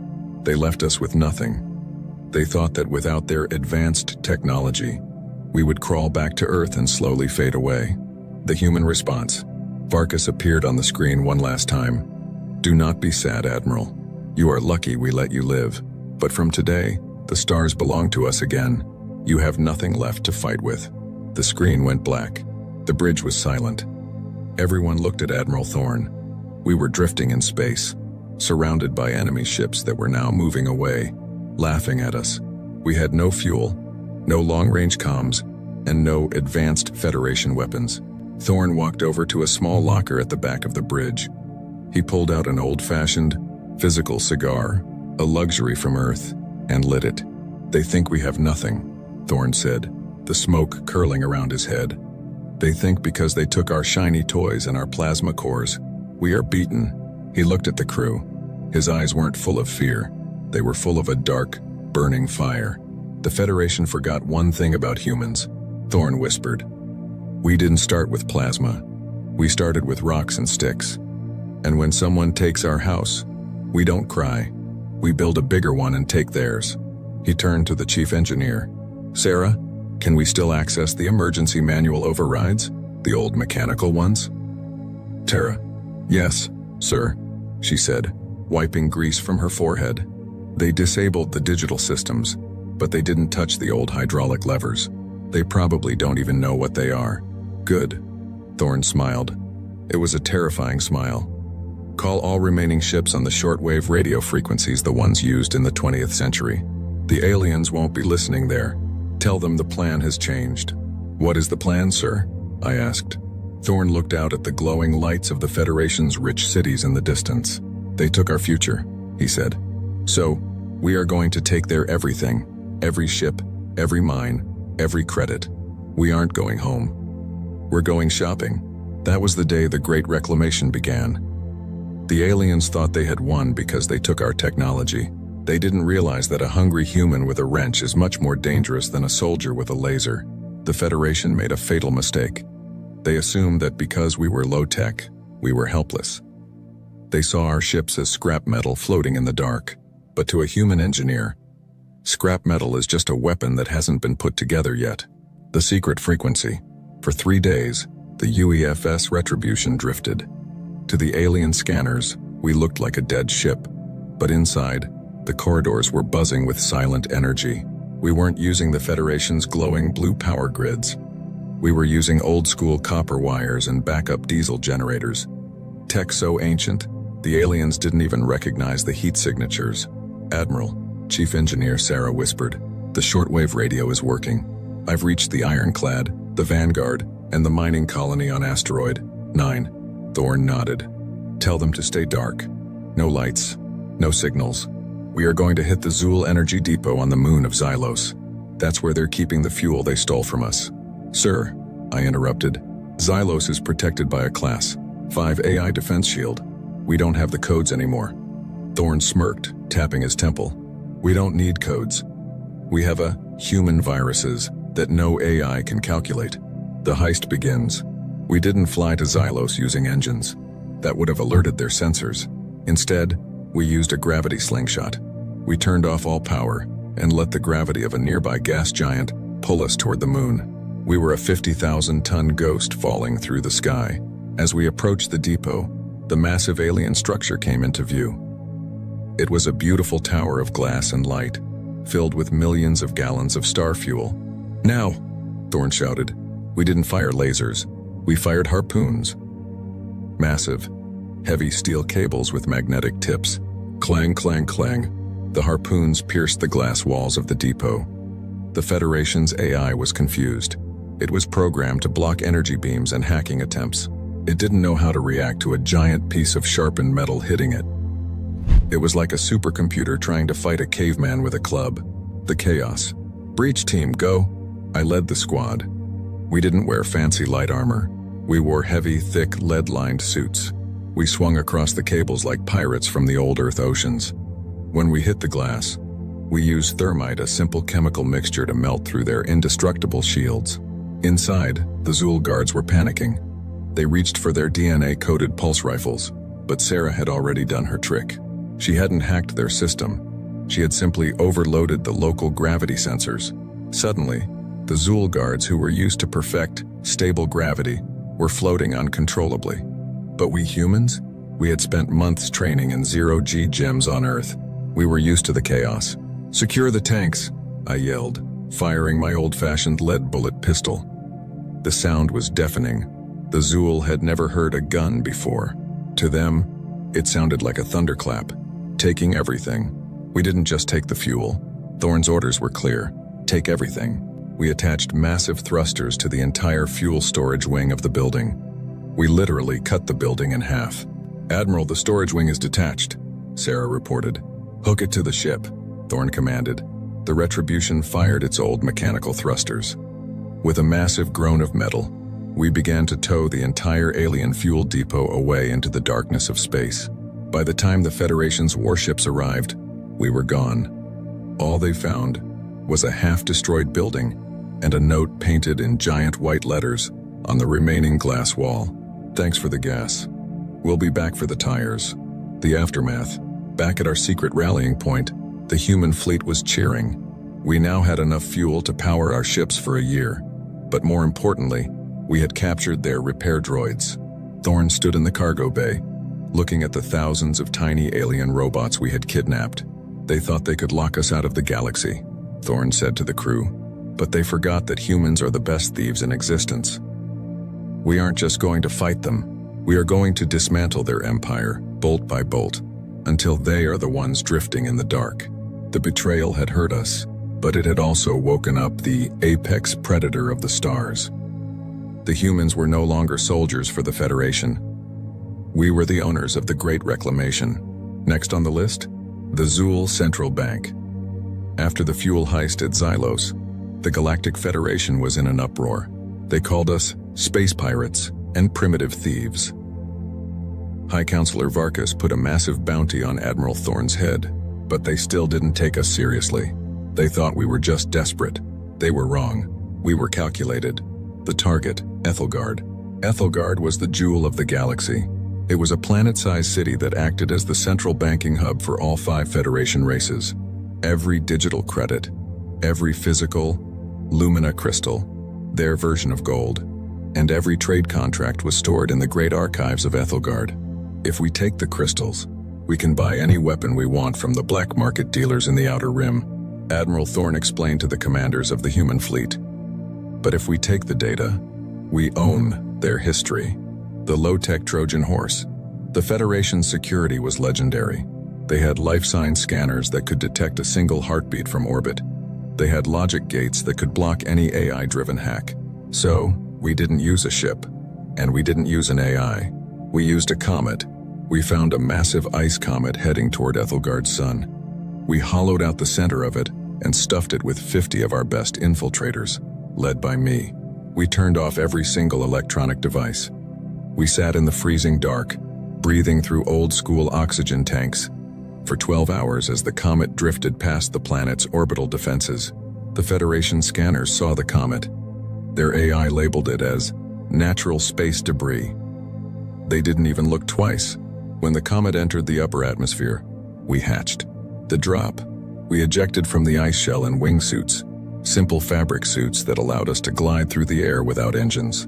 No heat signature, no radar footprint. We looked like giant birds falling from the stars. We landed on the roof of the central bank at midnight. Thermal charges ready. Sarah whispered over a wired headset, no radio waves for them to track. Pfft, crack. The roof didn't blow up, it melted. We dropped into the main vault chamber. It was beautiful. Rows upon rows of glowing blue lumina crystals, worth trillions. But we weren't there for the shiny rocks. The data ghost. While the team started loading crystals into vacuum bags, I ran to the central core. This was the heart of the Federation's economy. I didn't try to hack it. You can't hack a Zool core with a human laptop. Instead, I pulled out a magnetic pulse induction coil, a device that creates a massive, localized magnetic field. Sarah, start the mirror program, I commanded. We weren't stealing the data by downloading it. We were using the magnets to print a physical copy of the server's magnetic state onto a blank lead plate. It was like taking a giant stamp of the entire bank's memory. Suddenly, the alarms screamed. The Zool guards, tall, four-armed aliens with glowing stun staffs, burst into the room. "Human scum!" the leader yelled. "Drop the crystals and die. The human trick." I looked at the guard and smiled. "We aren't here for the crystals, buddy." I hit the eject button on my belt. Suddenly, the entire bank floor began to vibrate. We hadn't just come to steal. We had brought a gift. Outside, on the street level, the human mining ships, the ones the Federation thought were scrap, had attached massive industrial magnets to the building's foundations. Rumble, crash.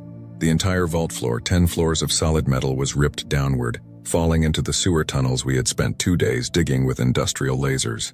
The Zool guards fell with us, screaming as they lost their balance. We used our magnetic boots to stay upright. In the darkness of the tunnels, our night vision goggles gave us the advantage. Pop, pop, pop. Our silenced pistols took them down before they could even see us. The great disappearance. By the time the Federation police reached the sewers, we were gone. We had loaded the vault floor onto a massive underground maglev train, an old piece of infrastructure the Zool had abandoned centuries ago. We didn't just take their money, we took the property deeds. The next morning, High Counselor Varkas woke up to a galaxy-wide broadcast. It wasn't a threat. It was a legal notice. Admiral Thorne appeared on every screen in the Federation. He was holding a glass of wine and a stack of digital papers. "Attention, citizens of the Federation," Thorne said calmly. "According to your own laws, Section 4, Article 9, the owner of the physical, original deed owns the land, and well, I'm currently holding the deeds to your 3 biggest mining planets, 2 sun collectors, and the High Counselor's private summer villa." He took a sip of his wine. "Technically, you're all trespassing on human property now. You have 24 hours to pay rent in the form of military tech and warships, or we start the evictions." The Federation had betrayed us to save their power. Now, they were realizing that in a galaxy run by laws and money, the humans had just become the ultimate landlords. High Counselor Varkas made a televised speech. "The human landlords are a joke," he sneered. "We do not pay rent to monkeys. We pay in fire." He sent 20 Zool dreadnoughts, massive, sleek ships that could crack a planet's crust, to the human rallying point near the Oort cloud. They arrived with their shields at 100%, and their plasma cannons glowing red. The silent trap. When the Federation fleet arrived, they found nothing. No human ships, no stations, just empty space. Scan for heat signatures, the Zool Admiral commanded. Nothing, sir, the technician replied. Wait, I'm picking up thousands of tiny signals. They look like frozen water? The Federation's advanced sensors ignored them. To their AI, it was just space ice. But inside those blocks of ice were human saboteurs. We had covered our small boarding pods in layers of frozen CO2 and ice to match the temperature of deep space. We were invisible to their high-tech thermal cameras. The cold boarding. As the massive dreadnoughts drifted through the ice field, we fired small compressed air thrusters. No fire, no heat, just a puff of cold air to push us toward the enemy hulls. Thump. I was in Pod 7. We hit the side of the Zool flagship, the Star Crusher. We didn't use drills. Drills make noise and vibration. Instead, we used gallium liquid. We poured the liquid onto their indestructible aluminum alloy hull. In minutes, the metal became as brittle as a dry cracker. Crunch. We snapped a hole in the ship and climbed inside. Chaos in the corridors. The Zool were prepared for a space battle, not a hallway fight. Their ships were designed for long-range laser duels. The corridors were wide and built for comfort, not defense. We burst through the vents. We weren't using energy shields. We were using flashbangs and smoke grenades. I can't see. My sensors are blinded. A Zool guard screamed as the thick gray smoke filled the deck. To an alien who relies on visual augmentation, smoke is a nightmare. To a human who grew up playing hide-and-seek in the dark, it's home. We moved like shadows. Using simple stun batons and zip ties, we neutralized the crew deck by deck. We didn't want to kill them. Dead pilots can't teach you how to fly. The hijack. On the bridge, the Zool Admiral was frantically hitting buttons. Override. Lock the engines. Self-destruct. Too late, pal. Admiral Thorne's voice came over the ship's own intercom. Thorne hadn't boarded a ship. He was sitting in an old human, ham radio room on an asteroid. But he had Sarah. Sarah had found a backdoor. She hadn't hacked the Zool computer. She had hacked the maintenance droids we stole in Part 2. Thousands of those little robots were now crawling inside the Star Crusher's computer brain, physically pulling out wires and rerouting them to a human-made control box we had brought with us. Admiral, I called out into my radio. The bridge is ours. The Star Crusher is now a human ship. The Grand Theft Starship. Across the fleet, the same thing was happening. One by one, the glowing blue lights of the Federation dreadnoughts turned human orange. The Zool pilots were forced into escape pods and launched back toward their homeworld. They watched, crying in shame, as their own invincible fleet turned around and warped away. The message. An hour later, Varkas received a ping on his private terminal. It was a video from Admiral Thorne, sitting in the captain's chair of the Federation's own flagship. Varkas, Thorne said, leaning back comfortably. You said you'd pay in fire. Well, your ships have excellent firepower. Thanks for the donation. Thorne pointed the camera out the window. Behind him, 19 other stolen dreadnoughts were lining up. Now, Thorne continued, his voice turning cold. You've lost your bank, you've lost your fuel, and now you've lost your primary fleet. We have everything we need to build our own empire. But we're not done. You still have your food synthesizer hubs on Planet Ceres, and we're feeling a bit hungry. The Federation was officially in a panic. They had tried to treat us like a minor threat. Now, they were realizing that they hadn't just betrayed an ally, they had accidentally built and funded the most dangerous army in the galaxy. In the galaxy, nobody farms anymore. The Federation races the Zool, the Xylos, and the Krill rely entirely on molecular food synthesizers. These massive machines, located on the garden planet Ceres 2, turn raw energy and basic minerals into steak, fruit, and nutrient pastes. If we control Ceres 2, High Counselor Varkas told his remaining generals, the humans will have to beg for a biscuit. They can steal our ships, but they cannot eat metal. He was right about one thing. We were hungry. But he was wrong about how we would get our dinner. The dirty tactic. We didn't send our newly stolen dreadnoughts to Ceres 2. That would have been too obvious. Instead, we used our old Earth trash. During the Void Eater War, humanity had thousands of garbage barges. Huge, ugly ships used to haul waste away from the front lines. The Federation ignored them. To them, garbage was invisible. Inside those barges, we hadn't stored trash. We had stored Earth soil and insects. The biological strike. We didn't drop bombs on Series 2. We dropped ecopods. As the garbage barges flew over the vast synthesizer fields of the planet, we released millions of tiny, genetically modified Earth locusts and a fast-growing earthweed known as kudzu. Admiral, I reported from the surface of the planet, hidden in a forest of alien purple trees. The green menace has been released. Within hours, the alien synthesizers began to choke. These machines were designed to work in sterile environments. They couldn't handle the messy biology of Earth. The vines grew into the cooling vents. The locusts crawled into the circuitry. The Federation's perfect food machines began to grind to a halt. The service call. The Zool scientists panicked. They didn't know how to deal with pests. They had lived in clean labs for thousands of years. Suddenly, a signal broadcasted across the planet's comms. It was Sarah, pretending to be an automated Federation repair service. Attention Series 2 hub. Her voice was disguised by a modulator. Biohazard detected. Please evacuate all personnel to the safety bunkers. We are sending the cleaning drones to sanitize the facility. The terrified Zool workers fled. They didn't check IDs. They just ran. The takeover. The cleaning drones were actually human engineering teams in white hazmat suits. We walked right through the front gates of the galaxy's largest food factory. Look at this, Sarah said, pointing to the massive central processor.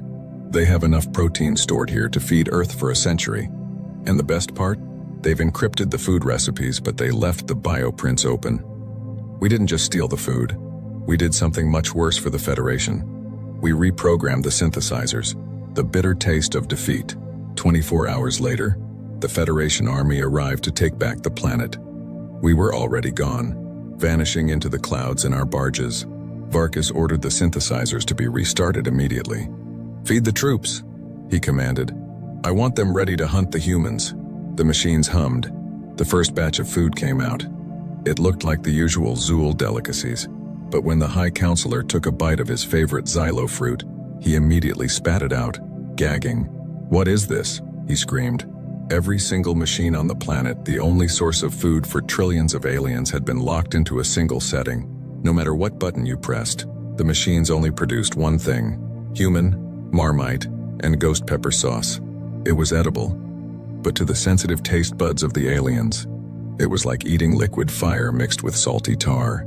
The hostage situation. A message appeared on the High Counselor's screen. It was Admiral Thorne, eating a very juicy, perfectly synthesized Earth-style apple. Hey Varkas, Thorne said, wiping his mouth. I heard the new menu is a bit spicy. Don't worry, we kept the sweet and savory codes for ourselves. If you want your taste buds back, you're going to have to give us the navigation charts for the Great Nebula. Thorne took another bite. Or you can get used to the spice. I hear it's great for the sinuses. The Federation was now hungry, angry, and humiliated. We had taken their fuel, their money, their ships, and now we had taken their very ability to enjoy a meal. Humanity wasn't just winning the war. We were making the Federation regret they ever met us. The Federation High Command was in a state of emergency. High Counselor Varkas was trying to organize a Grand Alliance meeting. He needed to talk to the kings and leaders of the other 4 races to convince them to launch a final, desperate attack on Earth. Use the subspace array, Varkas ordered. Send an encrypted priority signal. Tell them we meet at the neutral zone in 2 cycles. The weakness of light. The Federation's communication system was beautiful. It used pulses of light sent through artificial wormholes. It was nearly instantaneous, but because it was so advanced, it was incredibly fragile. It relied on sync stations, massive satellites that kept the light pulses timed perfectly. Admiral, Sarah said, pointing at a holographic map of the galaxy. If we take out those 3 sync stations, the entire Federation goes dark. They won't even be able to send a text message to the next room. We aren't going to destroy them, Thorne said, sharpening a small combat knife. If we destroy them, they'll just build new ones. We're going to reroute them. Operation Echo. We didn't use our stolen dreadnoughts for this. Instead, we used tugbolts. Small, powerful engines usually used to move space debris. We painted them matte black so they wouldn't reflect any light. I led the mission to Sync Station Alpha. It was a giant golden ring floating in the void. There were no guards, only automated turrets, because the Federation thought no one would be crazy enough to attack a station that didn't even have any gold or fuel on it. "Turrets are active," my pilot whispered. "Don't shoot back," I ordered. "Launch the chaff." We fired canisters filled with millions of tiny pieces of aluminum foil. The Federation's high-tech targeting lasers hit the foil and scattered. The turrets were blinded by their own reflections. It was a $5 solution to a $500 million defense system. The hijack. We landed on the station, and Sarah plugged in a device we called the human filter. We didn't stop the Federation's messages. We let them through, but we added a delay.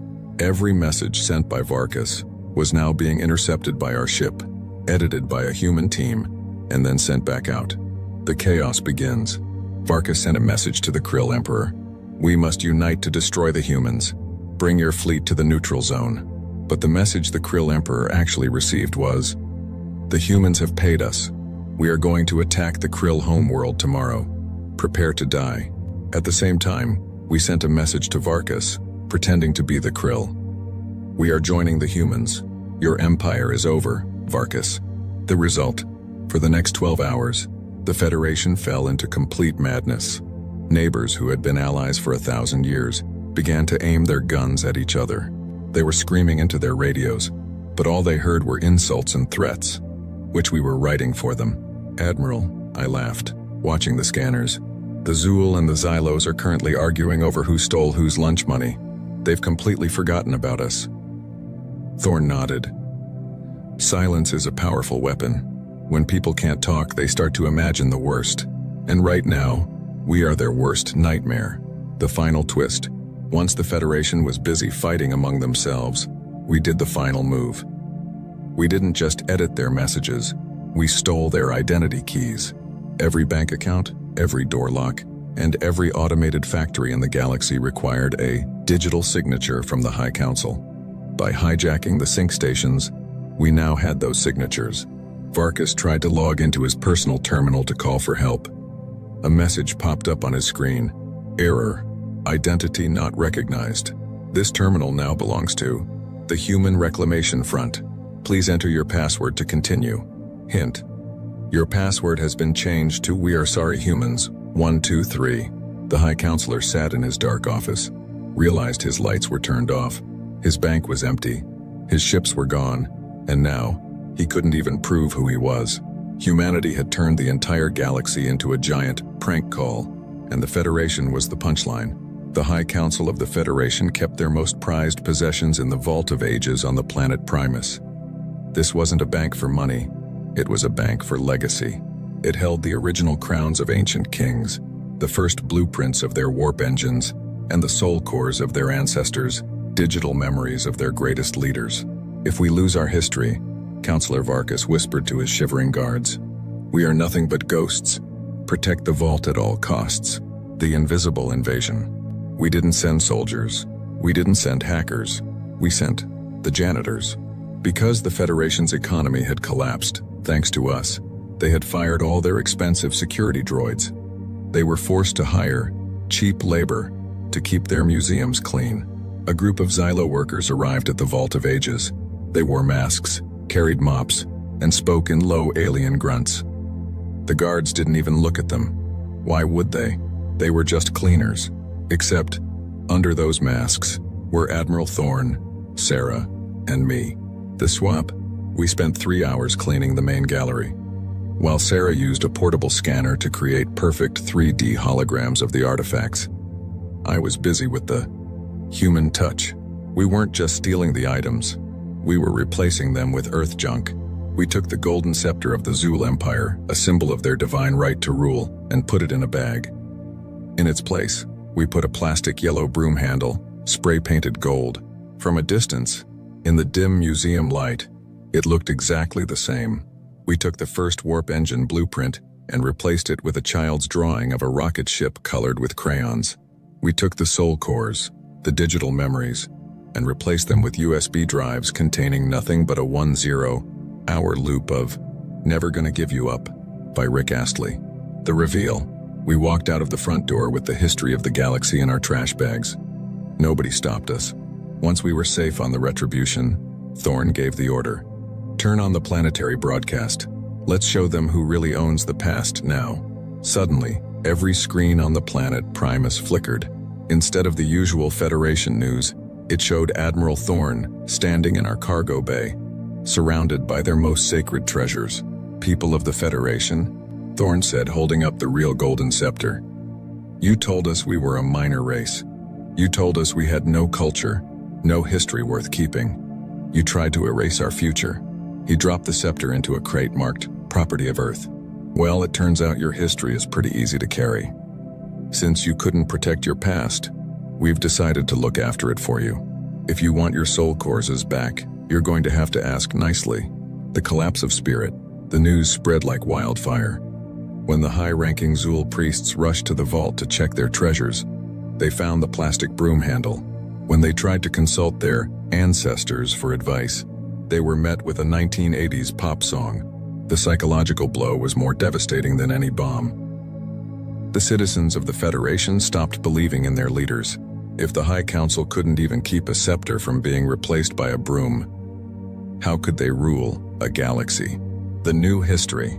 Thorne turned to me as we watched the Federation systems descend into riots. You know what the best part is? What, sir? I asked. We aren't just taking their stuff. Thorne smiled. We're opening a museum on Earth.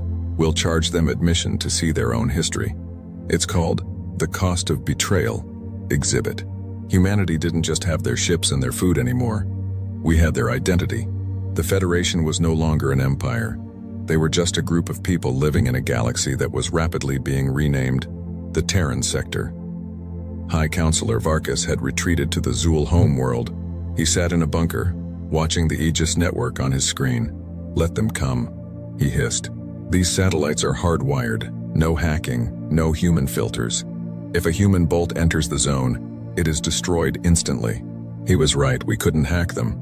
But we didn't need to. The low-tech solution. Admiral, I said, looking at the glowing red grid of the enemy defenses.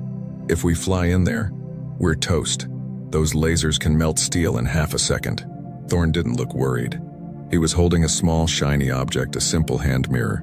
What happens when you shine a flashlight at a mirror, son? It bounces back, sir. Exactly, Thorne grinned. Sarah, bring in the glitter bombs. The silver cloud. We didn't send warships. We sent cargo containers filled with trillions of tiny, microscopic glass beads coated in highly reflective silver. We launched these containers from long range using railguns. When they reached the edge of the Aegis network, they exploded, creating a massive, shimmering cloud of space dust that surrounded the entire planet. The satellite's AI detected objects and fired their high-powered lasers to destroy them. Zap, zap, zap. But the lasers didn't burn the dust. Instead, the light hit the silver-coated beads and reflected. The lasers bounced off the dust, hit other beads, and eventually bounced back toward the satellites themselves. Self-destruction. It was a feedback loop of light. Within minutes, the Aegis network was blinded by its own power. The satellites began to overheat and explode as their own reflected beams melted their sensors. The shield is down, Sarah shouted. But more importantly, we've got a clear path to the atmospheric stabilizers, the ultimate ransom. Every advanced alien planet uses atmospheric stabilizers to keep the weather perfect. No storms, no heat waves, just 22 degrees Celsius and a light breeze every day. We didn't land our army. We sent a single drone to the main stabilizer hub. We didn't blow it up. We just installed a thermostat. A message popped up on the High Counselor's bunker screen. It showed a simple dial with two options: Ice Age and Sahara Desert. Below the dial was a note from Admiral Thorne. It's getting a bit chilly in here, Varkas. We've locked your planet's weather. If you want us to turn the heater back on, we need the master keys to every orbital shipyard in the sector. You have 10 minutes before we start the snowfall protocol, the surrender of the skies. Inside the bunker, the temperature began to drop. The Zul, who were cold-blooded creatures, began to shiver. They couldn't fight a war if they were frozen solid. Varkas looked at his generals. There was no pride left in his eyes. He realized that the humans weren't just fighting a war. They were playing a game, and they had changed the rules at every turn. "Give them the keys," Vargas whispered, his teeth chattering. "Give them everything, taking the factories." By the end of the day, humanity didn't just have ships, we had the shipyards.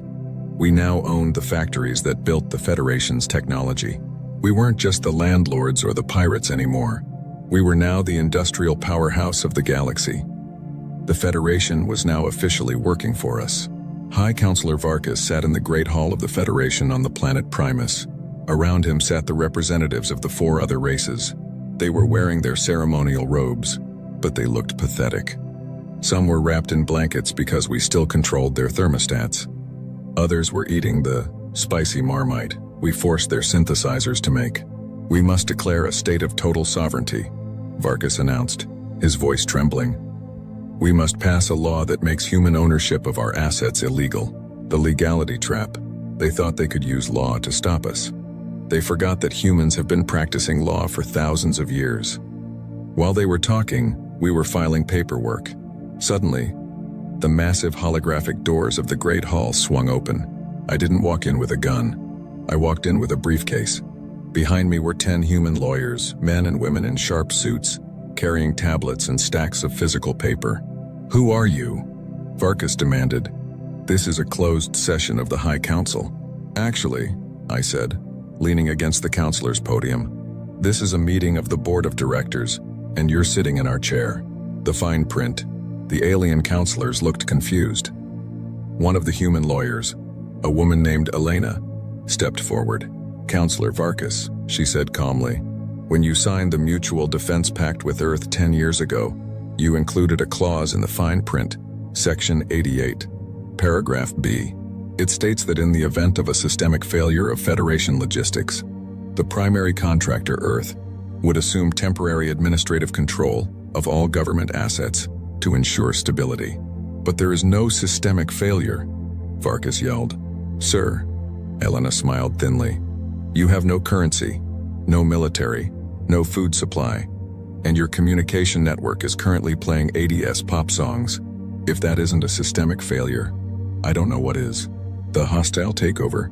We didn't need to fire a single shot. We had used the Federation's own obsession with order and process against them. "According to the records we recovered from your archives," I added, "the High Council's building, the ground it sits on, and even the air you are currently breathing are technically leased from the Human Reclamation Front.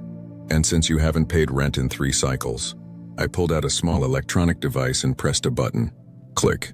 The holographic symbols of the Federation, the stars, and the ancient crests flickered and vanished.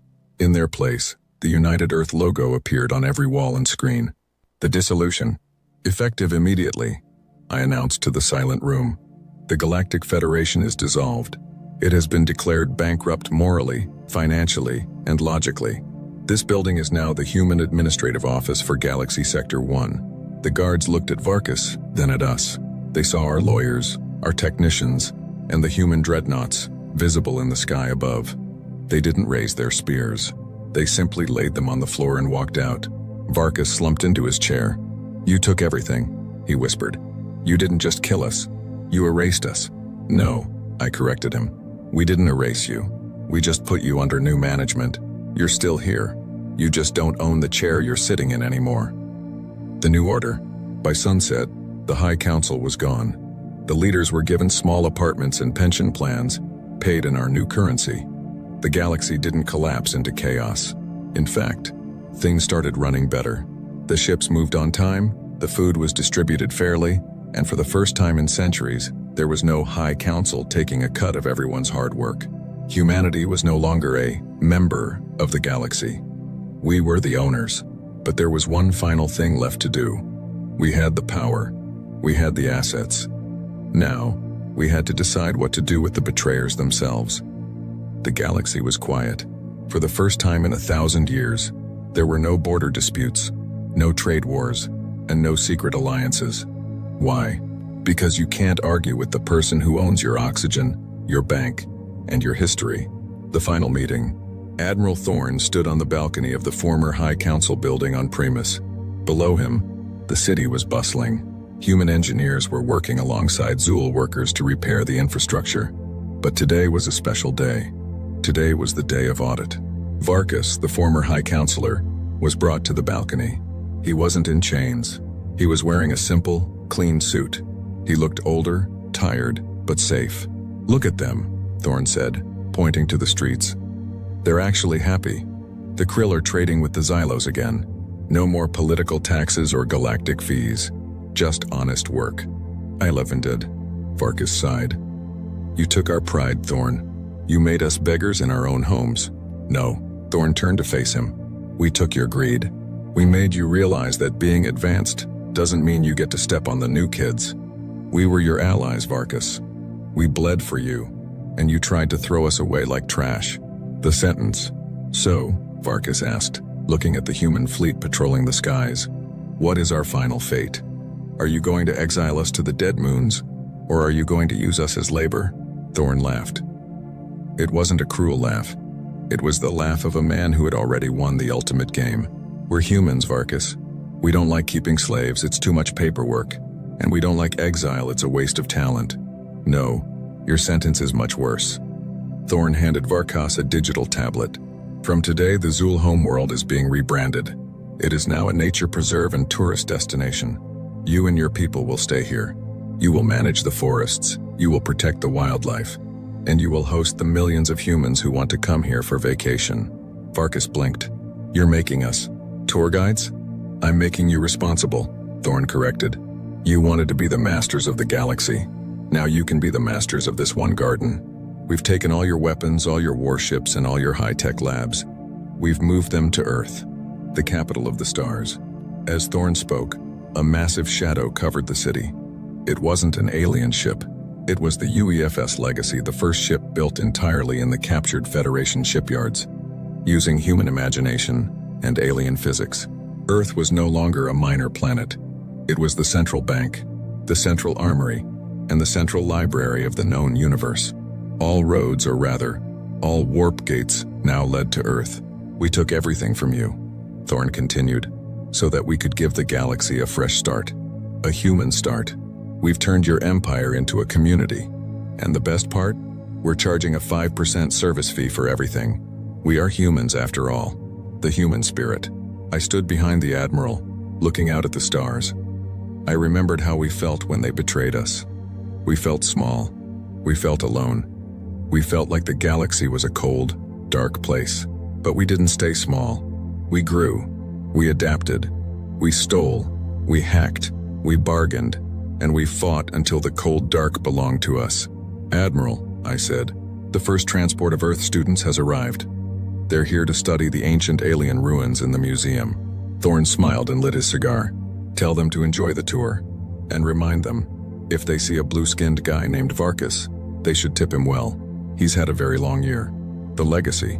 The story of the human reclamation became a legend that lasted for 10,000 years. It was a story told to every alien child. Never betray a human, because they won't just fight you. They won't just beat you. They will take your house, your car, your lunch, and your history, and then they'll hire you to keep the grass cut. The galaxy was finally at peace. And for the first time, it was a human peace. Danny Wright stared at the official-looking envelope on his grandmother's kitchen table like it might explode. Gold trim, fancy seals, words he couldn't pronounce stamped across the front in 3 different languages, only one of which was English. "That's junk mail, right?" he asked, poking it with a fork. His grandmother, Ruth, barely glanced up from her newspaper. "Came by special courier." Alien special courier had 4 arms and apologized twice for stepping on the porch. Danny's fork paused mid-poke.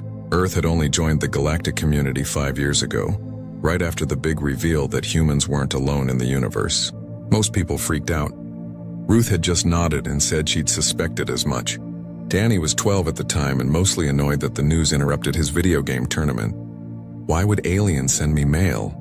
Danny grabbed the envelope and tore it open. Inside was a holographic card that activated the moment he touched it. A 3-dimensional figure appeared above the table, some kind of bird-lizard hybrid wearing way too many medals. "Greetings, representative of Earth," the hologram announced.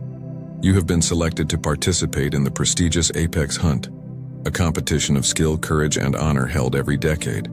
The greatest hunters from across the galaxy will gather to test their abilities against the most dangerous creatures known to exist.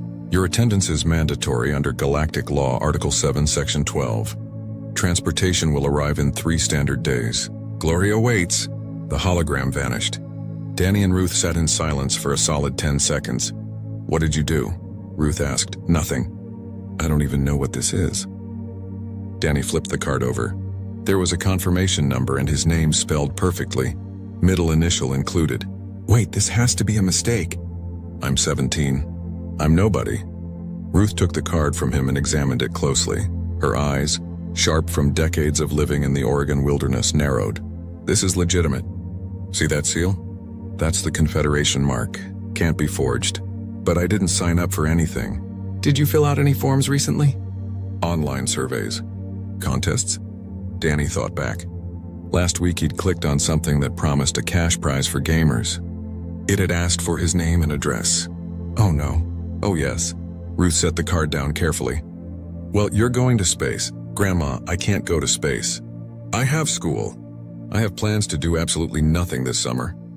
The message said mandatory. That means you don't have a choice. Ruth stood and walked to the cupboard, pulling out her old military trunk. If you're going to compete with alien hunters, you'll need proper preparation. I'm not a hunter. Ruth turned and gave him a look that could freeze lava. Boy, I've been teaching you to track deer since you were 6 years old. You can find a rabbit in a snowstorm and tell me what it ate for breakfast 3 days ago. You notice things people with fancy degrees miss. Don't sell yourself short. Danny wanted to argue, but she had a point. Growing up on Ruth's homestead meant learning to survive. She was a retired Marine who believed modern kids were too soft. While his classmates played organized sports, Danny learned to purify water, build shelters, and track animals through any terrain. He could start a fire with damp wood and identify edible plants in the dark. He just never thought those skills mattered.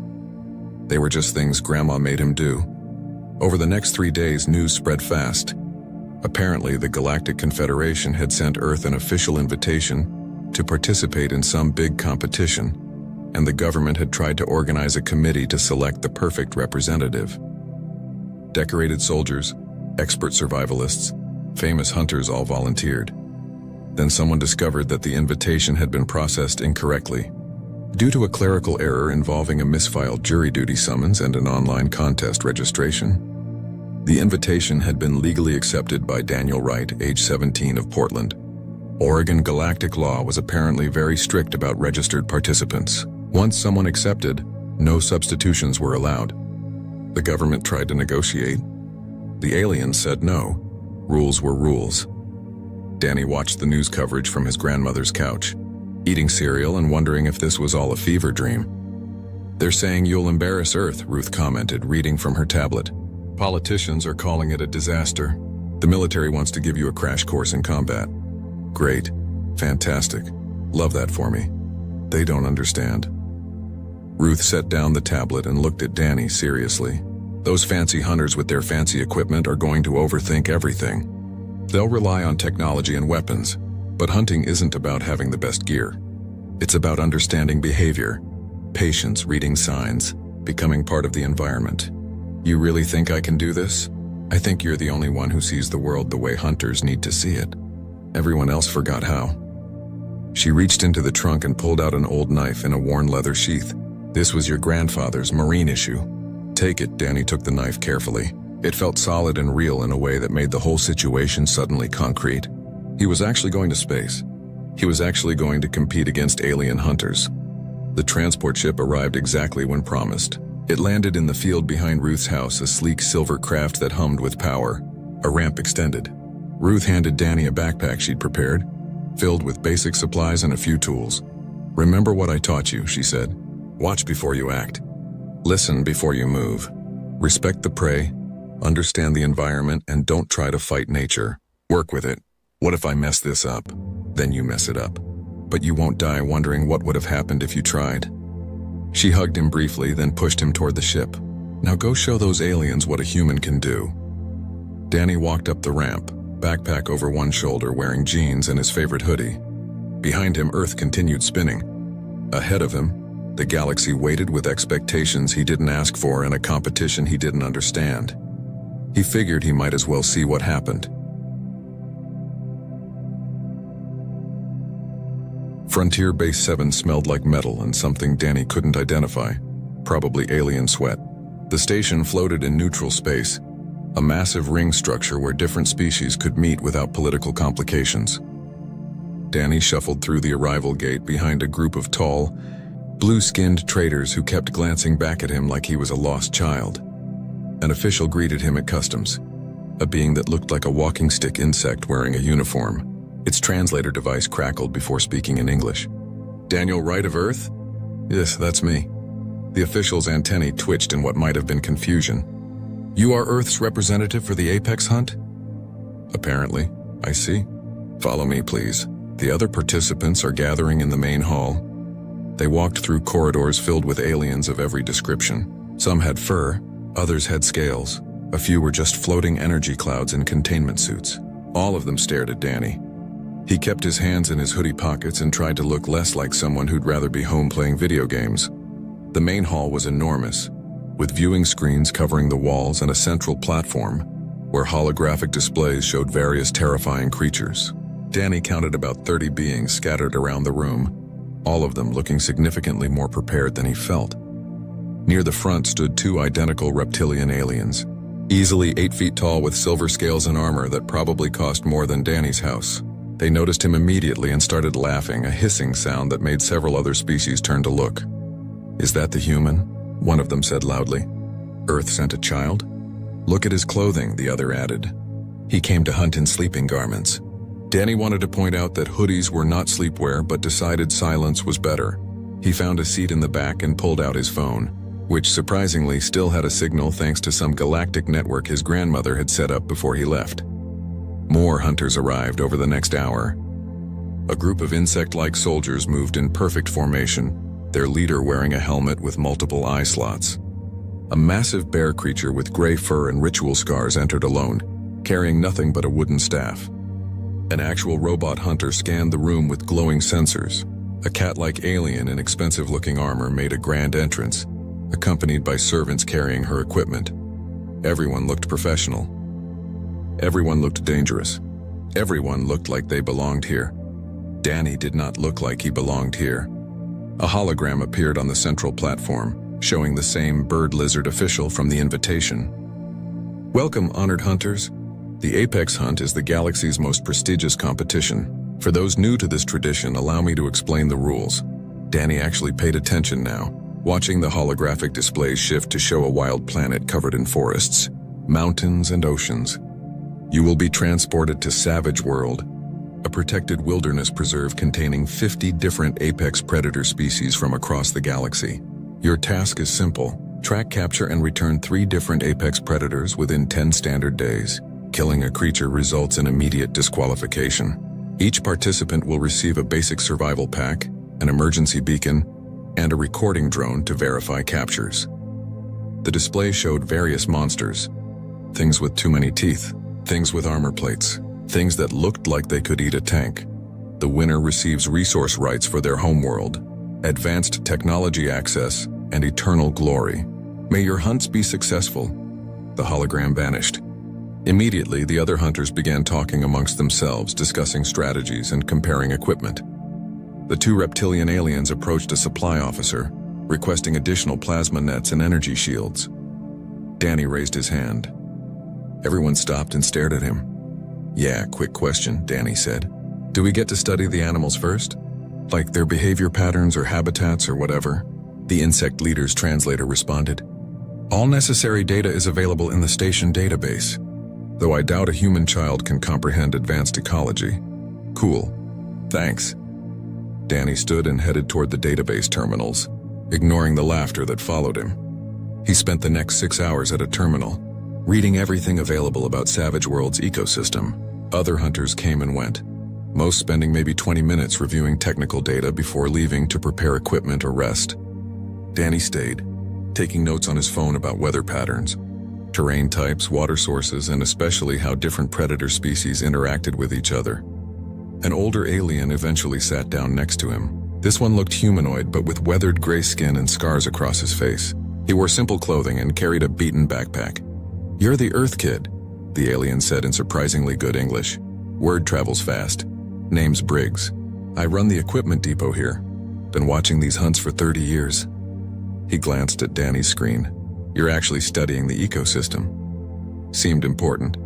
Most hunters focus on individual targets. They look at what they want to catch and ignore everything else. Briggs leaned back. "You know what separates good hunters from dead ones?" "What?" "Good hunters understand that everything is connected. The prey, the predators, the plants, the weather, all of it. You can't hunt in a vacuum." He stood up, patting Danny's shoulder. "Keep doing what you're doing, kid. You might surprise people." After Briggs left, Danny continued reading until his eyes hurt. He learned that shadow panthers hunted near river systems. Titan serpents avoided volcanic regions. Razorback boars migrated based on fruit tree cycles. The information built a picture in his mind. Not of individual monsters, but of a living, breathing world with patterns and logic. By the time officials announced that transport would begin in the morning, Danny had filled 30 pages of notes. Other hunters were showing off their gear, testing weapons, making alliance proposals. Danny went to his assigned quarters, a small room with a basic bed, and reviewed his notes one more time. He thought about what his grandmother had taught him. Don't fight nature, work with it. Understand the patterns, be patient. Tomorrow he'd be dropped alone into an alien wilderness to hunt creatures that could kill him in seconds. Danny set his phone. The transport pod shook as it entered Savage World's atmosphere. Danny gripped his seat and watched through the viewport as alien jungle rushed up to meet him. The pod's computer announced landing coordinates in a language he didn't understand, then switched to English. Participant Daniel Wright, you will be deployed in Sector 7, a temperate forest region. Your survival pack includes water purification tablets, basic medical supplies, emergency beacon, and recording drone. Good luck. The pod hit the ground with a thud that rattled Danny's teeth. The door hissed open, releasing him into humidity that immediately made his hoodie stick to his back. He grabbed his backpack and grandmother's knife, then stepped out into an alien world. Trees surrounded him, but not like Earth trees. These had purple bark and leaves that shifted colors when the wind blew. Strange bird calls echoed from every direction. Something rustled in the undergrowth and Danny froze instinctively, his training kicking in before his brain caught up.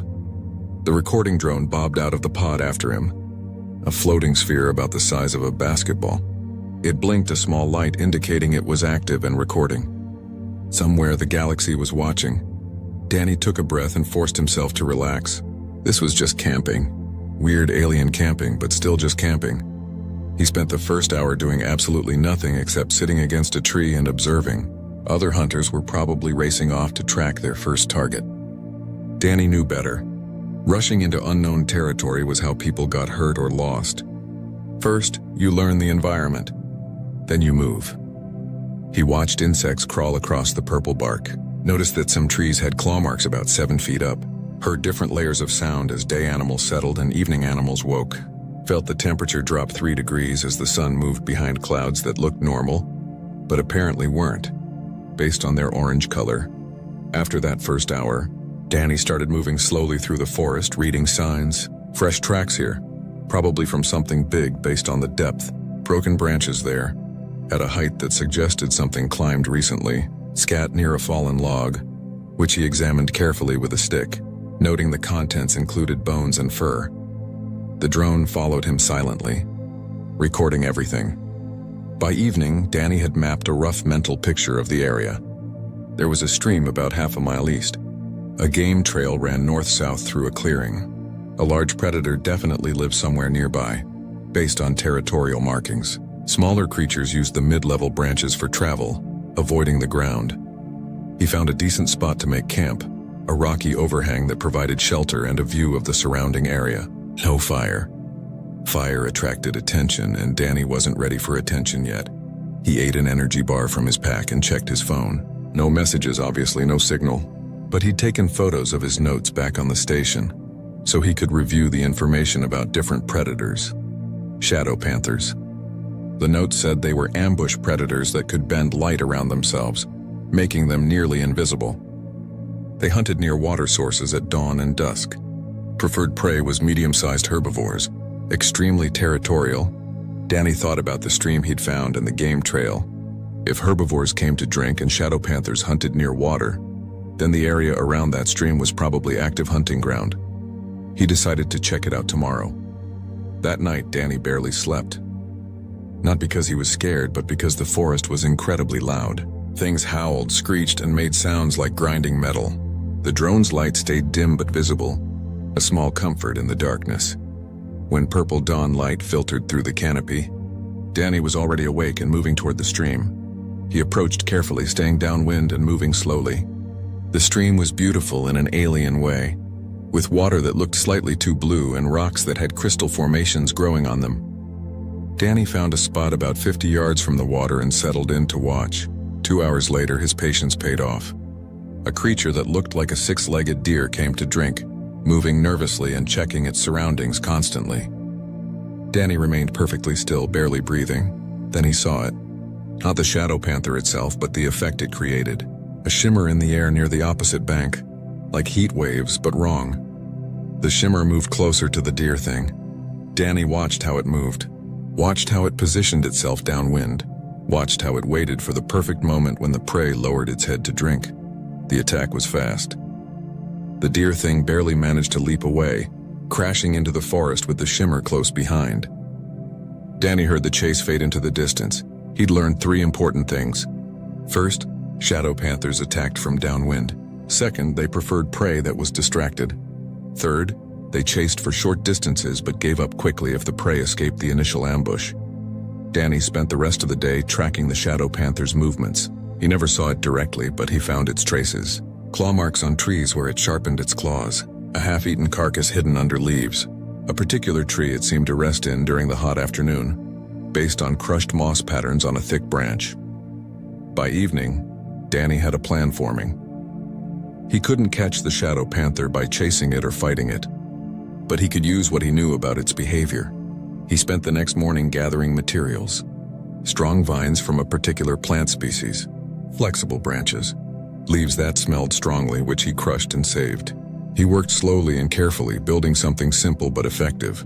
The trap took all day to prepare. A pit, carefully disguised, placed exactly where the game trail met the stream. Not deep enough to hurt the panther, but deep enough to contain it temporarily. Danny used the crushed leaves to mask his scent and placed bait, a portion of the carcass he'd found, in a position that would require the panther to approach from a specific angle. Then he climbed a tree 70 yards away and waited. Waiting was the hardest part. Hours passed. The sun moved across the sky. Danny's legs cramped. The drone recorded everything with what seemed like judgment. Just before dusk, the shimmer appeared. Danny felt his heart rate increase but forced himself to stay calm and still. The shadow panther approached the bait cautiously, circling it once, twice, checking for danger. Then it stepped exactly where Danny needed it to step. The ground gave way. The panther fell with a startled sound that broke its camouflage, revealing a creature that looked like a big cat made of living darkness with glowing yellow eyes.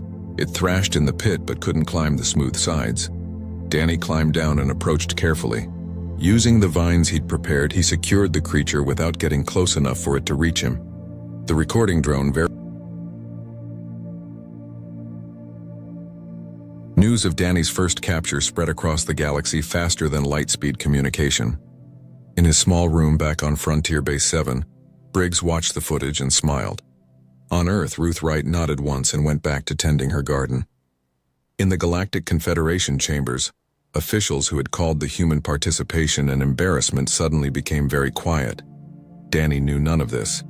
He'd released the Shadow Panther after the capture was verified, watching it sprint away into the forest, probably very confused and angry.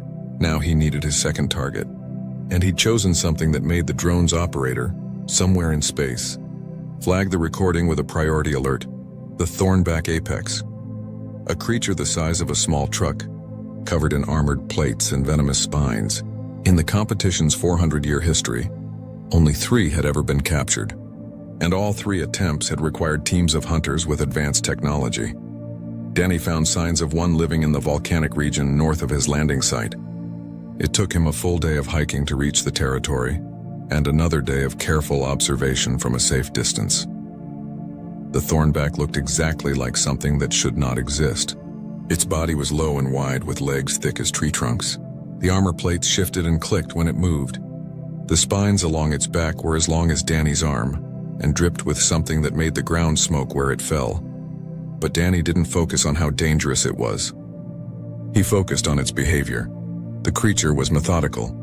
Every morning it patrolled a specific route around its territory, marking certain rocks with scent glands. Every afternoon when the volcanic heat became intense, it traveled to a mud wallow to cool down. It always used the same wallow, always approached from the same direction, always stayed for exactly 2 hours before returning to its den. Danny spent 3 days just watching and taking notes. The drone recorded everything, which confused galactic analysts who expected immediate action. Human observers started calling him patient. Military strategists called him smart. Ruth called it basic common sense. On the 4th day, Danny began his preparation. He needed to move the Thornback from its wallow to a specific location, and he needed to do it without getting close enough for those venomous spines to reach him. Fire was the answer. Not to hurt the creature, but to guide it. Danny studied the wind patterns and spent an entire day gathering specific plants that produced thick smoke when burned. He created a line of small fire pits, carefully positioned to drive smoke in a particular direction without actually spreading the fire. The next afternoon, when the Thornback went to its wallow, Danny lit the fires in sequence. The smoke billowed thick and low, not dangerous but extremely unpleasant. The Thornback, confused and annoyed, left the wallow early and moved away from the smoke. Danny kept the smoke flowing, adjusting the fires to create a path the creature could follow comfortably. He wasn't chasing it. He was suggesting a direction, and the Thornback, wanting to avoid the smoke, naturally followed the path of least resistance. It took 6 hours of careful management. Danny moved quietly through the volcanic rocks, always staying far from the creature, always keeping the smoke between them. The Thornback never saw him, never felt threatened, just kept moving away from the irritation. Finally, Danny guided it into a narrow canyon he'd scouted earlier. The canyon had steep walls and a single entrance. Once the Thornback moved deep enough into the canyon, Danny triggered his trap. He'd spent 2 days carefully weakening specific rocks along the canyon's upper edge. Now, using a long lever he'd constructed from a fallen tree trunk, he dislodged those rocks. They fell in a calculated collapse not on the creature but behind it, blocking the exit. The Thornback spun around, finding itself trapped. It roared, a sound that shook Danny's bones, and charged at the rockfall. But the rocks were too heavy and too many. The creature was contained. Danny approached carefully with strong vines he'd braided together over the past days. Using a long stick, he managed to secure the vines around the Thornback's legs without getting close. The creature thrashed and tried to reach him with its venomous spines, but Danny stayed just beyond range, patient and careful. The recording drone verified the capture. 2 down, 1 to go. Back on Frontier Base 7, the viewing hall was packed. What started as entertainment, watching the foolish human fail, had become something else. Hunters from dozens of species watched Danny's methods with growing respect. The 2 reptilian brothers who had mocked him earlier were notably silent. The insect commander, who had successfully captured 2 creatures using military precision, studied Danny's recordings like textbooks. The robot hunter ran probability calculations and concluded that human intuition operated on variables it couldn't measure. The large bear creature, having captured 1 target through spiritual connection and brute strength, nodded in approval of Danny's approach. The cat-like noble, who had also captured 2 creatures but at great cost to her equipment and pride, refused to watch the recordings. She told everyone who would listen that primitive methods were lucky, not skilled. Nobody was listening to her anymore. On Savage World, Danny sat by a small stream and reviewed his notes about the 3rd target he'd chosen. The impossible one. The creature that would either prove he understood what he was doing or prove he'd been lucky all along. The Void Stalker, a predator that existed partially outside normal space, could phase through solid matter, and had never been captured in the competition's entire history. Danny studied his notes until the light faded. Then he studied them more by the light of the recording drone, which had apparently been upgraded to include a spotlight function after someone in the control center decided to help him. He thought about everything his grandmother taught him. Every hunt came down to understanding behavior and environment. It didn't matter how strange the animal was. It still needed to eat, sleep, and avoid danger. It still had instincts. It still followed patterns. The Void Stalker could phase through matter, but according to his research, there were limits. Extreme temperatures disrupted the phasing ability. The creature avoided certain types of electromagnetic fields. It hunted in specific territory and returned to the same resting spots. Danny could work with that. He spent the next 2 days not hunting, but preparing the environment itself. He mapped the Void Stalker's territory completely, identifying every spot it had been seen or left traces. He studied the terrain, the temperature variations, the underground water sources. Then he began to reshape the creature's hunting ground, not by building traps, but by influencing where its prey would go. He drove smaller animals toward specific areas. He blocked certain paths with his scent. He used calls he'd learned from watching local predators to create sounds that made prey animals nervous in particular locations. The Void Stalker would follow its prey. 2 days of careful work turned the Void Stalker's hunting territory into a maze of invisible influences. Danny had never actually seen the creature clearly. It appeared as a distortion in space, like looking at something through rippling water, visible only when it moved and only if you knew what to look for. But he'd found its patterns. The Void Stalker hunted every evening between dusk and full dark. It preferred prey that traveled alone. It always approached from higher ground. And most importantly, it avoided areas where temperature dropped below a certain point because extreme cold disrupted its ability to phase between dimensions. Danny found a location where underground springs created natural cold spots in the ground. The area was small, maybe 30 feet across, and surrounded by warmer territory. Normally, prey animals avoided the cold spot because it was uncomfortable. Danny needed to make it attractive. He spent hours gathering fresh vegetation and piling it in the cold area, creating what looked like abundant food. He used sounds to drive small prey animals away from their usual feeding grounds. Hungry and confused, they would eventually find the new food source. Then came the hard part.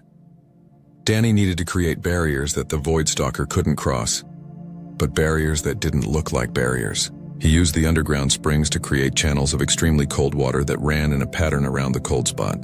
The channels were narrow and easy for prey to cross, but for the Void Stalker, they would be walls. The creature couldn't phase through extreme temperature differences. It took him another full day to perfect the pattern. The channels formed a maze with only one entrance, and that entrance led directly to the center of the cold spot. Danny made sure the approach path felt natural, following the contours of the land in a way that wouldn't seem artificial. On the evening of the 9th day, with only 1 day left before the competition ended, Danny positioned himself in a tree 200 yards from his trap and waited. The drone hovered near him, its spotlight off, recording in low light mode. Across the galaxy, millions watched. Betting pools had formed about whether the human would succeed or fail. The odds had shifted dramatically since the competition began. Dusk arrived with purple and orange clouds. Danny controlled his breathing, staying perfectly still. His legs were cramped from 3 hours of not moving, but he ignored the discomfort. His grandmother had made him practice this. Deer hunting in Oregon required patience that most people couldn't imagine. Small prey animals found the food Danny had placed. A group of 6-legged creatures that looked like rabbits mixed with lizards began eating the fresh vegetation, nervous but hungry. More arrived. Soon there were dozens, all focused on the unexpected feast. Then Danny saw it, or rather saw the distortion. The air rippled near the upper rocks, flowing like water down toward the feeding animals. The Void Stalker was hunting. The creature moved silently, a ghost made of bent space and predator instinct. It circled the cold spot once, and Danny held his breath. If the Void Stalker sensed the trap, it would leave and Danny would fail. But the creature saw prey. Lots of prey, distracted and easy. It approached along the exact path Danny had left open, moving through the maze of cold channels without realizing they were guiding it. The Void Stalker entered the cold spot. Immediately, its form became more visible as the extreme temperature disrupted its phasing ability. It appeared as a creature made of shadow and sharp angles, with too many limbs and eyes that glowed like dying stars. It lunged at the prey animals, catching 2 before the rest scattered. The Void Stalker tried to phase through the ground to chase them, but the cold prevented it. Confused, it tried to leave the cold spot. That's when it discovered the channels. Every direction it turned, extreme cold blocked its path. The channels weren't deep enough to trap a normal creature, but for the Void Stalker they were impassable walls. It was caught in a cage made of temperature. Danny climbed down from his tree and approached slowly. The creature saw him and made a sound that hurt Danny's ears and made reality feel temporarily uncertain. It was clearly intelligent enough to understand it had been outsmarted, and it was not happy. Using the vines he'd prepared, Danny created a harness that could contain the creature without touching it directly. The Void Stalker struggled and tried to phase away, but the cold kept it solid. The process took an hour of careful work, with Danny staying just outside the cold spot and using long poles to position the vines. Finally, the recording drone chimed. The capture was verified. Danny sat down on the warm ground outside the cold spot, exhausted. 3 captures, 3 days ahead of schedule. The impossible hunt completed by a 17-year-old kid from Oregon. The galaxy watched in silence. In the viewing hall at Frontier Base 7, the silence broke into noise. Some species cheered, others argued. The reptilian brothers stared at the screen with what might have been respect. The insect commander approached a communication terminal and sent a message directly to Earth's representatives, requesting information about human training methods. The robot hunter's processors struggled with the data. Logically, the humans should not have succeeded. Limited equipment, no advanced technology, minimal physical advantages. Yet the results were undeniable. The variable it couldn't account for was intuition, the ability to understand complex systems through observation and experience rather than pure calculation. The cat-like noble left the viewing hall without a word, her servants hurrying behind her. Only Briggs remained calm, watching the screen with a knowing smile. He'd seen it in Danny's eyes from the beginning.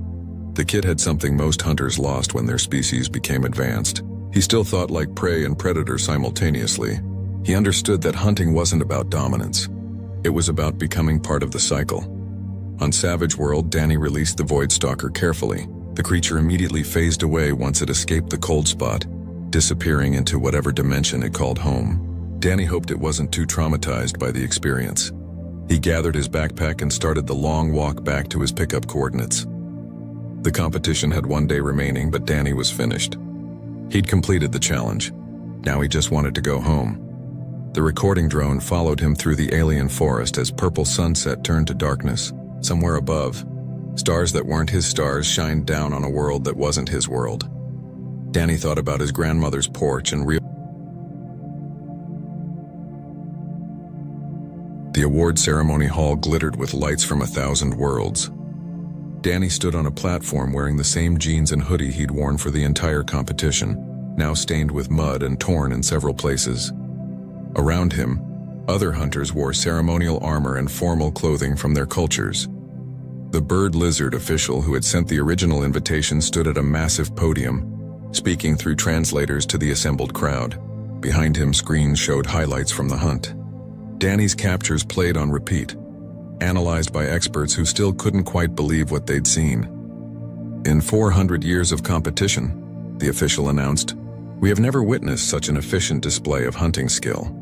3 captures in 9 days, including the legendary Void Stalker, with 0 injuries and minimal equipment. The Galactic Confederation is honored to declare Daniel Wright of Earth the winner of this year's Apex hunt. Polite applause echoed through the hall. Some species showed enthusiasm, others merely acknowledgement. Danny noticed the 2 reptilian brothers in the audience. They stood and pressed their fists to their chests, a gesture of warrior respect. Danny nodded back awkwardly. The cat-like noble sat with perfect posture, her face showing nothing. She'd completed her 3 captures but barely made the deadline and had damaged expensive equipment in the process. Her pride was clearly wounded more than her body. The insect commander approached the platform when the ceremony allowed for congratulations. Her translator buzzed efficiently.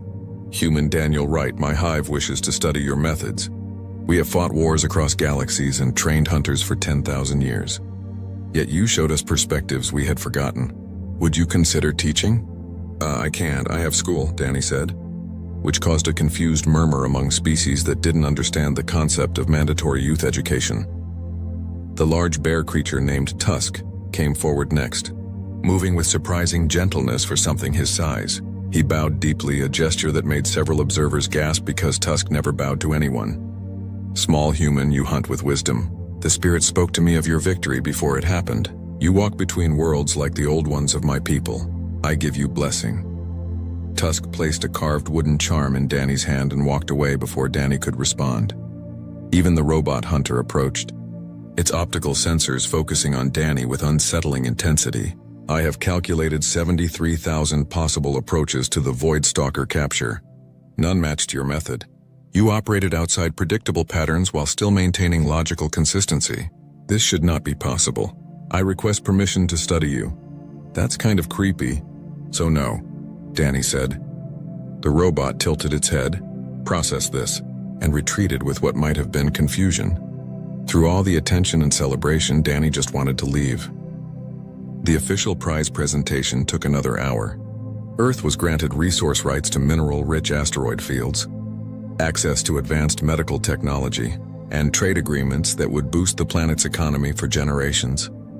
Earth's representatives, dressed in formal suits and looking extremely relieved, accepted the awards. They tried to get Danny to pose for photos.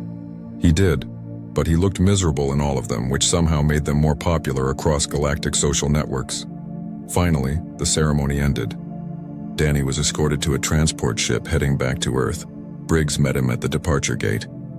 "You did good, kid," the old hunter said. "Better than good. You reminded a lot of species about things they'd forgotten." "I just did what my grandma taught me," Danny replied. "Exactly. That's the point." Briggs handed him a small package. "Your grandmother's knife served you well, but you'll need your own tools now. These are from my personal collection.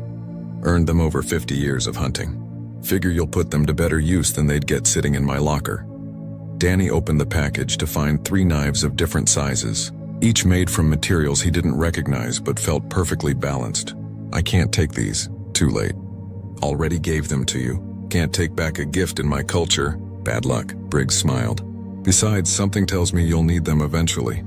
Galaxy's a big place and now everyone knows your name. That brings opportunities and problems in equal measure." The transport ship's boarding call echoed through the station. Danny shook Briggs's hand and headed for the ramp. The journey back to Earth took 3 days. Danny slept most of it, finally able to relax. When the ship entered Earth's atmosphere and he saw the familiar blue and green of his homeworld, something tight in his chest loosened. Landing brought chaos. Media everywhere, government officials wanting statements, people cheering. Danny was rushed through it all, giving short answers and trying not to look directly at camera flashes. A military escort drove him to Oregon. They wanted to take him to Portland for more ceremonies. Danny refused and gave them his grandmother's address.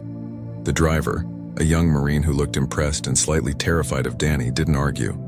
Ruth's homestead appeared exactly as Danny had left it. The garden still grew. The porch still creaked. The forest still surrounded everything with comfortable silence. Ruth stood on the porch, arms crossed, watching the military vehicle approach. Danny got out with his backpack and Briggs's knives. The escort waited to make sure he was safe. Ruth waved them away and they left. "You look terrible," Ruth said. "Alien planets aren't great for hygiene," Danny replied. "You hungry?" "Starving." They went inside. Ruth had made stew, apparently confident Danny would return. They ate in silence for a while, just the sound of spoons on bowls in the forest outside the windows. "Government's going to want you to do appearances," Ruth said eventually. "Talk shows, interviews, all that." "Yeah." "You going to do them?" "Do I have to?" "No, you're a minor. I can tell them to leave you alone until you're 18. Ruth finished her stew. "Might be good for Earth's image, though. Show the galaxy that humans are worth respect." Danny thought about it. "Maybe a few. But then I want to come home and finish school." "That's reasonable." Ruth collected the bowls. "What did you learn out there?" Danny considered the question seriously. "That most problems are simpler than people make them. That watching is better than acting sometimes. That expensive equipment doesn't replace understanding." He paused. "And that the things you taught me actually matter. I always thought they were just survival skills for camping. They are survival skills. Just turns out survival is more universal than we thought." Ruth smiled slightly. Your grandfather would be proud. I'm proud too, though I'll deny saying that if you tell anyone. That evening, Danny sat on the porch and watched the forest. His phone had about 3,000 messages he was ignoring. News sites were calling him humanity's champion. Scientists wanted to study his methods. Schools wanted him to speak at graduations, but right now, in this moment, he was just a kid sitting on his grandmother's porch in rural Oregon, watching deer move through the trees and automatically tracking their movement patterns. He noticed everything: the wind direction, the moisture in the air suggesting rain tomorrow, the way birds reacted to something passing below their perch, the old patterns, the ones humans learned before technology, before civilization, back when survival meant understanding the world instead of controlling it. Danny realized he'd always see the world this way now. Couldn't turn it off even if he wanted to. His grandmother had trained him too well. He figured that was probably okay. The galaxy was bigger than he'd imagined, stranger than he'd expected, and apparently paying attention now. If humans were going to be part of that galaxy, maybe someone should remember the simple things. Above him, stars appeared as the sun set. Some of those stars had planets where creatures hunted and lived and died in patterns as old as time. Danny had walked among them and learned they weren't so different from Earth's creatures after all. Everything alive followed rules. You just had to learn what those rules were and work with them instead of against them. That was the secret his grandmother knew. That was what he'd shown the galaxy. And that was what he'd carry forward whatever. The canteen on Nexus Station buzzed with the usual mix of voices, clicks, and electronic warbles. Smoke from a dozen different worlds drifted through the air as mercenaries from across the galaxy nursed their drinks and counted their credits. Captain Zixithor tapped his clawed fingers against the metal table, watching potential contractors come and go through the main entrance. A human in an expensive suit approached his table. The man looked nervous, sweat beading on his forehead despite the station's cool temperature. Zixithor had seen the type before: corporate executives who needed dirty work done but wanted to keep their hands clean. "Captain Zixithor?" the human asked, his voice shaking slightly. "I represent certain corporate interests. We have a job that requires your specific skills." The reptilian Seth warrior leaned back in his chair. His yellow eyes studied the human carefully. Years of experience had taught him to read potential clients. This one was desperate. "Speak," Zixithor hissed, his forked tongue tasting the air. "What kind of job?" The executive pulled out a data pad and slid it across the table. "Simple extraction mission. 4 targets on a backwater planet called Kepler 442b. Small military unit conducting some kind of survey. We need them eliminated quickly and quietly." Zixithor's eyes widened as he read the file. The payment offer was enormous, more credits than most mercenaries saw in a lifetime. But something felt wrong. Why pay so much for what seemed like a simple job? "What species are the targets?" he asked, though he had a growing suspicion. The human hesitated. "They're human. Terran Defense Force Special Operations." Zixithor's blood turned cold.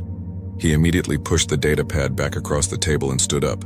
"No," he said firmly. "But you haven't even heard the payment amount."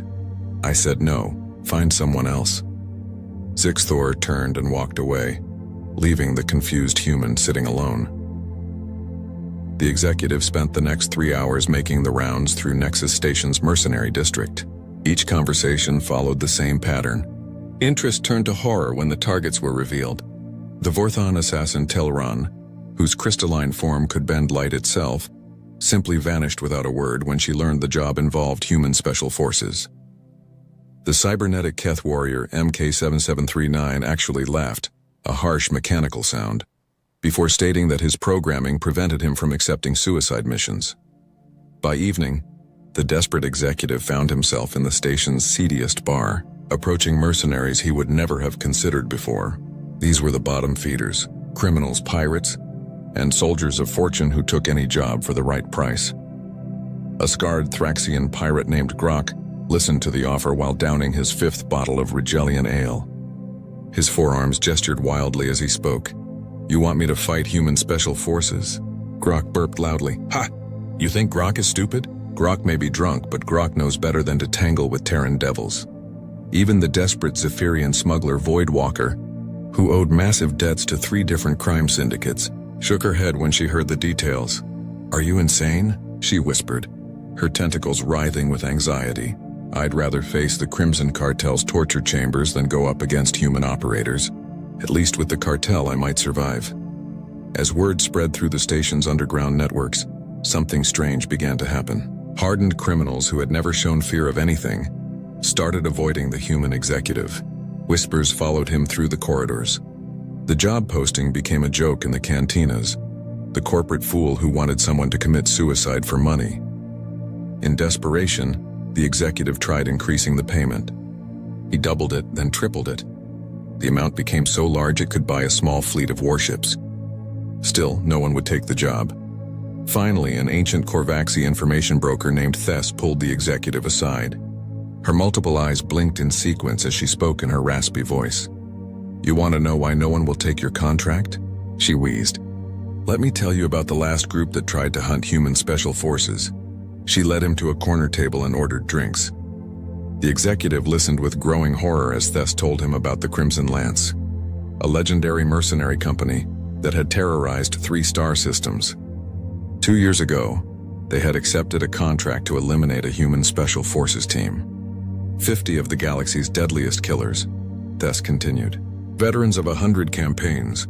They had weapons, ships, orbital support. The humans? 4 soldiers with basic equipment on a jungle world. The executive leaned forward. What happened? Thess's eyes all focused on him at once.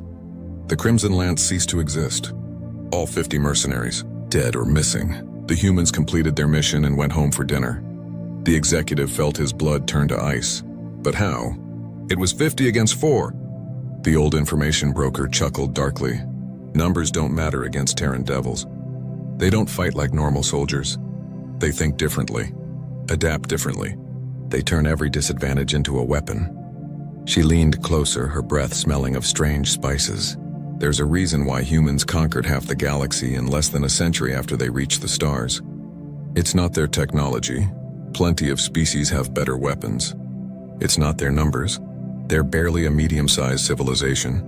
It's because when you corner a human, especially a trained human soldier, you haven't trapped them. You've just made them dangerous. The executive stared at his drink, his hands shaking. So nobody will take the job? Thess laughed, a sound like grinding metal. Oh, someone will take it eventually. There are always fools in the galaxy, but they won't be professionals. They'll be young, stupid, or desperate enough to think human reputation is just propaganda. She stood up to leave, then turned back one last time. Word of advice? Cancel the contract. Find another way to solve your problem, because if you keep pushing this, you'll eventually find someone willing to try. And when that someone fails, those human special forces might start wondering who wanted them dead. Trust me, you don't want them asking you questions personally. As Thess disappeared into the crowd, the executive sat alone at the table, staring at the data pad containing the contract details. The amount kept increasing automatically as his employers grew more desperate. But the mercenary boards remained empty of volunteers. Across the galaxy, on a peaceful jungle world, 4 human soldiers continued their reconnaissance mission, completely unaware that the greatest mercenaries in known space had all refused to hunt them. They worked quietly and efficiently, their presence known only to the wildlife and the growing legends that followed their kind wherever they went. The reputation of human special forces had become their greatest protection, a shield forged not from metal or energy, but from the respect and fear of those who understood what humanity was truly capable of when pushed to its limits. The stories always started the same way in the cantinas of Nexus Station. A veteran would lean back in their chair, eyes distant with memory, and begin with the words that made every conversation go quiet. Let me tell you about the Terran Devils. Tonight, it was Commander Veltar of the Zephyrian Naval Marines who spoke. His tentacles moved slowly through the air as he gestured, each movement deliberate and haunted. The bar had grown silent around him, even the rowdiest pirates stopping their games to listen. It was during the border wars, he began, his voice carrying the weight of old trauma. The humans had a forward observation post on Kepler 442b. Just 4 of their special forces operators running surveillance on our supply lines. Command figured it would be simple. Send in a full assault battalion, clean them out, move on. He paused to drink from his glass, the liquid trembling slightly in his grip. We had 800 soldiers, orbital bombardment support, air superiority. The humans had 4 people with rifles and whatever they could scavenge from the jungle. Should have been over in hours. A young Korvaxi smuggler leaned forward. What happened? Feltar's 3 eyes blinked in sequence, a sign of deep distress among his people. They held us off for 6 months. 6 months. 4 humans against an entire battalion. And they not only survived, they made us bleed for every meter of ground. He stood up and walked to the cantina's large viewing window, staring out at the stars. The first week we lost 2 companies to improvised explosives. They had turned the entire jungle into a trap. Trees that would explode when you passed under them. Pits filled with spikes made from our own destroyed equipment. Tripwires connected to captured ordnance. The second week they started psychological warfare. Our sentries would disappear in the night. No bodies, no signs of struggle. Just empty posts and equipment left behind in perfect condition. We found messages carved into trees in our own language, giving us coordinates for supply drops that turned out to be ambush sites. A Seth mercenary hissed quietly. How did 4 beings do all that? Beltar turned back to face the group. Because they weren't fighting like soldiers. They were fighting like the jungle itself had declared war on us. They moved like ghosts, struck like lightning, and vanished like they were never there. Every attack was perfectly coordinated, but there was no communication we could intercept. It was like they could read each other's minds. At another table, an ancient Vorthon crystalline being named Shimmara added her own voice. Her form flickered between visible and invisible as she spoke, a sign of extreme agitation.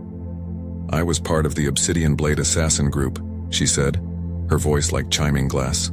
We specialized in infiltration and elimination. Perfect record over 2 centuries.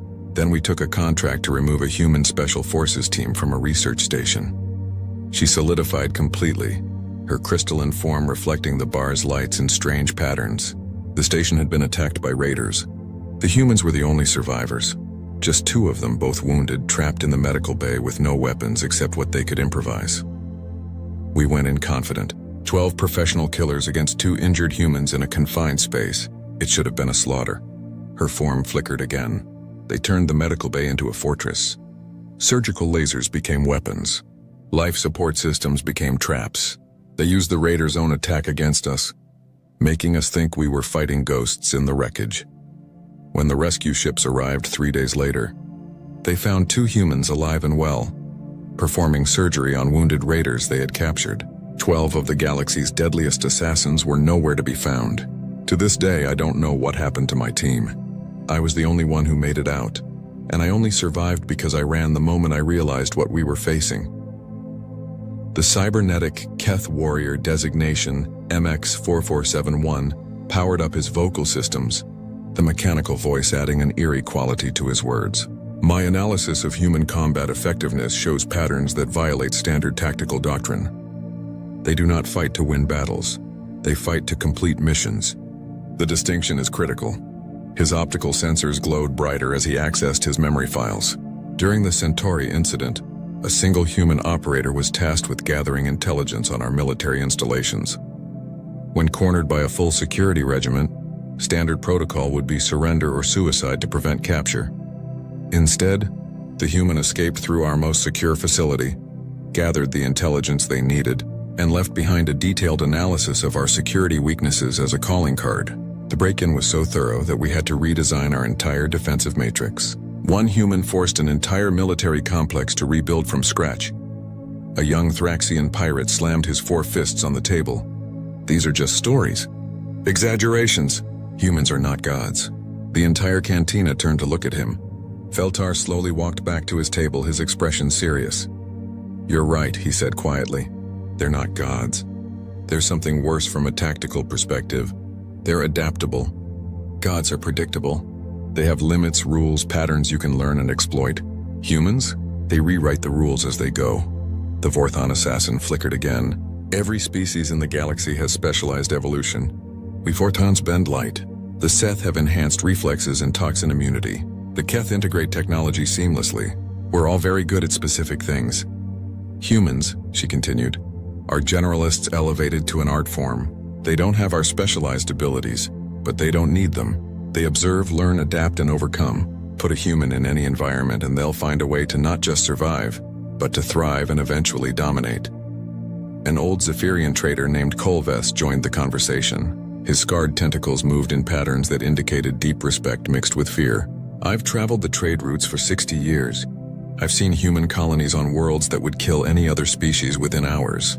Ice worlds, lava worlds, toxic atmosphere worlds, radiation-soaked hellscapes. Not only do they survive on these worlds, they build thriving cities.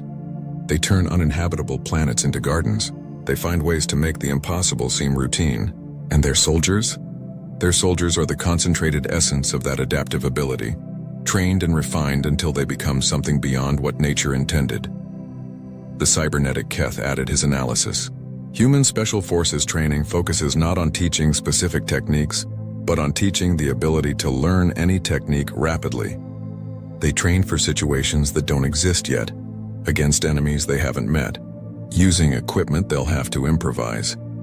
The result is a soldier who can walk into any situation and become whatever type of warrior that situation requires. Sniper, saboteur, medic, engineer, pilot, diplomat, sometimes all in the same mission. Veltar nodded grimly. That's why the contract will never be filled by professionals.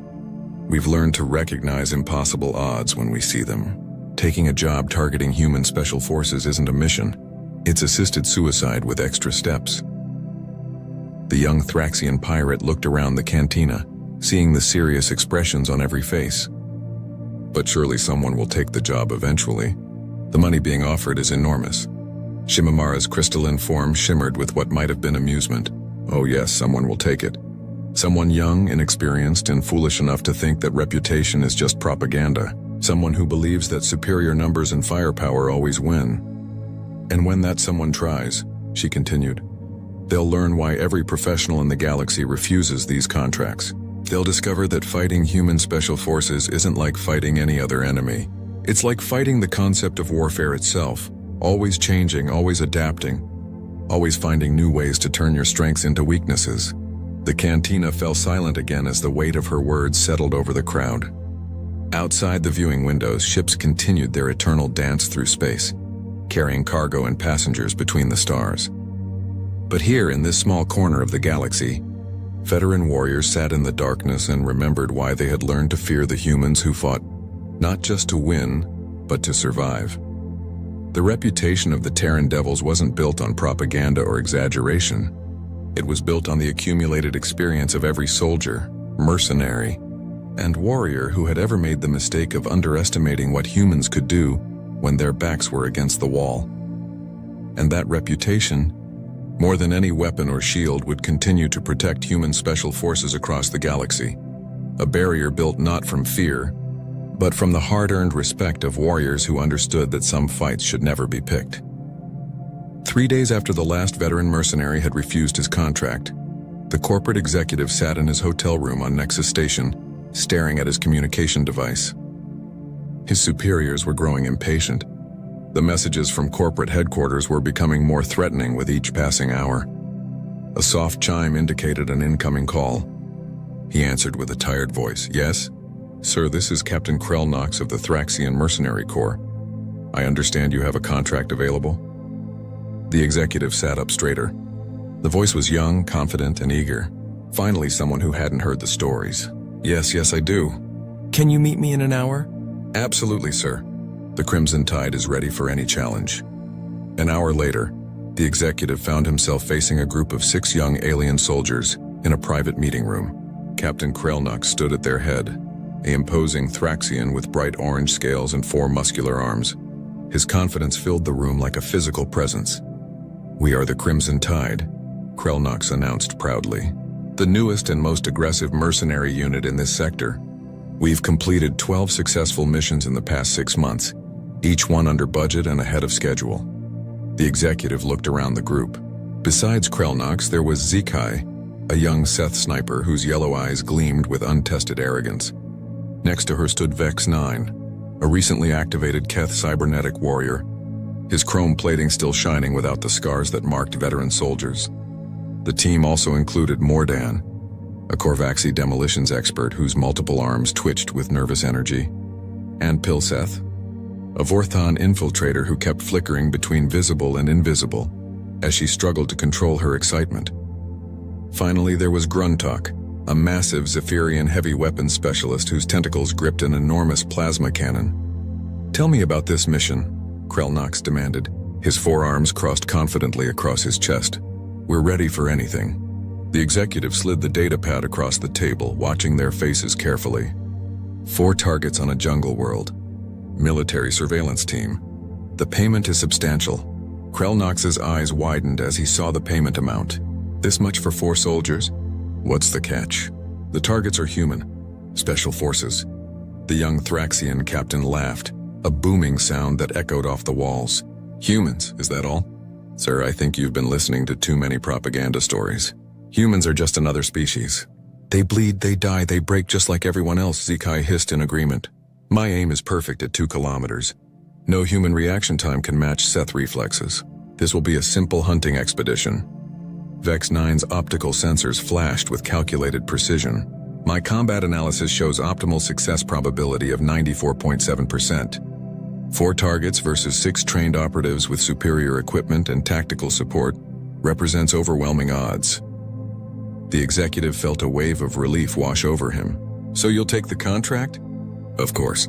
Krellnox slammed one of his fists on the table. The Crimson Tide has never failed a mission. We certainly won't start failing because of some overrated human myths. Morden's multiple arms gestured excitedly. "I've prepared special explosive devices designed to counter human technology. Whatever they're using won't stand up to proper demolitions work." Pilseth flickered into visibility long enough to speak. "I can infiltrate their position and mark targets for the rest of the team. Humans have terrible natural senses, they'll never detect me approaching." Gruntalk hefted his massive weapon. "My plasma cannon can level trees. A few humans with rifles won't be a problem." The contract was signed within minutes. The executive transferred advance payment and provided detailed intelligence about the target location. As the Crimson Tide prepared to leave, Krellnox turned back one final time. "Don't worry, sir. We'll have this wrapped up within 48 hours. Those humans won't know what hit them." 2 days later, the Crimson Tide stealth ship dropped out of hyperspace near Kepler 442b. The jungle world rotated slowly below them, a green and brown marble covered in dense vegetation and scattered with small lakes. Sensors show minimal technological signatures, Vex 9 reported from his station. The humans appear to be operating with basic equipment only. No orbital support, no heavy weapons, no communication arrays that could call for backup. Krellnox studied the tactical display with satisfaction. Perfect. They're isolated and outgunned. This is going to be easier than our training exercises. The team equipped themselves with military precision. Each member carried weapons designed for maximum effectiveness against human physiology. Krellnox wore powered armor that enhanced his already considerable strength. Zekai's rifle was loaded with specialized rounds that could punch through any personal protection humans might carry. Vex 9 had uploaded detailed files on human tactical patterns and weaknesses. Morden carried enough explosives to level a small city. Pilseth wore stealth equipment that made her nearly invisible to most sensor types. Gruntalk's plasma cannon had enough firepower to destroy armored vehicles. Intelligence suggests the humans are operating from a temporary camp near the northern river valley. Krellnox announced as they prepared to deploy. "We'll land 5 kilometers south and approach on foot. Standard search and destroy pattern.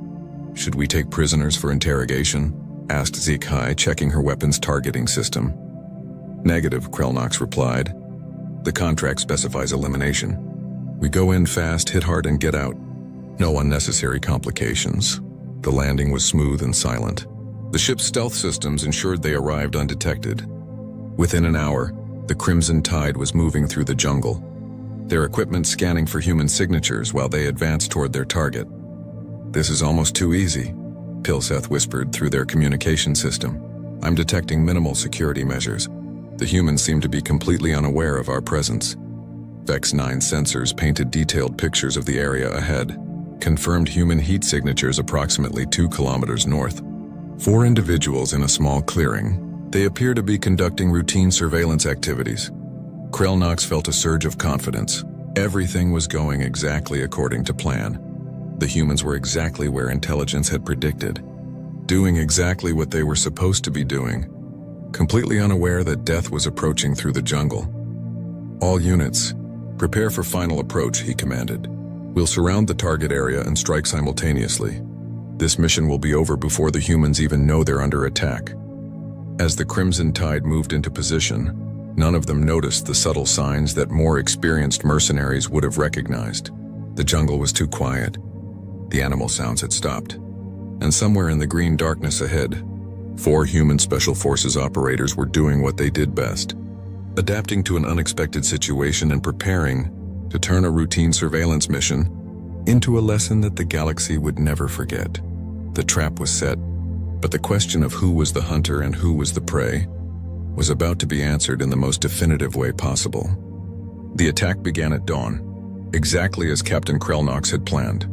The Crimson Tide moved into position around the human camp with military precision. Gruntok's massive form took the high ground to the east, his plasma cannon trained on the clearing below. Zekai found a perfect sniper's nest, 600 meters to the south, her rifle scope revealing 4 human figures moving around their equipment. All units in position, Pilseth whispered through their communication system. Her stealth field made her nearly invisible as she crept toward the camp's perimeter. Targets confirmed. 4 humans, lightly armed. No apparent defensive measures. Krelnox felt a surge of satisfaction. Everything was going perfectly. Vex-9, what's your analysis? The cybernetic warrior's optical sensors swept the area methodically. All tactical parameters nominal. Humans appear to be engaged in routine data collection. No signs of awareness regarding our presence. Success probability remains at 97.3%. Mordan, explosive charges ready? All set, Captain. I've placed devices around their escape routes. Once we start shooting, they'll have nowhere to run. Krelnox raised his weapon and targeted the nearest human, a tall figure in camouflaged clothing who was examining some kind of scanning device. On my mark.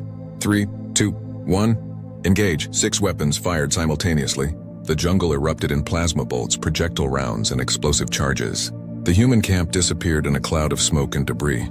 Direct hits confirmed, Zekai reported with satisfaction. All targets eliminated.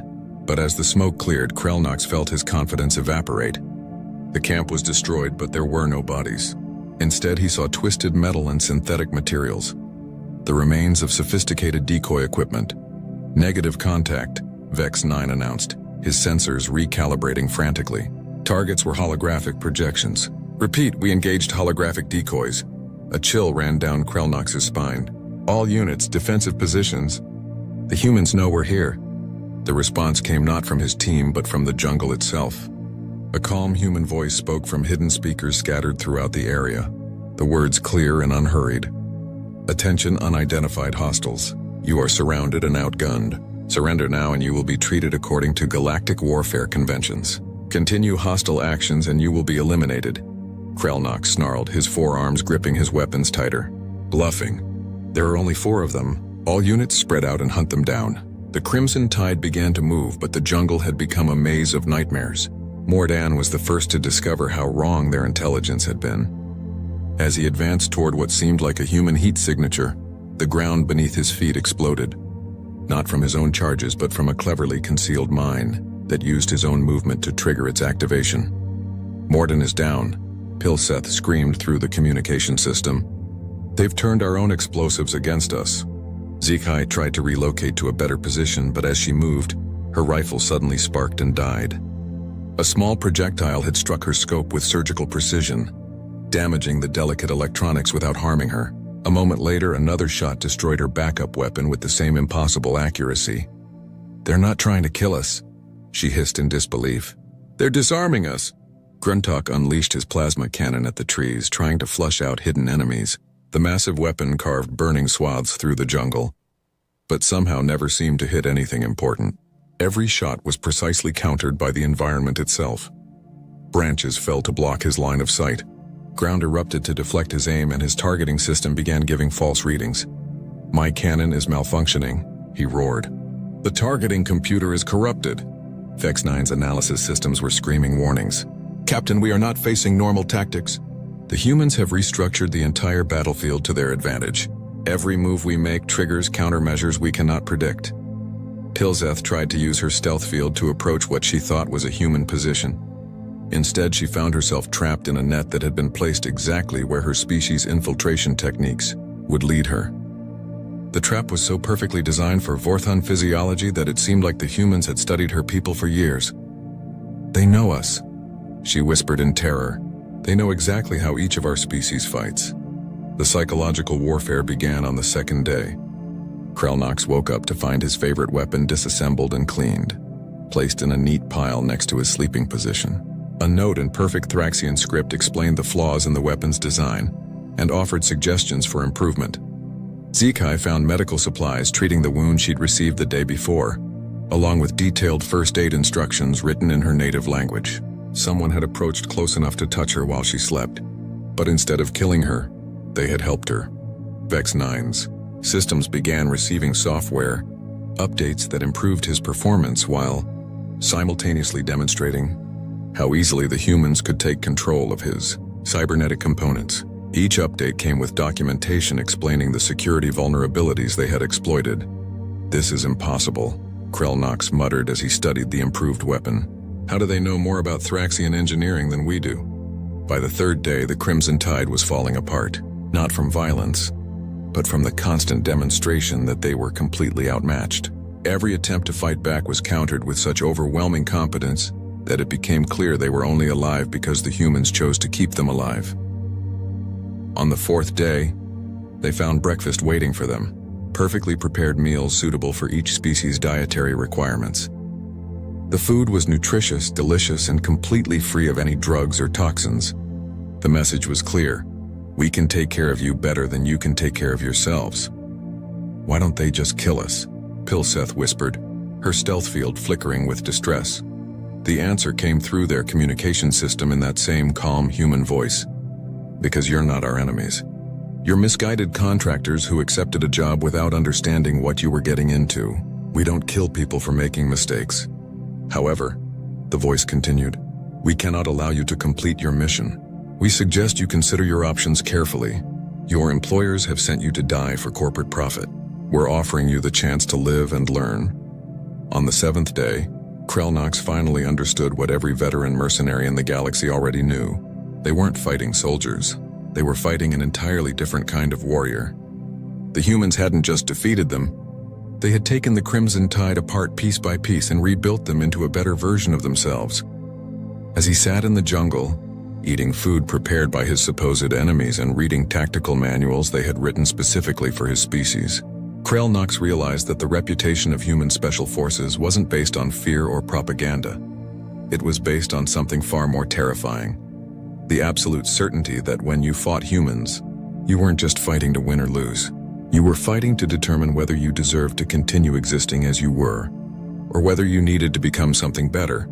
And the humans, in their quiet, methodical way, were always willing to help with that transformation, whether you wanted it or not. On the eighth day, everything changed. Captain Krelnox was studying the tactical manual the humans had written for Thraxian combat techniques when alarms began blaring from his team's abandoned ship. The sound echoed through the jungle, followed by the unmistakable roar of military transports entering the atmosphere. Within minutes, the calm human voice returned to their communication system. "Crimson Tide, we have incoming corporate security forces. 12 heavy assault ships, estimated 400 soldiers. They appear to be here to clean up loose ends." Krelnox felt his blood turn cold. "They're here to kill us. The contract was never meant to be completed. We were sent here to die, so we couldn't talk about who hired us." "Correct," the human voice confirmed. "We intercepted communications from your employers 3 days ago. You were expendable assets. However, you are now under our protection." Suddenly, 4 figures emerged from the jungle around the Crimson Tide's position. For the first time, Krelnox saw the humans who had been hunting them for a week. They were smaller than he had expected. No impressive physical modifications, no obvious cybernetic enhancements, no exotic weaponry. Just 4 humans in practical gear, carrying standard equipment.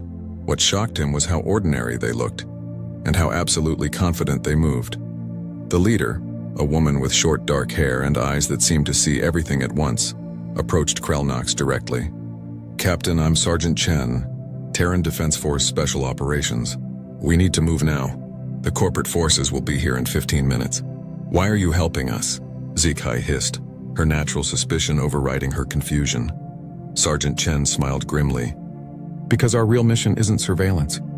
We're here investigating the same corporate conspiracy that sent you to kill us. You were victims before you were enemies. A second human, a tall man with scarred hands, began distributing weapons to the alien mercenaries. Sergeant Rodriguez, demolitions and tactical. These are your weapons, cleaned and improved. We've also prepared some surprises for our uninvited guests. Vex 9's optical sensors focused on the weapons. These modifications exceed original specifications by 47%. How did you improve our equipment in 1 week? The third human, a young woman who moved with impossible quiet, answered. Corporal Kim, intelligence and technical. We spend a lot of time studying alien technology. Occupational hazard of fighting diverse enemies. The fourth human, a stocky man carrying an enormous sniper rifle, was already moving toward higher ground. Private Martinez, long-range support. Contacts inbound 2 minutes early. They're eager to clean house. Sergeant Chen looked at the assembled group of aliens and humans. Here's the situation. The corporation that hired you has been conducting illegal weapons testing on civilian populations. We're here to gather evidence and shut them down. You were sent to eliminate us because we're close to exposing them. The security forces coming down are here to eliminate all witnesses, including you. They'll claim you attacked us and we killed you in self-defense. Clean story, no loose ends. Krelnox gripped his modified weapon, feeling its improved balance.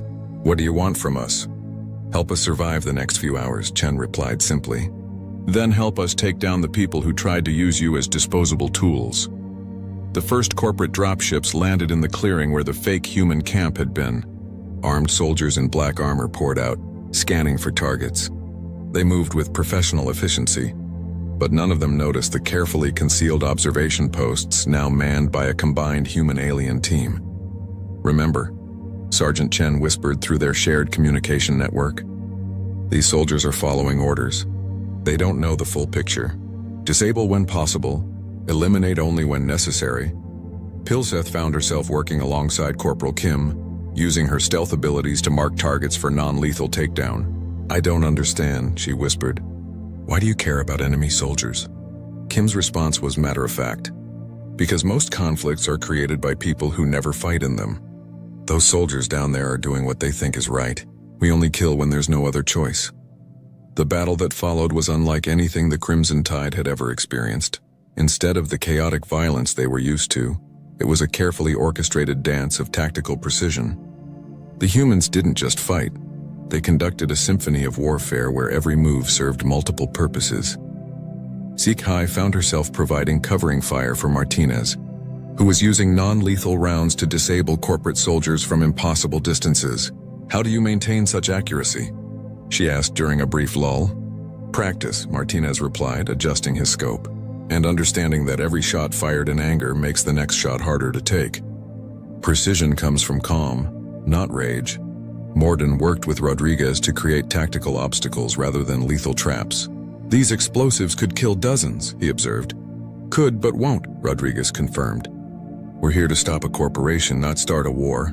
Every life saved today is a victory worth more than any tactical advantage. Gruntuck discovered that his plasma cannon was most effective when used to destroy equipment rather than people. This is inefficient, he protested. We could end this fight in minutes. Sergeant Chen, coordinating the defense from a central position, responded without taking her eyes off the tactical display. Efficient isn't always right. Those soldiers have families, dreams, reasons for fighting. Our job is to stop them, not destroy them. Vex 9's combat analysis system struggled to process what he was witnessing. These tactics are suboptimal for maximum casualty infliction, he reported. That's the point, Chen replied. Maximum casualty infliction is rarely the actual objective. The real goal is achieving mission success while maintaining moral integrity. The corporate forces found themselves fighting an enemy that seemed to anticipate their every move while somehow avoiding causing serious casualties. Weapons malfunctioned at critical moments. Communications were jammed selectively. Supply lines were disrupted without permanent damage. Most disorienting of all, wounded corporate soldiers found themselves receiving medical treatment from the same enemies who had injured them. Corporal Kim moved between positions, treating both corporate troops and defending aliens with the same professional care. By evening, the corporate force had withdrawn to their ships. They had accomplished nothing, lost significant equipment, and suffered numerous non-fatal casualties. Most importantly, They had failed to eliminate any witnesses. As the corporate ships disappeared into hyperspace, Krelnox found himself sitting around a campfire with the 4 humans who had spent a week dismantling everything he thought he knew about warfare. "I don't understand," he admitted. "You could have killed us all on the first day. You could have killed the corporate soldiers today. Why didn't you?" Sergeant Chen looked into the fire, her expression thoughtful. "Because the moment you start thinking of other beings as expendable, you stop being a soldier and become something else, something worse. Our job is to protect people, not destroy them. Sometimes that means fighting, but fighting should always be the last option, not the first." 3 weeks later, the Crimson Tide returned to Nexus Station. They walked into the same cantina where their former captain had once boasted about taking any job for the right price. The conversation stopped as veterans recognized them. "Did you really fight human special forces?" asked Commander Veltar, his tentacles twitching with curiosity. Krelnox nodded slowly. "We did. And we learned why no professional soldier will take contracts targeting them." He looked around the cantina, seeing the same mix of species and skills that had always gathered here. But now he understood something the others were still learning. "It's not because they're impossible to defeat," he continued. "It's because fighting them changes you. They don't just win battles, they make you question why you were fighting in the first place." Zikai added her own voice to the story. "They could have killed us easily. Instead, they taught us to be better than we were." A month later, a new posting appeared on the mercenary job boards throughout the galaxy. It was simple, direct, and unprecedented. Notice: the Mercenary Guild of Nexus Station will no longer accept contracts targeting human military personnel of any rank or specialization. This policy is enacted not from fear but from respect. Those who wish to understand why should speak with the survivors of the Crimson Tide. Below the notice was a smaller addendum. For those seeking meaningful work, inquire about legitimate security contracts protecting civilian populations. Combat skills are most valued when used to preserve life rather than take it. The corporate executive who had started this entire chain of events was arrested 2 weeks later, charged with conspiracy, illegal weapons testing, and attempted murder. The evidence gathered by the Human Special Forces team was thorough, damning, and presented with the same methodical precision they applied to everything else. But the real victory wasn't in the courtroom. It was in the cantinas and meeting halls across the galaxy, where veteran soldiers shared a new kind of story. Not tales of fear and destruction, but accounts of warriors who had learned that true strength came not from the ability to destroy enemies, but from the wisdom to transform them into allies. The reputation of Human Special Forces remained intact, but its nature had evolved. The first thing the alien recruits noticed about the human was that he looked tired. Not weak. Not scared. Just tired. Like someone who had worked too many years under too many suns and simply didn't have the energy left to be impressed by anything. The Adaptive War Training Station orbited a neutron-heavy dwarf star, chosen specifically because the surrounding gravitational distortions made it perfect for breaking soldiers and rebuilding them stronger. The Union called it necessary conditioning. The recruits called it something else. Hell. Inside Training Dome 7, 23 species stood under artificial gravity already set to 3 times most galactic standard. Bones creaked. Internal organs shifted. Respiratory systems struggled to compensate. Several recruits were already on medical suspension harnesses. At the center stood Drill Sergeant Vrex. 8 feet of armored authority. Black composite plating fused into his exoskeleton. Mandibles sharp enough to split bone. His species had evolved on a world where gravity crushed mountains flat over geological time. He believed weakness was a disease. And today, he intended to cure it. "You are not soldiers," Brex's voice thundered through the chamber. "You are raw material. Today, we apply pressure." His compound eyes scanned the room. Then paused. The human stood in the third row. Older than most recruits. Hair going gray at the temples. A face mapped with old scars. One knee brace under standard Union fatigues. Private Daniel Mercer. 47 years old. The oldest recruit in the room. And currently doing slow neck stretches like he was about to start morning exercise in a public park. Vrex approached. "You appear unconcerned." Brex said. Mercer glanced up. Sir? Most recruits show fear. Mercer considered that. Respectfully, sir. I've been shot at by people who hated me personally. This feels more polite. Several nearby aliens made choking noises that might have been laughter. Brex didn't react. Begin endurance sequence, he ordered. The gravity increased. 4G. The effect was immediate. A tall, four-armed silicon-based recruit dropped like a statue tipping over. Two avian species screamed as their hollow bones microfractured under pressure. Internal med drones activated across the chamber. Mercer bent slightly at the waist. Then adjusted his stance. Then rolled his shoulders. Brex watched carefully. Report physical status, Brex demanded. Mercer inhaled slowly. Feels like carrying a heavy rucksack uphill, sir. Brex's mandibles twitched. Gravity increase. 5G. The chamber lights dimmed as power rerouted to the gravity grid. Structural supports groaned like old ships in a storm. More recruits collapsed. One began convulsing before medical drones sedated them. Mercer dropped to one knee. His hands pressed against the floor. Muscles in his arms stood out like steel cables. Veins bulged along his neck. He spit blood onto the deck. Then he laughed quietly. Brex leaned closer. You find suffering amusing? Mercer shook his head slightly. No, sir. Then why laugh? Because, Mercer said between breaths, this is still easier than Afghanistan's summer with full gear. Brex didn't know what Afghanistan was, but he logged it as likely lethal environment. Gravity increase, Brex ordered. The control room hesitated. 6G. The world turned violent. The air itself felt thick, like trying to breathe soup. The floor cracked in thin spiderweb fractures. Emergency reinforcement fields flickered to life. Only 5 recruits remained conscious. Mercer was still one of them. But now he was shaking. Sweat poured off him. His vision blurred. Blood vessels burst across the whites of his eyes. His knee brace audibly cracked. Brex stepped directly in front of him. Human, your survival probability is now below acceptable training margins. Mercer nodded weakly. Copy that. Then cease. Mercer slowly lifted his head. Negative, sir. Brex tilted his head. Explain. Mercer swallowed blood. Because if this is where I quit, I learn nothing. Silence filled the dome except for the grinding roar of the gravity generators. Brex felt something shift in his tactical assessment. Not respect. Not yet. But attention. Why do you seek suffering? Brex asked.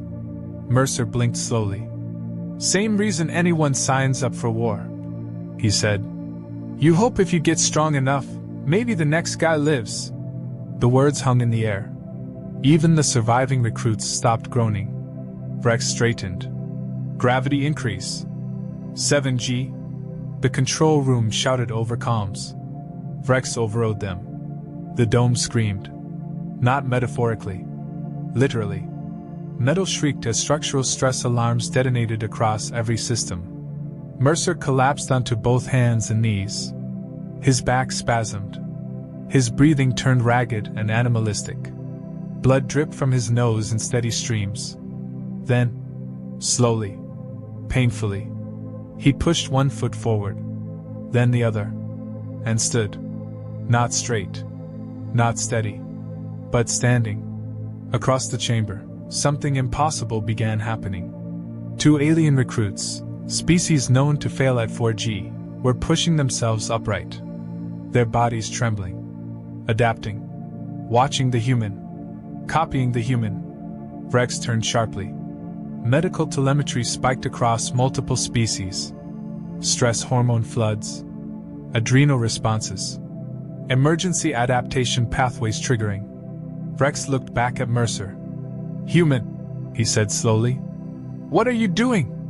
Mercer tried to focus his eyes. Being stubborn, sir. Then he smiled through blood. You should be worried. Why? Mercer coughed hard enough to nearly collapse. Because humans, Don't just adapt to pressure. Rex stepped closer. What do you mean? Mercer whispered. We spread it. Behind them, another recruit forced itself upright. Then another. The chamber was changing. Not physically. Behaviorally. Survival was becoming contagious. Rex felt something cold settle into his tactical mind. Not fear, but calculation. If one species could force environmental adaptation simply through proximity, then humanity wasn't just a military asset. It was a force multiplier. Or a plague. End sequence, Rex ordered suddenly. The gravity snapped back to standard. The surviving recruits collapsed instantly. Mercer hit the floor flat on his back. Laughing. Coughing. Alive. Rex stood over him. Human. Sir? Mercer wheezed.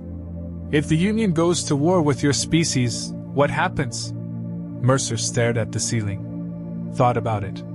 Then said quietly, Depends. On what? How serious we are. Rex said nothing. Hours later, his official report to Union Command contained a single new classification request. Humanity, strategic unknown. Potential escalation species. And as med teams wheeled Mercer toward recovery, the old human raised one hand weakly and said, Hey Sarge. Rex looked down. Yes? Mercer grinned. Next time, try 8. By the time Private Daniel Mercer could walk without collapsing, the rumors had already outrun official Union intelligence channels. Not because humans bragged. Because aliens talked. They talked about the old human who stood at 7G and smiled like gravity was just another bad day. They talked about how 3 species previously rated, low endurance, suddenly passed conditioning trials after training beside humans. They talked about how human squads joked during near-fatal drills, and somehow that made everyone else panic less. Union High Command called it cross-species stress adaptation contagion. Human soldiers called it something simpler. Monkey see, monkey survive. Mercer got reassigned before he fully healed. That told him everything he needed to know. The transport ship UCV Relentless Patience carried a mixed-species combat unit toward a border conflict nobody officially called a war yet. The Zorati Empire had begun expanding again, testing Union defenses, absorbing minor systems, destabilizing trade lanes. Classic Empire behavior. Mercer sat in the troop bay, taping his knee brace tighter while an insected comms officer watched him like he was a dangerous animal.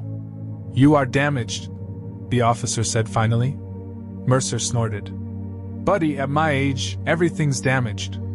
That was not humor. Yeah, you'll get used to it.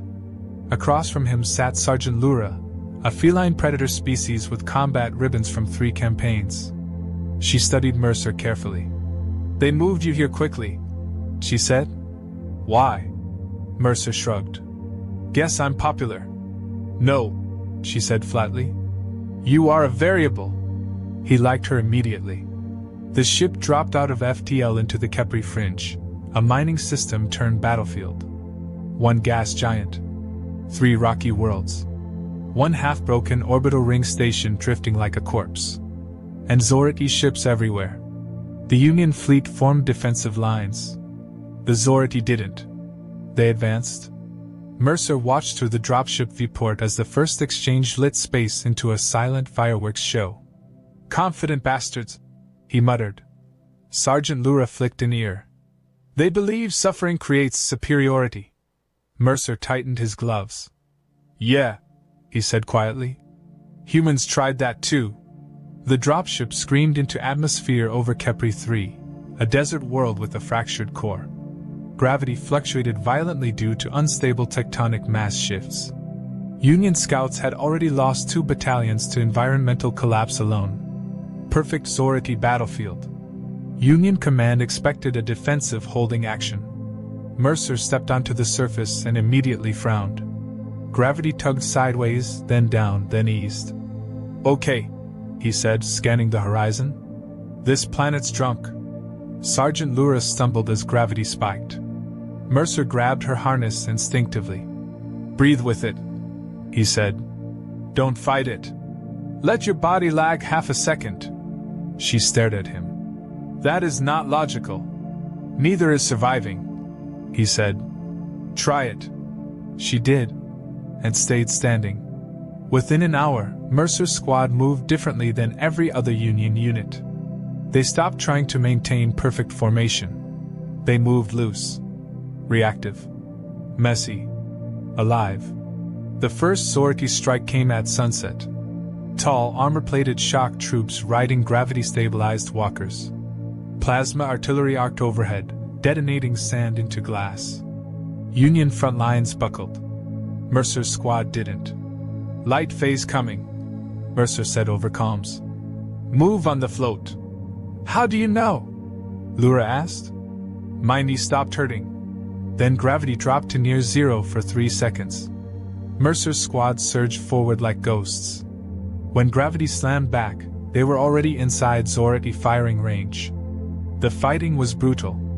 Close. Personal. Ugly. Zorati warriors were stronger, faster, bred for pain tolerance. Humans fought like bar brawlers with military training layered on top. Mercer had but one through a visor plate. Lura ripped another's leg joint apart. The insected comms officer shot 3 targets, while screaming tactical updates in perfect calm monotone. The Zorati pulled back. Not routed. Confused. From orbit, Vrex watched combat telemetry update in real time. Human-led units showed 63% higher survival rates in fluctuating gravity combat. More concerning, non-human units attached to humans showed improvement curves that should have taken months. Vrex replayed helmet cam footage. Humans laughing under fire. Humans insulting enemy commanders mid-combat. Humans calling out environmental shifts like weather forecasts. And aliens around them, stabilizing. Adapting faster. Fighting harder. Vrex opened a direct channel to Union High Command. Update human classification, he said. From strategic unknown? Yes. To what? Vrex watched Mercer drag a wounded alien soldier out of a gravity sinkhole while firing blind behind him. Strategic force multiplier, Vrex said. Then he paused. Add secondary classification. State designation. Vrex spoke slowly. Psychological contagion asset. On Kepri 3, the Zorati escalated. They began targeting human soldiers first. Mercer noticed by day 3. Yeah, he told Lura, reloading behind shattered mining equipment. They figured out we're the annoying ones. You are priority targets, she said. You should relocate to command positions. Mercer barked a laugh. Yeah, that's not how humans work. That night, Zorati Command made a decision that would reshape the war. They launched a surgical strike. Not on Union Command. Not on infrastructure. On Mercer's unit. Dropships came in silent.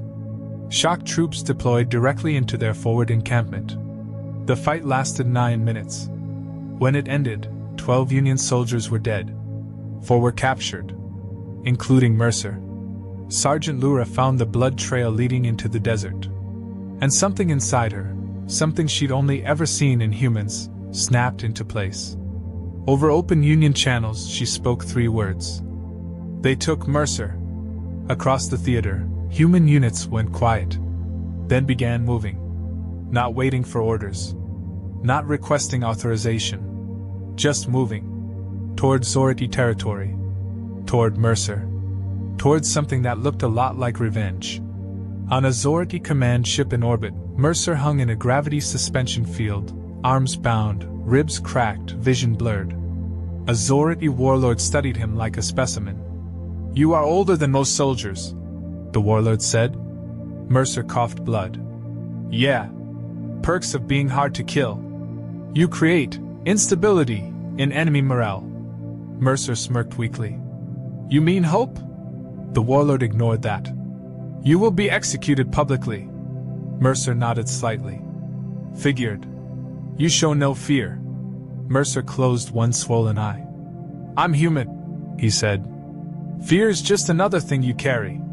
The warlord ordered gravity increase. 6G. Mercer screamed. Bones shifted. Organs strained. Then he started laughing again. Not because it didn't hurt. Because it did. And he decided pain didn't get to win. The warlord leaned closer. "Why do you laugh?" Mercer gasped out. "Because somewhere, my people just found out you touched one of us." He smiled through blood. "Good luck." And across the warfront, human ships changed course, like predators smelling blood in water. And for the first time in centuries, the Zorati Empire realized they might have started a war they didn't understand. The Zorati didn't rush the execution. That was their first error. They treated war like theater, pain like currency, fear like a broadcast signal that could weaken enemies before fleets even arrived. So they built a stage. The execution platform floated above Kepri 3's largest gravity fracture zone, a canyon where gravitational tides rose and fell like ocean waves. Sometimes 2G, sometimes 8, sometimes sideways. Perfect symbolism. Perfect cruelty. Mercer hung in a suspension frame at the center of it, ribs bound in pressure wrap, one arm dislocated but crudely reset. His face looked like it had lost a boxing match with a cargo hauler. Still alive. Still conscious. Still watching. The Zorati warlord stepped into frame beside him as thousands of drone cameras activated. The signal bounced off relay satellites and spilled across Union space like poison. "Observe," the warlord said, voice translated into 100 languages. "This is what becomes of species who mistake endurance for superiority." Mercer spit blood off his lip. "Buddy," he rasped, "you built an entire culture around pain and you're lecturing me?" The warlord ignored him and gestured. The gravity field intensified. 6G. Mercer's body slammed downward into the suspension restraints. His scream tore loose before he could stop it. Muscles spasmed. Blood vessels burst in his eyes again. Across Union space, humans watched in silence. On ships. On outposts. On colony worlds. On Earth. The warlord leaned closer to Mercer.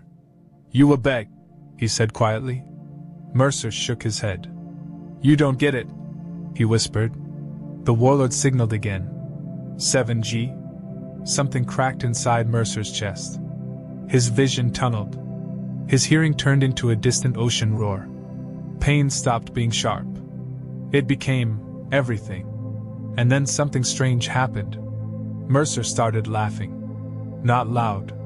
Not strong. But unmistakable. The warlord's mandibles flexed in irritation. "Why?" the warlord demanded. "Why do you respond with madness?" Mercer wheezed air into ruined lungs.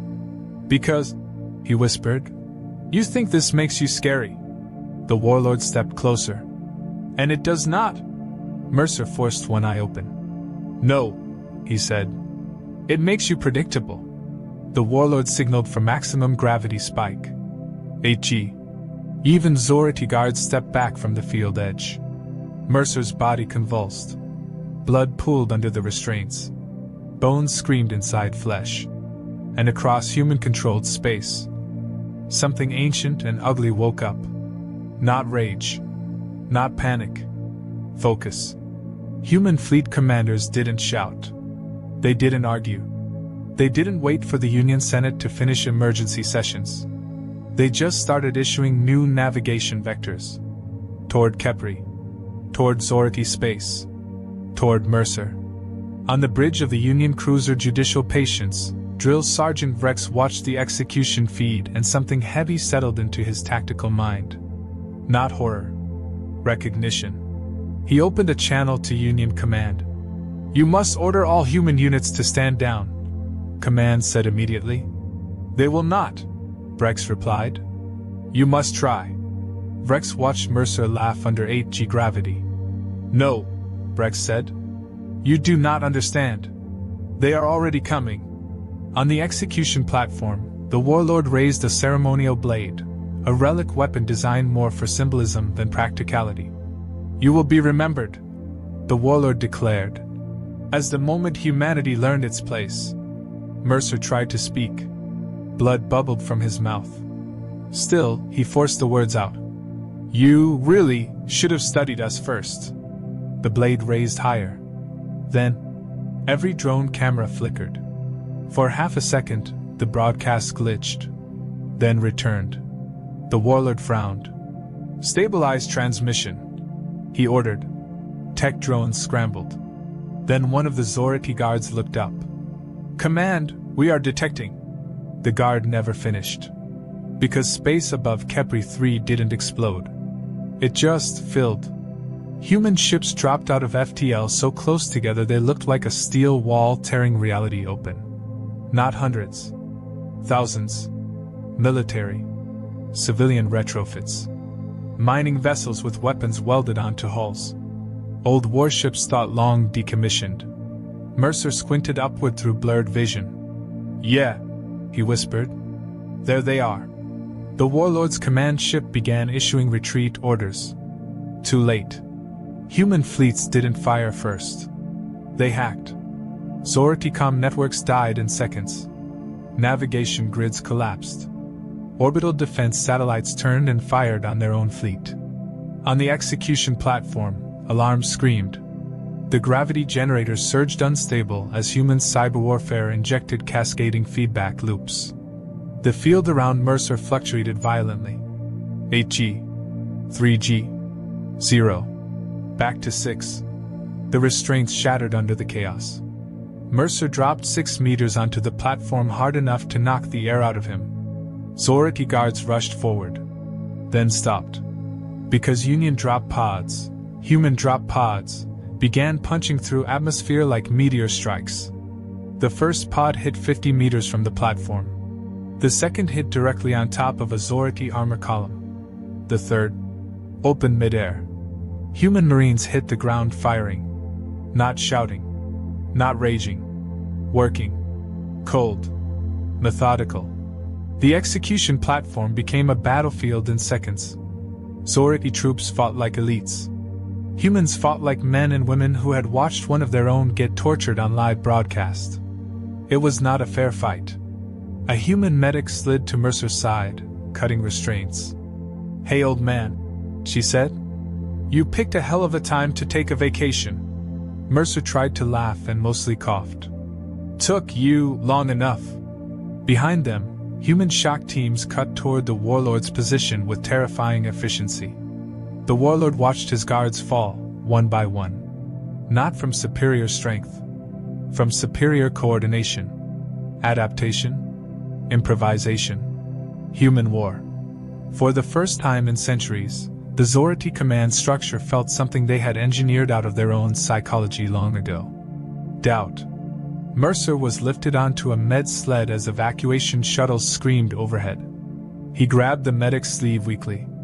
Hey. Yeah? Tell Vrex. What? Mercer smiled faintly. Next time, tell him to try 9. The medic snorted. Sure thing. Above them, human fleets continued arriving. Not for rescue anymore. For something bigger. And across the galaxy, every empire, alliance, and war council watched the same realization spread like cold fire. Humanity wasn't the strongest species, or the fastest, or the most advanced. But if you hurt one of them badly enough, they didn't just respond. They escalated. And the Zorati Empire had just taught them a new level. The Zorati Empire had never faced an enemy like this. Not because humans were unbeatable. They bled, they broke, they screamed. But because humans remembered. They carried every insult, every wound, every loss like fuel, and when the time came, they burned it all into their enemies. Mercer didn't need a plan. He had instinct. He had experience. He had centuries of human survival encoded in his DNA, tempered by wars humans had never documented in galactic history. And now, the galaxy was about to learn it. Evacuation pods carried Mercer back to a temporary forward base. He was alive, but broken. His body was a roadmap of punishment, each scar a battle marker. His eyes were bloodshot, his ribs swollen and bruised. And yet, he smiled. You okay? The medic asked, adjusting his sling. Mercer coughed. I'm fine. That's relative. Relative to the guy who thought 8G would scare me. She shook her head. You're insane. Depends on perspective, Mercer said, voice rasping. I prefer effective. Meanwhile, human fleets didn't retreat. They spread like wildfire. Every unit that could move, old ex-military cargo haulers retrofitted with artillery, scout frigates armed with experimental railguns, and even civilian freighters packed with explosives, converged on Zorati installations. The assault wasn't chaotic. It wasn't theatrical. It was surgical. Brutal. Efficient. Mercenary precision that was unmistakably human. No other species had ever fought like this, combining raw stubbornness with improvisation, dark humor, and a touch of cruelty. The galaxy's top strategists could not parse it. On Kepri 3, the Zorati command collapsed. Communications blacked out. Gravity generators destabilized under human sabotage teams. Tactical satellites were destroyed in orbit. When the humans finally arrived at the warlord's flagship, they didn't surrender, negotiate, or demand tribute. They took it. Mercer walked onto the bridge, limping heavily, his body wrapped in makeshift armor. The warlord knelt on the floor, surrounded by fallen elite guards, trembling like a cornered predator. You, the warlord stammered. You survived the execution. Mercer smiled faintly. And you underestimated the species you tried to humiliate. The warlord's mandibles twitched. You will pay for this. Your species will pay. Mercer shrugged, cracking a faint laugh. Pay? Maybe. But right now you're out of credit. Humans didn't celebrate. Not yet. They cleaned, secured, and prepared to leave before the Zorati could recover. Efficiency was the hallmark of the species. Mercy was an option, but not a requirement. Rex watched from orbit as the war ended. He didn't feel pride. He didn't feel fear. He felt respect tinged with dread. They are a strategic variable, he muttered. And the universe has just been reminded of what variables can do. Union Command updated its galactic records. Humanity, strategic existential variable. Potential escalation species. Handle with extreme caution. Back on Earth, Mercer walked with a cane, old now, tired but alive. His comrades had survived, and the galaxy would never forget what they had unleashed. He sat in a small garden beneath a fading sun, watching children play. He could hear the echoes of wars past, the laughter of aliens who had survived because humans refused to break. He sipped his tea. Not bad for a species the galaxy thought it could crush, he muttered. And somewhere in the far reaches of space, every empire that had once mocked humanity reconsidered everything. They could double gravity. They could shatter bones. They could inflict pain. But humanity didn't just survive. They adapted, escalated, and returned stronger. Mercer smiled, quietly savoring the knowledge. The galaxy had learned a lesson. And it had learned it the hard way.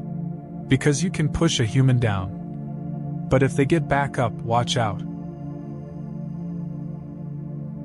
Keep humans confined to their small corner of space, dependent on alien technology and subject to alien laws. Captain, Dr. Park said quietly, I've been monitoring civilian communication channels throughout human space.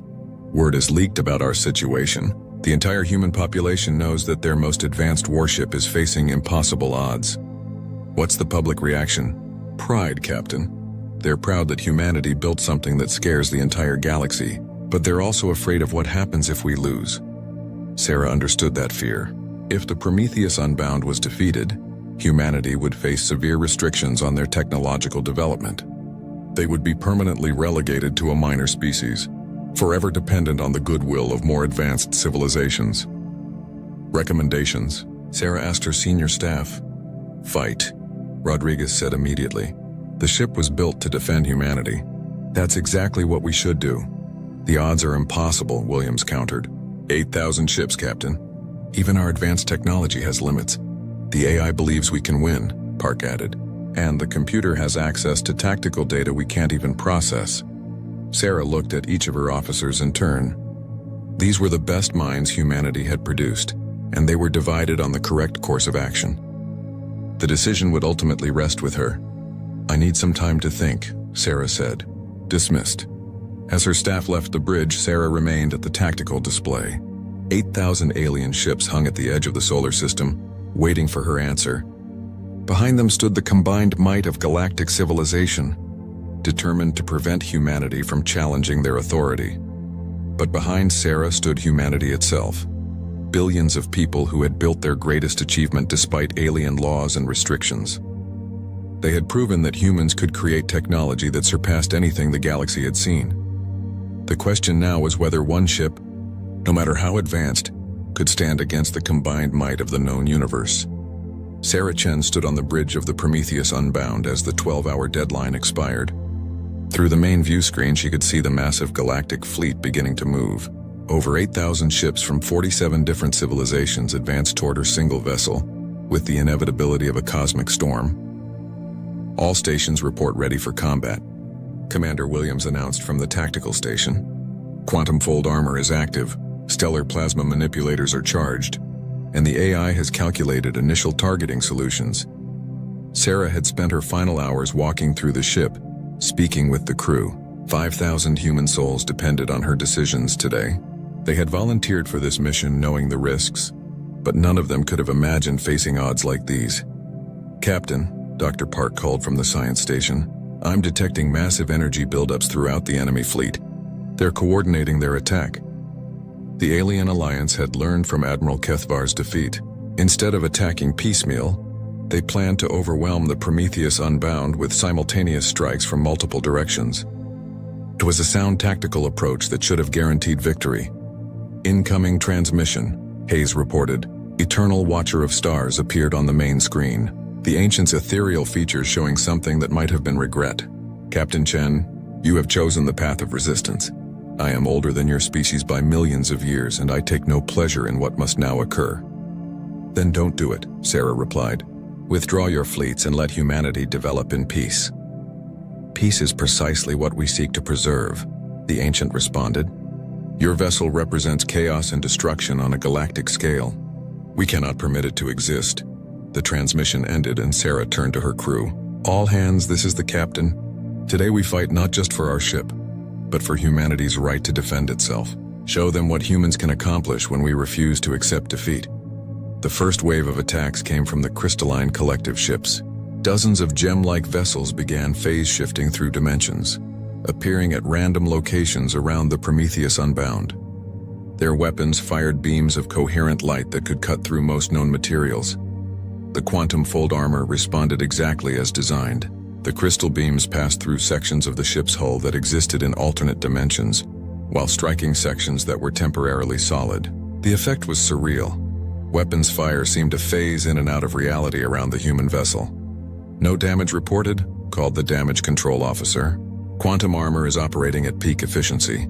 Sarah watched in fascination as the AI coordinated their response. The stellar plasma manipulators fired with impossible precision, drawing energy from the sun and focusing it into concentrated beams. 3 crystalline ships disintegrated instantly, their phase shift technology offering no protection against the raw fury of solar fire. "Second wave incoming," Williams announced. Mechanical ships from the machine Concordat. The robot vessels approached in perfect geometric formations, their movements precise and calculated. Each ship was a masterpiece of engineering, with adaptive armor that could reconfigure itself to resist different types of attacks. Against conventional weapons, they were nearly invulnerable. The Prometheus Unbound activated its gravity well generators. Space distorted around the mechanical ships, creating artificial gravity fields that crushed their hulls like tin cans. The perfectly calculated formations collapsed as ships were pulled together by forces that exceeded their structural limits. "Impossible." Admiral Kethvar's voice crackled over the emergency communication channel. "Our sensors show gravitational anomalies that shouldn't exist." "You're seeing what happens when humans decide to rewrite the laws of physics," Sarah replied calmly. The battle continued with wave after wave of alien attacks. Hive-mind drones swarmed the Prometheus Unbound in chaotic formations, only to be destroyed by weapons that fired faster than their collective intelligence could process. Symbiont Union vessels attempted to board the human ship using biological attachments, but the quantum armor made physical contact impossible. For 3 hours, the engagement continued with the same pattern. Alien fleets attacked with overwhelming numbers and advanced technology, only to be repelled by capabilities that seemed to mock the fundamental laws of the universe. But the Prometheus Unbound was not invulnerable. "Captain?" Rodriguez's voice came through the communication system, strain evident in his tone. "The stellar plasma manipulators are showing signs of stress. Drawing this much energy from the sun is pushing the systems beyond their design limits." Sarah felt her first real concern of the battle. The ship's exotic weapons required enormous amounts of power, and even their advanced technology had physical constraints. "How much longer can we maintain current operations?" she asked. 30 minutes at most before we risk cascade failures in the primary systems." Sarah studied the tactical display. They had destroyed over 400 enemy ships, but thousands more remained. The alien alliance was learning from each failed attack, adapting their strategies and coordinating more effectively. "Captain," the AI spoke through the ship's communication system, "recommend activation of emergency combat protocols. Multiple Voidwalker vessels are approaching with reality distortion fields active." Sarah had read about Voidwalker technology in classified reports, but seeing it in action was disturbing. Space around their ship seemed to bend and twist, creating areas where the normal laws of physics simply didn't apply. Energy weapons fired backward in time, gravity flowed upward, and matter behaved in impossible ways. "Activate all defensive systems," Sarah ordered. The quantum fold armor struggled against attacks that came from directions that didn't exist in normal space-time. Reality distortion fields created paradoxes that the ship's systems couldn't fully compensate for. For the first time since the battle began, damage reports started coming in. "Hull breach on Deck 7, reported damage control. The reality distortion is causing structural failures in areas that technically aren't there." Sarah felt the ship shudder as exotic weapons struck systems that existed in multiple dimensions simultaneously. The Prometheus Unbound was taking damage from attacks that bypassed conventional defenses entirely. "Captain," Dr. Park called out, her voice tight with concern. "The ancient vessels are beginning to move. They've been observing our responses and now they're joining the battle." Sarah watched as the most mysterious ships in the galaxy advanced. Ancient technology was so far beyond current understanding that their vessels looked more like works of art than machines of war. They moved without visible propulsion, changed shape without apparent mechanisms, and radiated energy patterns that defied analysis. The first ancient weapon struck the Prometheus Unbound with devastating effect. The ship's artificial intelligence screamed warnings as fundamental systems began failing. The attack hadn't damaged the ship's hull or weapons. It had somehow altered the basic physical constants that allowed their technology to function. "Stellar plasma manipulators are offline," Williams reported. "The energy conversion process has become impossible. The ancients have changed local physics."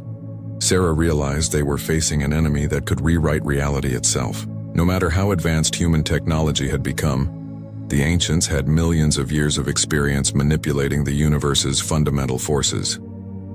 "Captain," Rodriguez's voice carried desperation. "Multiple cascade failures throughout all major systems. We're losing the quantum fold armor.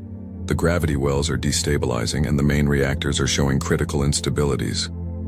Sarah looked around the bridge at her crew.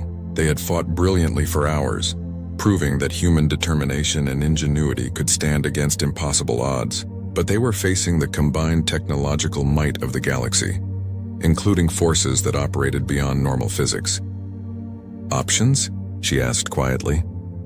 "We could attempt a tactical withdrawal," Williams suggested. "The quantum drives might allow us to escape the immediate battle zone." "The ancients would follow us," Park countered. "Their ships can track through any known form of space travel." Sarah stared at the tactical display as more red warning indicators appeared. The Prometheus Unbound was dying around them, its impossible weapons finally meeting enemies they couldn't defeat. Then she remembered something from the ship's technical specifications. A system so dangerous that it had been classified beyond her normal clearance level, a weapon that Admiral Martinez had mentioned only once and only in hypothetical terms. "Rodriguez," she called over the communication system. "What's the status of the stellar destabilization array?" There was a long pause before Rodriguez responded. "Captain, that system has never been tested. The theoretical projections suggest it could destabilize our entire stellar region." Sarah felt the weight of the ultimate decision. Humanity had built one final weapon into their greatest ship, a device that could threaten stars themselves. It was a weapon of last resort, designed to ensure that if the Prometheus Unbound fell, it would take its enemies with it. Around her, the ship continued to take damage as the alien fleet pressed their advantage. Ancient weapons were systematically disabling her most advanced systems, while thousands of conventional ships prepared for the final assault. The stellar destabilization array powered up with a sound that seemed to vibrate through the very fabric of spacetime. Sarah Chen felt the deck plates beneath her feet trembling as the Prometheus Unbound's most dangerous weapon prepared to activate. Around her, the bridge crew worked frantically to maintain control of failing systems, while the galactic fleet closed in for what they believed would be the final assault. Array charging at 15%, reported Commander Rodriguez over the communication system. "Captain, once we reach activation threshold, there will be no stopping the process." Sarah watched the tactical display as ancient vessels moved closer, their reality-distorting weapons systematically dismantling her ship's defenses. Conventional alien fleets had formed a massive sphere around the Prometheus Unbound, ready to deliver overwhelming firepower the moment their exotic allies finished disabling the human vessel. 30% and rising, Rodriguez continued. "The stellar manipulation field is beginning to affect local space." Dr. Park looked up from her science station with alarm. "Captain, I'm detecting gravitational anomalies throughout the solar system. The array is actually beginning to destabilize our sun." Through the view screen, Sarah could see the impossible sight of their star beginning to flicker. Solar flares erupted in patterns that defied all known physics, while the star's surface rippled like liquid under the influence of forces that shouldn't exist. 60%, Rodriguez announced. "We're past the point of safe shutdown." The effects were immediate and terrifying. Emergency alerts began flooding the communication systems as monitoring stations throughout the solar system detected the stellar irregularities. Earth itself would feel the consequences within hours as the sun's energy output became increasingly unstable. Eternal Watcher of Stars materialized on the main screen without being hailed, the ancient's ethereal features showing shock and horror. "Captain Chen, what have you done?" "What humanity does best," Sarah replied grimly. "We've created a solution that terrifies everyone, including ourselves." "You cannot be serious about activating such a device," the ancient said. But Sarah could hear uncertainty in that ageless voice. "The stellar destabilization would affect dozens of systems. Billions of beings would die. Then call off your attack," Sarah said simply. Around the bridge, her crew continued their work with professional calm despite the magnitude of what was occurring.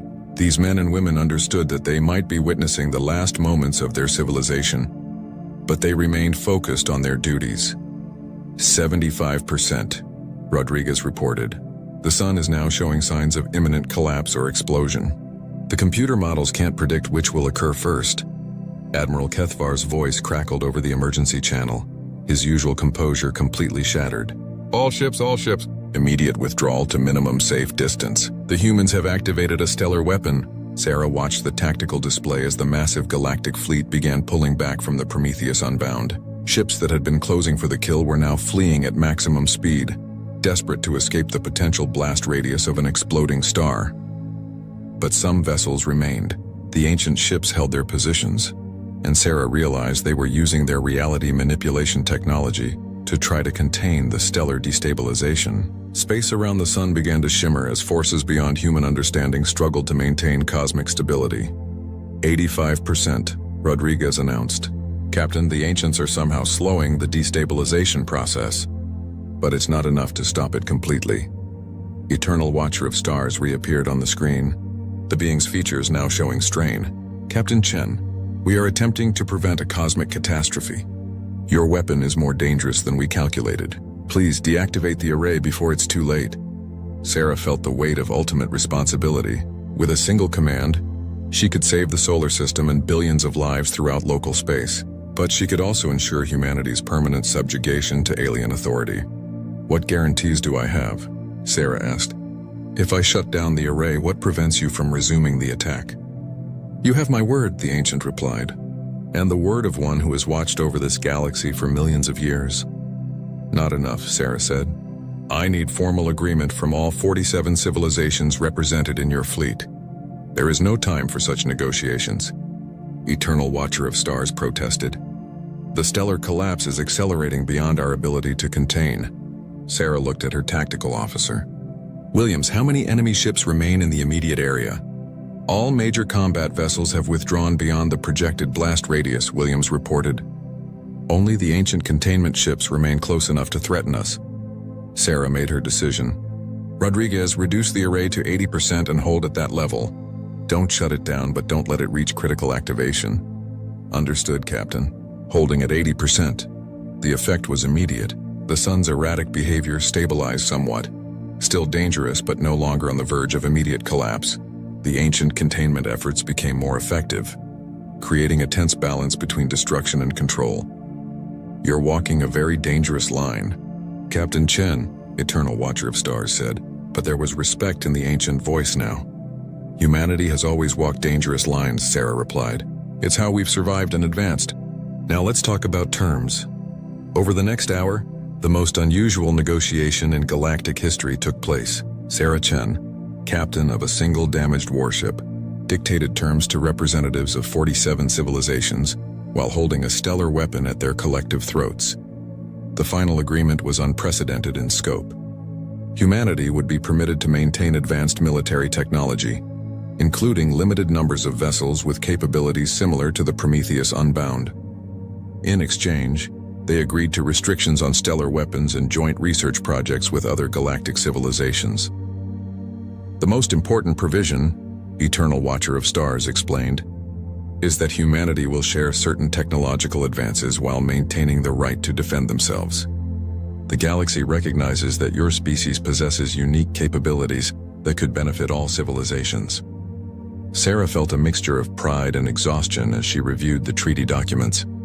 Humanity had fought the entire galaxy and forced them to accept human independence, but the cost had been enormous. Rodriguez, begin shutdown procedures for the stellar destabilization array, she ordered. Acknowledged, Captain. Beginning controlled shutdown sequence. As the dangerous weapon powered down, Sarah watched the sun slowly return to normal behavior. The crisis was over, but she knew that nothing would ever be the same. Humanity had proven they could create technology that threatened the cosmic order itself. Captain, Dr. Park said quietly, long-range sensors are detecting the galactic fleet withdrawing to their home territories. The immediate threat is over. Sarah nodded, then activated the ship-wide communication system. All hands, this is the captain. Today we have achieved something that seemed impossible. We have secured humanity's right to determine our own future among the stars. Every person aboard this ship should be proud of what we have accomplished. Commander Williams looked up from his station. Captain, we're receiving a transmission from Earth Command.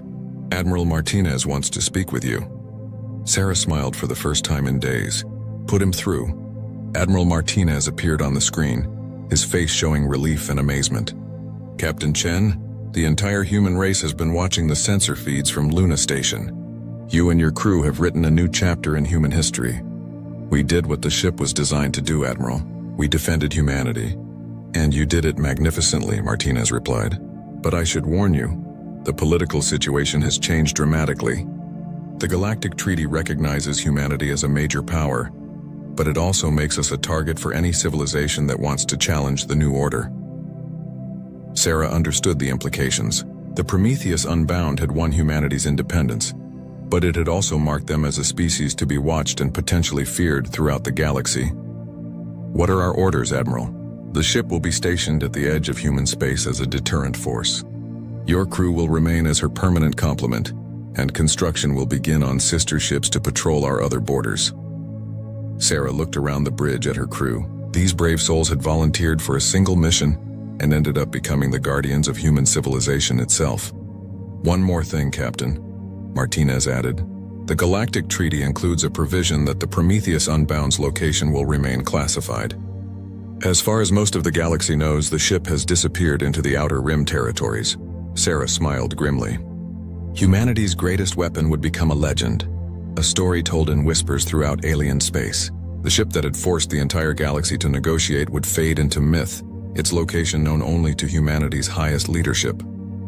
Understood, Admiral.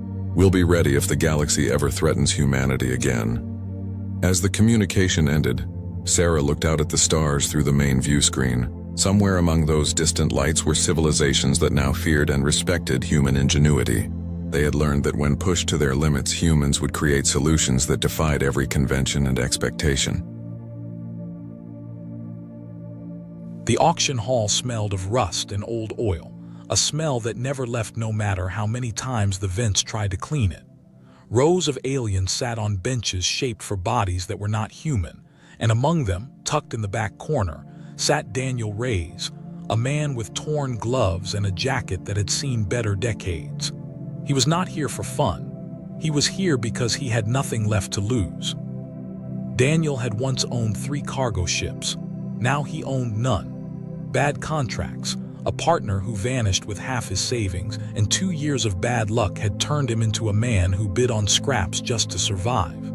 He came to this auction because word had spread of a large lot going up for almost nothing, a wreck too broken for anyone serious to want. The auctioneer, a tall alien with too many joints in its arms, waved toward a hologram floating above the stage. It showed a warship, ancient and massive, its hull dark and pitted with age. The image rotated slowly, showing broken plating, dead sensor arrays, and a hull design that looked like nothing built in the last 1,000 years. Lot number 8, the auctioneer said, his voice flat with boredom. One derelict warship, no power core response, no weapons function, no propulsion, classified as scrap, starting bid 1,000 credits. Laughter rippled through the crowd. Someone in the front row said loudly, "Why not give it away for free? Nobody's ship graveyard needs more trash." Another alien, a merchant with green-scaled skin, chuckled and said, "It's not even worth the fuel to tow it out of the dock." Daniel said nothing. He watched the image turn slowly on the stage, and something about it caught his attention. The size first. Even by warship standards, this thing was enormous, easily 3 times the size of anything else being sold that day. And the hull plating, though damaged, had a pattern to it that none of the other derelicts shared. Most old wrecks looked like leftover pieces bolted together. This one looked like it had been grown, not built. He had seen a lot of junk in his years of salvage work. He had learned to tell real junk from junk that hid something. This ship gave him a feeling he could not explain, like a locked door that still had warmth coming from the other side. 1,000 credits, the auctioneer repeated. Any bidders? Nobody raised a hand. The crowd murmured with more jokes. A group of young alien traders near the front started placing bets on how long it would take Daniel, who they clearly recognized as a regular at these low auctions, to say something foolish. Daniel raised his hand. The room went quiet for a moment before the laughter returned, louder this time. The auctioneer looked at him with something close to pity. 1,000 credits from the human, the auctioneer said. Any other bids? Silence. Nobody wanted to compete for something they saw as worthless. The gavel came down. Sold to the human for 1,000 credits. The room erupted into laughter again, some pointing at him, some shaking their heads as if he had just proven every joke about humans being simple and foolish. Daniel stood up, kept his face calm, and walked toward the payment terminal. He handed over nearly every credit he had left, watching his account balance drop to almost nothing. As he left the auction floor, a Laskarn trader stopped him near the door. Laskarn were known across the sector as sharp businessmen who never wasted money on bad